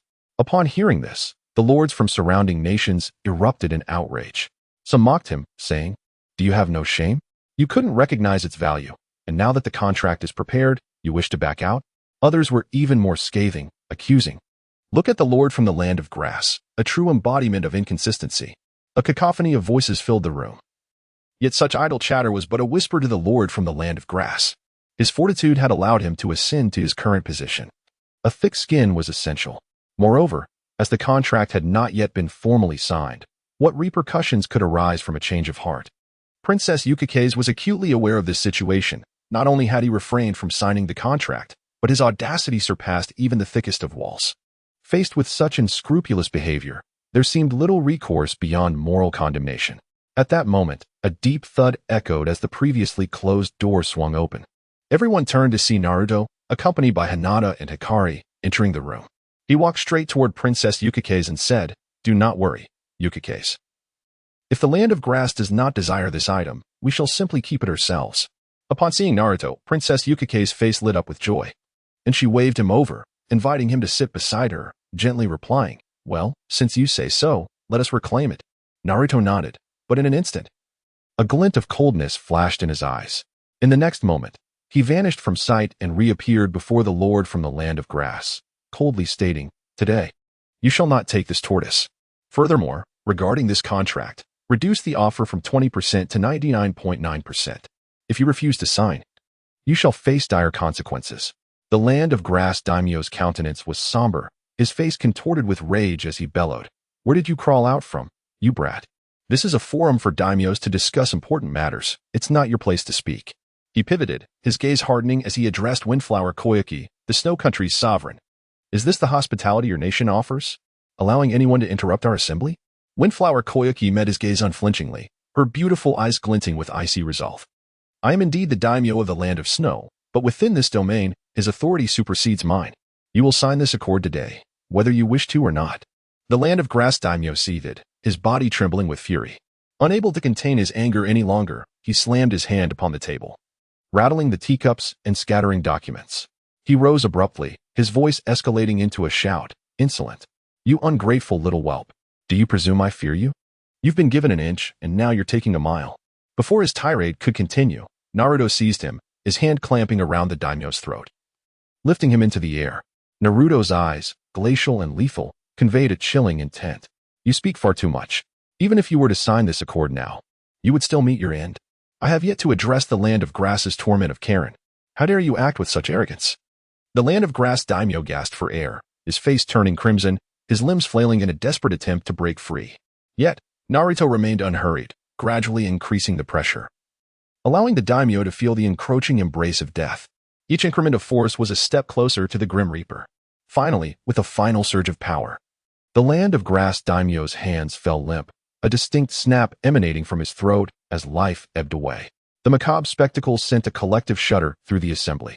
The other daimyos, witnessing this display of power and resolve from the Land of Snow, grew apprehensive. The youth before them exuded an aura of dread. Their initial composure began to crumble, some unable to maintain their composure, nervously consuming the fruit before them. Naruto turned slowly, reaching for the turtle implement plowing next to him, his gaze sweeping over the assembled daimyos. "For too long, the ninja villages have acted as executioners for your nations. But from this day forward, that will change. The land of snow will become the true sovereign of this world. Naruto's declaration reverberated in the air. He paused, then continued. You will soon receive word that the land of fire's hidden leaf village has been annihilated by my hand. Therefore, I solemnly warn you, any disrespect towards the land of snow will be met with the same fate as the land of grass daimyo. I will extinguish each and every one of you. With these words, Naruto retrieved the turtle implement plowing and addressed Windflower Koike. Very well, continue your trade negotiations. I have other matters to attend to. Naruto waved dismissively and departed with Uchiha Hikari and Hinata. The remaining daimyos, eager to curry favor, promptly offered more favorable terms. The arrogance of their previous demands now absent, Naruto, accompanied by Hinata and Uchiha Hikari, returned to the Spirit Organization's base. Upon entering, Naruto delved into his inner world, summoning the system. System, I require the sacrifice of a forbidden scroll to acquire Boruto's lost memories. A chime echoed. Ding. Congratulations. You have successfully acquired a fragment of Boruto's past memories. Ding. Host, as you are aware, I have been a Borihika supporter since the Warring States period. Sarada is unfamiliar to me, and I found this fragment in the River of Time long ago. Ah, system, you flatter me. Naruto withdrew from his inner world, opening his eyes as a blue light emanated from his brow. A blue crystal materialized, faintly displaying Boruto's silhouette. Naruto guided the crystal towards Uchiha Hikari's mind. As it drew closer, the crystal emitted a radiant glow, merging with Uchiha Hikari's forehead. Having completed the process, Naruto addressed Uchiha Hikari. I have programmed this crystal to activate upon your encounter with Boruto. It will restore the memories you shared. A smile of satisfaction graced Naruto's lips as he retrieved the turtle implement plowing. Now, the time is nigh to send you to the future. My apologies for making you wait so long. Uchiha Hikari's eyes welled with tears as she nodded slightly, recognizing Naruto as one of the few who had shown her such kindness. Yet, a trace of concern appeared on her beautiful face. But, what if he has already found someone he cares for in the future? Before Uchiha Hikari could finish, Naruto raised his hand, interrupting her. That will not happen. If such a woman exists, I will eliminate her here, denying her any opportunity. Naruto was, of course, referring to Sakura Haruno's daughter. He mused. By eliminating Sakura Haruno in this era, Sarada will never exist in the future. Furthermore, Sasuke now harbors a deep aversion to Sakura Haruno, making a romantic connection between them virtually impossible. As for the class representative, I can always raise the Hidden Leaf Village once more. I will not allow such a threat to linger. A flash of ruthlessness crossed Naruto's eyes. However, Uchiha Hikari interrupted Naruto. Father, I have waited for him for over half a year. There is no need to rush. I must at least eliminate the Otsutsuki before I depart. I am quite powerful. You know. With those words, Uchiha Hikari activated her Mangekyo Sharingan, or aura shifting. Naruto gazed at her Sharingan, marveling. Is this the Sharingan of 8,000 spears? Chapter 85 Special Edition 5. Naruto gazed steadily at Uchiha Light's enigmatic Mangekyo Sharingan and gently remarked, What a kind-hearted Uchiha. At that moment, a voice from the system unexpectedly echoed in Naruto's mind. Ding. Host, your double standards are rather glaring. Why is Sasuke deemed inherently evil while Light is considered benevolent? Ignoring the system's sarcastic remarks, Naruto turned to Hinata, smiling softly as he spoke. My dear, I appreciate your effort in showing our daughter-in-law around our home. After all, this will surely be her future residence. It would be beneficial for her to familiarize herself with the environment ahead of time. I entrust this task to you. Upon hearing Naruto's words, Hinata felt a blush rise to her cheeks. She nodded slightly, and then led Uchiha Light away at a leisurely pace. Just then, Karin emerged from the room and approached Naruto directly. She informed him, Darling, considering the time, Sasuke and Orochimaru are likely nearing the land of snow. Do you think we should go to greet them? Naruto, reflecting on Karin's words, fell into deep contemplation. After a moment, he raised his head and sighed. Time passes so swiftly. It has been quite some time.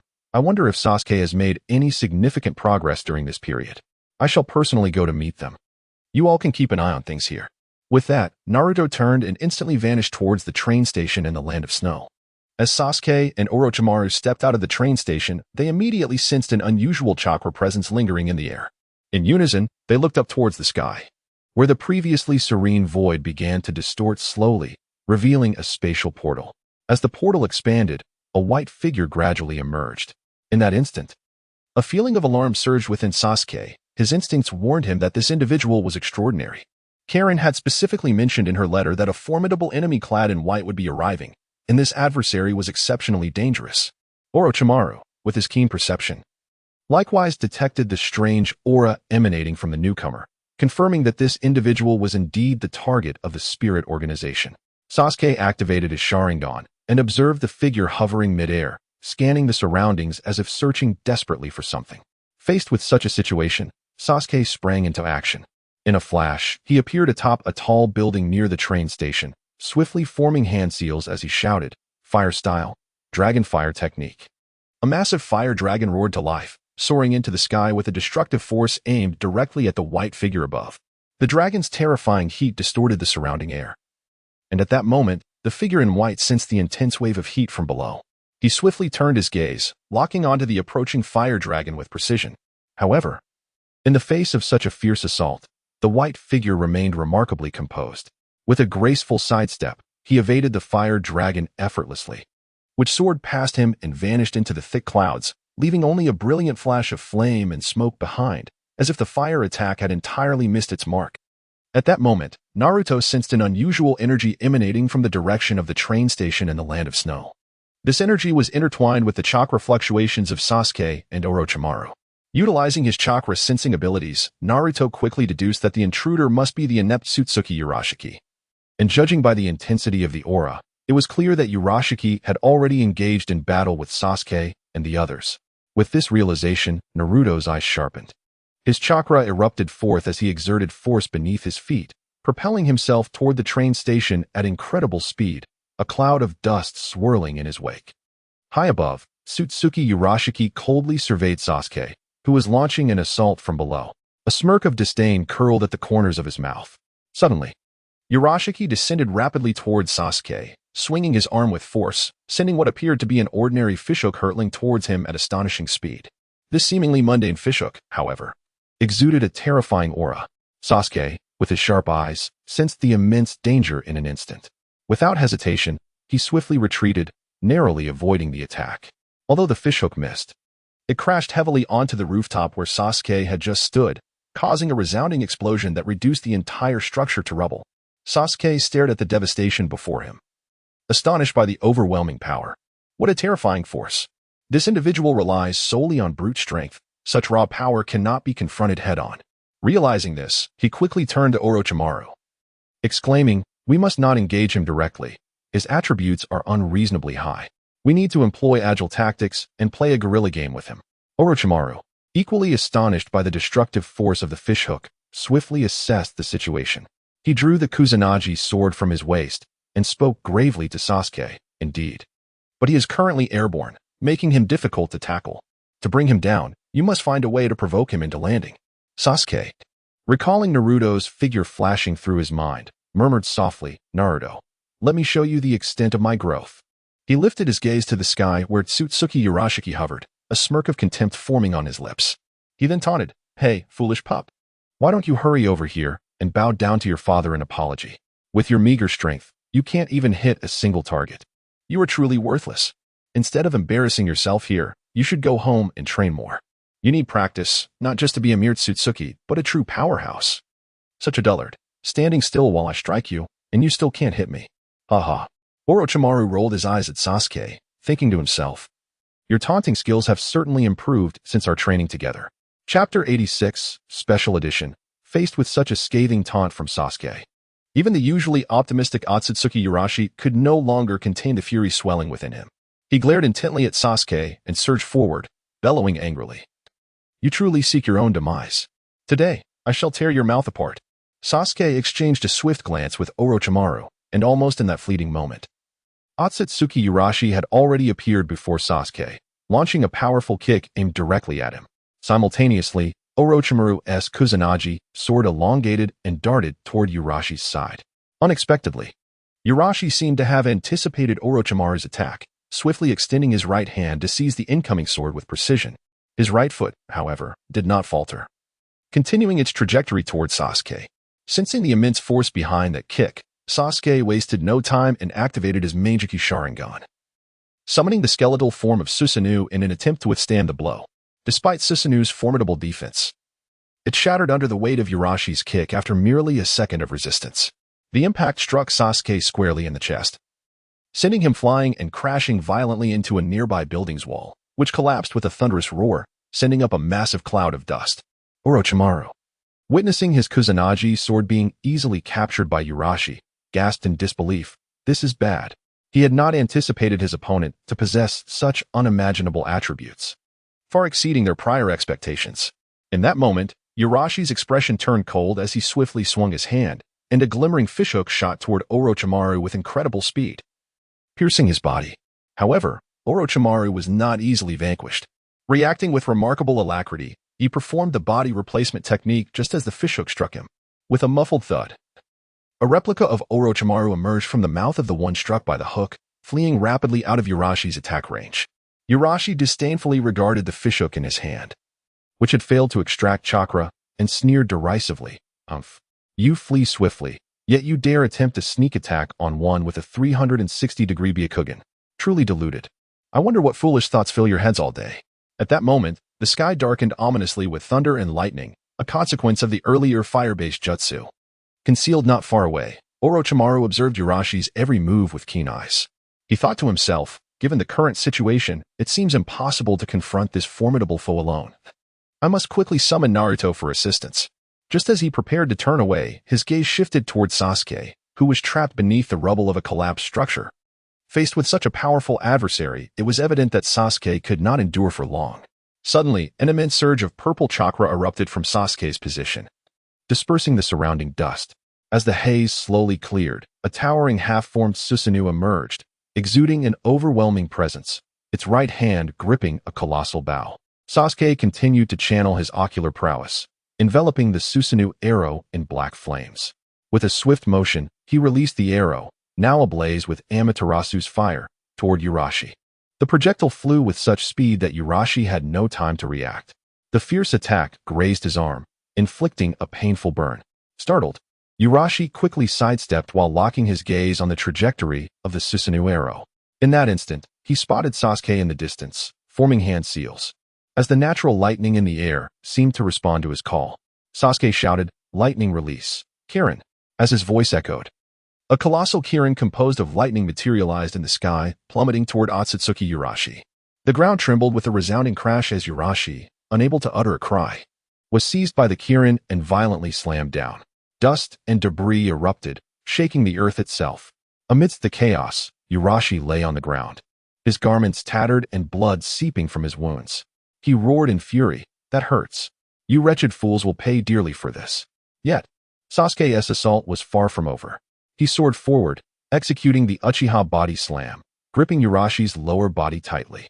In a reflexive motion, Urashi retaliated with a powerful elbow strike to Sasuke's back. Moments later, weary of their playful skirmish, Urashi smirked disdainfully and delivered a powerful kick, sending Sasuke hurtling away. Orochimaru quickly shifted, catching the airborne Sasuke with ease. Urashi's gaze fixated on the slowly rising figures of Sasuke and Orochimaru, his fury intensifying. He reached into his robes, retrieving a glowing red fish basket, which he swallowed whole. Immediately after, he dug into his eye socket, forcibly extracting his Rinnegan and swallowing it as well. Urashi's body began to tremble violently as an overwhelming power surged within him. He grew taller, his form expanding, hands transforming into wings, while horns gradually sprouted from his head. A golden Rinnegan appeared on his forehead, shimmering with light, as claws emerged from his legs. Sasuke's Manjiki Sharingan bore down on the transformed Otsutsuki Urashi. Sensing the potent aura radiating from him, Sasuke thought, just a glance reveals this creature's attributes have dramatically escalated. This is troublesome. Meanwhile, beads of sweat began to form on Orochimaru's forehead as he beheld this new form of Urashi. Chapter 87, Special Edition, 7. In his celestial crane form, Otsutsuki Pusher's attributes had ascended to a terrifying height. Seeing this, Sasuke gritted his teeth, thinking to himself, this guy is immensely powerful. But I cannot accept defeat like this. I have yet to avenge the weasel that killed my parents. There is no way I can lose here. Enduring the pain, he summoned all his strength to activate his half-body Susanoo, determined to bring down this avian adversary. At that moment, Pusher took the initiative to strike. He swiftly gathered a massive amount of chakra in his palm, exclaiming, "Heavenly Susanoo Meteor Command." A flurry of purple orbs materialized around him, speeding directly towards Sasuke. With a thunderous roar, in the blink of an eye, Sasuke's Susanoo was shattered by this overwhelming force, and the purple orbs continued their relentless trajectory towards him. Just when disaster loomed, a figure suddenly appeared. In a fleeting moment, this person managed to pull Sasuke and the nearby Orochimaru to safety, evading the lethal blow. Sasuke quickly looked up, astonished to find that their savior was Naruto. At that moment, it was clear that Naruto had activated Sage Mode. With a smile, he teased Sasuke, "Well done. I didn't expect you to force that Birdman into his second form. It seems your training these past months has not been in vain." However, Sasuke merely shook his head, replying, "There's still a vast gap between us." Naruto waved his hand dismissively, saying, "We'll reminisce later. Let me handle him first." As soon as he finished speaking, Naruto vanished, appearing behind Otsutsuki Pushur in an instant. Simultaneously, he swiftly concentrated chakra in his right hand, forming a Rasengan that shimmered with light. With a powerful swing of his arm, Naruto slammed the Rasengan into Pushur's back. With a resounding crash, Pushur had no time to react as he was propelled away by the tremendous force. He soared through the air, crashing hard into the ground, sending dust and debris soaring. This sequence of events was astonishingly swift. Even Sasuke, with his Sharingan, could not fully perceive Naruto's speed. Struggling to emerge from the deep crater, Pushur was filled with disbelief, contemplating, how could this individual so effortlessly suppress my crane form in terms of speed? It is simply unbelievable. His power is overwhelming. I must hold nothing back. With this thought, Pushur raised his hand and shouted, "Heavenly Susanoo Meteor Command, Dragon Palace." At his command, a torrent of purple chakra erupted from his palm, swiftly transforming into a massive black-purple ribbon fish. This creature opened its jaws wide, a purplish-red chakra sphere gathering within, charging directly at Naruto. Yet, Naruto chose not to confront Pushur head-on. The earlier Rasengan had already marked Pushur with the Flying Thunder God technique. Concentrating chakra in his palm, Naruto declared, "Great Spiral Sphere." A black sphere appeared, and without pause, he compressed and concentrated this energy until it converged into a singular point, radiating a terrifying light. Naruto executed the Flying Thunder God technique, reappearing behind Otsutsuki Pushur without hesitation. He raised his right hand, his index finger pointing decisively at Pushur's back. At the instant his fingertip made contact, a piercing scream echoed through the air. "Ado!" Otsutsuki Pushur cried out in agony, his voice laced with despair. The highly compressed Great Spiral Sphere did not explode. Instead, it swiftly burrowed into Pushur's body at the point of contact. Once inside, it wreaked havoc, severing meridians and shattering internal organs. Pushur felt as though his body were being pierced by countless steel needles, the excruciating pain nearly rendering him unconscious. In mere moments, Pushur's body could no longer withstand the horrific destruction.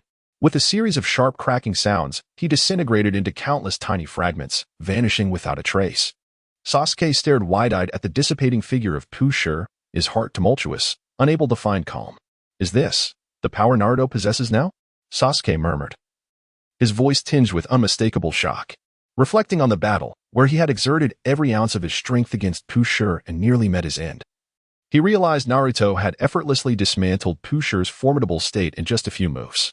This staggering disparity filled Sasuke with profound frustration, yet simultaneously ignited a fierce determination within him.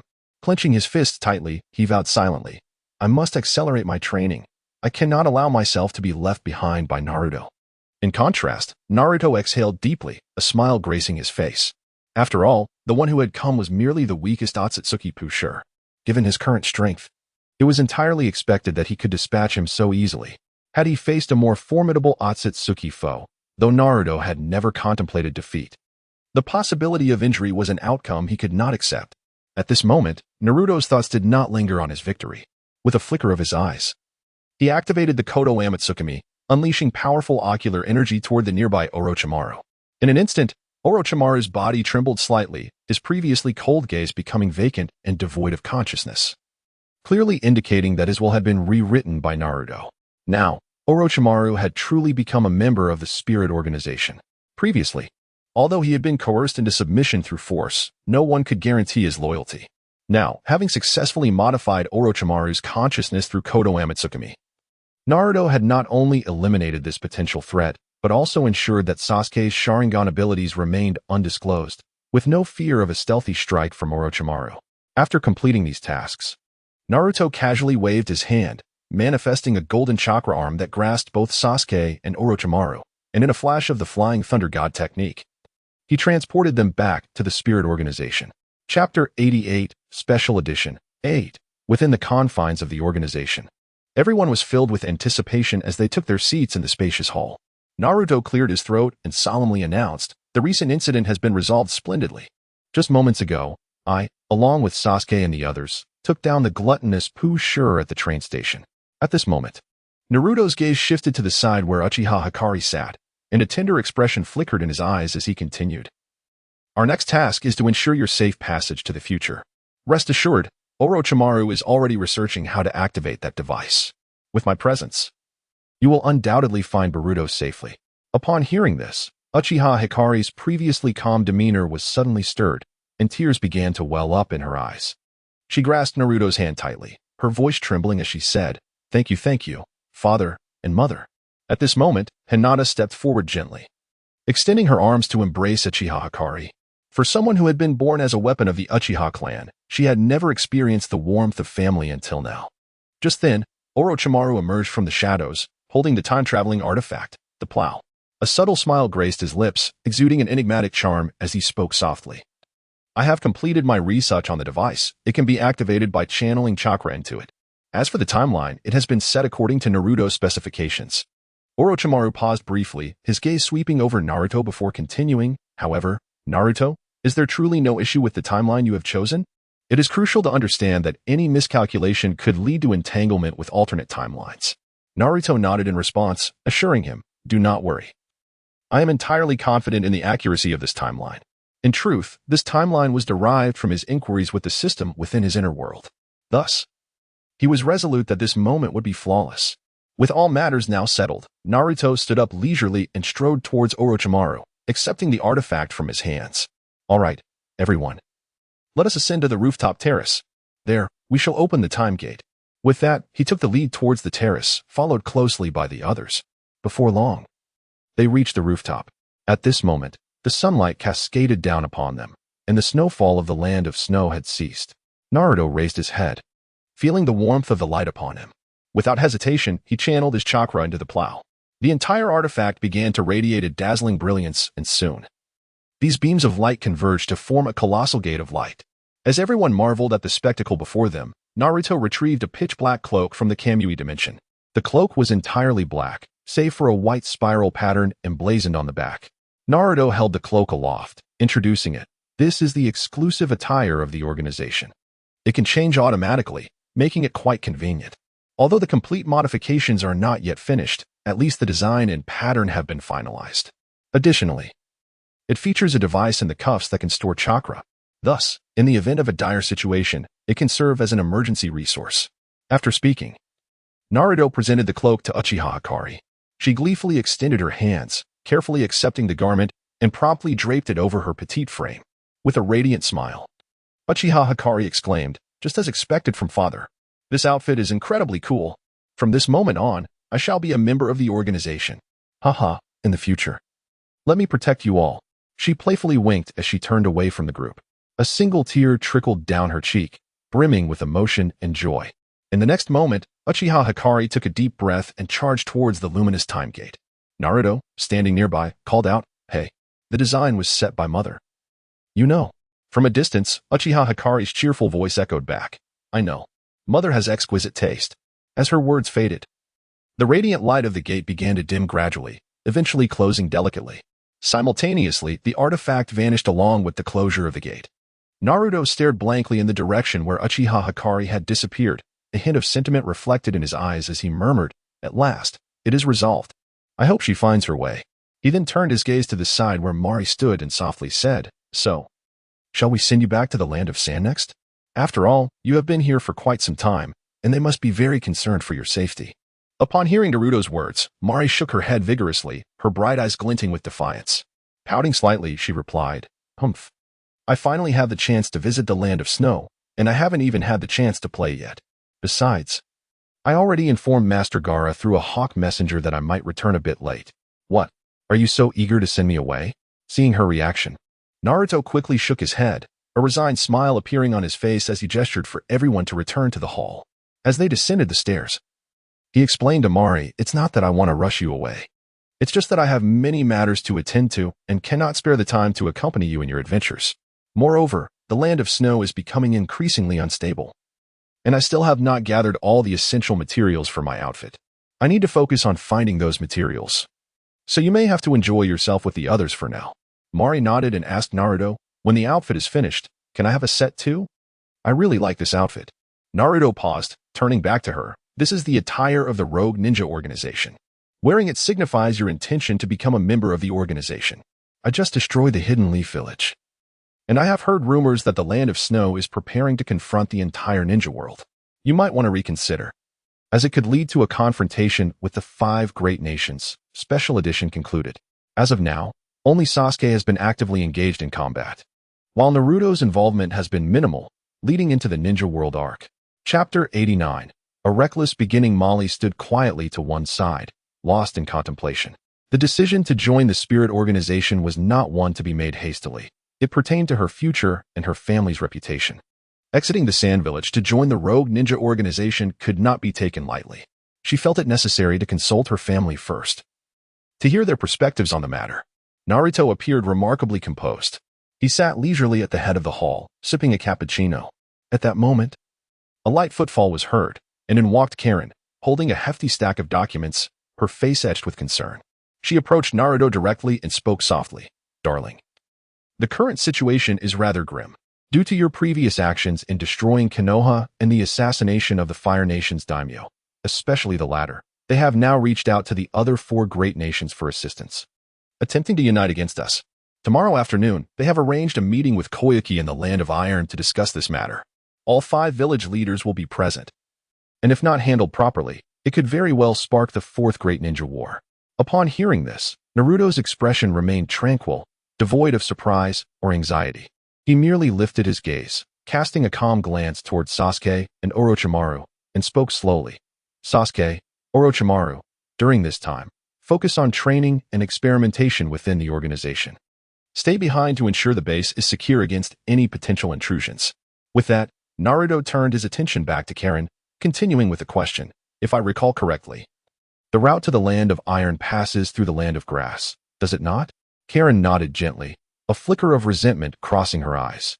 She held deep memories of the Land of Grass, as her mother had met a tragic end at the hands of its ninjas. Whenever the Land of Grass was mentioned, her painful past would resurface.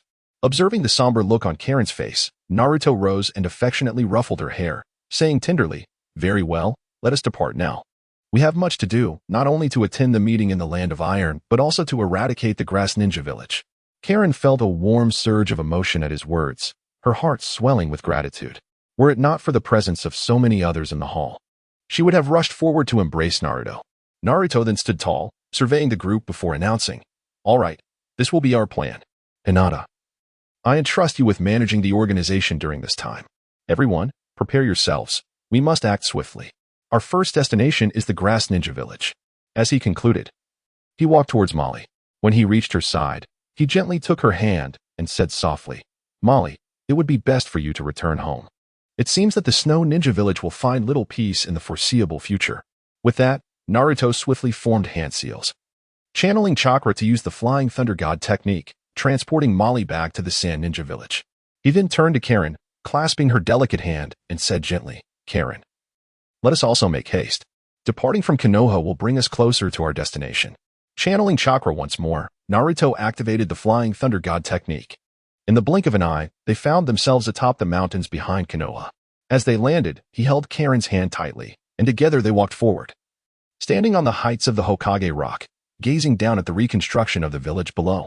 Once devastated, Konoha was now in the midst of rebuilding, with new structures rising amidst the cacophony of machinery and the spirited voices of its people. Naruto mused internally, the reconstruction is progressing swiftly, thanks to Yamato's efforts. Greening the area is indeed a rapid endeavor. At that moment, he realized that, typically, the clan members would be monitoring the village for unfamiliar chakra signatures. However, there was an absence of surveillance, indicating that the barrier had been lifted. Closing his eyes, he entered sage mode, his heightened senses expanding outward. In no time, he discovered an intriguing sight. Within the makeshift Hokage office sat Jiraiya, Kakashi, and Might Guy, familiar figures indeed. Seeing this, Naruto smiled. Understanding that these three would represent Konoha at the upcoming Five Kage summit, it seemed that, due to his incapacitation of Danzo's forces, he was no longer able to hold the title of the Fifth Hokage. Turning to Karin, he spoke gently, "Let us not linger here any longer." With that, he grasped her hand tightly and dashed into the distance. Moments later, Naruto and Karin reached the entrance of the Grass Ninja Village. As they stepped into the settlement, an unusual wind met them. Karin instinctively clutched Naruto tightly, her fear palpable despite his presence. Sensing her unease, Naruto tenderly caressed her hair, offering reassurance. "My dear, why not enter my Kamui space for now? Once I have dealt with these miscreants, you may emerge to witness the aftermath." However, Karin shook her head vigorously. Biting her lip, she replied firmly, "No, my love. I must witness their demise with my own eyes. It must be a death most tragic. Only then can the hatred within me find resolution." Naruto gazed at the resolute woman before him, fully aware of the anguish she bore, and chose to remain silent. He then set forth, moving directly toward the heart of the Grass Ninja Village. After all, this was merely a smaller ninja village, lacking the formal title of a village leader. Here, various factions of ninjas coexisted, balancing power among themselves. Before long, a flurry of hurried footsteps approached. A large group of grass ninjas suddenly surrounded Naruto and Karin, their expressions serious and weapons drawn, eyes vigilant upon the pair. From the crowd emerged an individual who, ignoring Naruto entirely, addressed Karin. "I never expected to see you again. I thought you had perished during the Chunin exams in Konoha. Since you are back, come quickly. We have many injured who require your healing." Chapter 90. Who else? Xianglin grasped Naruto's arm tightly. Her delicate face contorted with rage as she shouted towards the detestable grass ninjas ahead. "You beasts! Open your eyes wide and take a good look. I have brought a man with me, yet you still dare to bark here. Have you all grown weary of life? Are you not afraid of death?" Upon hearing Xianglin's words, the leader of the group momentarily paused, then burst into a raucous laughter, as if he had heard the funniest joke in the world. "Ha ha ha. Just him? You must be naive to think that this little brat can exact revenge. You should open your eyes and see clearly.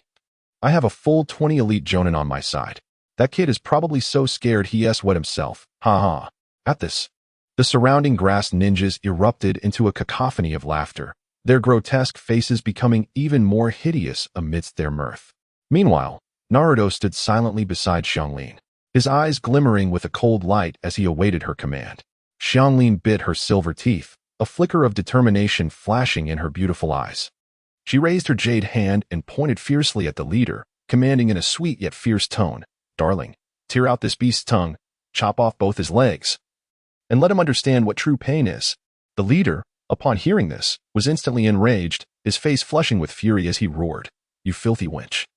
Today I shall see who dies first. How dare you be so arrogant? Watch me deal with you properly." However, before he could finish his threat, Naruto had already dashed forward.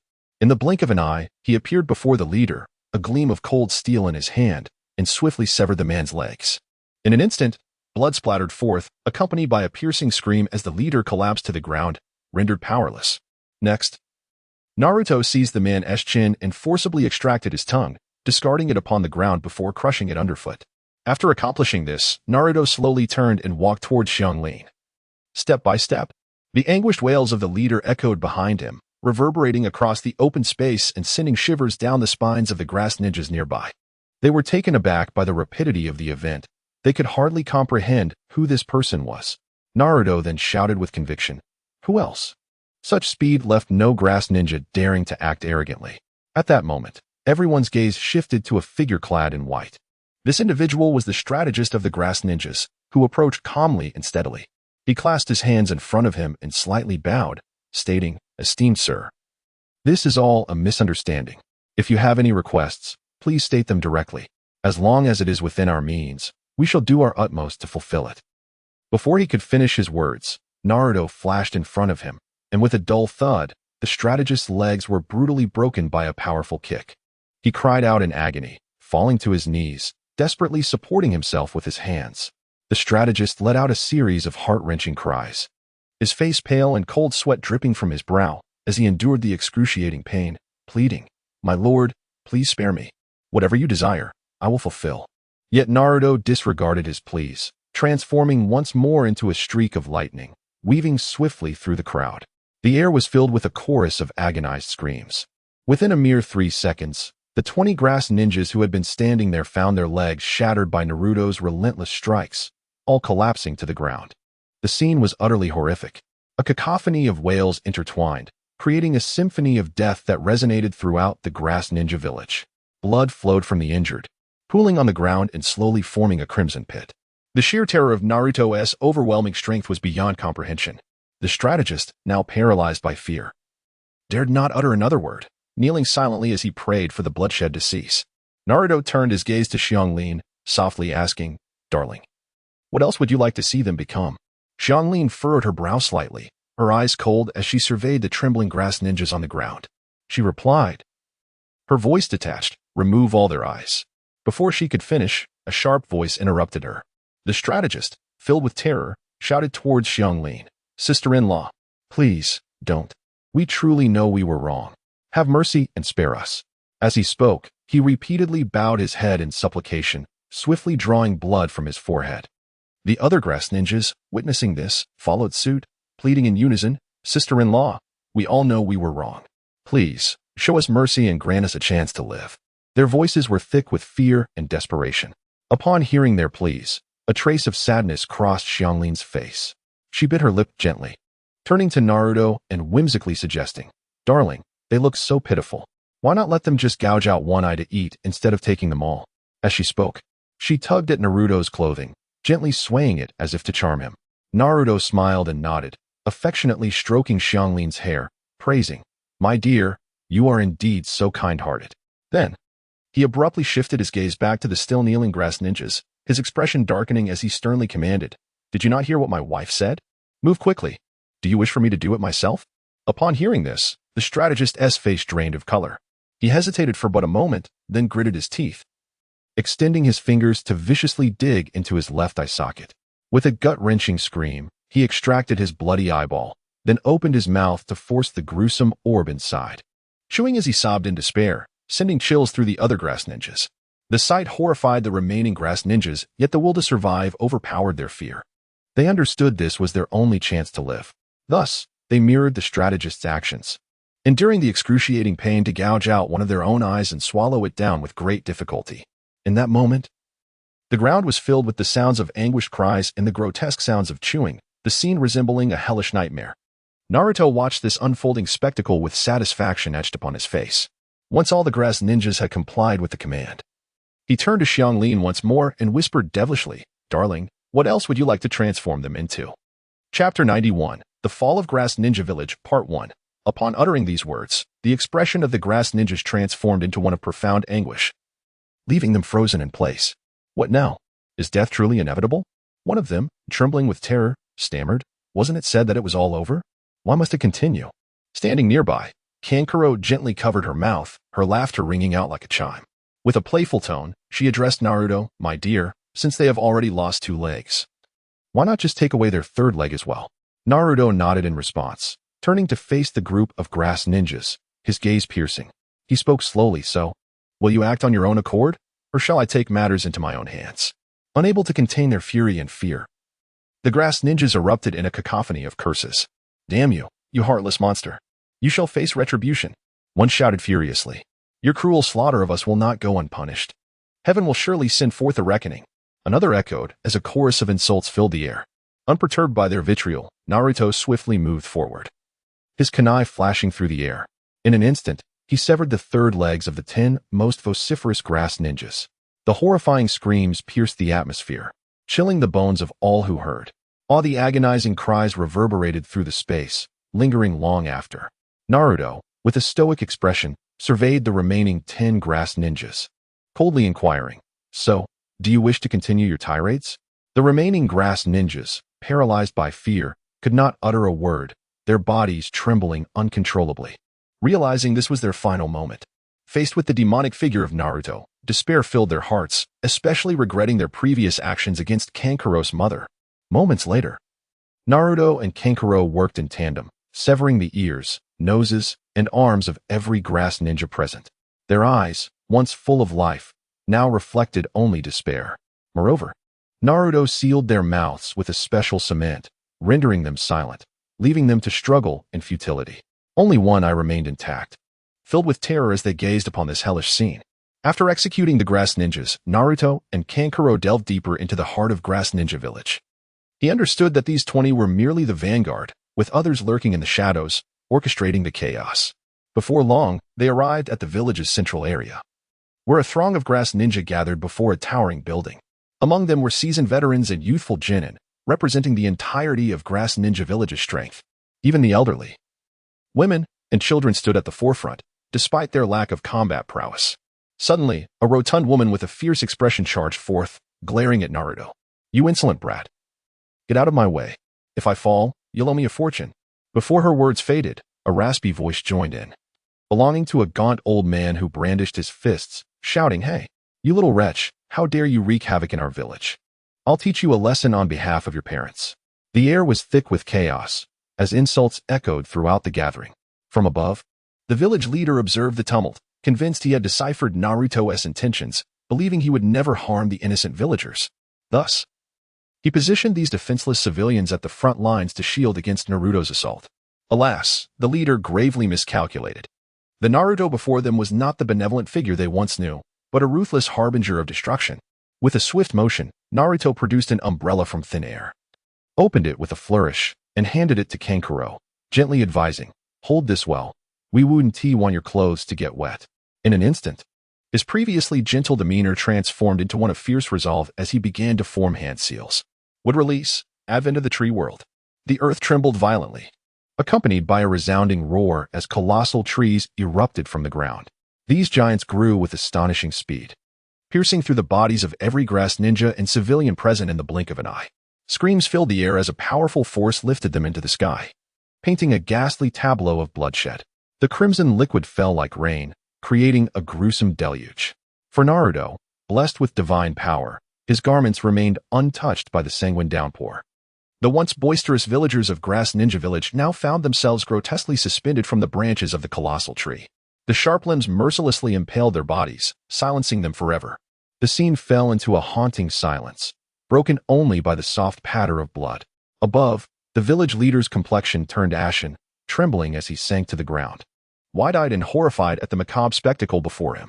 The unforgiving would-release technique claimed the lives of the villagers, their screams and cries echoing into the void, plunging the village into a sea of crimson. Looking around, he saw corpses strewn about, blood-forming rivers that flowed through the streets. Over 70% of the village's population had been ruthlessly impaled upon that immense blood tree, their bodies swaying gently in the wind like broken dolls. Yet, the frail, elderly, and innocent children had managed to hide away in their homes, escaping the onslaught. Nevertheless, the backbone of Grass Ninja Village had been obliterated in this horrific massacre. Once a thriving community, reliant on herbal trade, it had now devolved into a desolate ghost town. Steeped in despair, in that moment, Naruto leaped towards the tall building, shattering the walls to confront the village leader. He emanated the scent of blood, his gaze icy, a cruel smile gracing his lips as he remarked coldly, "Wasn't he this entertaining?" Chapter 92, The Fall of the Grass Ninja Village, Part 2. Before him knelt the leader of the Grass Ninja, trembling slightly, his forehead bowed in a gesture of submission towards Naruto. His visage was a portrait of terror, lips quivering as he spoke in a tone laced with supplication, "My lord, if it is merely due to that red-haired woman, I am willing to offer every woman in our village to you, permitting you to indulge as you please. Each of them is youthful and beautiful, and surely they will satisfy your desires." Seeing that Naruto remained unresponsive, the leader hastily added, "Moreover, our Grass Ninja Village has always maintained excellent relations with the 5 great nations. Whenever S-rank rogue ninjas are captured, they are sent to us for confinement. Our connections are indeed solid. We also possess a treasure within our maritime prison, a fabled ultimate wish box. It is said that any wish spoken before it will be granted. I am willing to present this precious artifact to you, my lord, if you would be so gracious as to spare my life." Naruto paused, momentarily taken aback. As fragments of memory surged forth, indeed, such an item existed. It was referred to as the Box of Ultimate Bliss, if he recalled correctly. Fixing his gaze upon the kneeling leader, he inquired with deliberate calm, "Is this box still housed within your maritime prison?" The leader's heart ignited with a flicker of hope at Naruto's words. He nodded fervently, exclaiming, "Yes, yes. It is absolutely true, my lord. If you desire it, I shall dispatch someone immediately to retrieve the box for you." At that moment, a woman burst forth, her voice urgent. "Father, no. That box has the power to grant wishes. Its might could even surpass the 5 great villages. To surrender it so easily is a grievous error." Naruto swiftly turned to the source of the voice, his gaze alighting upon the woman who had dashed from another room. She was strikingly beautiful, presumably the leader's daughter. Without hesitation, Naruto dashed forward, seizing her slender leg with a firm grip. He wielded her as one would a sword, propelling her with force toward her father. The impact was catastrophic. Boom. The suddenness of the action left both the leader and his daughter unable to react. Their pleas for mercy stifled before they could escape their lips. Their bodies collided violently, blood spraying forth as the scene turned gruesome. The leader perished instantly from the brutal clash, his life extinguished in an instant. As for the fabled box of ultimate bliss, retrieving it was a trivial matter for Naruto. Yet he deemed it unnecessary. The box contained monstrosities rather than genuine wish-granting capabilities. Following this massacre, Naruto, now wielding his gruesome weapon, eradicated every remaining life within the building. Satisfied, he relinquished the bloodied instrument and cradled Sharon, rising slowly into the air. "System, please open the Forbidden Arts gift pack for me to learn the Heavenly Obstruction Star." Ding, congratulations to the host for successfully learning the Heavenly Obstruction Star. Sharon, wrapping her arms around Naruto's neck, remarked, "Darling, there are still some villagers alive. They must be suffering terribly. Should we not grant them release?" Naruto nodded in agreement. Activating his eternal Manjiki Sharingan, a massive blue Susanoo materialized. For hands forming seals. Heavenly Obstruction Star. The sky suddenly split open, and 2 colossal meteors appeared out of thin air. They hurtled through the clouds at an astonishing velocity, their surfaces glowing red-hot as they clashed violently with the atmosphere, transforming into 2 blazing fireballs. They descended upon the grass ninja village, hurtling toward the ground in the blink of an eye. Boom! With resounding detonations, the earth trembled beneath the cataclysmic impact. The meteors struck the village with relentless force, unleashing a torrent of energy. In an instant, smoke billowed and flames soared, utterly obliterating the grass ninja village, reducing all structures to rubble and annihilating the remaining lives in the face of this calamity. Such a tremendous disturbance caught the attention of neighboring villages, sparking cries of alarm and shouts of panic. Jiraiya, Kakashi, and Might Guy, who were en route to the Land of Iron, were equally taken aback by the sudden eruption of sound. They halted, instinctively turning to gaze toward the grass ninja village. Despite the distance, the 2 meteors, aglow with searing heat, were clearly visible, embedded deep within the village's heart, radiating waves of heat and plumes of smoke. Jiraiya felt a twinge of dread. He understood that this disaster would undoubtedly result in countless innocent casualties. Without a moment's hesitation, he decisively led Kakashi and Guy to sprint towards the grass ninja village with utmost urgency. Meanwhile, Naruto and Sharon were also making their way toward the Land of Iron. As they traveled, Naruto sensed 3 familiar chakra signatures rapidly approaching. Moments later, Jiraiya, Kakashi, and Guy came barreling toward them.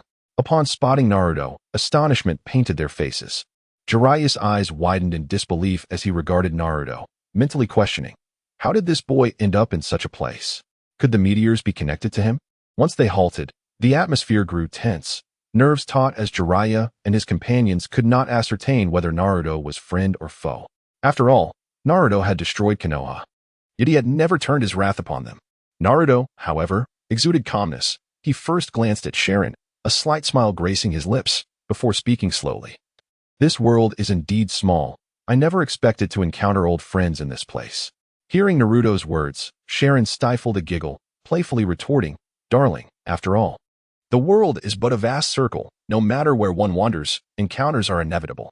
Her enchanting smile eased the tension in the air surrounding them. Jiraiya, puzzled, regarded Naruto and Sharon, asking, "What are you doing in the grass ninja village? Moreover, I just witnessed 2 meteors plummeting from the sky. Does this have anything to do with you?"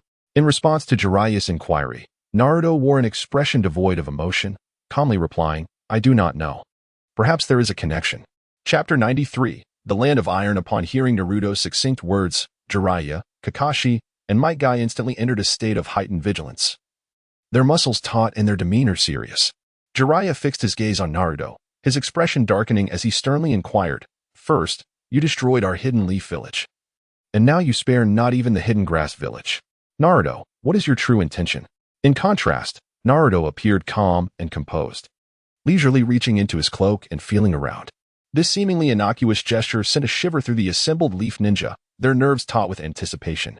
Kakashi promptly lifted his forehead protector, revealing his Sharingan, while Might Guy swiftly drew his dual nunchaku, ready for any eventuality. To their astonishment, Naruto did not produce a weapon, but instead revealed a pack of cigarettes. A smirk played on his lips as he waved the box before the three, casually remarking, "Care for a smoke? Don't worry, they're not laced. I don't smoke myself." Jiraiya's brow furrowed even deeper at this display. He understood all too well that Naruto was deliberately toying with him. Yet, seeing that Naruto showed no immediate intention to strike, he allowed his tension to ease, albeit slightly. After all, even though the three of them combined possessed formidable strength, whether they could subdue Naruto remained uncertain. Suppressing his anger, Jiraiya endeavored to maintain a calm tone as he slowly spoke. "I want to partake. Since you seem unwilling to engage in combat with us, could you provide an explanation? Why target the hidden leaf village?" Naruto tossed the cigarette pack to the ground and stepped on it, saying, "It was merely a whim. I also wish to ask you all, one is my father's disciple, and the other is my father's mentor. Why was I unaware of your existence until now? Where were you when I was being scolded in the leaf village?"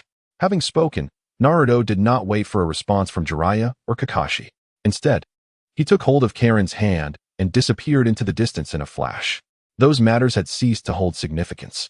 The trio of Jiraiya, Kakashi, and Guy remained frozen in place, their expressions despondent as Jiraiya murmured softly, "Is it because the pain inflicted upon you by the leaf has transformed into hatred? The Land of Iron, this is a neutral nation predominantly inhabited by samurai." As snowflakes danced in the air, within the towering edifice of the Land of Iron, a spacious hall had been prepared with 6 seats. The central position was naturally reserved for the leader of the Land of Iron, Mifune. Surrounding the leader's seat were 6 additional chairs, designated for the Kage of the 5 great ninja villages. Among these, a newly added seat was allocated for the protagonist of this gathering, the leader of the Land of Snow, Fubuki Koike. At this moment, Naruto had arrived near the entrance of the tower but did not enter directly. He swiftly formed hand seals, activating the Flying Thunder God technique, and in an instant, Koike from the Land of Snow appeared beside him. This had been prearranged. Naruto would arrive first and then summon Koike. Each Kage attending the meeting was accompanied by 2 guards. Naruto and Karin donned masks and wide-brimmed hats, entering the tower through the main entrance under the guise of Koike's guards. Awaiting them in the hall was Mifune, the leader of the Land of Iron, who stood ready to greet them. Before long, Koike, guided by Mifune, took her seat in her designated spot, which bore the character for snow behind her. Naruto and Karin sat behind the curtain, awaiting the proceedings.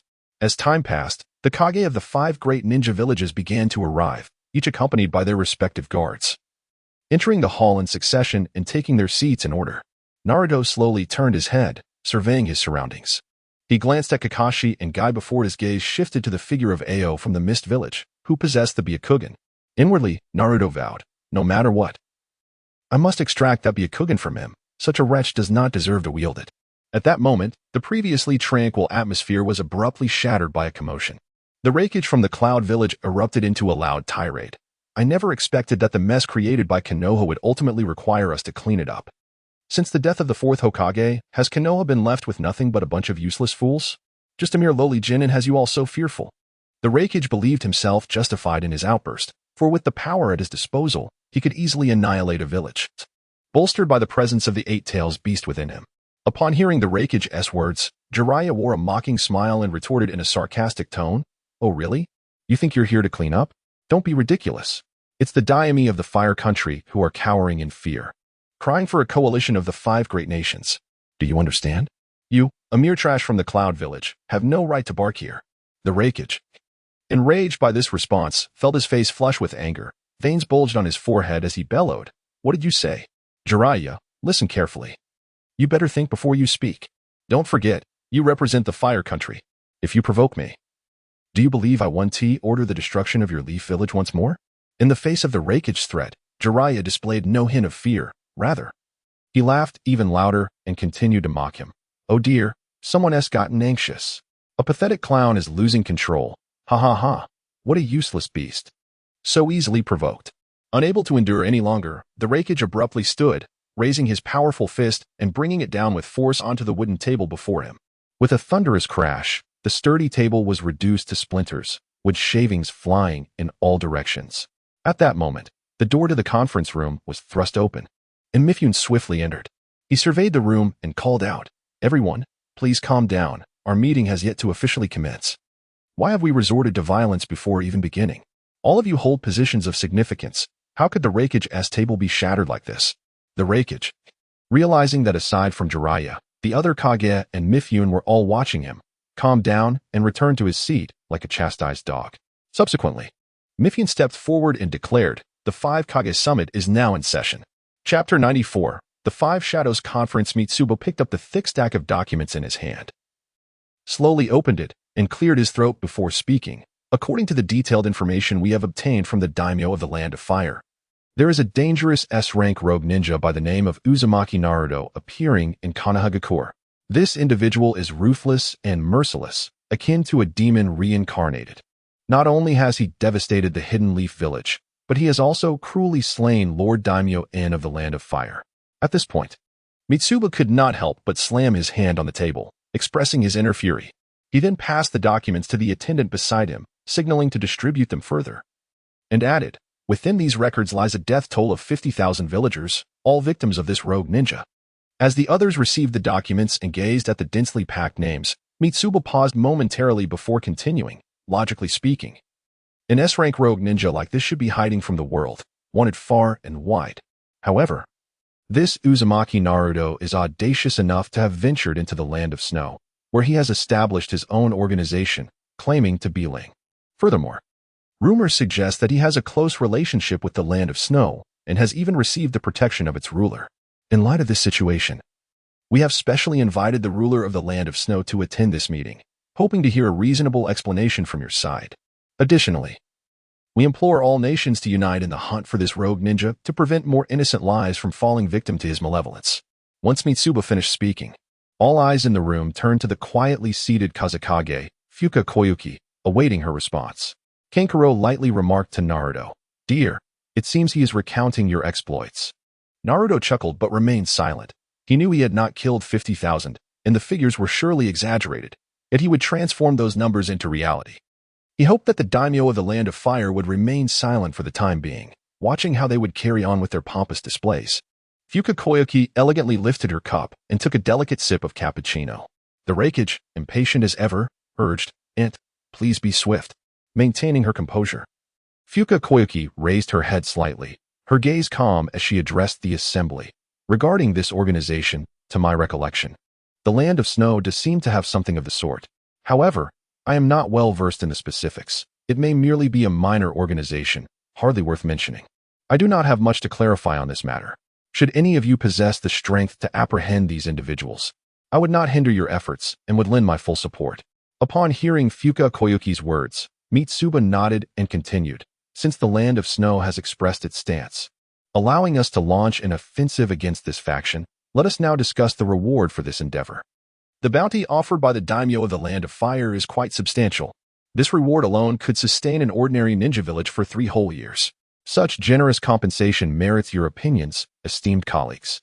The Reikage stood up decisively, proclaiming, "Yin Hidden Village shall partake in this mission. I will demonstrate the might of the Land of Lightning. What you of Konoha can manage, the Land of Lightning shall govern. What you cannot handle, we shall manage even better." After the Reikage's declaration, Mizuki Terumi could no longer suppress her yearning for this massive fortune. She raised her hand to express her intent to participate. Meanwhile, the ever-silent Sasuke Jinoki appeared somewhat cautious. After a moment of contemplation, he finally nodded and slowly raised his hand, signaling his willingness to join the operation. At this moment, all gazes turned towards the Kazekage, Gaara. Gaara shook his head slightly, a grave expression on his face, as he became the sole individual present who did not intend to partake in this endeavor. He was well aware of Naruto's formidable strength. After all, Naruto had merely gone to deliver a gift and ended up obliterating the entire Hidden Leaf Village. Such terrifying power was beyond the realm of ordinary comprehension. With Gaara's stance clarified, the remaining 3 great ninja villages agreed to participate without consulting Jiraiya, as this was a bounty initiated by the daimyo of the Land of Fire. And Konoha was implicitly involved. The previously calm atmosphere was abruptly shattered by Inoki. A smirk crept onto his lips as he mockingly taunted Gaara. "Young ones today possess no spirit. To pass up such a golden opportunity is truly perplexing. I wonder how your sand village cultivates its future leaders. This old man is far more formidable than you. Could it be that your prior humiliating experience during the Chunin exams has left you with a psychological scar? In the face of Inoki's merciless ridicule, Gaara remained unfazed. He shot a cold glance at the elder and replied in a flat tone, "Old man, spare us your barking. I hope your life is sturdy enough. You should wear several layers to keep warm. The land of snow is quite frigid. Don't freeze to death on the way." Inoki's expression darkened, his brows knitting together in anger as he retorted, "Umph. Truly disappointing. Look at you all now. How have the standards of Konoha and the Sand Village fallen so low? It's utterly revolting." Inoki's words plunged the already tense meeting into an even more charged atmosphere. Gaara and Jiraiya exchanged glances, their faces turning grim as the air thickened with palpable tension. Just then, Naruto's eyes sharpened, noticing that a shadow clone outside the conference room was beginning to move. The clone swiftly emerged from the ground, appearing in the center of the room in the blink of an eye. This sudden turn of events startled everyone, and the ninja guards assigned to protect their respective leaders reacted instantly, leaping onto the tables in front of them with astonishing speed. Their gazes fixed intently on the clone of Naruto. Naruto and Kankuro stepped forward to maintain their formation, avoiding any potential vulnerabilities. The clone stood confidently in the center of the room, slightly parting his lips as he provocatively addressed the assembly in a leisurely tone. "Hokage, since entering this place, your mouth has been relentless. You speak with such bravado. When the time comes for limbs to be severed, I trust you will manage to hold back your cries." He then surveyed the room, his gaze sweeping over the gathered individuals before raising his voice. "Did you not say you were coming to capture me? Here I stand before you. If you have the ability, let us engage together. A perfect opportunity to warm up." Chapter 95, The Battle. Upon hearing Naruto's words, Hokage was instantly consumed by rage. How could he endure such provocation? His eyes widened, veins bulging on his forehead as he swiftly extended his hand, aiming to grasp Naruto's neck with ferocity. Just as Hokage's hand was about to make contact, it passed through Naruto's form as if he were grasping at nothing but air, failing to seize anything at all. This unexpected turn momentarily stunned Hokage, but he quickly regained his composure. Meanwhile, Naruto took advantage of Hokage's surprise, swiftly repositioning himself and delivering a powerful punch straight at Hokage. With a resounding thud, Hokage had no time to mount any defensive maneuvers before being propelled backward by the sheer force of the blow, crashing heavily into a nearby wall. The impact sent debris flying, and a cloud of dust erupted around them. Standing firm, Naruto wore a faint smile and addressed the onlookers, "Please, don't be in such a rush. I have yet to finish my words." Buried beneath the rubble, Hokage's face flushed with embarrassment. Recognizing that he had just lost face, he decided to unleash his full power without reservation, activating his lightning release armor. The stones pressing down on him exploded outward as the radiant armor enveloped his body, fully transforming him into a combat-ready state. Despite Hokage's fury, Naruto displayed no sign of fear. He even dismissed Hokage with a casual glance, continuing to speak, "Before we engage, is there anyone who wishes to leave?" As soon as Naruto finished speaking, Gaara, who had been quietly standing to the side, sprang into action. He swiftly formed hand seals, manipulating the surrounding sands to surge towards the window. A sharp sound of shattering glass echoed as Gaara, accompanied by Shinki and Kankuro, burst through the window, soaring out on a wave of sand. In the blink of an eye, the three figures vanished from view. Witnessing Gaara's decisive retreat left the others in a state of bewilderment. Ka, too, rose to her feet, beckoning her guards to flee with her toward the exit. The various Kage and their attendants were filled with confusion. Why was the formidable Gaara so frightened? He was the Jinchuriki of the One Tail, after all. The crowd was left questioning if this Naruto truly possessed such extraordinary power. As the onlookers grappled with their confusion, Hokage could no longer restrain his restless spirit. Ignoring Gaara's retreat, he suddenly vanished in a flash, unleashing his utmost speed. In an instant, a bolt of lightning appeared before Naruto, and he swung his elbow, charged with ferocious electrical energy, down upon him. At this moment, Mifune also sprang into action, for this was the land of iron. He swiftly drew his long blade, its edge crackling with chakra, and aimed a horizontal slash at Naruto's back. Despite the dual assault from these two formidable foes, Naruto remained remarkably composed, standing his ground with a faint smile adorning his face. Boom! The two powerful attacks collided, piercing through Naruto's form and crashing together in midair. The resulting energy explosion caused the entire floor to tremble violently, accompanied by the sound of countless stones and debris falling. leading to a catastrophic collapse of the structure as it plummeted downwards. In an instant, the scene was engulfed in dust and chaos, transforming what was once the 5 Kage meeting room into a heap of ruins. Reikage quickly turned his gaze to his attendant, She. The two shared a silent understanding. A mere glance conveyed their intentions. She closed his eyes, concentrating to sense Naruto's precise location. Moments later, he opened his eyes wide, raising a hand and pointing upwards, exclaiming loudly, "Lord Reikage, he has fled to the tower's summit." Upon hearing this, Reikage darted forward, using his body to smash directly toward the tower's peak. The ceiling buckled under his relentless assault, creating numerous craters. Subsequently, Reikage leaped from the holes, landing firmly atop the tower. Meanwhile, Noki and Terumi chose not to act as impulsively as Reikage. They ascended the staircase at a leisurely pace, their expressions betraying no urgency. To them, the sheer number of powerful shinobi present, each Hokage or elite jonin, rendered Naruto's escape impossible. Capturing him was merely a matter of time. As Naka's group hastened to the rooftop, they were met with a shocking sight. Naruto was gripping Reikage's leg, holding him upside down. Beside them lay Reikage's severed left arm, and the inverted Reikage was gasping for breath, clearly devoid of any combat capability. With a look of disdain on his face, Naruto mockingly proclaimed, "Is this all you've got? It's rather unimpressive. You were quite the orator during the meeting, weren't you? Is your so-called strength merely this trivial? Pathetic and fleeting.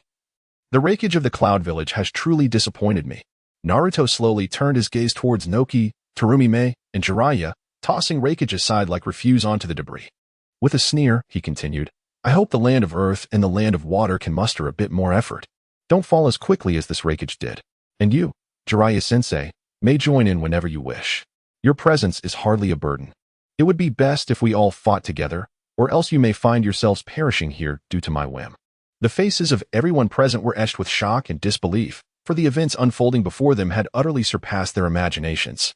Who could have predicted that the powerful Reikage would be so effortlessly vanquished? The onlookers hadn't even grasped how Reikage had fallen. The battle had concluded in the brief span from the ground floor to the rooftop.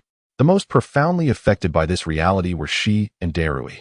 As loyal confidants of Reikage, they were well acquainted with his prowess. However, witnessing his utter defeat left them speechless, their shock beyond words. Darui, his face a mask of terror, called out urgently to the fallen Reikage, "Lord Reikage." His voice was laden with desperation. At that moment, Reikage struggled to open his eyes, barely managing a narrow slit. His breath was faint, and each word seemed to demand immense effort. Finally, he managed to utter a few labored words. "Run. He is a monster." With those words, Reikage's eyes slowly closed, and he lost consciousness entirely. Chapter 96. The unexpected release of the clone Darui could no longer endure the situation before him. He had lost all reason. With furious eyes fixed on Naruto, he swiftly began to form hand seals, shouting loudly, "Storm release, lightning strike." As his voice echoed, a powerful wave of chakra surged from his being.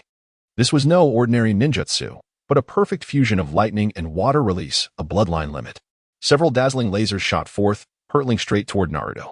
In the face of such an assault, Naruto merely squinted slightly. A colossal blue Susanoo materialized, its hands gripping an equally gigantic blue beer bottle. With a fierce swing of its arm, the Susanoo hurled the massive beer bottle at the incoming lasers with tremendous force. The resulting collision produced a deafening explosion, sending shockwaves that violently trembled the surrounding air.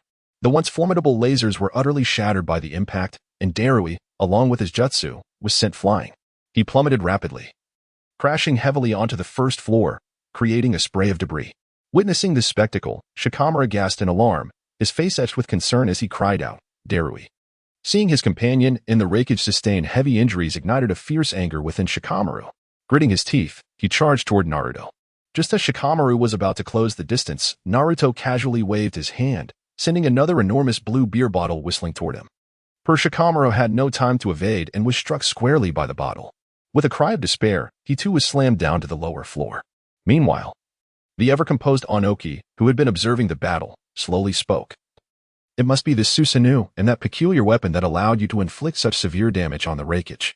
As he pondered, he stroked his chin thoughtfully. Hearing Onoki's words, Naruto displayed a disdainful smile. He regarded Onoki with a casual demeanor and remarked, "The young ones from the land of lightning are indeed so impulsive and irritable, compared to you old-timers from the land of earth, who seem more composed and analytical of the situation. However, Onoki, what are your next moves? planning to use dust release. With that, Naruto provocatively beckoned Onoki with his finger. Onoki, being a seasoned veteran, was not easily provoked. He replied coolly, "Do we truly have a reason to fight? I don't feel one. Despite your ruthless actions, I sense no killing intent from you." Naruto's lips curled into a slight smile as he gazed at Onoki, saying, "Old man, do you believe you have discerned everything? You claim there's no need for us to battle? What if I were to capture Kage? Would that not give us a reason to fight?" As soon as he finished speaking, a massive Susanoo suddenly appeared, extending a gigantic hand to seize Onoki's granddaughter, Karatsuchi, with forceful precision, leaving her no chance to resist. Following this, Naruto activated Kamui, swiftly drawing Karatsuchi into the void. After this swift maneuver, Naruto continued nonchalantly, "So what do you say? Now you surely have a reason to engage me in battle?" This series of actions transpired in the blink of an eye, and Onoki's eyes widened in shock as he witnessed his beloved granddaughter being taken. Enraged, he disregarded everything else and immediately summoned all his chakra to his hands, shouting, "Dust release, primitive world disintegration technique." A terrifying surge of energy erupted from his palms, transforming into a colossal transparent pillar that barreled toward Naruto's Susanoo. In response to the dust release attack, Naruto's clone instinctively felt alarmed and leaped to evade. However, at that very moment, he sensed an oppressive force above him. Looking up, he discovered that Onoki's guard, Akatsuchi, had appeared overhead. With his hands rapidly forming seals, Akatsuchi called out, "Earth release, rock golem technique." A gigantic rock giant emerged, swinging its stony fists down upon the Susanoo. With a thunderous crash, although the Susanoo remained unscathed, it was forcefully pushed back to its original position. Simultaneously, the dust release bore down on the clone of Naruto, who realized it was too late to dodge. The terrifying speed of the dust release was overwhelming. In the blink of an eye, it was upon him, leaving no time for escape. The massive dust release pierced through the Susanoo, relentlessly advancing and penetrating half of Naruto's clone's body. As a flash of light enveloped the scene, the tower behind Naruto disintegrated into atoms under the sheer force of the attack. In truth, Naruto's clone could have avoided this strike by utilizing his intangibility. But due to an unexpected situation occurring with the original body, the clone hesitated for a moment, ultimately left to witness the dust release connect with him. As the power of the dust release dissipated, the clone of Naruto, now missing half his body, transformed into a wisp of smoke. Onoki, witnessing this transformation, widened his eyes in disbelief, exclaiming, "Shadow clone? When did he slip away?" After a brief shock, Onoki quickly regained his composure, roaring, "You may escape the monk, but not the temple. Uzumaki Naruto, wait for me." He turned to Akatsuchi, commanding, "Gather our forces immediately. We must go to the land of snow and ensure that boy is eliminated." Meanwhile, the original Naruto, having sent Fuka and Koyuki back using Flying Thunder God, was now seated in the office of the spiritual organization. He had dismissed his clone out of necessity, as the elder, Shizuka Nishi, had exerted his influence. Oh, Naruto exhaled a sigh of relief. In that instant, with the dissipating shadow clone from the land of iron, a torrent of memories surged back into Naruto's mind. Realizing the influx of new experiences, he merely smiled faintly, a subtle grin gracing his lips. Turning to the elder Shizuka Nishi below him, he remarked, "Little glutton, it seems you have saved their lives. It appears we have guests arriving in Kamui's realm. I shall check on them later. For now, do not intervene. Inform everyone that at least 3 or more ninja villages will be coming to attack the land of snow. Prepare the organization, and allow Koyuki to let them pass without obstruction." Chapter 97. The Advance into the Land of Snow in the Iron Country. Mifyun's expression was grave as he directed the medical team into urgent action. After a concerted effort, they successfully reattached the severed arm of the near-lifeless Hokage and administered proper treatment to the injuries sustained by his guards. Subsequently, everyone gathered in Hokage's hospital room to deliberate the specific timing of their expedition. Suggestions were exchanged fervently, resulting in a somewhat chaotic atmosphere. After a final round of debate, it was unanimously decided to wait until Hokage had fully recovered before assembling their forces to launch a vigorous assault on the spiritual organization in the Land of Snow. Given that black soil had already been captured by Naruto, the situation had become exceedingly urgent. Although the agreed-upon plan was to initiate action a week later, Sasuke could not bear to wait any longer. He expressed his intention to set out first to rescue black soil. The surrounding individuals voiced their concerns over Sasuke's impulsive decision. Based on the current circumstances, it was evident that Naruto had not killed black soil on the spot. Rather, he had chosen to abduct her as a hostage. indicating that there was still room for maneuver. Hearing their advice, the initially agitated Noki gradually calmed down. He began to thoughtfully consider a strategy and realized that the most crucial aspect of this operation was the effective mastery of spatial ninjutsu. With this thought in mind, he clenched his teeth and spoke. The fact that Uzumaki Naruto has appeared here is most likely due to the covert connivance of the ruler of the Land of Snow. Their relationship is undoubtedly extraordinary, so our first step must be to capture Kazahana Yukino and use her as leverage against our adversary. In Naka's eyes, it was he who had caused Naruto to flee with his dust release technique. Now, he was becoming overconfident, unaware of the peril embedded in his intentions to abduct Kazahana Yukino. Ultimately, Noki resolved to take the lead himself, to seize Kazahana Yukino, scout the enemy's base, and then await reinforcements to collectively assault the spiritual organization once gathered in the Land of Snow. The major nations also nodded in agreement. Noki and Akatsuchi hurriedly made their way to the port, boarding a tourist ship bound for the Land of Snow, populated by travelers. They opted not to take the train to their destination after careful consideration, as the entire train system belonged to the Land of Snow, and boarding it would inevitably expose their whereabouts, alerting Kazahana Yukino. In truth, even this seemingly ordinary ship was one of Kazahana Yukino's enterprises. The moment Noki stepped onto the gangway, his every move was already under surveillance by the Land of Snow. This intelligence quickly spread, and before long, Naruto in the Land of Snow was made aware of the news. Naruto slowly set down the letter in his hand, rising to direct his gaze towards the intelligence officer. Karin, I need to investigate this matter personally. While I cannot ascertain why Noki has brought only one person, it is of little consequence. We simply need to intercept them at sea. As for their true intentions, we can inquire after neutralizing them. His words brimmed with fury. From the moment Noki set foot on the ship, the war in the ninja world had commenced. Karin nodded gently, picking up a sturdy garment and draping it over Naruto's shoulders while advising, be extra cautious during the battle at sea. A hint of concern laced her voice. Naruto felt Karin's care and smiled in acknowledgement. In an instant, he employed the Flying Thunder God technique, vanishing from his location. The next moment, he reappeared at the dock of the Land of Snow. Standing on the dock, he gazed across the vast expanse of the sea. He boarded a vessel, igniting the engine and steering it towards the direction where Noki was located. The bow sliced through the waves, sending out plumes of white spray. It would not be long before the sea could be stained a vivid red. Noki sat within the ship's cabin, his brow furrowed and his gaze anxious as he stared ahead, his heart racing. His hands trembled slightly as they clutched a cup of coffee. Since Black Soil's abduction, he had received no news, leaving him in a state of uncertainty regarding her fate, which rendered him unable to find peace. In contrast, Akatsuchi maintained an optimistic demeanor, reassuring him, do not worry, old man, Black Soil will surely be safe. That Naruto was driven away by your dust release technique, even if he reappears. He cannot possibly match your strength. Upon hearing these words, Naka's face did not reflect much relief. He merely replied quietly, let us hope that is the case. At that moment, as he raised his cup to take a sip of coffee to alleviate his inner turmoil, a mischievous child suddenly dashed over. Without a word, the child lifted a small hand and, with a swift motion, knocked Naka's cup flying. The cup soared through the air before crashing to the ground, spilling coffee everywhere. The child, rather than showing any remorse, grinned mischievously at Noki and taunted, hey, old man, look at you. You're even shorter than I am. Come catch me if you can. Haha. With that, the child playfully patted his own backside and raced out of the cabin.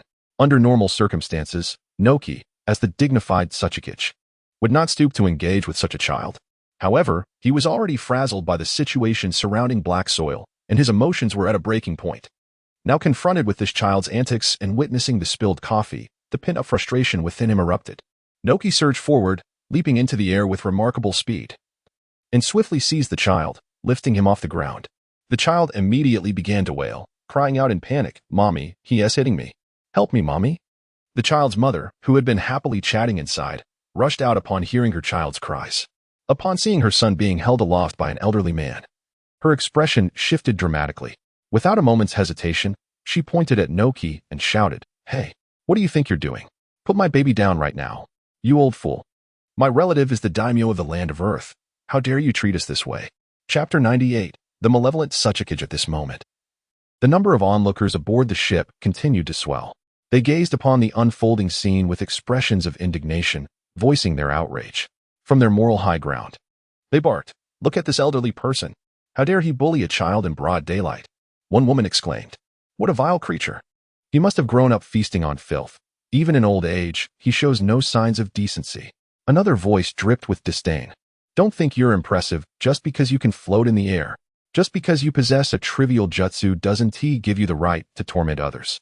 My uncle's neighbor is also a ninja. A third person interjected, their tone laced with scorn. The clamor grew louder, every utterance directed at Noki, escalating in ferocity and coarseness.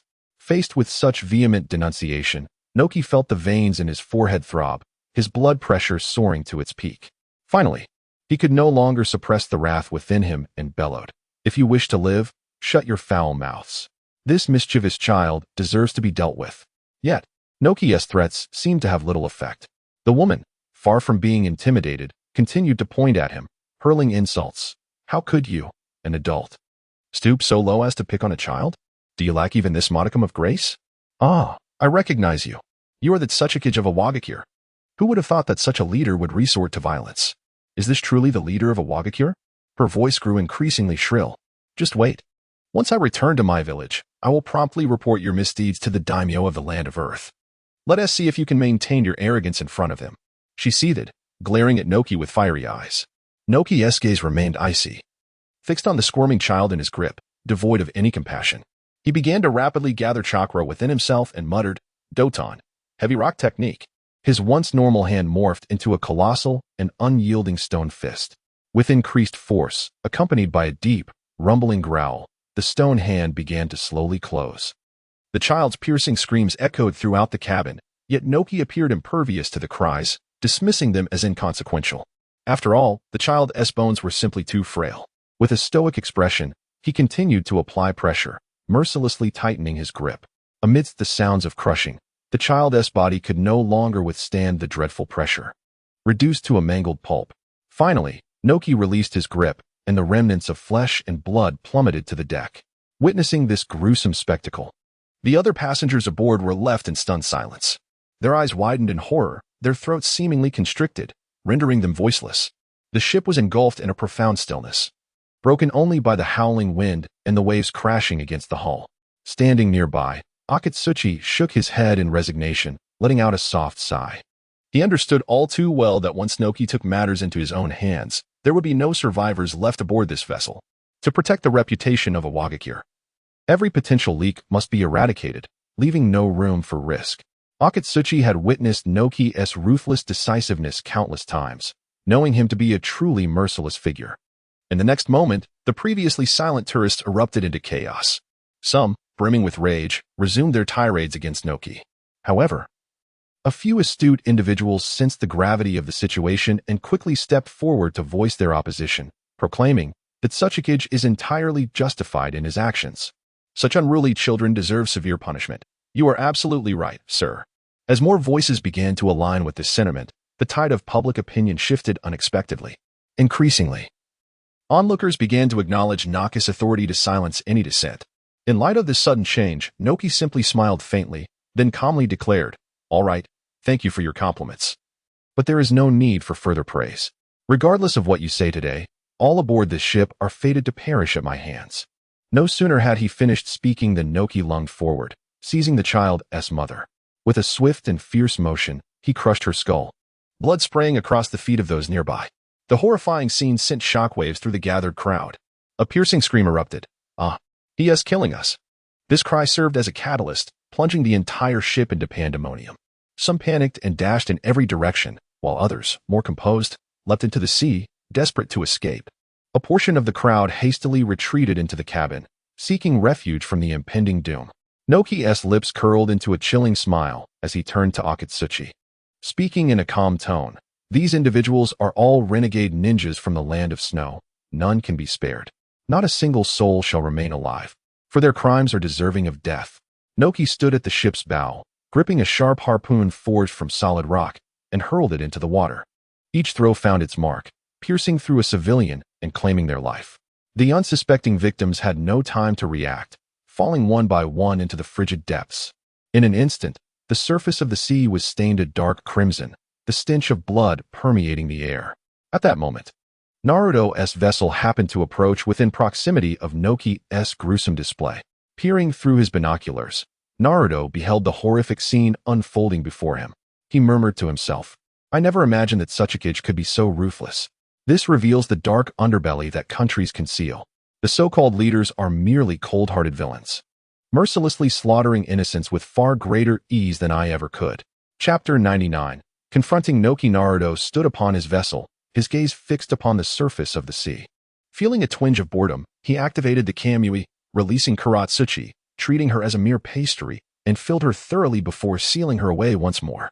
Soon after, Naruto beheld the bodies of civilians slowly drifting towards him, the sight reminiscent of a horror film. He cast a fleeting glance before turning away, increasing the power of his boat as he approached the ship where Noki resided. Meanwhile, Noki had succumbed to a frenzy of slaughter, brandishing a colossal earthen harpoon. He mercilessly jabbed at those attempting to leap into the sea to escape, each strike accompanied by gouts of blood and agonized screams.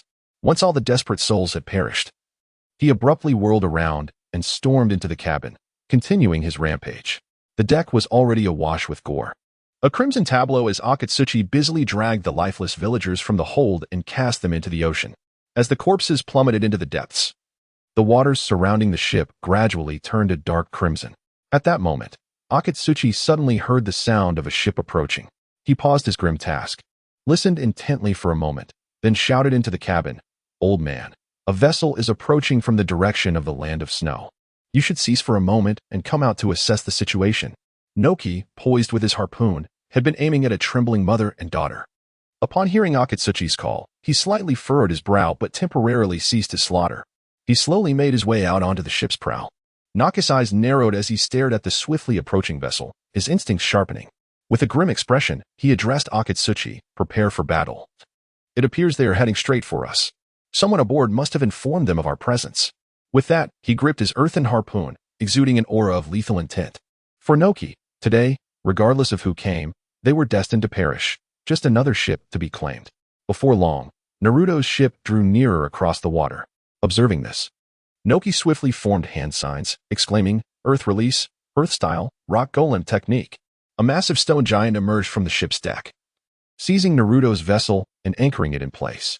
In that moment, Noki believed the newcomers were trapped, unable to escape.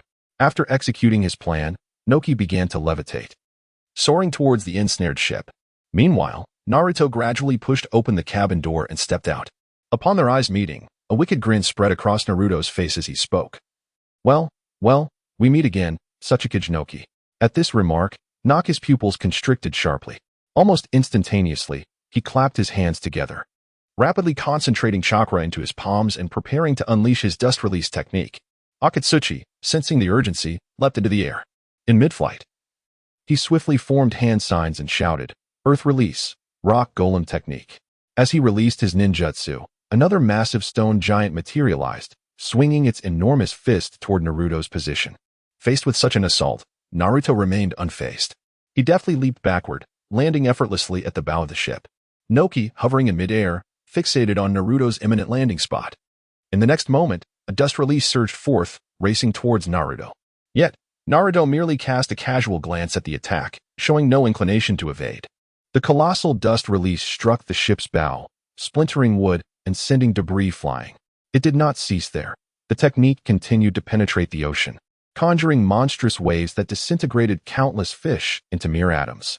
Noki, initially brimming with confidence, believed this strike would force Naruto into a retreat akin to their last encounter. However, upon witnessing Naruto emerge unscathed, his expression shifted dramatically, a sense of dread filling his heart. Could it be that Naruto's ability to penetrate defenses had evolved to a level that rendered him immune to dust release? This thought sent a shiver down Naka's spine. Realizing that his most potent attack had no effect on Naruto, a glint of cunning crossed his features. Drawing a deep breath, he suppressed his inner turmoil and slowly spoke. "Naruto, if you hand over Karatsuchi, I assure you I shall not trouble you further, nor will I lay a finger on the land of snow. You must realize that if we of the Iwagakure were to launch a full-scale assault on the land of snow, even if you could escape, what fate would await those innocent villagers?" Akatsuchi, noticing Noki had begun negotiations with Naruto, halted immediately. In that moment, Noki was engaged in a high-stakes gamble, banking on the profound connection between Naruto and the land of snow.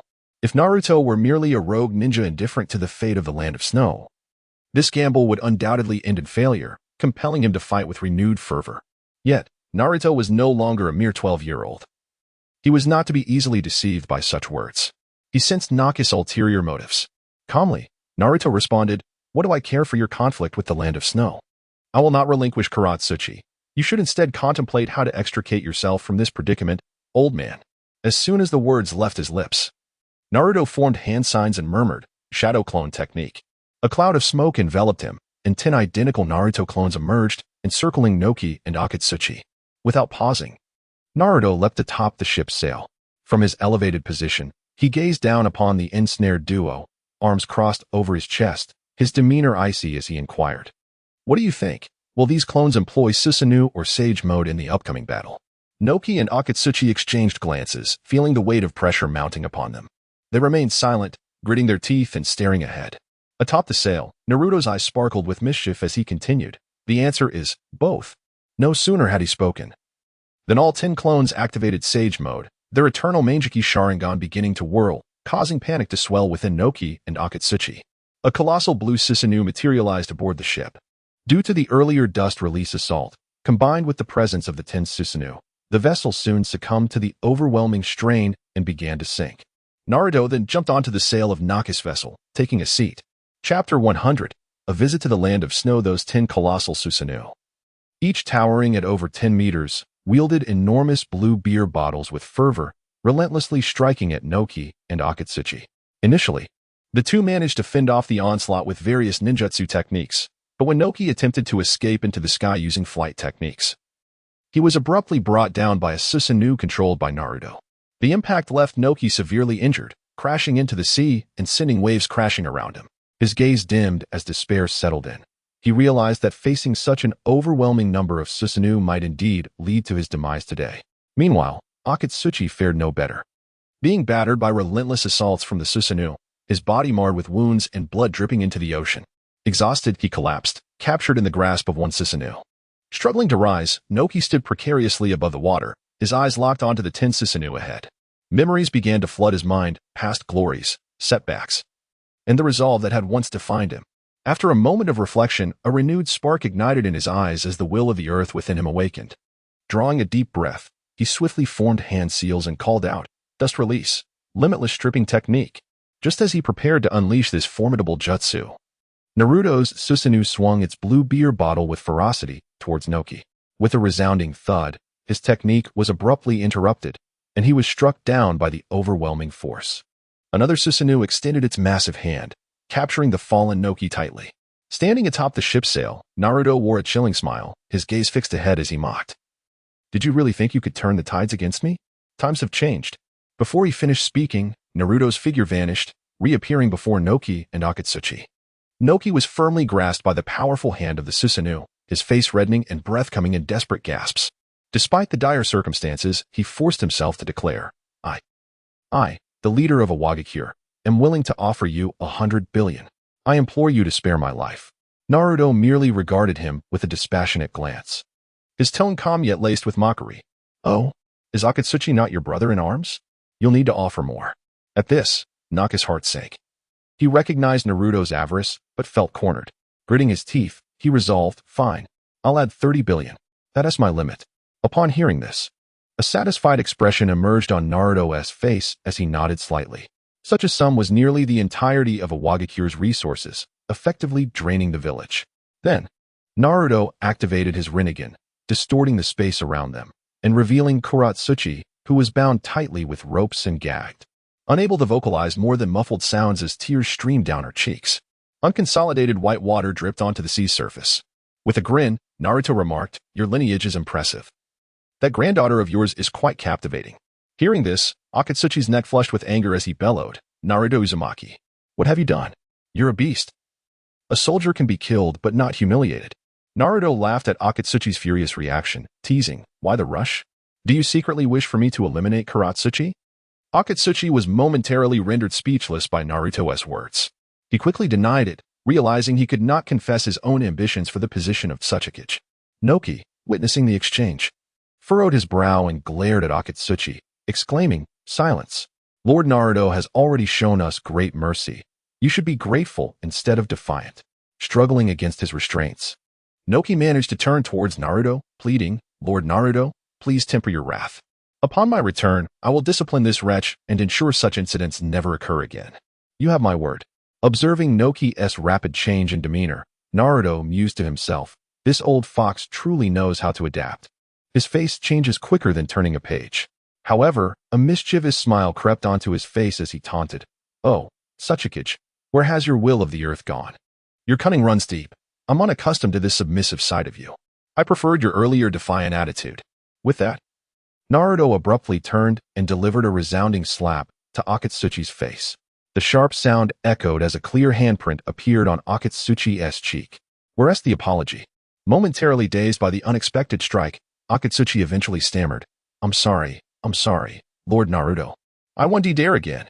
Naruto's gaze hardened, and the muscles in the Susanu's arm bulged as he tightened his grip, crushing Akatsuchi into a pulp. Blood sprayed, some splattering onto Noki's face, causing him to flinch. The Susanu casually flicked the remnants into the ocean, where they quickly sank beneath the waves. Naruto activated his Rinnegan once more, reinserting Karatsuchi back into the dimensional space, having summoned her merely to provoke them. Karatsuchi remained untouchable for now. Smiling at Noki, Naruto said, "Come along, Sasuke. It's rare for you to visit the land of snow. Allow me to show you the splendid scenery here." With no option to refuse, Noki, held in the grip of the Susanu, could only nod obediently. Given the previous battle, Naruto's ship had sunk into the sea, so he led Noki aboard another vessel, restarting the engine as they set sail for the land of snow. Chapter 101. The remaining ones at this moment, only a handful of individuals remained in the cabin. These souls peered cautiously from their confines, seeking to discern the activity around them. A low, rumbling sound reached their ears, the unmistakable noise of the ship's restart. With this sound, the tension in the group of tourists eased, and one by one they began to emerge from the cabin. As they stepped out, they beheld the formidable Noki, firmly grasped by the blue Susanoo, motionless in its grip. Beside him stood a young man with golden hair. The remaining individuals finally glimpsed a glimmer of hope, their faces lighting up with joy. They erupted into ecstatic cheers, realizing they had been successfully rescued. The tourists hurriedly made their way towards Naruto's direction, forming a crowd around him, each gaze filled with gratitude as they expressed their thanks. However, amidst this harmonious atmosphere, a figure suddenly emerged from the throng. It was the woman from earlier, the unruly child's mother. Noki had intended to let this woman suffer in fear before ultimately ending her life. Yet, unexpectedly, Naruto's arrival thwarted this plan. Now, the woman stormed up to Naruto, pointing an accusatory finger at him, her voice raised in anger. "Hey, are you the guard sent from the land of snow? Just look at your abysmal efficiency."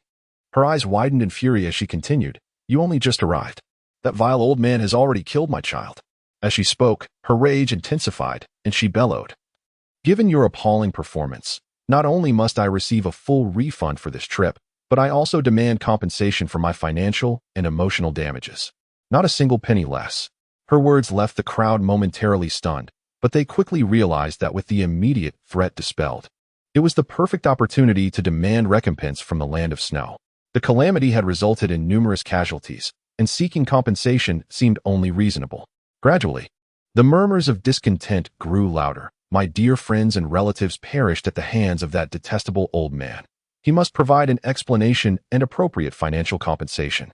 A man, filled with emotion, shook his fists and shouted. Indeed, the land of snow must bear full responsibility for this incident. Otherwise, we shall spread the word of this tragedy far and wide, and no one will dare to visit here again. Another echoed. In an instant, the tourists clamored and vented their pent-up anger and dissatisfaction. The gratitude they once held for Naruto vanished as they turned their ire towards him, demanding what they deemed fair compensation for their suffering. Naruto stood silently, a stoic expression on his face as he regarded the twisted forms of the tourists. Moments later, he burst into laughter, his mirth growing louder. Shaking his head, he slowly replied, "Haha, precisely. This is the true essence of despicable behavior." As his words fell, he dispelled a shadow clone, causing Noki, who had been suspended by the Susanoo, to crash heavily to the ground.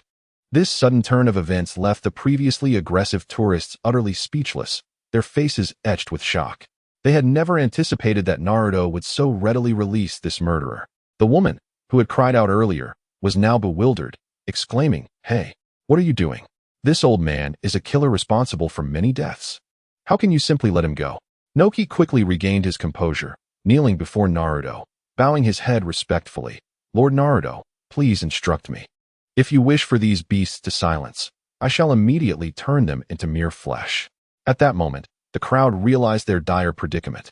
This man was not the guard from the land of snow, but rather the superior of the murderous Noki. The tourists saw Noki produce the earlier earth spike, a weapon poised to pierce their throats. Fear gripped their hearts, their faces drained of color as they fell to their knees, repeatedly bowing to Naruto, pleading, "Please spare us. Brother, it's all a colossal misunderstanding. We mistook you for a guard from the land of snow. We are truly sorry. We implore you to show mercy." Naruto, with an air of indifference, waved his hand dismissively before turning to Noki, coldly stating, "You need not act. I will handle this myself. Today, I shall demonstrate to you what true cruelty entails." Hearing this, Noki displayed a hint of confusion but soon nodded in compliance, stepping aside to observe Naruto's display. The crowd, hearing Naruto's words, intensified their pleas, their voices rising in desperation. Naruto's gaze turned icy as he retrieved a blunt instrument adorned with sharp barbs from his waist. He raised it high and lunged towards the woman who had been the most vocal in her demands. Before she could react, he plunged the weapon deep into her abdomen. A blood-curdling scream erupted from her, a sound of sheer agony. With a forceful yank, the barbed weapon tore through her insides, spilling blood everywhere, saturating the ground around her. The air became thick with the stench of iron, inducing nausea. The woman writhed in pain on the ground, gasping for mercy, her words barely intelligible. Naruto showed no sign of compassion. His cold gaze swept over the others as he explained in a gravelly tone, "Do you see? Though this weapon is not sharp, its very nature amplifies the agony when it penetrates the flesh. Furthermore, as it is withdrawn, the barbs will extract internal organs, ensuring that you experience true suffering." Chapter 102. The Earth Shadow. A duet. Naruto forcefully swung the weapon he held tightly, sending it soaring through the air until it landed at Inoki's feet. With a piercing gaze fixed on Inoki, he slowly spoke, "I am going to the upper deck to enjoy a cup of coffee and take a brief rest. We still have an hour until we reach the land of snow. In the meantime, you are to execute every remaining individual present." As he uttered these words, a chilling intensity flickered in Naruto's eyes, and he added, "When I awaken, I will personally inspect the outcome. If I discover that even a single person remains unscathed, you shall pay with your life. Do you understand?" Inoki swallowed hard, beads of sweat forming on his forehead. Yet he promptly bent down to retrieve the weapon from the ground, responding with utmost respect, "Rest assured, my lord, I shall take care of these ungrateful villagers. And I guarantee the task will be completed." The onlookers, paralyzed by the horrifying exchange between Naruto and Inoki, turned pale as they realized they were once again confronting the specter of death. Desperation sunk in as hope faded, prompting the villagers to cry out in agony, pleading for mercy. Naruto, however, paid no heed to their cries and ascended toward the upper deck with deliberate steps. As he distanced himself, the pleas grew fainter. Upon reaching the deck's entrance, he gently pushed the door open, only to close it firmly behind him, with the door symbolizing the last flicker of hope slowly shutting. The unfortunate souls inside fell into a profound despair. They stared blankly at the closed door, their eyes filled with regret, lamenting their decision to heed the woman's counsel regarding compensation, now finding their lives at stake. Before long, the ship echoed with piercing screams. If one listened closely, the sounds of severed limbs hitting the ground and blood splattering could be discerned. Yet within the cabin, Naruto heard nothing. He merely savored his cappuccino, admiring the sea view. Not long after, the vessel approached the port of the land of snow. There were no living souls aboard. All the esteemed tourists had been mercilessly butchered and discarded into the sea as fish feed. Naruto calmly disembarked, holding a sturdy dog leash, the other end securely fastened to Inoki's neck. In that moment, Inoki appeared utterly disheveled, his head bowed low as he crawled on the ground, dragged along by Naruto as one might lead a dog. Naruto proceeded at a leisurely pace, heading toward their organization, while Inoki's heart brimmed with regret. At that moment, he comprehended why Gaara, the fifth Kazekage, had advised him to dress warmly. The biting cold not only gnawed at his body as he crawled on the frigid ground but also stripped him of his dignity. As Naruto tugged Inoki along, passers-by cast curious glances, yet he remained unfazed, continuing his path toward the organization. After a lengthy journey, they finally arrived at the inner sanctum. Orochimaru approached them, holding a set of newly designed organizational uniforms, his eyes widening in astonishment at the sight before him. "Naruto is this pitiful creature you are leading, the third Sasuke Inoki?" he inquired incredulously. Naruto nodded slightly and continued to pull Inoki toward the organization's prison. Once inside, he bound Inoki securely. In a swift motion, He severed Inoki's hands and feet, the anguished wails reverberating throughout the prison, a haunting testament to Inoki's suffering and despair. This act effectively sealed Inoki's ability to perform ninjutsu. With a heart full of bitterness, Inoki glared at Naruto, his already pale and weakened visage devoid of color. Trembling lips uttering, "I followed your orders to the letter. Why do you treat me this way? You promised to set me free. I still need to return and gather that entire sum of 130 billion.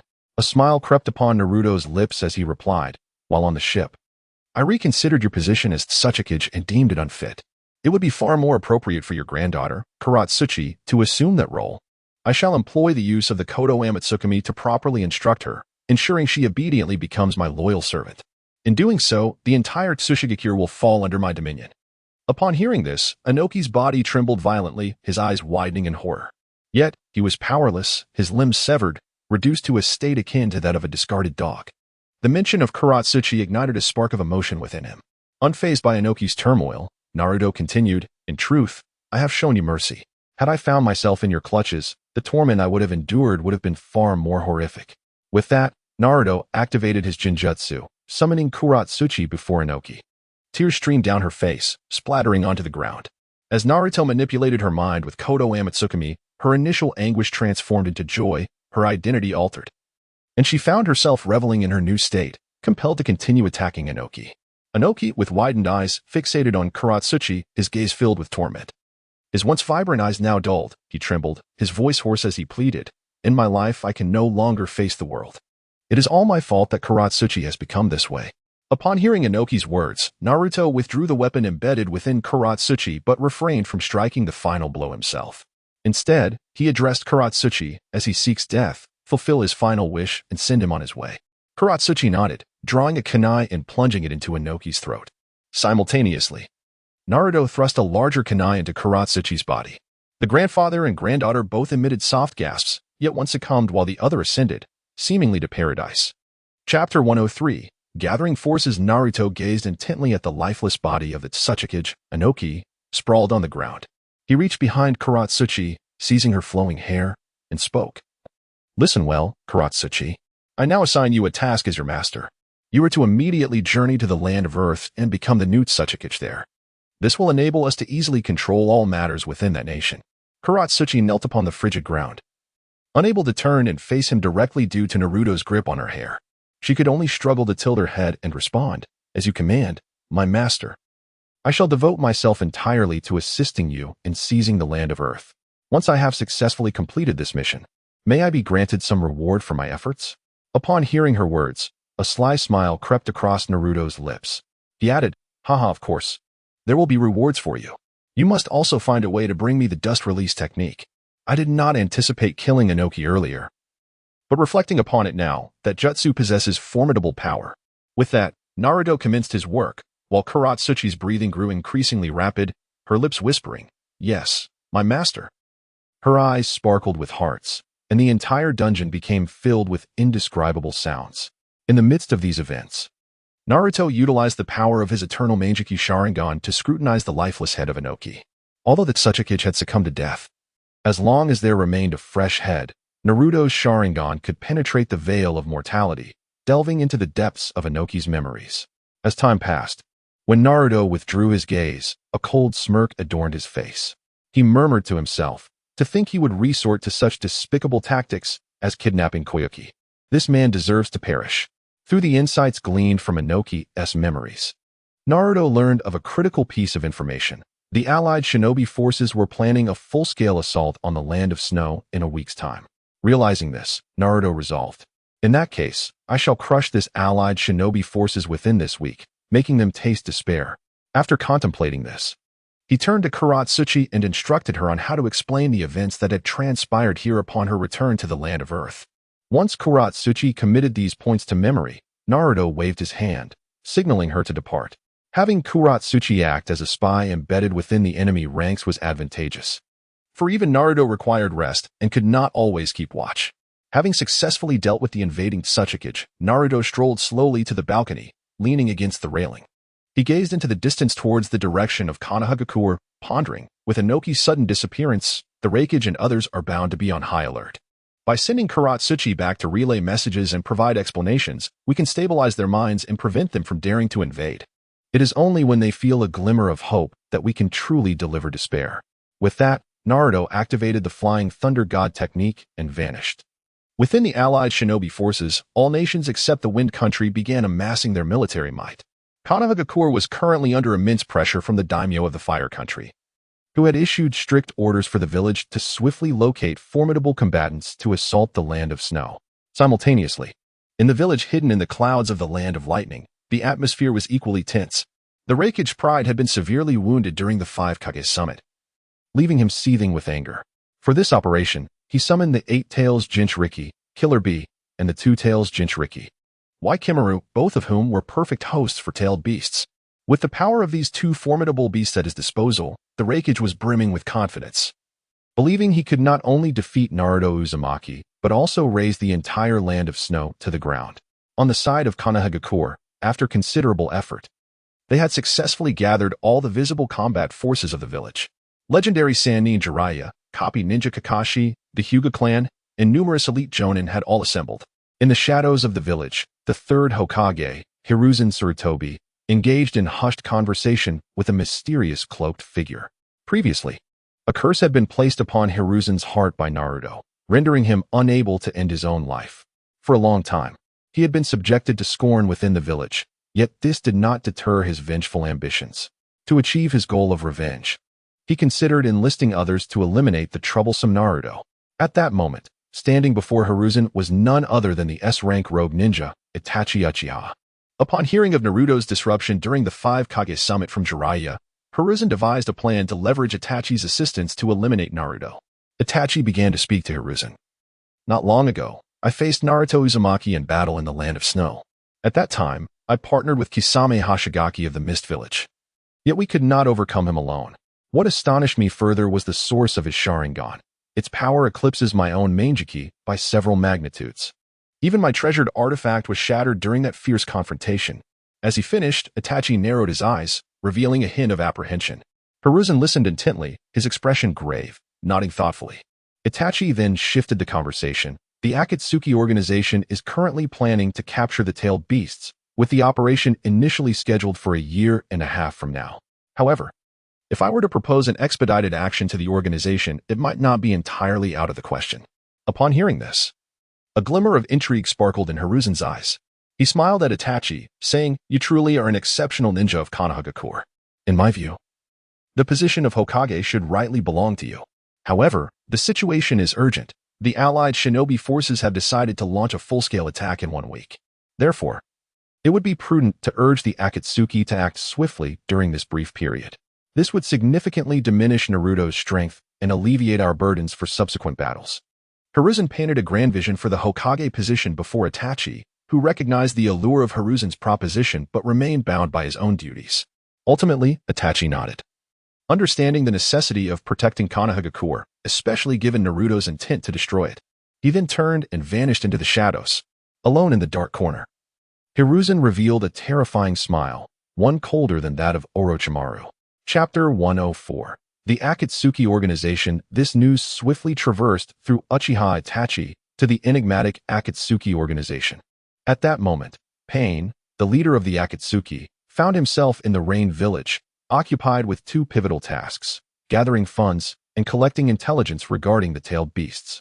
Conan gradually emerged, conveying to Pain that Uchiha Itachi had just arrived with intelligence indicating that the Nine Tails would soon face a united assault from various great nations within a week. Upon hearing this, Pain's expression turned grave. He understood the urgency of the situation and promptly decided to summon all members for an emergency meeting. In the depths of a dark cave, vibrant silhouettes emerged. Although these figures were but projections of special ninja tools, the atmosphere was notably somber as Pain succinctly presented the current situation and actions of the great nations. He gestured for the Akatsuki members to offer their suggestions. Uchiha Itachi broke the silence first, articulating his proposal. If we allow the ninja coalition to eliminate Naruto, the Nine Tails will inevitably be reborn elsewhere. At that point, gathering intelligence on it will prove arduous. Therefore, it would be prudent for us to take the initiative and secure Naruto for ourselves. As soon as Naruto fell into the hands of the ninja coalition, Capturing him again would be a daunting task. Kakuzu, intrigued, inquired, "What is the bounty on Naruto's head currently?" Standing calmly, Uchiha Itachi responded, "In the Hidden Leaf Village, the bounty for Naruto has escalated to 1 billion. Moreover, the Fire Nation's daimyo has added an additional 2 billion on top of that. He now ranks first on the bounty list."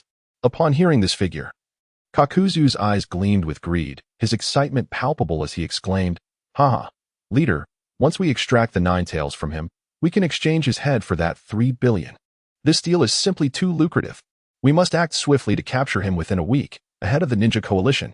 At that moment, Konan stepped forward from the shadows, calmly reminding them, "Hold on, we have yet to assemble all our members. Particularly, your partner, Kakuzu, remains unaccounted for." Kakuzu waved his hand dismissively, brimming with confidence as he declared, "This minor detail is inconsequential. I can easily capture Naruto by myself without assistance." With that, he was eager to commence this capture operation. After all, while a mere land bounty was 30 million, Naruto's was a staggering 3 billion. Finally breaking his silence, Pain spoke with authority, enough with the bravado. "Itachi and Kasame could not defeat Naruto together. It is utterly impossible for you to accomplish this alone. I have numerous matters to attend to in the Rain Village. Thus I cannot spare the time. Konan, you shall lead this mission alongside Itachi, Kakuzu, and Kisame." However, upon hearing they would face Naruto again, Kisame, who had remained silent, suddenly appeared alarmed, hastily waving his hands. No, I cannot go. I am genuinely afraid of that person. The last encounter was terrifying. Even now, I tremble at the thought." Witnessing Kisame's cowardice, Sasori, who had been observing, let out a derisive snicker and remarked, "Humph, leader, from where do you recruit such useless individuals? Merely having faced him once has left him quaking in fear? In my view, having such a coward in our ranks is nothing but a waste of resources. Allow me to handle this mission. Besides, I am aware that Naruto has established an organization named Spirit. After Orochimaru's betrayal, he aligned himself with them, and the spy, Kabuto, is one of my informants. With his intelligence, taking down this Spirit organization should not pose a significant challenge." Kisame smirked coldly, a hint of disdain in his smile as he responded, "I sincerely hope you return alive to mock me.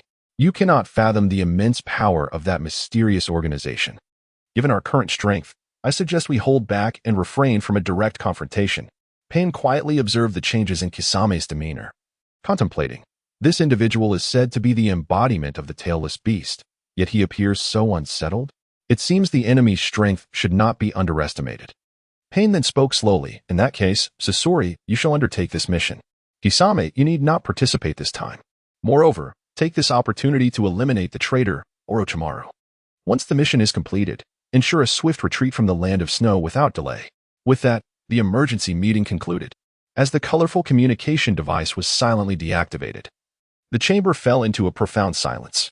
Kisame shook his head in resignation, forming hand seals to summon a creature, yet he could not prevent the impending ambush. With a puff of smoke and a flash of blue light, a colossal shark appeared. He leaned closer to the shark, retrieving a scroll containing the details of the Akatsuki's operation, placing it into the shark's mouth. The shark swiftly departed, carrying the intelligence to the land of snow. Simultaneously, from the dark corner of Pain's location, a subtle sound broke the silence. A figure clad in a black cloak and adorned with an orange spiral mask stepped forward, his presence casting an eerie aura in the dim light. He spoke in a voice imbued with authority. "It seems matters are becoming increasingly intriguing. I shall pay a visit to this new organization and let them witness the power of Uchiha Madara." Chapter 105. The slaughter on the ship. After the masked man made his boastful statement, his figure flickered and transformed into a bolt of purple lightning, vanishing in an instant. His demeanor seemed to proclaim, "I am the mightiest, I am invincible." Above the hidden rain village, streaks of lightning tore through the sky, accompanied by the resounding thunder that echoed across the horizon. At this moment, Xiaonan did not hesitate. She quickly formed hand seals and transformed into a paper airplane, soaring towards the outskirts of the rain village.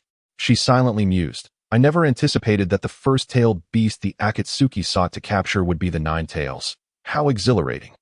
Pain stood quietly atop a tall building in the rain village, gazing into the distance, softly murmuring, "I hope this plan unfolds smoothly."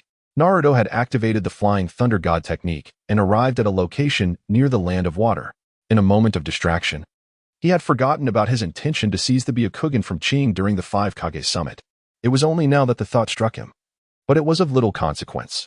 He could retrieve it while simultaneously dealing with the Mizukage. Turning his back, Naruto made his way towards the dock of the Mist Village in the Land of Water. Before long, he found himself aboard a ship, embarking towards the Land of Water. As he stepped into the cabin, a palpable pressure enveloped him. He keenly sensed the heavy atmosphere around him, indicating that something intriguing was about to occur. The intense aura of murderous intent in the air heightened Naruto's nerves. The cabin was eerily quiet, allowing him to hear the rhythm of his own heartbeat. He thought, indeed, this place lives up to its ominous reputation as the village of blood mist. Compared to the orderly ships of the Land of Snow, the local customs here are undeniably fierce. Even the air carries a faint scent of blood. However, this sensation is not entirely unpleasant. In fact, it's rather thrilling. Moments later, the ship began to slowly pull away from the dock, navigating into the vast, open sea. Suddenly, a heavy tread resonated through the cabin. A man with a grotesque scar across his face strode out, his fierce gaze sweeping over the passengers. He bellowed, "Listen up, everyone. Stand up and hand over your protection fees. 10,000 ryo each, not a single coin less." With that, he menacingly approached the front row of seats, seemingly intent on collecting the dues one by one. However, the frail elderly man seated in the front row acted without hesitation. In a swift motion, he produced a sharp kunai from his robe and lunged at the scarred man's throat. Unfortunately, the scarred man was clearly prepared for such an encounter, as this was far from his first robbery. His ironclad hand seized the kunai firmly while his other hand gripped the old man's neck. In an instant, with a sudden, brutal force, the scarred man snapped the old man's neck. And the entire act transpired in the blink of an eye. The old man was dead before anyone could react. The scarred man, now holding the still bleeding head aloft, snarled at the passengers. "Did you see that? If you refuse to pay your protection fees, this will be your fate. Do you wish to die here like him?" The acrid stench of blood rapidly permeated the air, enveloping the cabin in a fog of horror. This gruesome scene left all present in a state of shock, save for Naruto. The scarred man, brandishing the bloody head, proceeded to collect protection fees from the passengers one by one. Several individuals, trembling with fear, complied without a hint of defiance. When it came to a seemingly fragile girl, the situation took a turn. After the scarred man accepted her money, he did not relent. Instead, he reached out with his filthy, rough hands, gripping her face tightly and scrutinizing her closely. A wicked smile crept across his lips as he leered. "Haha, little girl, you're quite the pretty one. Just paying isn't enough. You'll have to offer me something else as well." The girl, both startled and enraged, swiftly swatted away his lewd hand and retorted, "What do you want? I've already paid you. What more do you want?" Ignoring her protests, the scarred man forcibly seized her, and her screams echoed, "No, stop. It hurts, it hurts." As her cries filled the air, the scarred man remained unyielding, increasing his brutality until she collapsed to the ground, her body lifeless and covered in white. However, as the scarred man prepared to adjust his clothing, he was oblivious to the dark figure stealthily approaching from behind. A middle-aged man, donning a tattered straw hat, swiftly struck, his dagger glinting as it pierced the scarred man's heart. In an instant, blood splattered, staining the ground around them. The once smug expression on the scarred man's face froze in disbelief as he slowly turned to identify his assailant. Just as his gaze fell upon the man, he could only manage a final glance before collapsing lifelessly onto the cabin floor. Following the execution of the scarred man, a group of individuals rushed down from above, evidently allies of the deceased, and engaged in a fray with the middle-aged man. Chaos erupted within the cabin, filled with shouts, curses, the sounds of bones breaking, and the wails of the wounded. Witnessing this horrific scene from a distance, Naruto remained remarkably calm. Such brutal violence had become a regular occurrence for him. After all, this was the infamous village of Blood Mist, where death and slaughter were perpetually unfolding. The inhabitants of this land had been molded by harsh realities from a young age. Their innate kindness long extinguished, each individual's hands stained with the blood of the innocent to varying degrees. For Naruto, this brutal murder was merely a minor interlude. His purpose for coming here was clear: to seize the Byakugan and subdue the Mizukage, Terumime.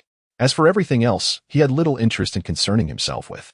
He turned his gaze towards the window, admiring the scenery of the Land of Water, though shrouded in mist. Yet, at that moment, a knife was pressed against the back of Naruto's head.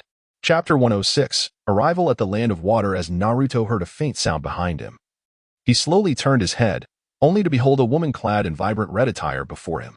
The woman, with her graceful figure and alluring features, held a long knife firmly, now poised at Naruto's neck. Before Naruto could utter a word, she spoke first. "Young man, you truly are quite exceptional. Amidst this chaotic and bloody scene in the cabin, you still possess the leisure to gaze at the scenery outside. Are you not the least bit afraid?" At her words, Naruto narrowed his eyes slightly, his Sharingan having activated unbeknownst to him. His expression remained stoic as he replied in a calm tone, "And what of you? You seem rather relaxed yourself. Are you perhaps here to demand a so-called protection fee from me?" The woman in red was taken aback for a moment before bursting into laughter. With a gentle flick of her wrist, she sheathed the long knife at her waist. Then, taking a small step closer to Naruto, she whispered, "Oh dear, I was merely jesting. Do not take it to heart. In truth, from the moment you boarded this vessel, I have been observing you, the illustrious S-rank rogue ninja, Uzumaki Naruto." In response to her words, Naruto maintained his composure, standing silently as he gazed intently at her with his profound Sharingan. The cabin fell into an eerie silence, the previously chaotic occupants now lying lifeless in pools of blood, evidently slain by the subordinates of the woman in red. Unfazed by the carnage surrounding them, the woman turned her attention back to Naruto, a smile gracing her lips as she spoke. "Now, allow me to introduce myself. I am Shizuka Nishiyama. Today, I have a favor to ask of you. One that may not be difficult for you, so I sincerely hope you will not refuse." Naruto's eyes widened in surprise as he scrutinized the strikingly dressed woman before him, silently pondering. This name is unfamiliar, yet the surname is all too recognizable. Nishiyama. Could she possibly be one of the legendary triplets? After a brief pause, Naruto steadied himself and inquired, "Since you know my name, does that mean you've been waiting for me? Why not simply tell me what you desire?" He continued. Shizuka licked her lips delicately, responding in a sweet voice, "Indeed. You are a straightforward man, Naruto. However, I am not here specifically awaiting your presence. Rather, I happened upon you by chance aboard this ship." As she spoke, she pointed to a wanted poster of Uzumaki Naruto hanging above, explaining, "Look at your striking golden hair. It's far too conspicuous to be mistaken. As for my two sisters, I presume you have already experienced their charms. How could I be left out?" At this point, her eyes sparkled as she gazed at Naruto with a playful smile. Then, her demeanor shifted to seriousness as she stated, "In truth, I have no extravagant demands. I only wish for you to eliminate the vile Terumi-Mei. If you succeed, I would gladly serve you for life as your devoted maid." Naruto was astonished to discover his fame had spread so far that even aboard this ordinary ship, his wanted poster was displayed. He slowly replied, "You want me to deal with Terumi-Mei? Are you implying that you wish to become the next Mizukage?" Shizuka shook her head gently, her tone composed as she answered, "Who becomes Mizukage is of no concern to me. My sole desire is to see Terumi-Mei perish. In my childhood, my parents could not support us and sold me from Konoha to the Hidden Mist Village, where I became a member of their special umbu. Are you familiar with the raising of poison technique?" Naruto furrowed his brow in contemplation before nodding slightly, indicating he had some understanding. Shizuka inhaled deeply and continued, "Indeed, as you suspected. Among our umbu, only through relentless slaughter, eliminating all competitors, can one survive. I emerged as the queen of poison from this brutal contest. My hatred for Terumi-Mei runs deep. She sanctioned the cruel methods used by the Mist's umbu to cultivate combat prowess." Upon hearing this, Naruto sighed. He was, after all, a normal person and found such brutality abhorrent. Yet he understood that the world of ninjas was exceedingly harsh, and with so many in need, he could not save them all. He pressed on, "If this task is accomplished, what kind of reward are you prepared to offer me? Mere feminine allure holds little appeal for me now, and I already have women around me, including your sister." In response to Naruto's inquiry, Shizuka suddenly wore a mysterious smile, softly replying, "Hee. I am entirely different from them. As for the specifics of our differences, why not let you experience it firsthand?" With that, she took a step closer to Naruto, her eyes shimmering with intrigue. After a long voyage, the ship finally began to approach the dock. As they arrived at the land of water, a gentle sway accompanied the sound of the ship's whistle, and the once lively vessel gradually fell silent. Eventually, only Shizuka and her group of subordinates remained. They swiftly vanished in a series of rapid movements. Shizuka elegantly took Naruto's hand, stepping down from the ship at a leisurely pace. Her graceful figure captivated all, radiating an aura of charm, her beautiful face adorned with a subtle smile. Throughout this, Naruto's gaze remained fixed on Shizuka, unblinking. Internally, he mused, "This woman, her allure is simply extraordinary. She is the epitome of seduction. How could anyone resist?" I must win her over and return to teach Hinata and the others. Chapter 107. Finding Fault in the Land of Water, in the Hidden Mist Village. Naruto gently held Shizuki's soft hand as they slowly entered her grand mansion. Gazing upon the opulent villa before him, Naruto was filled with awe. He finally regained his composure, exclaiming, "Truly, this is a testament to the elite Umbu. How could one possess such a magnificent residence? You could easily be regarded as one of the affluent ladies of the Land of Water." Upon hearing Naruto's praise, Shizuki merely covered her mouth with a delicate hand and smiled faintly, choosing not to respond. However, a glimmer of pride sparkled in her beautiful eyes. Observing her reaction, Naruto continued, "But speaking of which, you are an Umbu ninja, undoubtedly formidable. With the support from the village's influence, dealing with Mei Terumi should not pose much difficulty, right?" Shizuki furrowed her brows slightly, contemplating for a moment before she spoke softly. "In truth, it is quite challenging. The main reason lies in the presence of a person named Ao, whose Byakugan reconnaissance abilities are exceptionally formidable."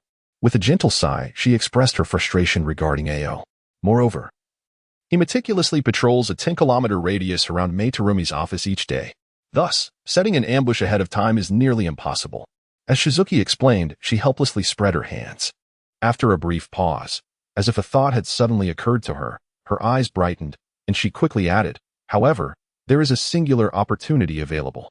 Ao frequently visits a particular lunch spot, and based on his usual habits, he is likely to head there soon."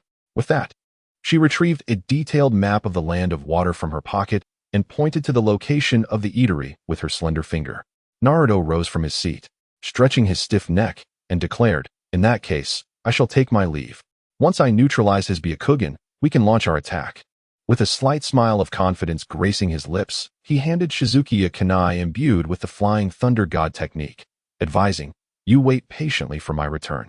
Once I resolve this matter, I shall come to find you." He then affectionately ruffled her hair. His gaze swept over the spread map on the table before he seized it and strode purposefully toward the door, leaving behind a silhouette. Meanwhile, Shizuki stood quietly, her beautiful eyes fixed on Naruto's figure, filled with deep affection. She clutched the kunai tightly in her hands. In an instant, Naruto appeared atop a large tree, meticulously searching for the location indicated on the map. After a thorough search, he finally pinpointed the target, marveling. This is indeed the place he frequents. According to Shizuki's reliable intel, this individual invariably visited a ramen shop at noon. As time passed, within a mere 5 minutes, Naruto noticed Ao approaching, step by step, toward the establishment. Upon seeing Ao, Naruto leapt down from the tree and followed closely in his footsteps. The two entered the shop in succession. Ao reached the ordering counter first, requesting a bowl of ramen before taking a seat at an empty table. Observing this, Naruto followed suit, taking a seat beside Ao and ordering a bowl of ramen for himself. Before long, the owner personally served a bowl of ramen to Ao. At that very moment, Naruto recognized his chance. As Tangsen once said, "Those who fear trouble are mediocre." He abruptly stood, pointing an accusatory finger at the owner and bellowing, "Hey, you scoundrel, place that bowl in front of me first. Why serve him first?" The owner's anger flared at Naruto's outburst. Ao, after all, was a respected bodyguard of the Mizukage. Even if Ao arrived slightly later, he would undoubtedly receive priority service.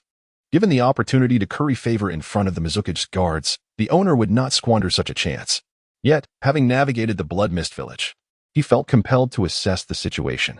He glanced at Naruto, a stranger he had never encountered before, uncertain of his capabilities. Thus, despite his calculations, he approached cautiously, saying, "Sir, it is evident that this customer arrived first. Your actions are quite troublesome." Naruto, who typically did not smoke, seemed to act on a whim. He leisurely pulled a cigarette from his pocket, placing it between his lips. With a defiant glance, he nonchalantly retorted, "Troublesome? Then don't bother." As soon as his words fell, a loud crash echoed through the air as Naruto abruptly overturned the table before him. Simultaneously, he delivered a powerful kick, sending the unsuspecting ramen shop owner hurtling toward Ao. In a flash, Ao deftly caught the flying owner, turning to glare at Naruto with icy disdain. "Who in this street doesn't know that this ramen shop's owner is my subordinate? You, a mere outsider, dare to act so brazenly? Do you truly not know how to write the character for death?" With that, he swiftly drew a kunai from his waist, licking the blade with a flourish, exuding an aura of intimidation. "Do you see this? My kunai is coated with deadly poison. Today, you have reached your end." Unfazed, Naruto spat the cigarette onto the ground. Then with all his might, he wrenched off a sturdy leg from the table. Brandishing the makeshift weapon toward Ao, his eyes glinted coldly. Embodying the spirit of a rogue as he declared, "Stop your incessant prattling. If you have the guts, let us settle this." Chapter 108. The retrieval of the Byakugan. Ching gently waved his hand, signaling the ramen shop owner to leave. Once the owner had distanced himself, he slowly brought his hands together and began to form rapid hand seals. With his eyes tightly shut, he silently invoked Byakugan. In an instant, the veins around Ching's right eye bulged, and a powerful aura emanated from him, indicating he had entered a combat state. Naruto, fixated on Ching, similarly summoned within himself Sharingan. His eyes transformed, revealing the intricate pattern of the three tomo. With the Sharingan activated, Naruto perceived the continuous flow of chakra surging toward Ching's right eye. He fixed his gaze on Ching and proclaimed, "That eye does not belong to you. If you have any sense, surrender it at once." In response to Naruto's warning, Ching showed no signs of retreat. Instead, a smirk of disdain appeared on his lips.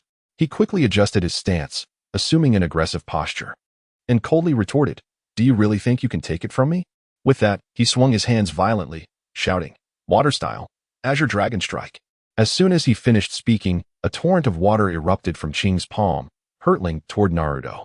Reacting swiftly, Naruto leapt back to evade the attack. While dodging, he mused, "I never expected this guy to utilize water style to target my chakra points. Clearly, he has conducted thorough research on the Byakugan. However, if this is all he can muster, it is far from sufficient to challenge me." With that thought, a glint of ruthlessness flickered in Naruto's eyes. He seized a table leg and hurled it fiercely at Ching. The table leg sliced through the air at astonishing speed, striking Ching on the back of his head. A dull thud resounded as Ching, caught off guard, lost his balance and collapsed to the ground, stirring up a cloud of dust. Struggling to rise, Ching's face was a mask of shock. He thought, "How is this possible? Did that table leg curve? He even managed to evade my Byakugan's tracking? Is this gunplay? This individual's skills are extraordinary. I cannot underestimate him. It seems I must give my all, without any reservations." Naruto, undeterred, continued his assault. He rapidly gathered chakra into a massive Rasengan within his palm. With a deep, resonant roar, he charged toward Ching. At that moment, Ching's gaze sharpened, and he swiftly formed hand seals. With a powerful sweep of his arms, he shouted, "Water style, Azure Dragon Palm." A formidable torrent erupted from his hands, morphing into a roaring azure dragon that surged toward Naruto's Rasengan. Naruto was taken aback. He had anticipated that Ching would evade his Rasengan, but instead, Ching bravely confronted it head-on. In the instant their jutsu collided, a thunderous explosion erupted, sending shockwaves that ravaged the surroundings. Wood splintered, stones shattered, and debris scattered as the ramen shop crumbled under the force of the blast. A thick cloud of dust ascended, engulfing the scene in chaos. Naruto's gaze fell upon the fallen Ching, and he approached him step by step. Upon reaching Ching's side, Naruto crouched down and firmly grasped Ching's frail neck, lifting him high. With a cold gaze, Naruto scrutinized Ching, whose hand was mangled and bloodied, with crimson fluid pouring from the severed flesh. A smirk of derision crossed Naruto's lips as he spoke in a low tone. "Did you really believe you could escape unscathed? This is the Rasengan. Fool. You dared to take it head-on."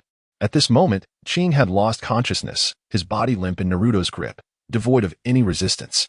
His pallid face swayed slightly with Naruto's movements. Naruto was relentless. He suddenly extended his left hand toward Ching's right eye. Just as his fingertip was about to make contact, a yellow talisman materialized, forming a solid seal that obstructed his touch. Naruto frowned, letting out a soft sigh. "Ah. This seal merely amplifies my cruelty." With a flash of determination in his eyes, he directed his right hand toward the back of Ching's head, accompanied by a chilling sound. Naruto's fingers plunged deeply into Ching's skull. "If I cannot breach from the front, I shall enter from the back." Ah! The excruciating pain jolted Ching awake. Unleashing a harrowing scream, he writhed desperately, attempting to escape Naruto's grip, yet all efforts were in vain. Ching's hands flailed in the air, trying to grasp the man inflicting torment upon him, but no matter how hard he fought, he could not reach Naruto. As time passed, Ching's screams grew fainter until they ceased altogether. Yet Naruto did not relent. He continued to excavate into Ching's head with fervor. Before long, Ching's breath had stilled, leaving him lifeless. Blood gushed from the wound at the back of his head, rapidly staining the ground crimson. Naruto successfully penetrated Chin's skull. He slowly withdrew his hand, revealing a Byakugan emitting a faint azure glow nestled in his palm. Gazing at the Byakugan, a satisfied smile graced Naruto's face as he placed the precious eye into a prepared container. With the successful acquisition of the Byakugan, the retrieval mission was deemed complete. At this moment, only Mei Terumi remained as the target. After completing this series of tasks, Naruto recalled something, and a smile crept across his face as he raised his hand, channeling a powerful surge of chakra. With a thunderous explosion, the remnants of the ramen shop were obliterated. The deafening sound attracted the attention of many. Amid the panic of the villagers of the Mist Village, Naruto activated the Flying Thunder God technique, vanishing from sight. In the next instant, he reappeared within the residence of Shizen. The sudden appearance startled Shizen, but upon recognizing Naruto, her face blossomed with joy. With a smile, Naruto stood before her and announced, "I'm back. The mission has been successfully completed. What reward shall you bestow upon me?" He gently shook the container, holding the Byakugan. Unable to contain her excitement at the sight of the container, Shizen rushed forward and enveloped Naruto in a tight embrace. Tears of joy streaming down her face. She murmured, "This is wonderful. How shall I repay you?" "Everything. Everything shall be yours." Chapter 109. Konoha's darkness. As time passed slowly, Shizen and Naruto engaged tirelessly in their activities since noon, their energy seemingly inexhaustible. At times, their movements were vigorous, while at others, they found themselves embroiled in heated debates over trivial details. The room was a chaotic mess of discarded garments, a testament to their fervor. Outside, the sun gradually relinquished its intensity, with the light streaming through the window elongating as noon slipped into evening. Yet, the pair showed no signs of pausing, lost in their shared world. As dusk settled, a hawk swiftly swooped toward Shizen. A small bamboo tube was tied to its talon. She hastily reached out, capturing the bird and retrieving the tube, unfolding the note within. The message was succinct. "All Umbu are to gather at the office now." Shizen lifted her gaze, her eyes softening as they fell upon Naruto, who held her closely. A flicker of concern danced in her expression, but it was overshadowed by a profound trust. She spoke gently, "It appears that your assassination of Ao has been exposed." Ao held a significant position as the right hand of the Mizukage in the Land of Water. His demise will undoubtedly incite turmoil. Now, Konoha summons us for a gathering in the evening, likely to uncover the identity of Ao's killer. She is meticulous, and this meeting may reveal vital clues. Naruto, upon hearing Shizen's words, exhibited no signs of panic. He affectionately ruffled her hair, a confident smile gracing his features as he replied, "Not necessarily. What if she intends to amass forces against me? The four great nations have united with the intent to eliminate me." He chuckled, "It seems we are in a similar predicament. Whether they come for me or the one who killed Ao, it all leads back to me." Observing Naruto's assured demeanor, Shizen felt a sense of relief wash over her. She gradually rose, walking towards a nearby cabinet. She gently opened the door, revealing an array of Umbu gear from the Land of Water, weapons, masks, cloaks, and more. Her gaze swept over the equipment before she retrieved a mask, turning to present it to Naruto. "Let us proceed and uncover her schemes. We cannot remain passive. Let us strive to apprehend her tonight." Naruto reached out, accepting the Umbu mask. His eyes lingered on the intricate design, momentarily lost in thought. After a brief pause, he nodded, lifting his gaze to respond. "I never imagined that on my very first day in the Land of Water, I would be on the brink of completing my mission. I had hoped to linger longer in the Mist Village, to immerse myself in its culture." Shizen, standing beside him, stifled a soft laugh, her expression charming and playful. Leaning closer, she whispered, "It's because the man I admire is exceptional, with you by my side. Completing the mission is effortless." With that, she delicately took Naruto's hand, their fingers entwined as they made their way toward the heart of the Mist Village. Moments later, they arrived at the office of the Mizukage. Upon pushing the door open, a chill enveloped them. The office was shrouded in darkness, unlit save for the cold moonlight filtering through the windows, casting eerie shadows across the room. The Mizukage sat quietly in her chair, her figure obscured by the gloom, a mere silhouette against the night. The office was filled with Umbu operatives, clad in black and masked, exuding an air of cold menace. As the Umbu gathered, the Mizukage turned slowly, her gaze piercing and filled with fury as she fixed her eyes on Shizen. "After all I have invested in you, do you not remember? You dare betray me. Do you understand the consequences of your actions?" At her words, the surrounding Umbu sprang into action, encircling Shizen and Naruto, forming a tight perimeter. In the dimly lit room, Shizune's eyes swept around, her pupils narrowing as realization dawned. Those encircling her were all Konoha's loyal subordinates. Meanwhile, none of her allies were present. But feeling Naruto's reassuring gaze, she quickly regained her composure. Gently, she clapped her hands, the sound echoing in the silence. A smile broke across her face, one filled with audacity. Truly, Mizuki, you have orchestrated an impressive trap. I must commend your cunning. But tell me, when did you begin to suspect my treachery? She tilted her head, a glint of defiance in her eyes. Hearing her words, Konoha rose from her seat, her posture regal and her gaze icy as she regarded Shizune. From the very beginning, I never considered you my subordinate. To me, you were merely a pawn in my game, a tool to fulfill my ambitions. She paused, a flicker of disdain crossing her features. After all, a puppet must always be wary of its strings. I never anticipated you would act against Ao. He was someone I valued. Your attack on him leaves me no choice but to eliminate you. Konoha's voice grew colder. In response, Shizune's lips curled into a smirk. Her arms crossed casually. It is too late for that, Konoha. The moment I took action, you were destined to lose. Do you truly believe this will resolve your issues with me? You are sorely mistaken. As the taunting words resonated, Konoha's brows furrowed slightly, her gaze sharpening. After a brief pause, she raised her hand, signaling her umbu to prepare for combat. They moved with precision, drawing their blades, their stances ready for battle. Konoha's voice rang clear as she continued. I have thoroughly investigated you.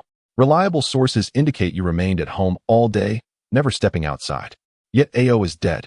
It seems you must have hired an assassin, and the man beside you must be your hired muscle. As she spoke, she pointed toward Naruto. Her gaze swept over him. Assessing. To kill someone with Byakugan, such a feat is no small accomplishment. Your strength is evident.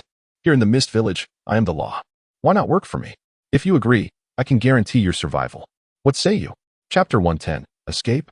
Within the office of the Mizuki, Naruto casually placed his hands in his pockets, a playful smile adorning his face as his gaze fixated on Tsurumi before him. Deliberately elongating his tone with a hint of jest, he inquired, Are you truly willing to grant me anything I desire? Tsurumi, momentarily taken aback by Naruto's words, soon allowed a charming smile to grace her lips. She nodded gently, her chin slightly raised, and with an air of pride declared, I am the Mizuki. In this land of water, I am the most formidable being. Whatever you wish for, as long as it lies within my capabilities, is entirely feasible. Her words reverberated through the office. Just as Tsurumi was basking in her self-satisfaction, a thick mist suddenly enveloped the previously dimly lit room, obscuring visibility and shrouding the surroundings in uncertainty. Without hesitation, Naki Shizuki sprang into action, swiftly forming hand seals to employ the hidden mist technique. Seizing the opportunity provided by the dense fog, she grasped Naruto's arm tightly and propelled him toward the window. With a resounding crash, they broke through the massive glass, shards scattering in every direction as they leapt out into the night.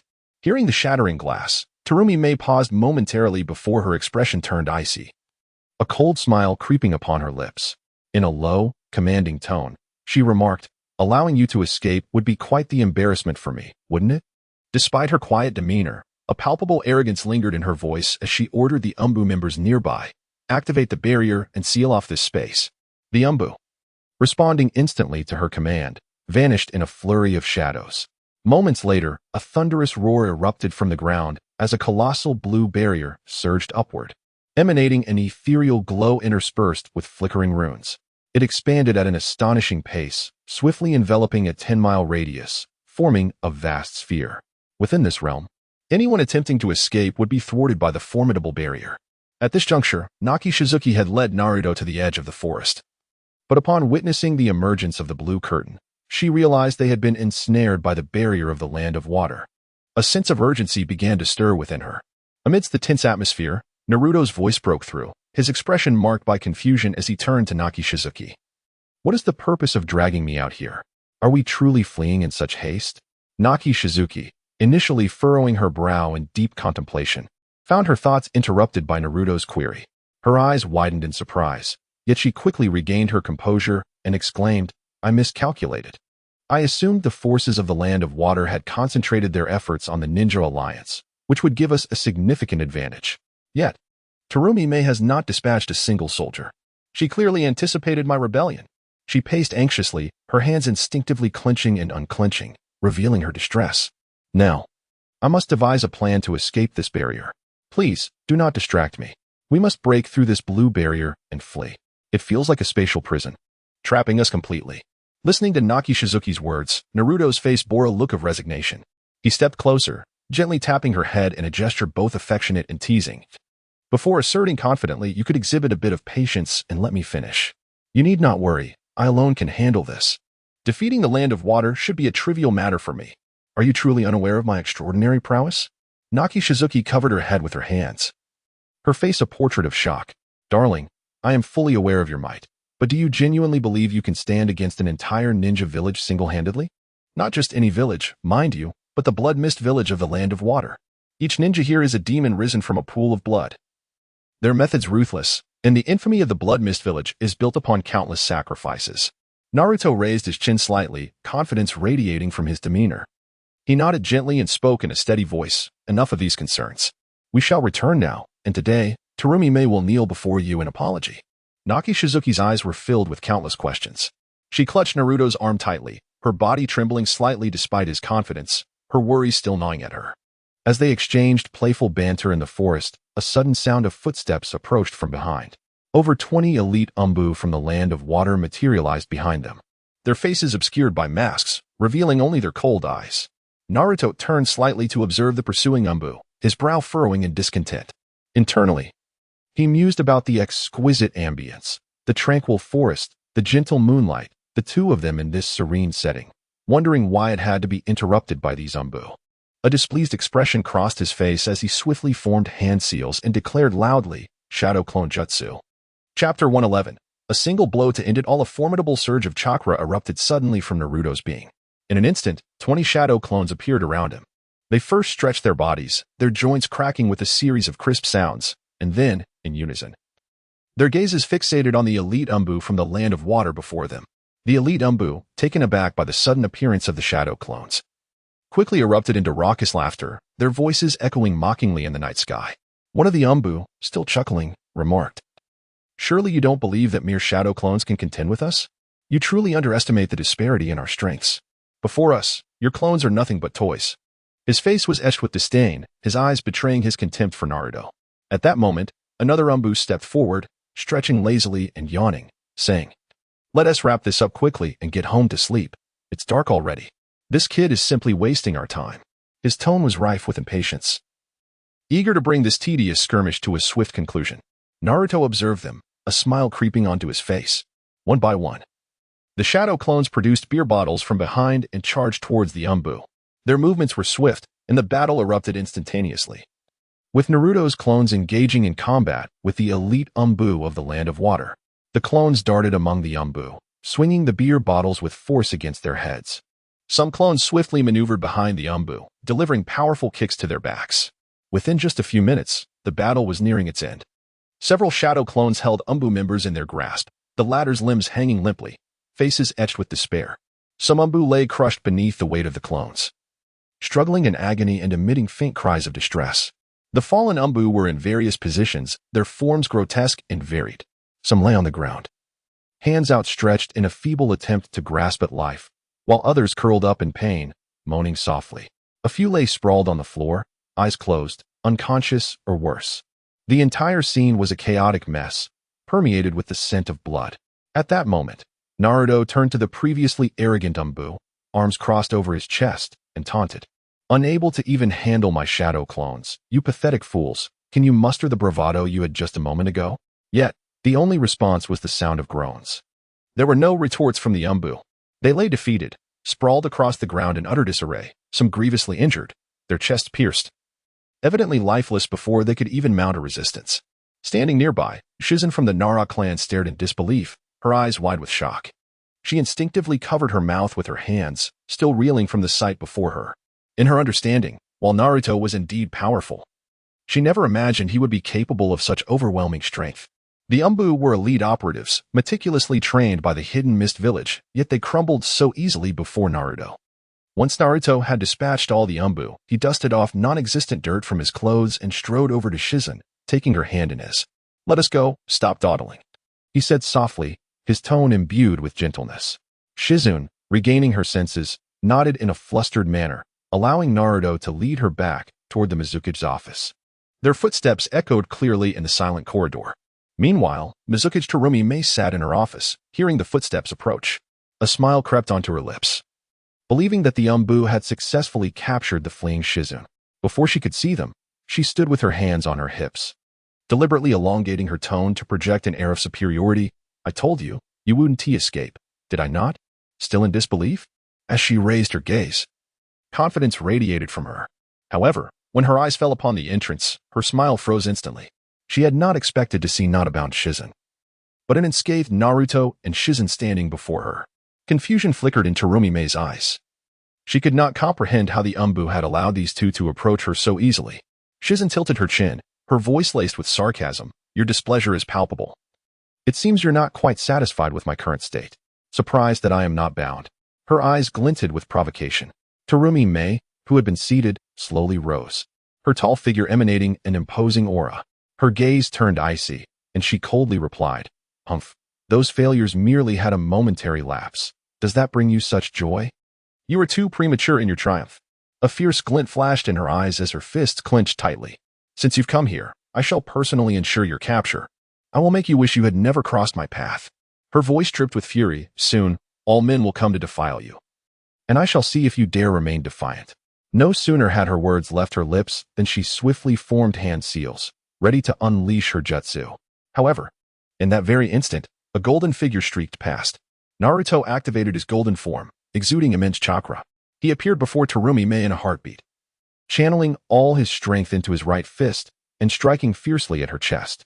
A resounding crash echoed as the force of the blow radiated outward, obliterating the entire Mizuki's office.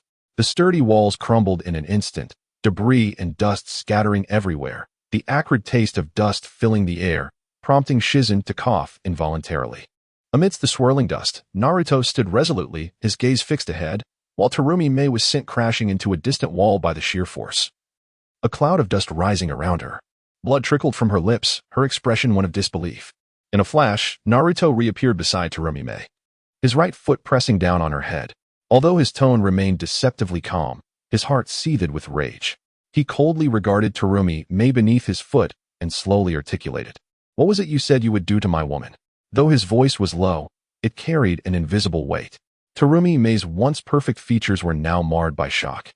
The unexpected punch from Naruto had left her disoriented, her body trembling from the impact, unable to regain her composure. Standing beside them, Shizun was equally stunned, her expression frozen in disbelief. The two could hardly fathom the events unfolding before them. It was utterly preposterous. Terumi Mei was the esteemed Mizuki, one of only 5 Kages in the entire ninja world.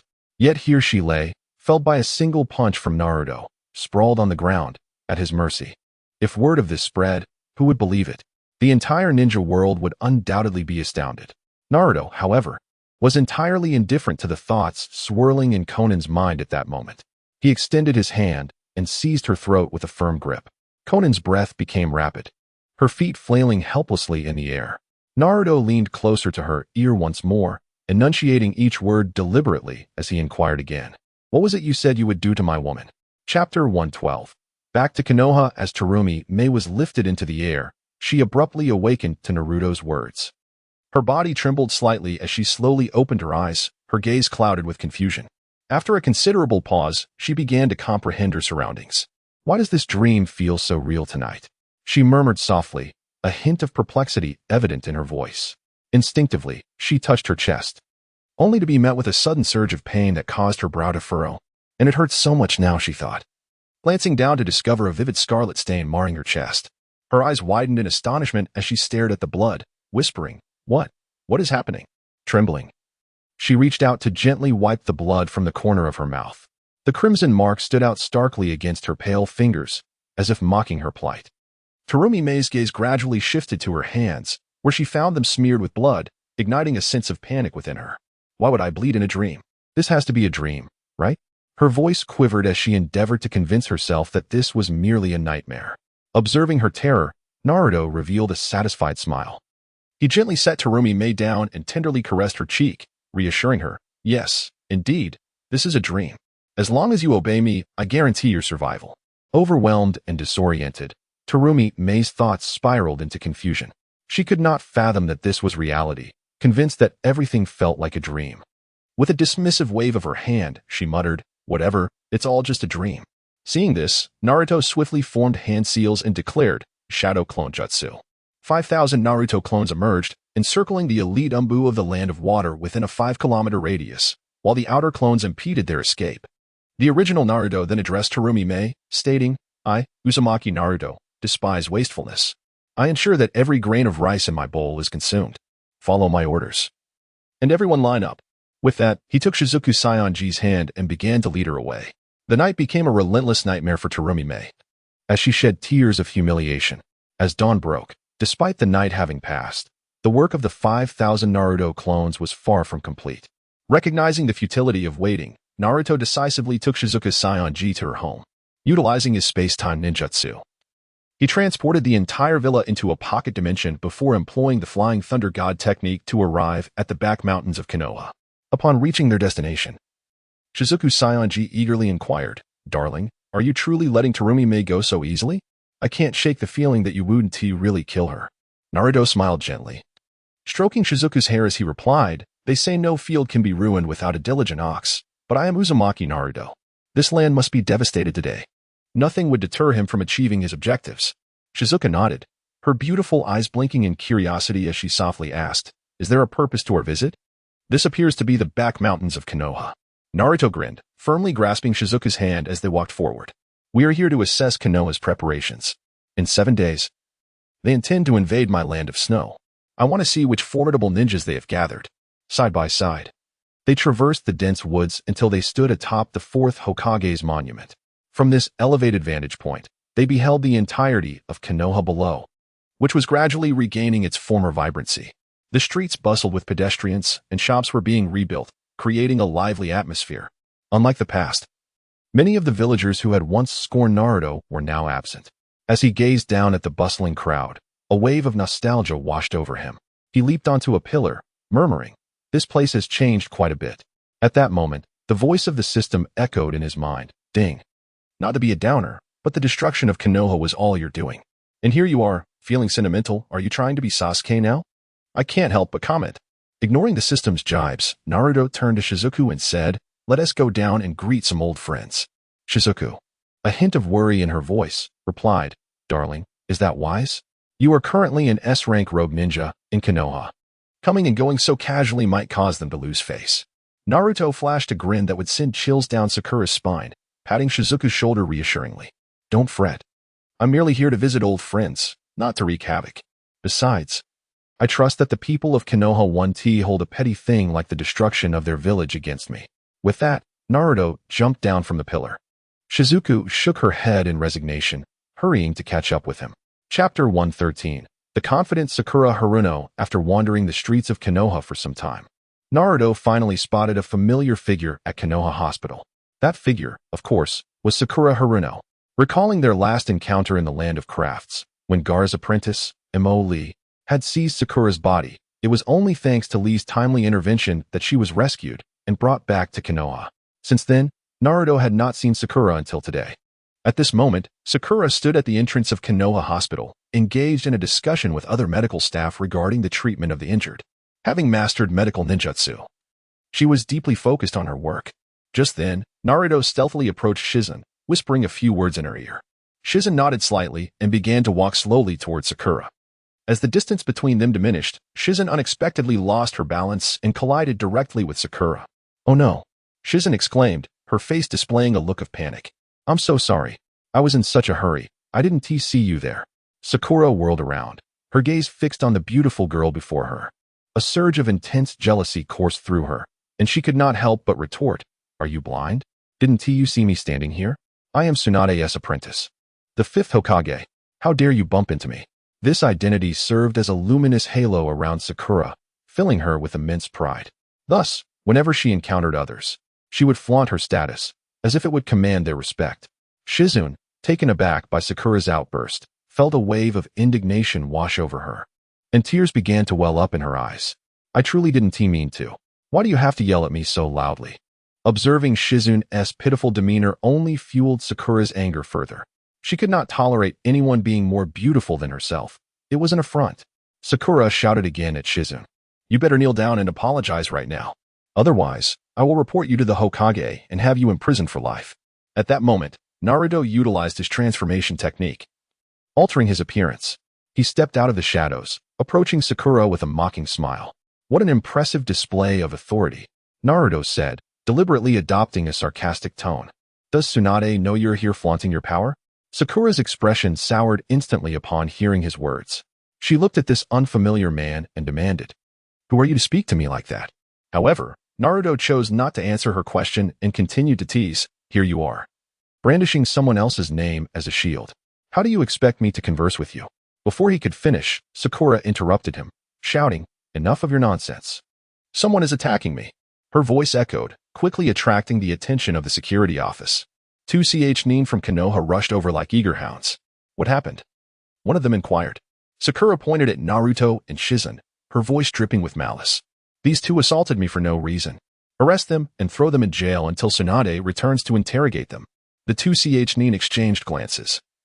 Fully aware of Sakura's status as the Hokage's apprentice, someone not to be trifled with. Upon seeing the unfamiliar faces of Naruto and Shizen, they quickly deduced that these two were new residents of Konoha. Thus, they chose to side with Sakura without considering the truth of the matter. "Listen up," one of the ch said firmly to Naruto and Shizen. "You either kneel and apologize to Lady Sakura right now, or be prepared to face imprisonment in Konoha." Hearing this, Sakura's expression was one of delight. Standing to the side, a triumphant smile crept across her lips as she envisioned Naruto and Shizen begging for mercy. However, Naruto suddenly let out a cold laugh. He regarded Sakura and declared, "Enough of this. You've lived long enough. It's time to send you on your way. This time, I shall show no mercy." With that, Naruto dispelled his transformation technique, revealing his true form. As Sakura slowly lifted her head and locked eyes with Naruto Uzumaki, her fury erupted. She glared at Naruto, knowing that the sole purpose of her relentless training was to eliminate this man before her. In her pursuit of strength, Sakura had resorted to desperate measures, frequently utilizing forbidden drugs to unleash her potential, disregarding the toll it took on her body. This reckless expenditure of her vitality would eventually demand a price. Sakura's health had deteriorated, all in the hope of gaining Tsunade's approval and becoming her disciple. She understood that only through this could she hope to triumph over Naruto. After enduring countless challenges, she stood proudly before Naruto as Tsunade's apprentice. A confident smile graced Sakura's lips, signaling her growth. She spoke slowly, her voice resolute. "I am no longer the person I once was. For you to dare stand before me is nothing short of seeking your own demise." With that, she clenched her fists. In response to Sakura's provocation, Naruto merely chuckled softly. He had already resolved that the next chapter would mark Sakura's demise. Chapter 114. In Pure World Reincarnation, Sakura Haruno, brimming with pride, sought to flaunt her relationship with the fifth Hokage's disciple, only to be abruptly interrupted by Naruto. In an instant, he lunged forward, his hand piercing through Sakura's chest, shattering her sternum. A piercing scream escaped Sakura's lips as she was engulfed by excruciating pain. Her eyes widened in disbelief, for Naruto's merciless grip had ensnared her heart. A tremor coursed through her body, and a paralyzing fear of death enveloped her. She choked, saliva uncontrollably pooling at the corners of her mouth. The two Chunin standing nearby were utterly stunned, unable to react to the shocking turn of events. It was only upon witnessing Sakura's distress that they hastily drew their kunai, shouting at Naruto, "Release that girl."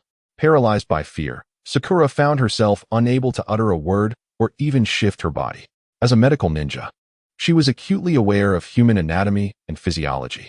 She comprehended the dire situation. Her heart was firmly grasped by Naruto, and her life hung by a thread. With immense effort, she suppressed the agonizing pain coursing through her earlier bravado long extinguished. Gritting her teeth, she shouted at the Chunin, "What are you two blabbering about? Can't you see Lord Naruto is here?" Silence. Her voice resonated in the air, laced with anger. The two Chunin, startled by her outburst, fell silent, their eyes wide with fear. After chastising the Chunin, Sakura turned to Naruto, her expression morphing into a sycophantic smile. "Lord Naruto, how do you think I handled that?" Her tone was filled with ingratiation, the memory of her suffering seemingly forgotten. Naruto regarded her with a bemused expression, offering no response. Instead, he suddenly crushed her heart. Sakura was utterly unprepared for such a brutal action. Her eyes widened in shock, disbelief washing over her as she struggled to comprehend Naruto's ruthless decision to end her life in such a merciless manner. as her heart shattered. Her body convulsed violently before collapsing to the ground, lifeless. Blood splattered, staining the earth beneath her.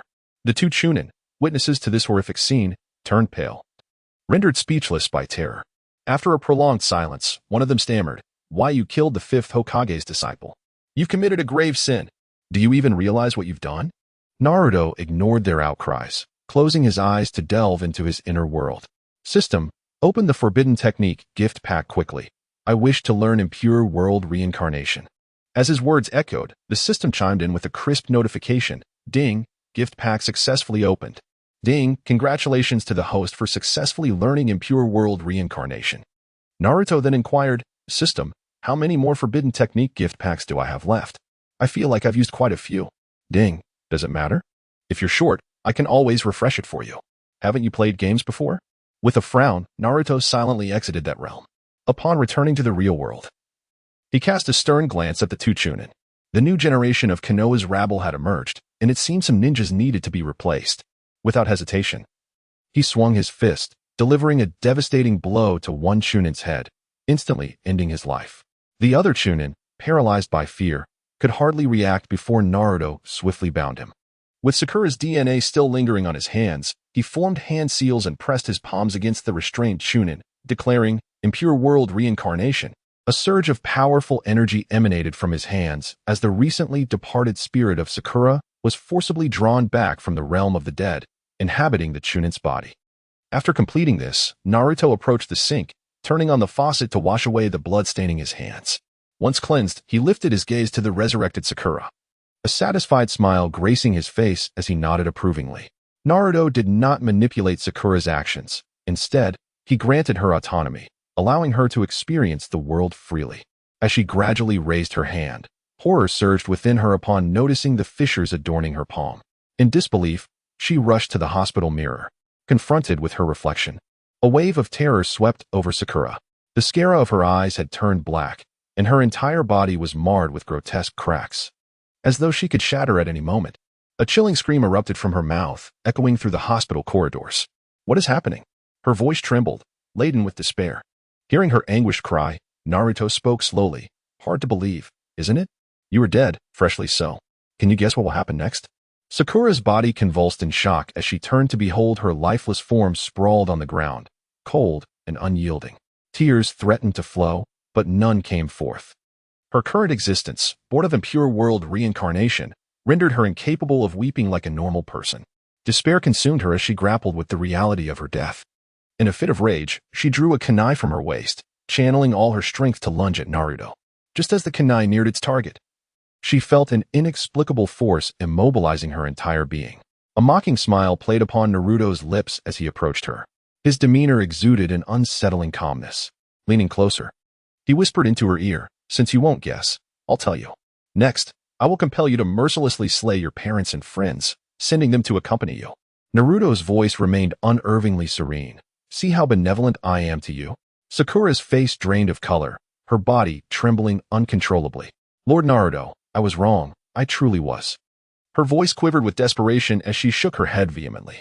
Please, do not commit such a cruel act. They are innocent. Naruto relinquished his control over Sakura, and instead of attacking him, she discarded the kunai and clutched his clothing tightly. Chapter 115. Mental torment. Sakura Haruno knelt before Naruto, her body trembling as desperate pleas escaped her throat. Yet, Naruto paid her no heed. He regarded her with a cold gaze, a smirk playing on his lips as he reveled in her current state of distress.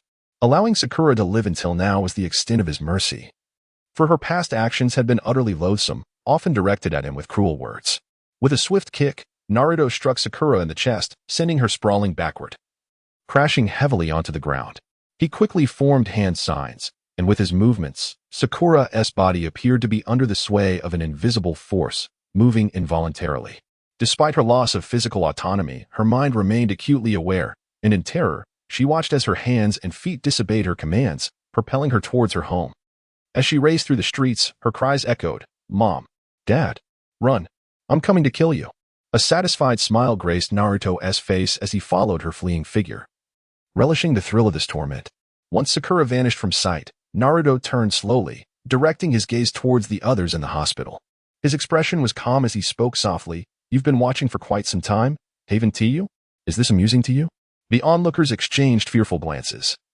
None daring to utter a word, their eyes wide with terror directed at Naruto. The smile on Naruto's lips faded, replaced by an icy demeanor.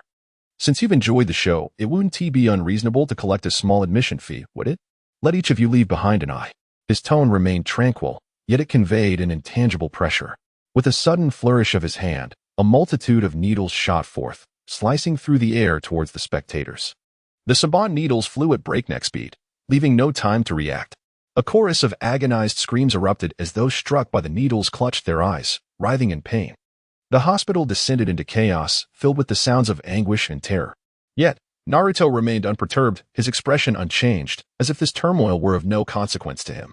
After all, these individuals were not innocent. When Sakura had falsely accused him, not a single soul had stepped forward to reveal the truth, choosing instead to remain silent and thereby enabling her actions.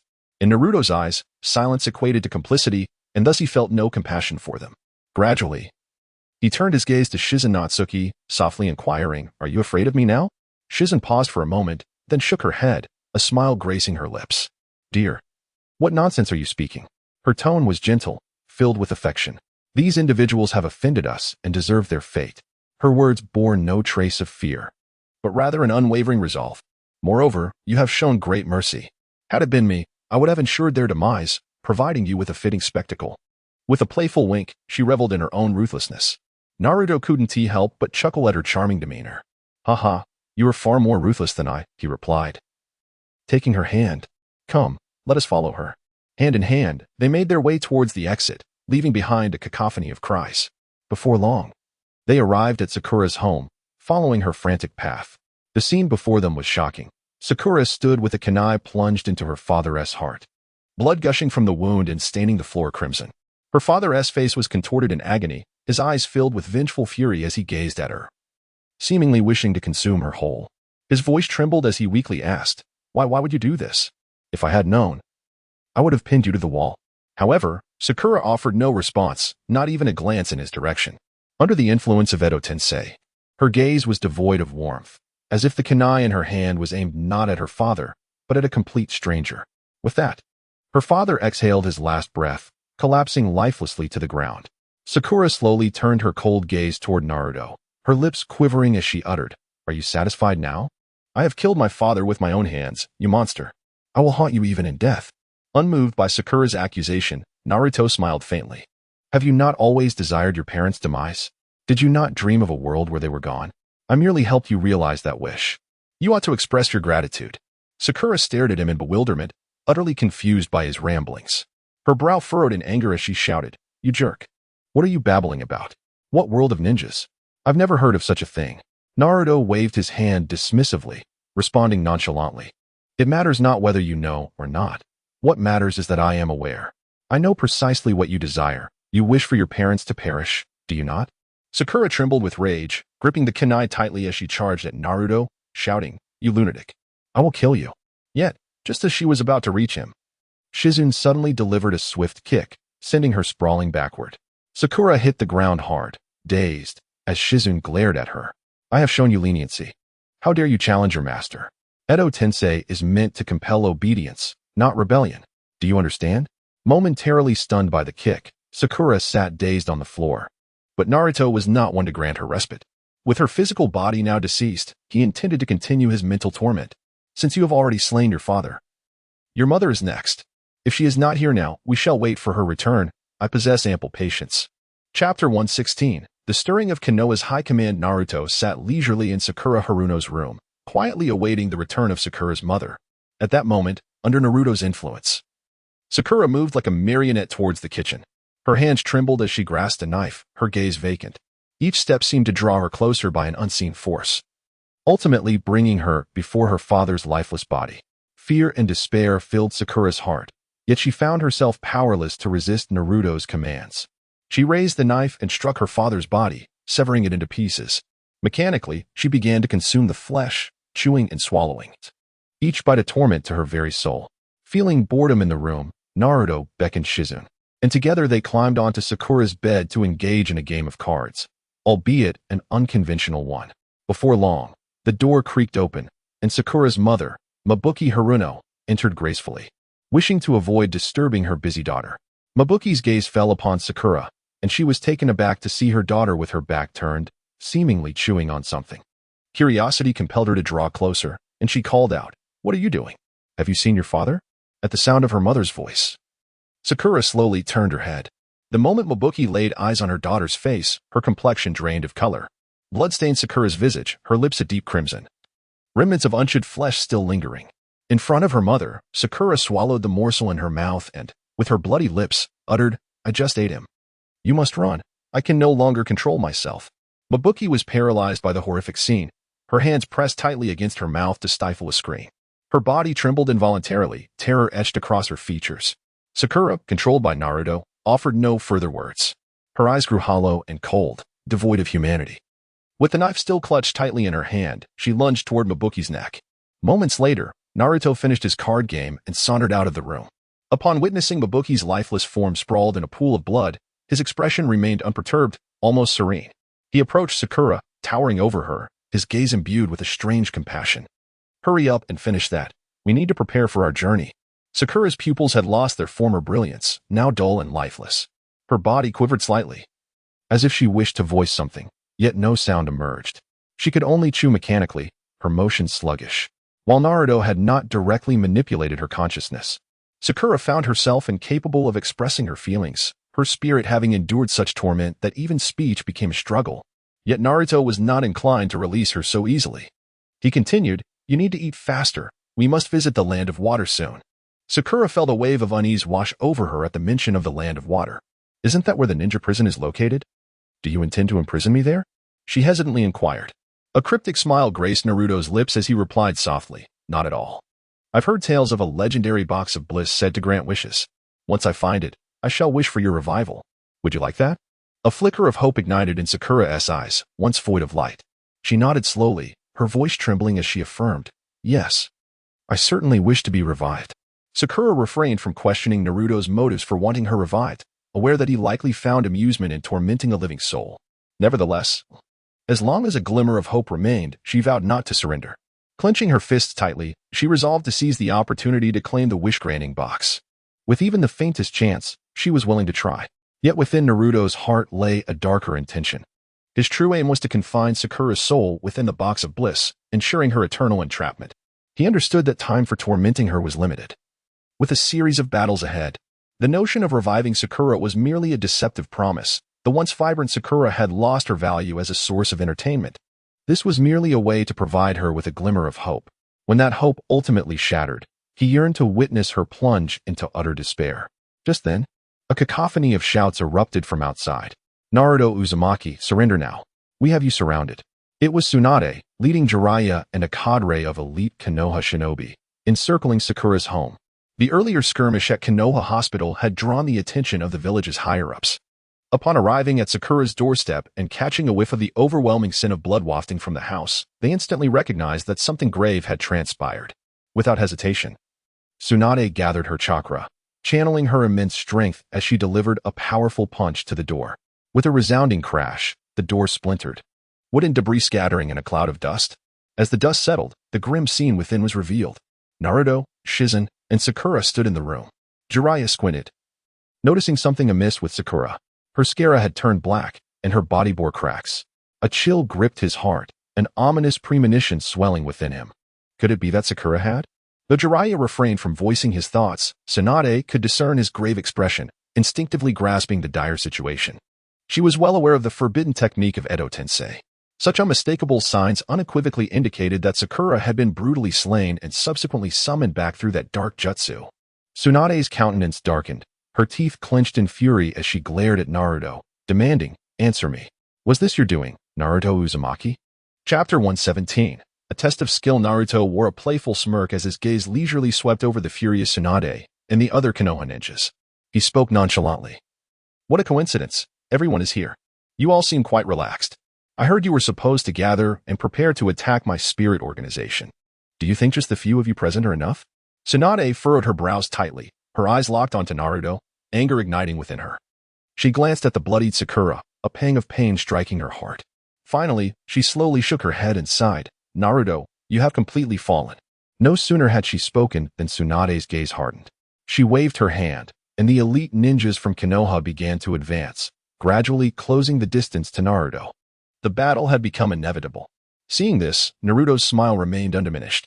He casually turned to Shizen and softly said, "You should go inside and wait for me for a bit. I want to have some fun with them." Without granting Shizen a moment to respond, he activated his Kamui, instantly pulling her into another dimension. At that moment, Naruto suddenly turned. His eyes closed as a surge of chakra gathered. Red shadows appeared around his eyes. Sage mode had been activated. Slowly opening his eyes, he calmly declared, "Come on, I wish to witness the full strength of Konoha." Jiraiya was taken aback, immediately recognizing that Naruto was utilizing the sage techniques of Myaboka Mountain. Such techniques could only be learned there. However, Jiraiya had no time for contemplation. He knew he must subdue Naruto quickly to prevent further chaos. With a clap of his hands, Jiraiya began to gather natural chakra. Concurrently, Guy dashed towards Naruto without hesitation, delivering a powerful kick while shouting, "Konoha's strong fist, whirlwind." In response to Guy's attack, Naruto's eyes sharpened. He swiftly raised his leg and kicked out as well. Unlike Guy, Naruto's kick was infused with the power of sage chakra, resulting in an astonishing force. With a resounding crash, their feet collided in mid-air, creating a shockwave. Guy was astonished to find himself pushed back several steps, his legs trembling slightly. But Naruto did not stop. He followed up with the frog kata, natural chakra coalescing in his fist, unleashing an invisible attack directed at Guy. Caught off guard, Guy had no choice but to take the hit. With a loud thud, he was sent flying, leaving everyone present in shock. Kakashi could hardly believe it. He knew Guy's strength well. Although Guy was slightly lacking in ninjutsu, his taijutsu was unparalleled. For Naruto to gain the upper hand in physical combat was simply unfathomable. In the moment Guy was launched away, he reacted swiftly, activating the 8 gates. As the 6th gate, the Gate of Joy, opened, a green aura enveloped his body. He performed a graceful turn in midair, stabilizing himself, and shouted towards Naruto, "Ace of Peacock." His fist moved rapidly, creating a blazing flame as he charged at Naruto. Simultaneously, Kakashi wasted no time. He quickly formed hand seals not far away, exclaiming, "Lightning release, lightning beast tracking Fong." As he spoke, the Raikiri in his hand transformed into a ferocious wolf that lunged at Naruto from behind. Faced with the combined onslaught of Kakashi and Guy, Naruto remained calm. He merely waved his hand, and a figure appeared to shield him. Kakashi's Sharingan focused to reveal that it was Sakura, who bravely stood in front of the lightning wolf's assault. The wolf, moving at incredible speed, clamped its jaws onto Sakura, pinning her in place, rendering her immobile. Naruto leapt high, evading the Ace of Peacock attack, which then struck Sakura with tremendous force. The resulting explosion was deafening, shrouding the area in dust, and Sakura's body was obliterated in the blast. However, due to the nature of the Edo Tensei, Sakura would soon begin to reassemble.